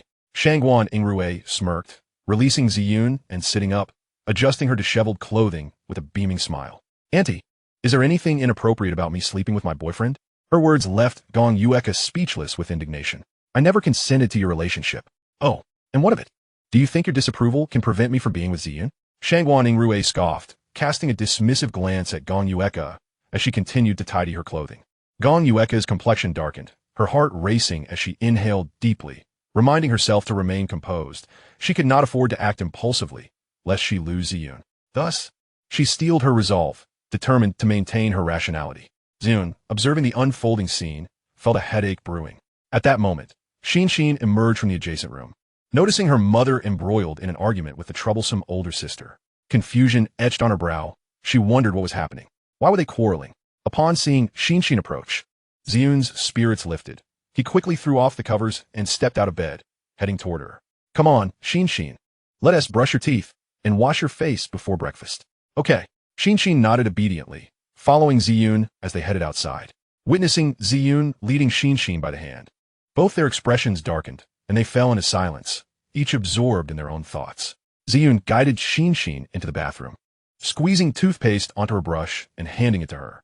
Here, brush your teeth. Thank you, brother Ziyun. Xin cheerfully accepted the toothbrush, standing on her tiptoes, her tiny hands gripping the sink as she struggled to reach the brush, then slowly bent down to begin brushing. System, I'm checking in. Ziyun suddenly called out to the system in his mind. Beep. Check-in successful. Congratulations, host. You have received 1,000 experience points and 350 points. Beep. Congratulations, host. You have acquired the basic hair braiding technique. The reward from this check-in seemed quite acceptable, but what was this hair braiding technique? System, could you clarify? Ziyun inquired mentally. The hair braiding technique is for creating hairstyles, of course. Host, how could you be so clueless? The system replied, unable to suppress a hint of sarcasm. Ziyun, is this system really berating me? How was I to know if I don't style hair?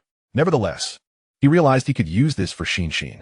System, upgrade that hair braiding technique to the highest level, he commanded in his mind. Beep. 3,100 points deducted. Successfully upgraded hair braiding technique to the highest level. Ziyun, what? This is a scam. I thought upgrading skills only cost 100 points. The system retorted. Upgrading from basic to intermediate costs 100 points. Intermediate to advanced costs 1,000 points, and advanced to the highest level costs around 2,000 points. So host, please do not slander the system. Ziyun was left speechless. Brother, what's wrong? Xin asked, noticing Ziyun lost in thought as he stood in front of the mirror. Hearing her voice snapped him back to reality. He smiled, shaking his head, and gently ruffled her fluffy hair. It's nothing, Xin. How about I braid your hair? Wow, you can braid hair. Xin's eyes sparkled with surprise. Yes, Ziyun nodded with a smile. Hooray, you're amazing, brother. Xin cheered with delight. Ziyun affectionately pinched Xin's soft, chubby cheeks before fetching a comb to begin braiding her hair. He first gently gathered her long hair, meticulously combing through it. His skill was exceptional. Each strand of hair flowed like silk between his elegant fingers, and his careful, detailed movements accentuated his gentle charm, reminiscent of an angel.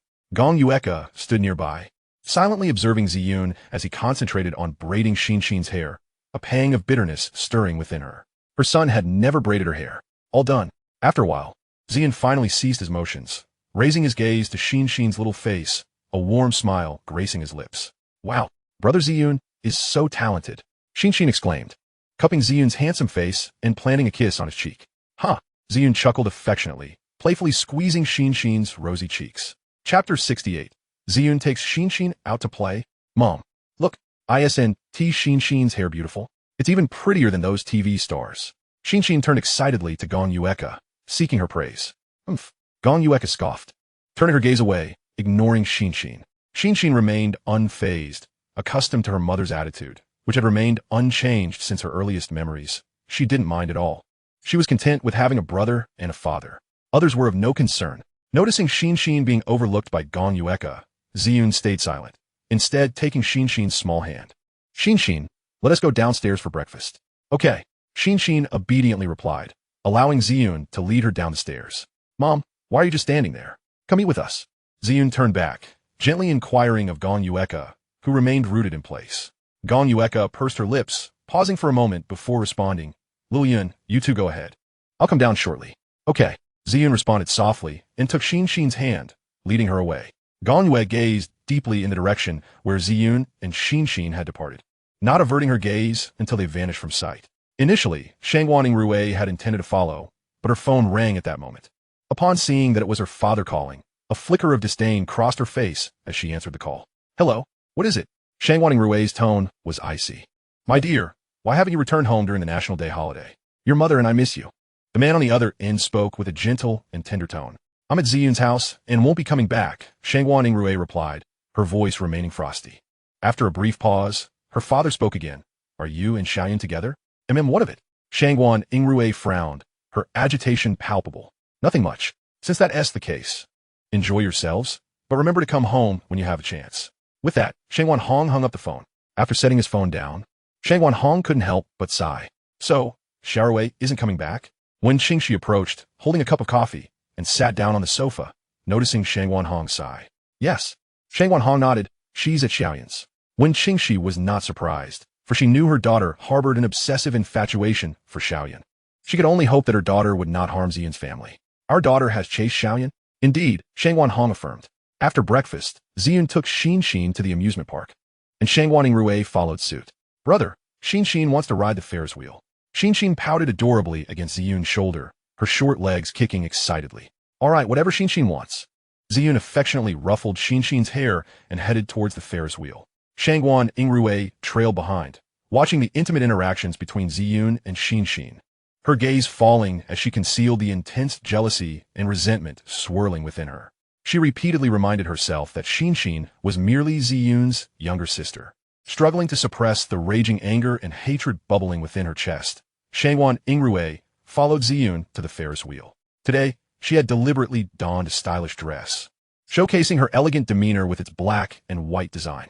After Ziyun purchased tickets, he and Xinxin entered a cabin, and after a moment's hesitation, Shangguan Yingrui joined them. As she stepped inside, Ziyun wrapped his arm around Xinxin, cradling her close, while Shangguan Yingrui had no choice but to sit opposite them. She bit her lip in frustration, feeling utterly powerless, as Xinxin refused to let her hold her. The Ferris wheel ascended slowly, and Xinxin's heart raced with excitement as she clung tightly to Ziyun's arm. Brother, I am scared. Xinxin was frightened by the height and tightened her grip around Ziyun's neck. There's nothing to fear, you won't fall. Ziyun gently patted her back to soothe her. Watching Ziyun comfort Xinxin from across the cabin, Shangguan Yingrui's eyes darkened with venomous intent, her fists clenched so tightly that her nails dug into her palms, oblivious to the pain that had dulled. Ziyun, you belong to me. Shangguan Yingrui closed her eyes momentarily and, upon reopening them, adopted a gentle smile, appearing as if nothing had transpired. As the Ferris wheel gradually came to a halt, Ziyun carried Xinxin out of the cabin, followed closely by Shangguan Yingrui. Xinxin looked up at Ziyun, her face beaming with joy as she exclaimed, Brother, Xinxin wants to go to the aquarium. All right, let's go right now. Ziyun smiled and affectionately ruffled Xinxin's hair before carrying her toward another exit. Shangguan Yingrui hurriedly followed. The trio arrived at the largest aquarium in the city center. The aquarium was expansive, with various exhibit areas including dolphin enclosures, beautiful sea turtles, and coral exhibits, all meticulously designed. Upon entering, Xinxin wriggled free from Ziyun's embrace and dashed to admire the stunning dolphins. Ziyun shook his head in resignation, trailing behind her to enjoy the exquisite marine creatures together. Wow! Shinshin suddenly exclaimed, spinning around to tug at Ziyun's arm excitedly. Brother, look! Following her pointed finger, they beheld a mesmerizing array of jellyfish. Ziyun smiled, gently stroking Shinshin's fluffy head. Yes, they're beautiful. I think they're magnificent too. Shinshin beamed with delight. Just then, Ziyun's phone rang. He pulled it out and glanced at the caller ID. It was his grandmother. I'll take this call. Please keep an eye on Shinshin for me. Ziyun whispered to Shangguan Yingrui. She acknowledged, her gaze lingering on Shinshin, darkening momentarily before she masked it with a gentle demeanor, quietly observing Shinshin. Shinshin remained engrossed in watching the beautiful jellyfish in the tank. Thank you, Senior, Ziyun said as he walked aside to answer the call. Shangguan Yingrui's eyes remained fixed on Ziyun until he connected the call. Chapter 69. Has Shangguan Yingrui taken action? Grandma, what's the matter? Ziyun asked, a hint of confusion in his voice, as he recalled that his grandmother rarely called him. Why was she reaching out now? Ayun, have you forgotten that today is Grandma's birthday? Why haven't you come yet? Sorry, Grandma. I completely forgot it was your birthday. I'll come by tonight, Ziyun admitted, scratching the back of his head in embarrassment. All right, Grandma will wait for you. Though her tone carried a hint of reproach, it remained warm and affectionate. Grandma, about my mother, Ziyun hesitated before inquiring. Let her come too. His grandmother paused for a moment before responding. Understood, Grandma, Ziyun nodded, hanging up the phone with a furrowed brow, a shadow of worry crossing his features. Was Grandma still preoccupied with that matter? He sighed, sent a message to his mother informing her of his grandmother's birthday, and slipped his phone away before turning to find Shinshin. Meanwhile, Shangguan Yingrui watched Shinshin crouch down, playing with an adorable little dolphin, her expression darkening as a cold smirk crept onto her lips, creating an unsettling aura. Her hand, gripping a dagger concealed in her bag, tightened as she contemplated whether to act and eliminate Shinshin. Should she, or should she not? Shangguan Yingrui's eyes brimmed with conflict and turmoil. If she proceeded, Ziyun would undoubtedly shun her and harbor deep resentment, a loss she did not wish to endure. Yet, if she did not eliminate Shinshin, the girl would inevitably become her greatest threat. Such a perilous existence must be nipped in the bud. Perhaps it would suffice to confine Ziyun afterwards. With this thought, Shangguan Yingrui inhaled deeply, slowly approaching Shinshin, poised to strike. Unbeknownst to Shinshin, who remained blissfully engaged in her playful antics with the dolphin, she radiated innocence and joy, completely unaffected by the nefarious intentions lurking nearby. At the very moment when Shangguan Yingrui was about to take action, she sensed Ziyun's approaching presence. Releasing the dagger she had gripped within her bag, she regained her former gentle and charming demeanor, standing to the side and observing Shinshin. Ziyun approached and expressed his gratitude to Shangguan Yingrui, saying, Thank you, Senior. There's no need for thanks. After all, she will be my sister in the future. Shangguan Yingrui replied with a delicate smile, her tone as gentle as if she feared to awaken a slumbering kitten. Ziyun nodded in acknowledgement, choosing not to elaborate further. As Shinshin watched Ziyun come closer, she joyfully leaped towards him, wrapping her arms around his neck and affectionately calling, Brother. Ziyun, with a tender touch, playfully brushed his fingers against Shinshin's nose. Giggling, Shinshin nestled her face against Ziyun's chest and then lifted her head, her eyes sparkling with delight as she gazed at him. Ziyun smiled and gently ruffled Shinshin's hair, inquiring, What were you doing just now, Shinshin? You seem so happy. Tilting her head in contemplation, Shinshin cheerfully replied, I was playing with dolphins. She gestured animatedly as she spoke. Is that so? Ziyun asked, feigning surprise. Of course. Shinshin proudly affirmed, thumping her chest. How impressive. Ziyun chuckled, affectionately tousling Shinshin's hair. Hearing Ziyun's compliment, Shinshin's face broke into a radiant smile. Oh, you little rascal, Ziyun said, playfully pinching Shinshin's chubby cheeks. Shinshin beamed, leaning to plant a soft kiss on Ziyun's cheek, sweetly whining, Brother. Meanwhile, Shangguan Yingrui clenched her fists at her sides, her eyes reddening, yet her expression remained unchanged. All right, Shinshin, let us go choose a gift for Grandma. Today is her birthday. Shinshin nodded enthusiastically, taking Ziyun's hand as they headed outside, her eagerness palpable to present her birthday gift to their grandmother. Noticing their departure, Shangguan Yingrui hastily followed suit. Ziyun, dear, she called out, halting him in his tracks. Ziyun turned to face her, awaiting her next words. However, she reached out and took his hand. Ziyun regarded her with a slight furrow of his brow, but did not withdraw. Shangguan Yingrui lowered her gaze, her long eyelashes casting shadows over her eyes, obscuring the emotions they held. Shinshin, observing Shangguan Yingrui, blinked and then requested to be lifted by her brother. Ziyun effortlessly cradled Xin in one arm, while with his free hand, he held Shangguan Yingrui's hand, and together, the trio made their way to the shopping mall. Upon entering an antique shop specializing in ancient paintings, they were greeted by an array of ceramic wares, each seemingly ordinary piece concealing remarkable value. Xin, intrigued, leaned against the glass display, eyeing the ceramics. Noticing her fascination, Ziyun began to explain, Xin, that one is cloisonné, this one is a bronze ding, and this is a purple clay teapot, while that one is a jade carving. Of course, these are all replicas, he added with a smirk. Oh, Xin nodded in understanding. Ziyun continued to elaborate on the antiques, and Xin listened with rapt attention, occasionally gasping in awe. Shangguan Yingrui, standing beside them, felt like an extraneous presence amidst their joyful interaction. Excuse me, do you have any calligraphy or paintings? Ziyun inquired, recalling that his grandmother cherished such art. Huh? Calligraphy and paintings? Certainly. Let me show you, the shopkeeper promptly replied. Thank you for your guidance, Ziyun said politely, smiling. Haha. The shopkeeper chuckled, leading them to the second floor. The decor of the second floor contrasted sharply with the first, featuring white walls adorned with exquisite murals, showcasing both renowned artists' works and folk paintings, creating an atmosphere rich in artistry. How about this one? The shopkeeper suggested, handing Ziyun a piece of calligraphy from the wall. Ziyun examined it closely, confirming its authenticity before nodding and smiling. It's perfect. Please wrap it up for me. Certainly, the shopkeeper replied, taking the artwork and stating the price. That'll be 115,000. Ziyun retrieved his card and completed the transaction. After purchasing the calligraphy, the trio exited the shop and continued their shopping spree, acquiring numerous items. As night fell, the Gong family estate sparkled with lights, the servants bustling to prepare the evening's feast. Grandmother Gong sat at the head of the table, her face adorned with a constant smile, radiating joy. Xin, and Shangguan entered the main hall, where Grandmother Gong greeted them warmly. Come over, have a bite. The dishes aren't all served yet. Your two aunts and uncle haven't arrived. Xin, pulling Ziyun along, hopped over and plopped down a chair. She produced a meticulously prepared gift box and presented it to Grandmother Gong.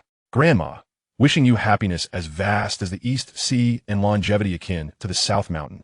Happy birthday. Xin chirped, her youthful voice brimming with innocence, evoking a delightful reaction from Grandmother Gong, who pinched Xin's cheek with affection, exclaiming, What a sweet little mouth you have.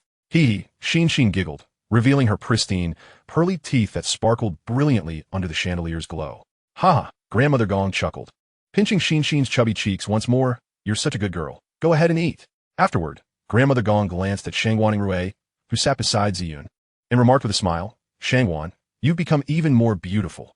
You and Ziyun are simply a perfect match. Thank you for your kind words, Grandma.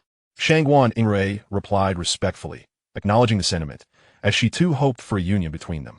Grandmother Gong nodded, casting a glance at Gong Yueka without saying a word, before returning to playfully engage with her little granddaughter. Before long, Ziyun's two aunts and an uncle arrived in succession.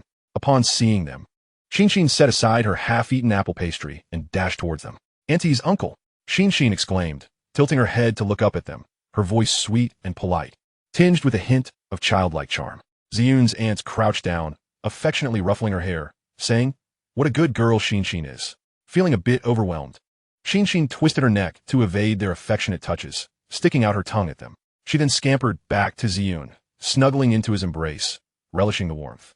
Gong Yueka observed Xin, her eyes flickering momentarily before she regained her composure.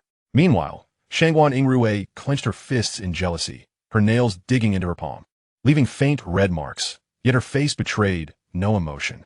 Auntie's uncle, hello. Ziyun greeted them courteously. Oh dear, my dear. It's been ages since we've seen you. I never imagined you would grow so handsome. One elegantly dressed and well-preserved noblewoman complimented Ziyun with a smile, her face adorned with faint wrinkles that did little to detract from her beauty. She appeared to be around 40, with cascading black curls framing her shoulders, her tall and graceful figure complemented by enchanting phoenix eyes. She was none other than Gong Yueka's elder sister, Gong Yuelon. Another elegant woman in her 40s was Gong Yuewei, the elder sister of Gong Yueka. Gong Yuewei's beauty radiated a more delicate and pure charm. Her long, lustrous black hair cascaded down to her waist. Her porcelain skin glowed like freshly fallen snow, and her prominent nose complemented her vividly colored lips, reminiscent of blooming rose petals. Clad in a black qipao, Her figure was perfectly accentuated. The last individual, a man in his mid-30s, was Ziyun's uncle, the youngest son of the Gong family, Gong Yuewin. Gong Yuewin was a refined and handsome young man, impeccably dressed and exuding grace, embodying the essence of a true gentleman. Despite his age, he bore no visible traces of time. Instead, he exuded a sense of composure, radiating an aura of authority and mature charm cultivated in the business world. As Ziyun gazed at the three amiable elders before him, a gentle smile crept upon his lips, his tone respectful. "Auntie, you flatter me. I have merely undergone a slight change." "Oh, how modest you are, Ziyun. With a face like yours, you could easily captivate countless young ladies. Would you like me to introduce you to a girlfriend?" Gong Yuelon chuckled lightly, teasing him. Upon hearing this, Shangguan Yingrui's brows furrowed slightly as she lifted her gaze, casting a cold glance towards Gong Yuelon. Unperturbed by Shangguan Yingrui's frigid demeanor, Gong Yuelon continued cheerfully, "You have no idea. I know numerous highborn ladies, each more beautiful than the last. Thank you for your kind intention, Auntie, but I already have a girlfriend," Ziyun replied, glancing at Shangguan Yingrui, noting her displeased expression, and thus declined Gong Yuelon's proposal while providing an explanation. "You have a girlfriend? When will you bring her for me to meet? I will help you screen her." Gong Yuelon seemed oblivious to Ziyun's refusal, inquiring with a smile. "She's right here." Ziyun pointed towards Shangguan Yingrui beside him. Following Ziyun's gesture, Gong Yuelon and the others quickly spotted Shangguan Yingrui. Upon recognizing her familiar face, they were momentarily taken aback. "Isn't that the child from the Shangguan family?" Meanwhile, Gong Yueka, seated opposite, wore a gloomy expression, glaring fiercely at Shangguan Yingrui. "So, you are Ziyun's girlfriend?" Gong Yuelon suppressed her surprise and approached Shangguan Yingrui, observing her features closely while nodding repeatedly. Not bad. You are worthy of our Yun."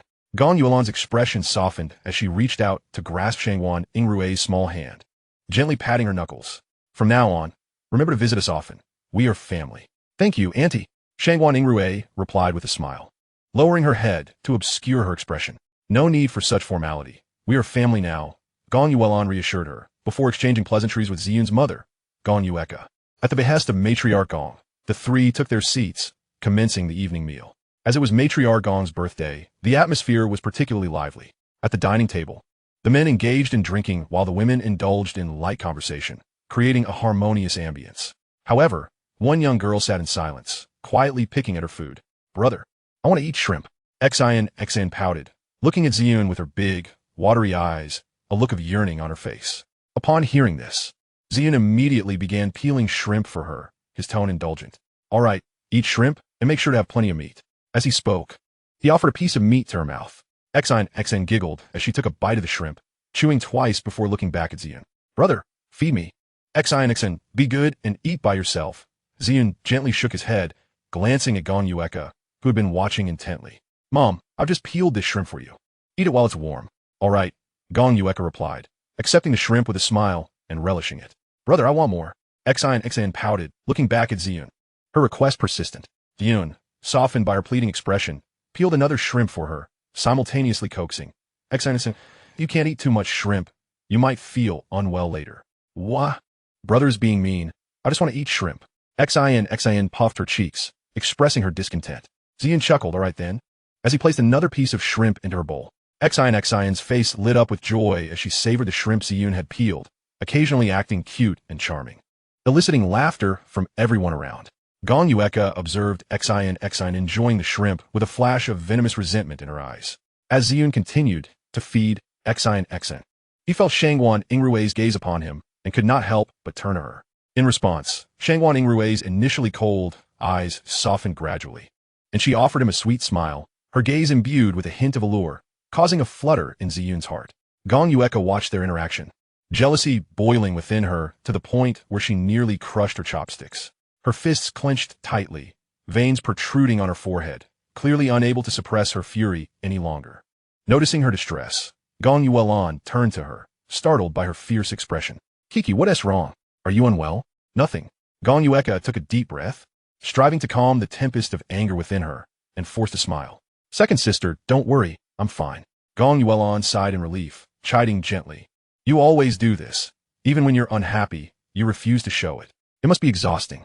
Gong Yueka managed a strained smile, considerably more composed than her earlier fury. "Second sister, really I'm fine." Having said this, Gong Yueka cast a sidelong glance at Shangguan Yingrui, seated beside her son, before shifting her gaze away. Shangguan Yingrui caught Gong Yueka's glance, a subtle smile gracing her lips, before returning her focus to the food on her plate. Chapter 71. Untitled. After the dinner concluded, Ziyun and the others engaged in conversation with the elders. Just as they prepared to leave, Matriarch Gong insisted they stay the night at the old residence, promising they could depart in the morning. Unable to refuse the elder's request, they acquiesced, unwilling to cause her distress given her age and health. Thus, after Matriarch Gong arranged for the servants to show them to their respective rooms, she advised them to rest early. Then, she bent down, addressing the spirited Xin who was playing with her brother, gently caressing her soft, rosy cheek. Xin, how about you sleep with your grandmother tonight? But Xin wants to sleep with brother. Xin raised her head, glancing at Ziyun, her lips pouting in conflict. Ziyun, noticing her dilemma, affectionately patted her head. Be good, Xin, go sleep with grandma. I'll take you to the zoo another day, all right? Really? Xin's eyes sparkled with anticipation as she looked at Ziyun. Yes, of course. When have I ever lied to you? Ziyun chuckled softly, ruffling her hair. All right. Xin nodded eagerly, wrapping her arms around Ziyun's neck and snuggling against his chest, softly saying, Brother, good night. Ziyun bent down to kiss her forehead, replying, Good night. Xin beamed with satisfaction before turning to follow her grandmother upstairs to rest. Gong Yueka stood on the second floor, watching Ziyun and Xin embrace in farewell at the staircase corner. A fierce glint flickered in her eyes as her hands curled into tight fists, knuckles white. Kiki, what are you standing there for? Gong Yuelon approached, observing her sister lost in thought at the second-floor corridor. Nothing. Gong Yueka snapped back to reality, swiftly masking the darkness in her gaze and shaking her head with a smile. Oh, come on, my dear sisters. It has been ages since we gathered together. Let's retire to bed. Gong Yuelon exclaimed, clasping the hands of Gong Yueka and Gong Yuewei, leading them into her chamber. She shut the door, and they all lay down on the bed together.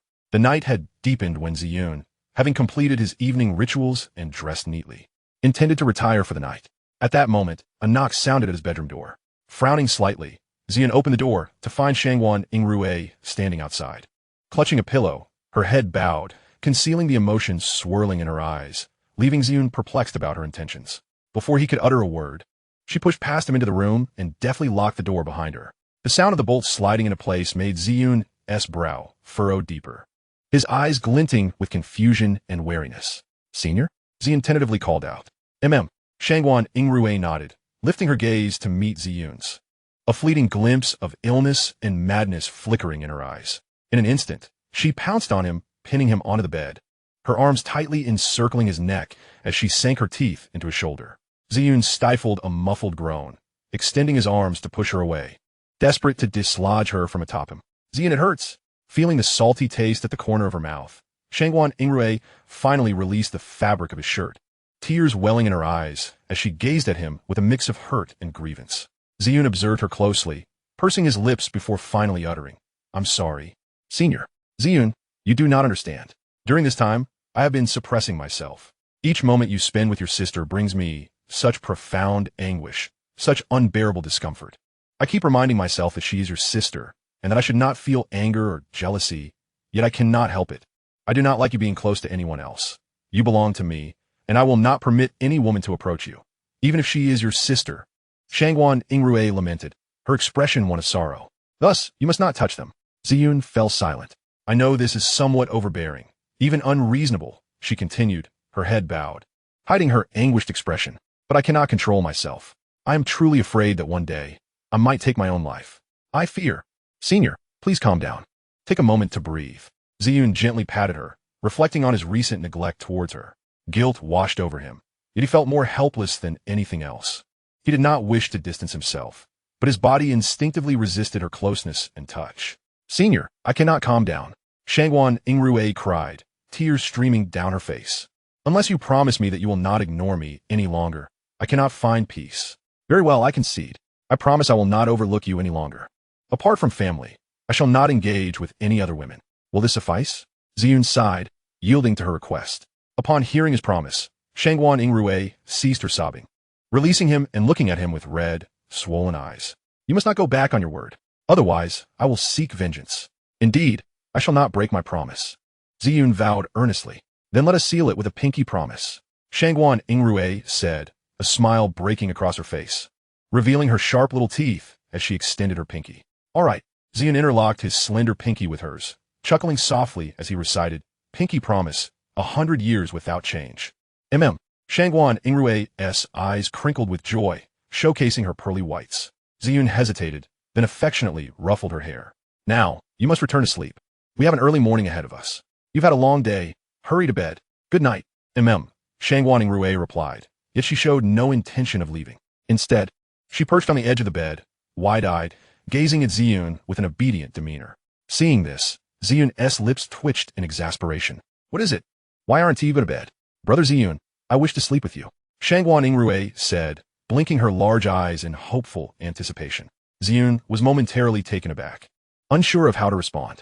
Noticing his hesitation, she quickly added, but I promise, I won't touch or kiss you inappropriately. Chapter 72 Ziyun, Senior. Ziyun's mouth twitched, certain that this woman would undoubtedly make advances before sleep. Sure enough, as soon as she finished speaking, Shangguan Yingrui climbed under the covers, patting the space beside her, beckoning him to join. Ziyun. Seeing that he remained unresponsive, Shangguan Yingrui pouted, glaring at him. Brother Ziyun, do you not want to keep me company? Or have you grown tired of me? Oh, I am so heartbroken. Watching her feign distress, Ziyun felt a vain throb on his forehead, nearly rolling his eyes in annoyance. Fine. It is not such a big deal for couples to share a bed, is it? He sighed internally, then approached the bed, climbing in beside her and turning away, closing his eyes. Shangguan Yingrui's expression transformed in an instant, her frown giving way to a radiant smile as she snuggled up to Ziyun, wrapping her arms around his waist, resting her head on his shoulder. Her cheek pressed against his neck, inhaling his unique scent. Ziyun felt the softness enveloping him from behind, his body tensing up, breath hitching as his heart raced wildly. A warmth spreading through him, his ears flushing pink. A wave of heat surged within him, and he swallowed hard, biting his tongue to regain composure. Taking a deep breath to dispel any inappropriate thoughts, striving to quell the tumult within him, slowly returning to his usual self. Senior, you should sleep first. I need to take a shower. Ziyun pushed Shangguan Yingrui gently, feeling a bit awkward. She replied obediently, reluctantly loosening her grip around his waist and shifting to the side. Ziyun exhaled in relief, rising to fetch a change of clothes before heading to the bathroom. Shangguan Yingrui watched him enter the bathroom, a sly smile gracing her lips. Though she was a girl, it did not mean she was naive. Inside the bathroom, Ziyun stood beneath the shower, allowing the cold water to cascade over him, cooling his heated body and somewhat alleviating the fervor within. After a while, once the flames of desire had subsided, he let out a long, relieved sigh, grabbed a towel to dry his damp hair, changed into fresh clothes, and emerged from the bathroom with a clean nightgown. Senior, why are you still awake? As soon as Ziyun stepped out, he found Shangguan Yingrui seated on the bed, propping her chin on her hand, gazing at him. He swallowed hard, stammering, his heart racing uncontrollably. I'm waiting for you. Otherwise, I cannot sleep, she said in a sweet voice, resting her chin in her palm, her eyes sparkling as she smiled at him. Ziyun's lips twitched, mentally scoffing at the absurdity. I can't believe you expect me to fall for that. How did you manage to sleep the first 20 years of your life? Surely, you're not deceiving me, are you? You are simply craving my company. However, despite his thoughts, Ziyun dared not voice them in front of Shangguan Yingrui. He lacked the courage to do so. Senior, I think I'll just sleep on the sofa, he said weakly, unwilling to share the bed, uncertain of how Shangguan Yingrui might behave in the night. Upon hearing this, Shangguan Yingrui furrowed her brows in displeasure and remarked, Ziyun, dear brother, you just promised to sleep beside me. How can you suddenly decide to take a bath? Have you truly changed your mind? Do you still not trust your sister? Ziyun quickly waved his hands in protest, explaining, No, senior sister, you misunderstand. I do trust you. Then why won't you sleep with me? Shangguan Yingrui tilted her head, her large eyes blinking innocently as she inquired. Ziyun hesitated, unable to outright confess that he feared he might lose control and act upon his impulses. Ziyun, dear brother, Shangguan Yingrui called out again, noticing his silence. Ziyun remained speechless, prompting her to pout and express her discontent. Do you not want to sleep with me? Do you dislike your sister? If you truly do not like me, I might as well end it all. With that, Shangguan Yingrui actually began to rise, as if to walk towards the window. Seeing this, Ziyun was at a loss for words and facepalmed, exclaiming in a mixture of exasperation and amusement, Stop fooling around. I do not dislike you at all. If you insist, then let us sleep together. With that, he lay down on the other side of the bed, creating space between them. watching Ziyun distance himself. A flicker of disappointment crossed Shangguan Yingrui's eyes, but it quickly dissipated, replaced by joy as she wrapped her arms around Ziyun, nuzzling against him in a playful manner before drifting off to sweet slumber.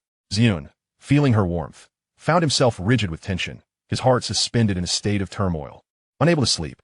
Ultimately, he sighed softly and closed his eyes, forcing himself to surrender to sleep. That night, Shangguan Yingrui was blessed with numerous beautiful dreams, such as being enraptured in love with Ziyun, sharing intimate moments, and more.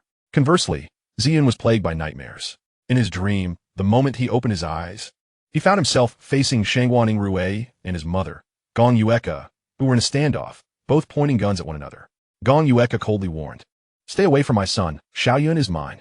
Shangguan Yingrui shot her a disdainful glance, retorting, "He is mine, you should not take my son away." Gong Yueka shouted in anger, pulling the trigger. Ziyun's pupils constricted in terror as he shouted, "Mom, no!" He sprinted towards Gong Yueka with all his might. Bang! Gong Yueka pulled the trigger, and a silver bullet struck Shangguan Yingrui in the left chest. Rather than evade, she lowered her gun, closed her eyes, and welcomed death.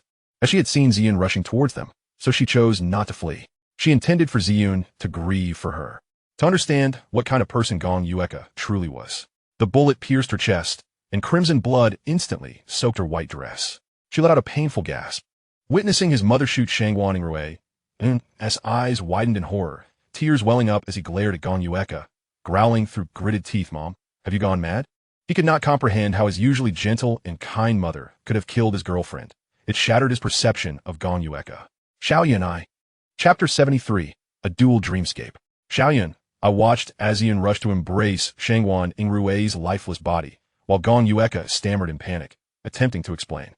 However, her words were cut short by Ziyun's fierce and solemn gaze. "Why did you kill her?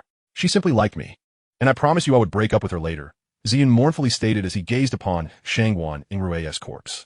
He was unwilling to accept that his normally gentle mother could take the life of his beloved. Upon hearing Ziyun's accusations, Gong Yueka's face turned pale as she mumbled her defense. "She wanted to take you away from me, so I had to." "Enough!" Ziyun suddenly raised his voice, his anguished scream echoing as tears streamed down his face. "You have disappointed me beyond measure. Dad passed away early, leaving you to struggle alone to raise me. Now you wish to kill my girlfriend? Is that how worthless I am in your eyes?" Gong Yueka, witnessing Ziyun's sorrow, felt an unbearable guilt wash over her. She realized she had been too extreme and overly sensitive, fearing her son's departure to the point of being unable to tolerate anyone who cared for him. Taking a deep breath to suppress her inner turmoil, she slowly approached Ziyun. "Forgive me, I wronged you. I was simply terrified of losing you, which is why I..." Ziyun pushed her hand away, cradling Shangguan Yingrui's cold body and turning to leave without a backward glance. Gong Yueka was momentarily stunned before chasing after him, grasping at his clothing. "Xiaoyun, will you not forgive your mother? Do you not care about me?" Ziyun paused for a moment, facing away from Gong Yueka, softly responding, "Mom, take care of yourself. Turn yourself in." "Turn myself in?" Gong Yueka shook her head violently. "No, absolutely not. I cannot bear to be without you. You have committed a grave wrongdoing, and you must face the consequences," Ziyun interrupted. Upon hearing his words, Gong Yueka's expression twisted in rage as she shouted with all her might, "No, absolutely not. Xiaoyun, you are my only child. I cannot bear to lose you. Since you refuse to turn yourself in, I have no choice but to call the police," Ziyun declared, pulling out his phone. Seeing his actions, Gong Yueka lunged forward, snatching the phone from his grasp and throwing it away, her voice rising in desperation. "You shall not call the police. I forbid it. You must listen to me." Ziyun looked at Gong Yueka with a complex expression. "Mom." He hesitated, disappointment and sorrow flickering in his eyes. "Xiaoyun, I do not want you to call the police. Please stay home and keep me company. I know you despise me for killing her, but she was your girlfriend. You must understand me," Gong Yueka pleaded, her tone imbued with desperation and humility, as if she were begging him to stay. Ziyun pressed his lips together, remaining silent. Seeing his lack of response, Gong Yueka grew increasingly urgent in her reassurances. "Xiaoyun, do not hate your mother. It was my love for you that drove me to such extremes. I know I was wrong. I beg you, do not leave me." Ziyun, feeling helpless, closed his eyes. Gong Yueka's voice trembled and cracked, as if she had endured a tremendous blow. He opened his eyes, a resolute determination shining within, and then turned to leave. As he walked away with unwavering resolve, Gong Yueka's tears streamed down her cheeks, crying out, "Xiaoyun, do not go. Do not abandon me. Xiaoyun, you cannot leave your mother. I will not allow it. Then, she picked up the gun from the ground, trembling violently. Her face streaked with tears as she hoarsely shouted, Xiaoyun, do not leave me. If you dare to go, I will take us both down. As she spoke, her finger rested on the trigger, slowly pressing down as a bullet was discharged, piercing through the flesh and into the skull. With a muffled thud, Ziyun collapsed to the ground. As Gong Yueka watched Ziyun fall into a pool of blood, she was overwhelmed with weakness, collapsing to the ground, her eyes shimmering with tears. She covered her mouth and wept bitterly. Xiaoyun is dead. Xiaoyun is dead. Xiaoyun is dead. She was engulfed in anguish. Her heart-wrenching cries filled the air. Little Yun was gone, her precious son, lost to her own hands. Gong Yu collapsed, geside Ziyun, wailing in despair. Her grief so profound it seemed to unravel her very being, as if she had succumbed to madness. Suddenly, Ziyun jolted awake from his nightmare. Beads of sweat clinging to his forehead, his hands clutching his chest as his heart raced fiercely, as if it were trying to escape his throat. The terror of the dream lingered in his mind. He gasped for breath, striving to regain a semblance of calm. Yet, as he attempted to rise from his bed, he discovered that his hands and feet were shackled by chains, rendering him utterly powerless to break free. Lowering his gaze, he scrutinized the bindings and noted that they were indeed iron chains. Curse it, why had he not woken up this time? Had he traversed from one nightmare to another? First things first, he needed to escape. Taking deep breaths to steady himself, Ziyun surveyed his surroundings. He found himself in a spacious, brightly lit room, adorned with an antique charm. Shelves crafted from sandalwood were adorned with an array of rare and exquisite treasures, while the immaculate carpet was devoid of any dust. The windows were intricately carved, and the walls were adorned with numerous portraits, each depicting none other than Ziyun himself, rendered with such vivid detail they appeared lifelike. How familiar this place seemed. As he gazed at the room's decor, a sense of recognition washed over him. It was as if he had been here before. Had he? Furrowing his brow in contemplation, he was certain he had visited this room at some point, yet the memory eluded him. No matter, he needed to escape first. With renewed determination, Ziyun twisted his wrists in a desperate attempt to loosen the chains. After several futile tries that sent sharp pains coursing through his wrists, he gritted his teeth, refusing to cry out. At last, he summoned all his strength and managed to loosen the iron shackles. Though his wrists throbbed painfully, at least he could move them now. He tore off the chains, binding his feet, and swiftly climbed from the bed, racing towards the door. However, as he reached the hall, the lights suddenly illuminated, startling Ziyun. Ziyun, where are you off to? Chapter 75, Good Morning. With a playful giggle, Shangguan Yingrui covered her mouth and leaned down, planting several enthusiastic kisses on his cheek. Good morning, my beautiful little treasure. Ziyun winced in pain, inhaling sharply as he glared at Shangguan Yingrui. Senior, are you a dog? Could you not bite so recklessly next time? With a playful laugh, Shangguan Yingrui rolled off him and lay on her side, gazing at him. Ziyun, how did you sleep last night? Did you miss your sister? Ziyun merely covered his mouth, remaining silent. He was unsure, only that he had experienced a horrid nightmare, the details of which were lost to him. Noticing his reticence, Shangguan Yingrui raised an eyebrow and leaned closer, whispering coyly, Oh, Ziyun, was your dream particularly enticing last night? She deliberately licked her lips. Feeling the warmth of her breath tickling his neck sent shivers down his spine, causing his heart to flutter and his body to weaken. He quickly averted his gaze, unable to meet her eyes. Yet, Shangguan Yingrui was relentless, continuing to tease. Why so silent, Ziyun? Surely you didn't dream of something inappropriate? Coughing awkwardly at her words, Ziyun felt his face flush with embarrassment. Seeing his discomfort, Shangguan Yingrui couldn't help but laugh lightly. Senior, could you please get up? Ziyun proposed with a frown. Shangguan Yingrui lifted her head, puzzled. Why should I get up? She glanced at herself and grimaced at her attire. Clad in a pink lace nightgown, it was slightly transparent, revealing a tempting silhouette of her skin. Ziyun instinctively looked away, stating calmly, Senior, your outfit is too sheer. Please get up. He prepared to struggle to his feet. However, before he could stabilize himself, Shangguan Yingrui seized his arm, pulling him back onto the bed. Ziyun, don't rush. Let's play a little longer. I bought this just for you. With that, her hand reached towards him. What are you doing? Stop! Ziyun exclaimed, attempting to evade her grasp. With a mischievous smile, Shangguan Yingrui pinned his wrist to the pillow, while her other hand began to unbutton his shirt slowly. What are you doing, Senior? Ziyun protested, straining against his confinement. But the more he struggled, the closer he found himself to her delicate form. Ziyun, what do you think? She cooed playfully. Ziyun furrowed his brow, pleading, Senior, please don't do this. With sultry eyes, Shangguan Yingrui gazed at him, pouting, "Oh, Ziyun, how could you reject my affection?" And with that, she leaned in, capturing his lips in a fervent kiss. Ziyun's eyes widened in disbelief, unable to comprehend her audacity as she kissed him forcefully. He attempted to push her away, but his efforts were futile, only allowing her to invade his space further, greedily savoring his sweetness. Shangguan Yingrui lingered on his lips as if tasting the most exquisite delicacy. After what felt like an eternity, she reluctantly pulled away, her eyes narrowed into slits, grinning. "Ziyun, you're truly sweet." Fuming, Ziyun glared at her, wishing he could devour her in return.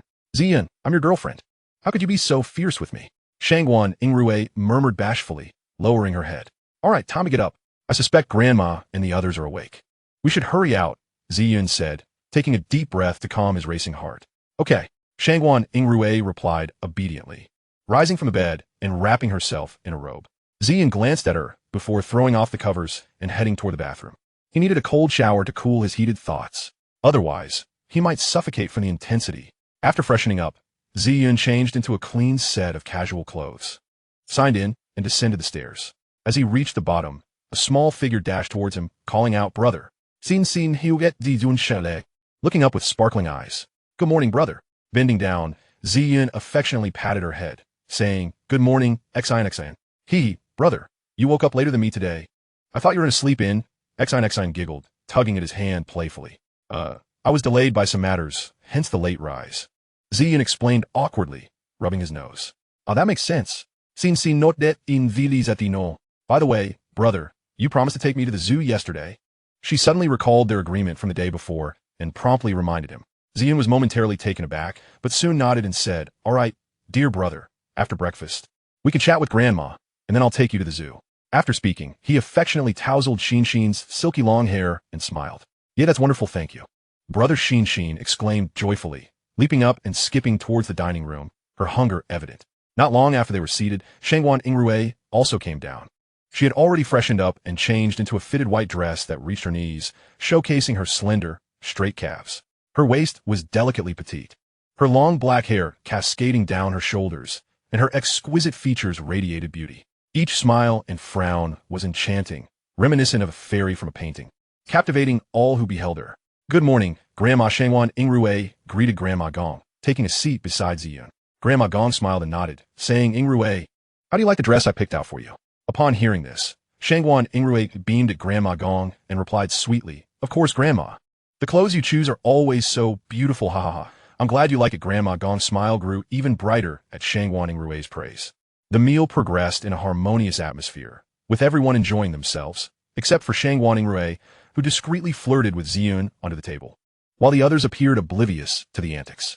After breakfast, the group lingered with the elder before departing from the Gong family residence.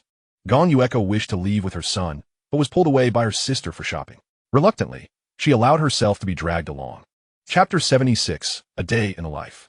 Ziyun drove away from the Gong family home, taking Shangguan Yingrui and Shinshin to the zoo. Along the way, Shinshin clung to Ziyun, chattering incessantly, displaying none of the decorum one would expect. "Shinshin, please be quiet. I need to concentrate on driving," Ziyun warned her with a sidelong glance. "Got it." After hearing Ziyun's words, Shinshin pouted in reluctant compliance and settled into the back seat. Ziyun sighed in relief and resumed his focus on the road. After approximately half an hour, they finally arrived at the zoo. Ziyun parked the car, and once they exited, took Shinshin and Shangguan Yingrui by the hand as they made their way towards the entrance. Shinshin turned back every few steps, her large, sparkling eyes never straying from the animals. Whenever she spotted one she liked, she would joyfully exclaim. Shangguan Yingrui, on the other hand, linked her arm through Ziyun's, her smile radiant, occasionally leaning in to whisper sweet nothings into his ear, causing his ears to flush, though he did not rebuff her advances. As they strolled, the pair caught the attention of passers-by, particularly women who gazed at Shangguan Yingrui with envy and admiration. In this world, there is no more beautiful scenery than a pair of soulmates accompanying one another. They were a match made in heaven, like a picturesque painting that left one enchanted and longing to linger. Meanwhile, Shinshin, clad in a pink princess dress and white canvas shoes, had a cherubic face adorned with a pure smile, her lively eyes darting about, eagerly scanning her surroundings. Ziyun and Shangguan Yingrui accompanied Shinshin as she marveled at the animals, and she showed no sign of tiring. Whether it was a fox, an elephant, or a panda. She found them all fascinating, often clapping her hands and exclaiming, "Wow, this one is so cute." Ziyun, observing her delight, shook his head affectionately, a smile escaping him. The trio spent the afternoon at the zoo before finally departing. As they left, Xin gazed longingly at the animals, repeatedly asking, "Brother, will you bring me here again next time?" Ziyun replied gently, "I promise to take you again. Thank you, brother. Xin loves you," she exclaimed happily, leaping into Ziyun's arms and planting a kiss on his cheek. Ziyun could only smile wryly, gently patting her back to soothe her excitement. Meanwhile, Shangguan Yingrui, who had been observing the affectionate bond between Xin and Ziyun, felt a flicker of jealousy, though it quickly vanished, replaced by her usual demeanor. When Ziyun turned to meet her clear, transparent gaze, he was momentarily startled before regaining his composure and averting his eyes. Perceiving his gaze, Shangguan Yingrui lowered her own, concealing the shadows that lingered in her heart. The day passed swiftly, and after dinner that evening, Ziyun's godfather began washing the dishes while Ziyun busied himself with a laptop, the rhythmic tapping of keys filling the air. Xin lay on the sofa, engrossed in a children's movie, applauding excitedly at the thrilling moments. Meanwhile, Shangguan Yingrui fixated her gaze on Ziyun, appearing utterly captivated, as if he were her entire world, leaving no room for anything else in her heart. Gong Yueka had yet to return, entangled in her elder sister's plans, who insisted on shopping before their impending trip back to Kyoto. Suddenly, Shangguan Yingrui's phone rang, disrupting the atmosphere. She glanced at the screen before rising and walking outside to answer. "Hello, what is it?" she asked impatiently as she stepped into the courtyard. "Junior sister, I've arrived in Hua country. Could you pick me up at the airport later?" Came a teasing male voice from the other end. Shangguan Yingrui frowned, pausing for a moment before responding, "What brings you to Hua country?" The man chuckled, "Of course, I'm here to see you. After all, we are to become husband and wife in the future. Shouldn't we cultivate our feelings ahead of time?" At this, Shangguan Yingrui's eyes narrowed with a murderous intent. "I have made it clear from a moment I joined the organization that I will not abide by its arrangements. You have no authority to force my hand. I advise you to abandon this notion. If you dare pursue me further, you will meet a grim fate." Rather than be angered by her threats, the man on the other end laughed heartily, as if her warning held no weight. "Ha! It seems that even after all these years, you remain as fierce as ever. Junior sister, your temperament is indeed fiery. No wonder I am drawn to you. Rest assured, now that I'm in Hua country, I won't leave empty-handed. I will pursue you, and I am confident you will come to like me, given my good looks, wealth, and kindness towards you. Who else would you prefer? Don't forget to pick me up by." The call ended with a click, leaving Shangguan Yingrui seething as she crushed her phone into pieces and tossed it onto the ground, her eyes blazing with fury. At that moment, a voice broke through her thoughts, "Senior sister." Shangguan Yingrui turned at the sound, immediately donning a gentle smile as she replied, "What is it, Ziyun?" "Nothing much. My godfather prepared some fruit and asked me to invite you to join us," Ziyun said casually, having noticed the remnants of her shattered phone on the ground, but choosing not to inquire further, knowing that even if he did, Shangguan Yingrui would likely remain tight-lipped about the reason. All right, with the courtyard now, just the two of them, Shangguan Yingrui embraced Ziyun tightly, resting her head against his chest and closing her eyes, relishing the tranquility shared between them. Sensing her dependence, Ziyun hesitated briefly before lifting his hand to gently wrap it around her slender waist. "Ziyun, brother. What is it?" He responded, puzzled. "I feel unwell." Before Ziyun could inquire about anything, Shangguan Yingrui rose on her toes and pressed her lips against his. Chapter 77. Kasju, a Lockfield is sent. Ziyun was taken aback. He had not anticipated this sudden gesture from Shangguan Yingrui. Yet, instead of pushing her away, he found himself at a loss for how to respond. He stood there rigid, allowing her to kiss him, sensing her unusual fervor. Despite the questions swirling in his mind, he did not pull away. After what felt like an eternity, Shangguan Yingrui released his lips, her cheeks flushed, and her eyes dazed as she gasped for air. Her once luscious pink lips, now even more alluring and vibrant, exuded an intoxicating fragrance that tempted one to savor their sweetness. Observing her in this state, Ziyun's gaze darkened, and he swallowed hard. Taking a deep breath to steady his tumultuous emotions, he stammered, "Senior you."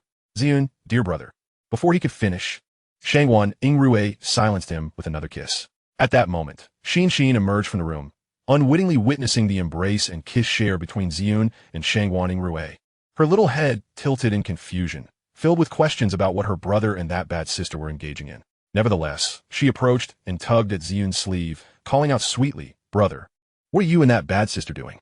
Upon hearing Xinshin's voice, Ziyun quickly withdrew his arms from around Shangguan Yingrui, stepping back to create distance. His face flushed, and his eyes darted away, revealing his flustered state.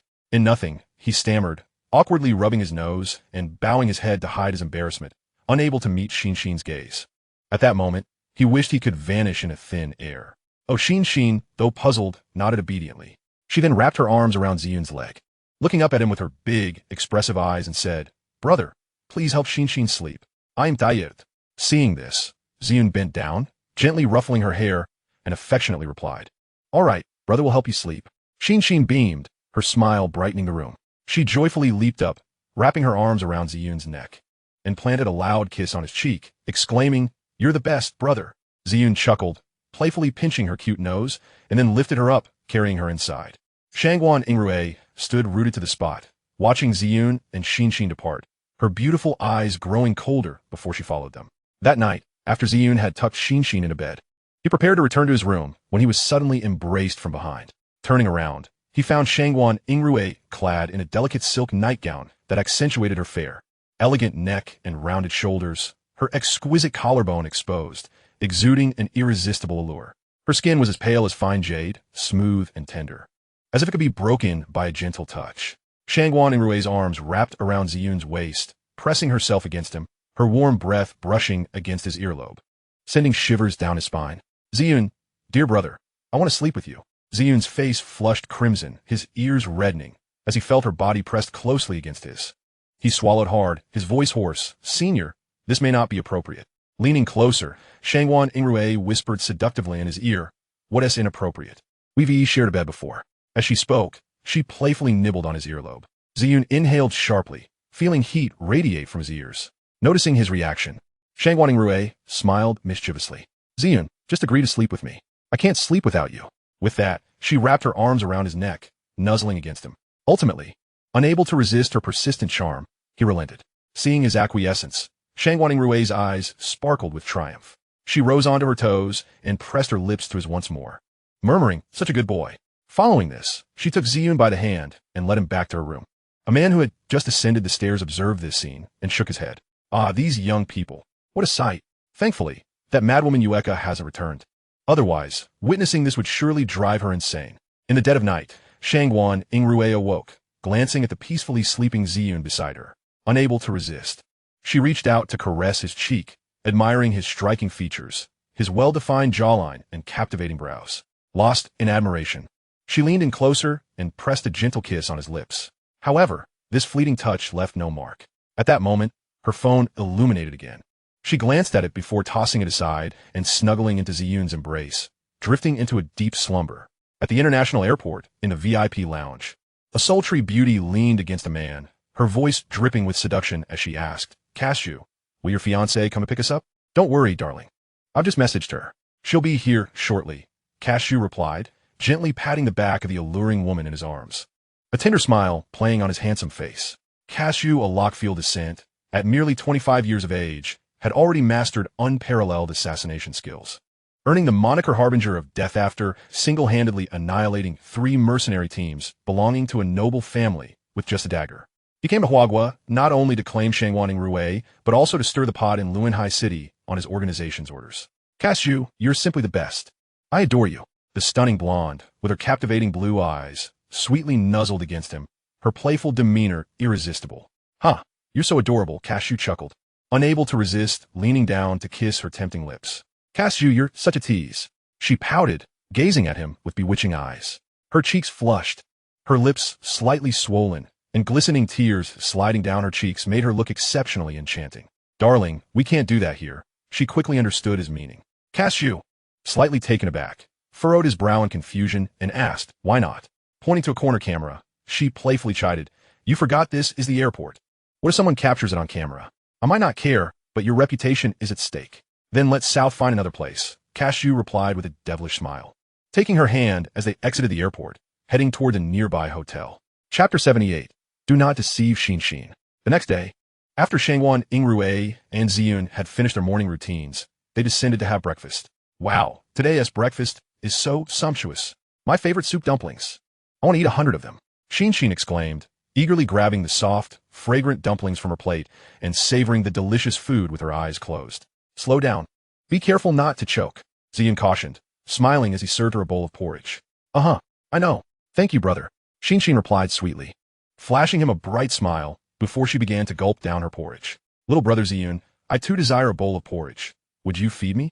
The enchanting Shangguan Yingrui gazed at Ziyun with a flirtatious glimmer in her eyes, her voice dripping with sweetness, sending a shiver down Ziyun's spine. All right, he stammered, hastily scooping a spoonful of porridge and bringing it to Yingrui's lips. Shangguan Yingrui opened her mouth to receive the porridge, and after savoring it, she bashfully licked the corners of her lips, leaving Ziyun utterly mesmerized, nearly forgetting his task of feeding her. Hehe, little brother Ziyun, you are simply adorable. Seeing Ziyun's dazed expression, Yingrui stifled a giggle, then dabbed at her mouth with a napkin before taking a sip of milk. With a teasing smile, she beckoned. Little brother Ziyun, why are you still dawdling? Hurry and feed me some more porridge. I am absolutely famished. Ziyun swallowed hard, regaining his composure as he scooped another spoonful of porridge for Yingrui. Observing her eyes shut in blissful enjoyment made him feel an overwhelming joy, enhancing his appetite as well. The man seated at the head of the table appeared to be choking on metaphorical dog food, utterly despondent yet powerless to voice his discontent. Shinshin watched her brother feed that wicked woman, her lips pouting in indignation as she exclaimed, "Humph! Brother is only concerned with that wicked woman, neglecting me entirely. How biased!" With that, she placed her utensils aside, sulking with her little rear end perched on the table, her expression one of sorrow. Ahem. The man observed Shinshin's spoiled demeanor and cleared his throat, feigning a cough to remind her of her decorum. However, Shinshin remained oblivious, continuing to stab at the dumplings on her plate with her fork in frustration. Ziyun, bemused by the little girl's petulance, couldn't help but chuckle. Oof. Shinshin persisted in her sulking, ignoring him. Shinshin, dear, if you continue to ignore your brother, I might just ignore you too. Ziyun feigned a fierce glare at her, issuing a mock threat. This, indeed, quelled her rebellion. She widened her doe-like eyes, gazing at Ziyun with a pitiful expression, her lips quivering as she asked, Brother, do you not like Shinshin anymore? Of course not. Shinshin is my treasured little princess. How could I ever disregard you? Ziyun affectionately ruffled Shinshin's hair, smiling warmly. Now, be good and eat your food. You would want to go hungry. Brother, you must feed me too. Don't just cater to that wicked sister and leave Shinshin unattended. Shinshin pouted, her expression one of innocent grievance, eliciting a smirk from Shangguan Yingrui beside them. All right, I shall feed you as well, Ziyun chuckled, picking up a piece of cake and bringing it to Shinshin's mouth. Hehe, Shinshin loves her brother the most. She beamed, her face lighting up as she happily chewed on the treat. As Ziyun continued to tend to the two lovely ladies beside him, he turned to the man and inquired, Godfather, has my mother not returned yet? Not yet. She is probably still entangled with your second aunt, the man replied, shaking his head. Is there something you wish to discuss with your mother? Nothing much, just letting her know that I will be leaving today, Ziyun stated, resuming his feeding of Shinshin and Shangguan Yingrui. Leaving so soon? The man expressed surprise. Yes, I'll accompany Yingrui for a few days, then head to school, Ziyun said, glancing at Shangguan Yingrui, who hesitated before responding.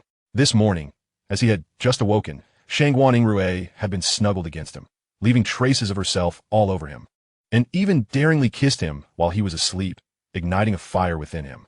Only after he acquiesced to her whims did she settle down. I see, that sounds fine, but take good care of yourself. You are still young, and the road ahead is long. Do not make impulsive decisions, the man earnestly advised Ziyun. Understood, Ziyun replied nonchalantly. When will my mother return? Ziyun shifted the topic. No need to inform your mother. If you tell her, you might not be able to leave at all. Remember the last time you tried to register? She thwarted you at every turn, let alone this time. The man reflected, then added, so, while your mother is still away, hasten to pack your things and depart. Otherwise, it may become impossible. Ziyun furrowed his brow, contemplating the truth in those words, and sighed, all right, I understand. Upon hearing that her brother intended to leave, Shinshin panicked, immediately leaping into his arms and clutching his waist, weeping wah. Brother, don't go. Shinshin doesn't want you to leave. Shinshin, dear, I'm only going to school, and I will return to keep you company during the holidays. All right? Ziyun gently comforted her, patting her delicate back. Really? You mustn't deceive Shinshin. Shinshin lifted her tear-filled eyes, gazing expectantly at him. I would never deceive you. How could I? Ziyun affectionately pinched Shinshin's rosy cheek and tousled her hair. Then you must keep your promise. No deceiving Shinshin. Shinshin blinked her glistening eyes, looking at Ziyun with a pitiful expression that tugged at his heartstrings. All right, I promise. I shall never go back on my word. Ziyun raised his hand in assurance. Shinshin believes in you. Shinshin's tears transformed into a radiant smile as she wrapped her arms around Ziyun's neck, burying herself in his broad, warm chest. Ziyun tenderly stroked Shinshin's fluffy hair, a smile gracing his lips. After finishing their meal and spending some time with Shinshin until she dozed off, he took Shangguan Yingrui and drove away. Chapter 79. The Fury of Gong Yue.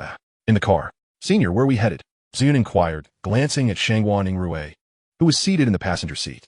Let us go to my house first, she replied, her gaze fixed on the landscape whizzing by outside.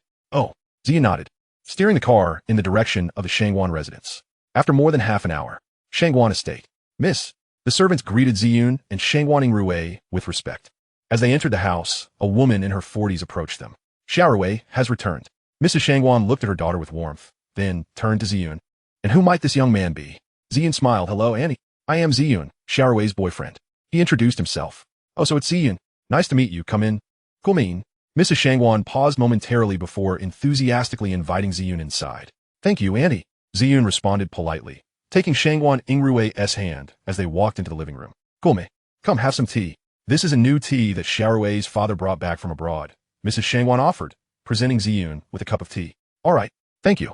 Ziyun accepted the cup with both hands, taking a sip before exclaiming, the flavor is fragrant and mellow, with a delightful aftertaste.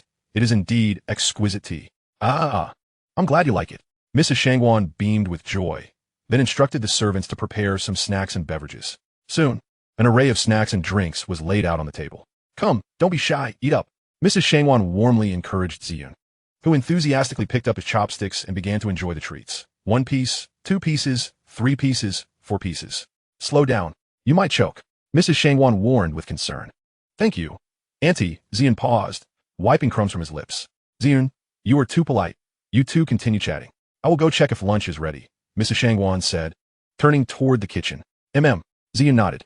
After Madame Shangguan departed, Ziyun exhaled a sigh of relief, allowing his body to relax against the sofa. Shangguan Yingrui observed Ziyun's relaxed posture and couldn't help but smile. Meanwhile, on the other side, Gong Yueka had finally extricated herself from Gong Yuelan's clutches and returned home, only to find that the house was occupied solely by the man she despised and Shinshin, causing her expression to darken instantly. Mom. Upon seeing Gong Yueka return, Shinshin cautiously stepped down from the sofa and tentatively called out to her, then retreated a step, sensing her mother's overwhelming fury, as if she might strike her down at any moment.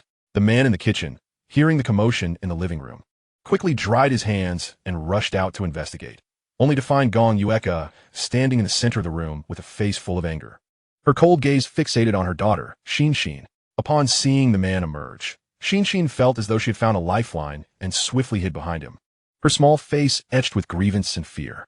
Shinshin, why don't you go play in your little room? The man said gently, stroking Shinshin's fluffy head. Shinshin nodded obediently at his words and hurried to her room, shutting the door behind her. The man, witnessing his daughter close the door, turned to Gong Yueka and said, Ziyun has gone back to school. He dared not reveal the truth to this madwoman, lest he provoke her into unpredictable actions. After all, over the years, this woman had committed many irrational acts, and he had grown numb to it. Only a few days into the holiday, and he's already back at school? Who do you think you're fooling? Gong Yueka retorted, her tone sharp and her expression twisted, emanating a terrifying aura. Believe it or not, it's up to you. The man scoffed dismissively, unwilling to engage further with this deranged woman. He knocked on the door to his daughter's room softly and called, Shinshin, open the door. It's Daddy. Oh, okay. Shinshin exclaimed, immediately opening the door to let him in. Once inside, the man locked the door behind him, crouched down, and tenderly brushed his fingers against Shinshin's forehead, covering her little ears. Soon, the living room erupted with the sounds of objects being smashed and the woman's hysterical screams, which persisted for an indeterminate amount of time before finally subsiding. Gong Yueka surveyed the remnants of the television she had shattered and the chaos strewn across the floor, her entire being trembling with rage. Gritting her teeth, she muttered the name Shangguan Yingrui repeatedly, her fists clenching tightly. Shangguan Yingrui, just you wait. One day, I will kill you, leaving you with not a single piece intact, reducing you to ashes. Ziyun is solely hers. Anyone who dares to covet him deserves death. Gong Yueka glared hatefully at the shattered vases and glass debris around her, her gaze eventually settling on a photograph hanging on the wall. Upon seeing the boy in the photo, she abruptly fell silent, gently caressing the delicate features of the boy depicted therein. At the Shangguan estate, Madame Shangguan warmly invited Ziyun, "Come and taste your aunt's cooking." Ziyun replied, walking over to take a seat at the dining table. Shangguan Yingrui followed closely, plopping down next to him, this time pushing their chairs together so that her body was pressed against his right arm. Ziyun furrowed his brows, but refrained from voicing any objections in the presence of the elders. Chapter 8. Ziyun gazes upon a room adorned with his portraits. At that moment, Shangguan Yingrui's father, Shangguan Hong, returned home and, upon seeing his daughter and the unfamiliar boy in such an intimate position, furrowed his brow in concern. "Is your father back?"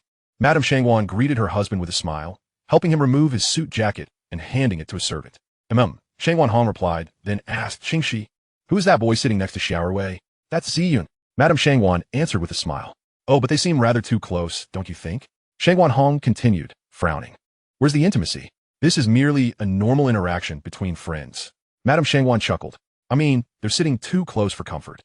This was the first time Shangguan Hong had witnessed such affection from his daughter. He had not anticipated her clinginess to Ziyun, even during mealtime. Is it really that affectionate? He had never seen this side of his daughter before. A sigh escaped him. Perhaps it was only in Ziyun's presence that his daughter would display such unreserved affection. A tinge of unnameable disappointment flickered within Shangguan Hong's heart, yet he walked over to join his wife. "Ziyun, let me feed you," Shangguan Yingrui said, glancing at her approaching parents, then picked up a piece of meat with her chopsticks and brought it to Ziyun's lips, shyly declaring. Ziyun felt a wave of embarrassment wash over him as he noticed both Shangguan Yingrui's mother and father watching him intently. Seeing Ziyun hesitate to open his mouth, Shangguan Yingrui pouted her lips slightly, her expression turning adorably pitiful. "Ziyun, why aren't you eating? Are you rejecting your sister's kindness?" After saying this, she deliberately feigned a hurt expression, as if Ziyun had wronged her. "Xiaowei, just let Ziyun eat by himself.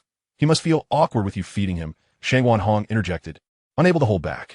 Upon hearing this, Shangguan Yingrui immediately concealed her earlier expression of grievance, replacing it with a cold glare directed at her father. "Father, please don't try to sow discord between Ziyun and me, or else." Though Shangguan Yingrui trailed off, the implied threat was unmistakable. Shangguan Hong was taken aback at her words and quickly shifted the topic, clearing his throat. "Ziyun, do you like fish? I'll have the chef prepare a fresh steamed fish for you." He called over to the kitchen, "Aunt Wang, please prepare a fish weighing around 3 pounds and 2 chickens. The chef, hearing the request, respectfully acknowledged and hurried off to comply. "Thank you, uncle," Ziyun replied politely. "Hehe, no need to mention it. Shangguan Shukel de Quadli. Come on, Ziyun, eat this," Shangguan Yingrui urged, offering him a piece of sweet and sour pork rib, watching him eagerly. "Thank you, senior sister," Ziyun said, hesitating slightly before opening his mouth to accept the rib. "You're so well-behaved," Shangguan Yingrui gleefully exclaimed, then picked up another piece of meat for herself, chewing and swallowing it with delight. After the meal, Shangguan Hong had intended to engage Ziyun in conversation, only to see his daughter whisk him away to her room. The room was spacious, furnished with essential items like a bed and desk, but what struck Ziyun was the multitude of portraits of himself adorning the walls, each painted in various styles, sketches, oil paintings, watercolors, and more. Once inside, Shangguan Yingrui locked the door behind them. Ziyun stood in shock, gazing at the walls filled with his likeness, a sense of unease creeping over him, sending shivers down his spine. He felt an overwhelming urge to flee, but forced himself to remain calm, unable to comprehend why his senior sister had created so many portraits of him. Did she not find this peculiar or unsettling? It felt as though countless pairs of eyes and faces were watching him, hauntingly familiar, as if he had been in this room before. "Ziyun, what's wrong?" Shangguan Yingrui suddenly leaned against his shoulder, speaking softly. "Do you think my room is beautiful?" Feeling stiff, Ziyun replied, "It's okay." He struggled to articulate his thoughts. How could he express that it felt eerie? That would be tantamount to inviting trouble. Then, Ziyun fell silent for a while, yet could not restrain his curiosity any longer and asked, "Why did that senior draw so many portraits of me?" "Of course, it is to keep as a memento," Shangguan Yingrui explained with a cheerful smile. "But why so many?" Ziyun pressed. "Naturally, it is because you are my dear little brother." "Ziyun," Shangguan Yingrui replied with a playful grin. Ziyun found himself momentarily dumbfounded. What sort of reason was that? Noticing his dazed expression, Shangguan Yingrui gently caressed his handsome cheek and spoke softly. "Dear Ziyun, I think of you every day. When I cannot see you, I feel as though I might go mad with longing. That is why I thought to paint your likeness, to alleviate my yearning for you." As soon as she finished speaking, she lunged forward and kissed Ziyun's lips. Ziyun was taken aback by Shangguan Yingrui's sudden action, unsure of how to respond. Shangguan Yingrui had no intention of releasing him, continuing to kiss him. With a sudden pop, Ziyun finally broke free from her embrace. Ziyun, how could you push me away? Shangguan Yingrui exclaimed, her eyes wide with disbelief, shimmering with tears, looking pitiful and endearing. Gazing at her tear-streaked visage, Ziyun felt a twinge of guilt rise within him. I'm sorry, senior, it was unintentional. Wu Shangguan Yingrui clutched her chest, feigning agony as she began to cry. Ziyun, seeing this, hurriedly comforted her. I'm sorry, senior, please don't cry. It was my fault. Woo. Shangguan Yingrui was unable to stop, her sobs growing more sorrowful. Ziyun, in a flurry, took out a tissue to wipe her tears. Yet, Shangguan Yingrui seemed oblivious to his gesture, continuing her weeping. Finally, Ziyun took a deep breath, suppressing his reluctance, and leaned in to kiss her voluntarily. Shangguan Yingrui was momentarily taken aback, but then joyfully closed her eyes. In Chapter 81, Ziyun and Shangguan Hong. Ziyun's initiative astonished Shangguan Yingrui, though her primary emotion was delight. She had never anticipated that Ziyun would kiss her of his own accord. How wonderful! Ziyun's kissing technique was somewhat inexperienced, clearly a first for him. He clumsily nearly bit her lips several times. Nevertheless, despite this, Shangguan Yingrui reveled in the moment. After a long while, Ziyun withdrew. His face flushed as he sat on the edge of the bed, unable to meet her gaze. After tidying her clothes and tousled hair, Shangguan Yingrui looked at Ziyun, her eyes ablaze as if flames were igniting within her. She slowly approached him, her delicate fingers brushing against his fair neck, finally resting upon his lips, caressing his alluringly thin mouth. She then leaned closer, whispering into his ear, Ziyun, I like you so much. I long to possess you entirely. For you to belong to me forever. Her warm breath danced over Ziyun's sensitive ear, causing his skin to flush a soft pink. A tingling sensation coursing through him, igniting a fervor in his heart. After speaking, she once more lowered her head to kiss him. This time Ziyun did not shy away, closing his eyes to meet her kiss. They kissed for an extended duration, until their breaths grew heavier. Cough, Showerway, what are you two doing? A sudden knock on the door shattered the intimate atmosphere within the room. Ziyun opened his eyes and turned to the entrance. Ziyun, dear. Shangguan Yingrui gently wrapped her arms around his waist, burying herself against him, her voluptuous body brushing against him. This action rendered Ziyun rigid, a suspicious blush creeping onto his cheeks as his breath quickened. He was no saint. He too found it difficult to resist such temptation. Yet he struggled to maintain his composure. Auntie, please let me explain just now. Oh, I understand, young people. Wen Qingxi interjected with a smile. I know you're like kindling to a flame. I didn't mean to interrupt. At that moment, Shangguan Yingrui glared at the door, her expression darkened with fury. Why had she barged in so casually? Why ruin her moment? They were so close to achieving what she desired. Why did she have to interrupt now? Ziyun awkwardly forced a strained smile, feeling at a loss for words. Wen Qingxi added, I'll step out for a moment. You two carry on, and then departed. The room was left with only Shangguan Yingrui and Ziyun. Observing her sullen countenance, Ziyun cautiously suggested, Senior, let me get you a glass of water. With that, he hastily made his exit. Ha ha ha. Upon witnessing Ziyun's hasty retreat, Shangguan Yingrui could not help but burst into laughter. She took out her phone and saw a message from Cashew Lockfield sent, to which she replied with a single word, roll. Then, she stowed her phone, adjusted her dress, and headed toward the bathroom.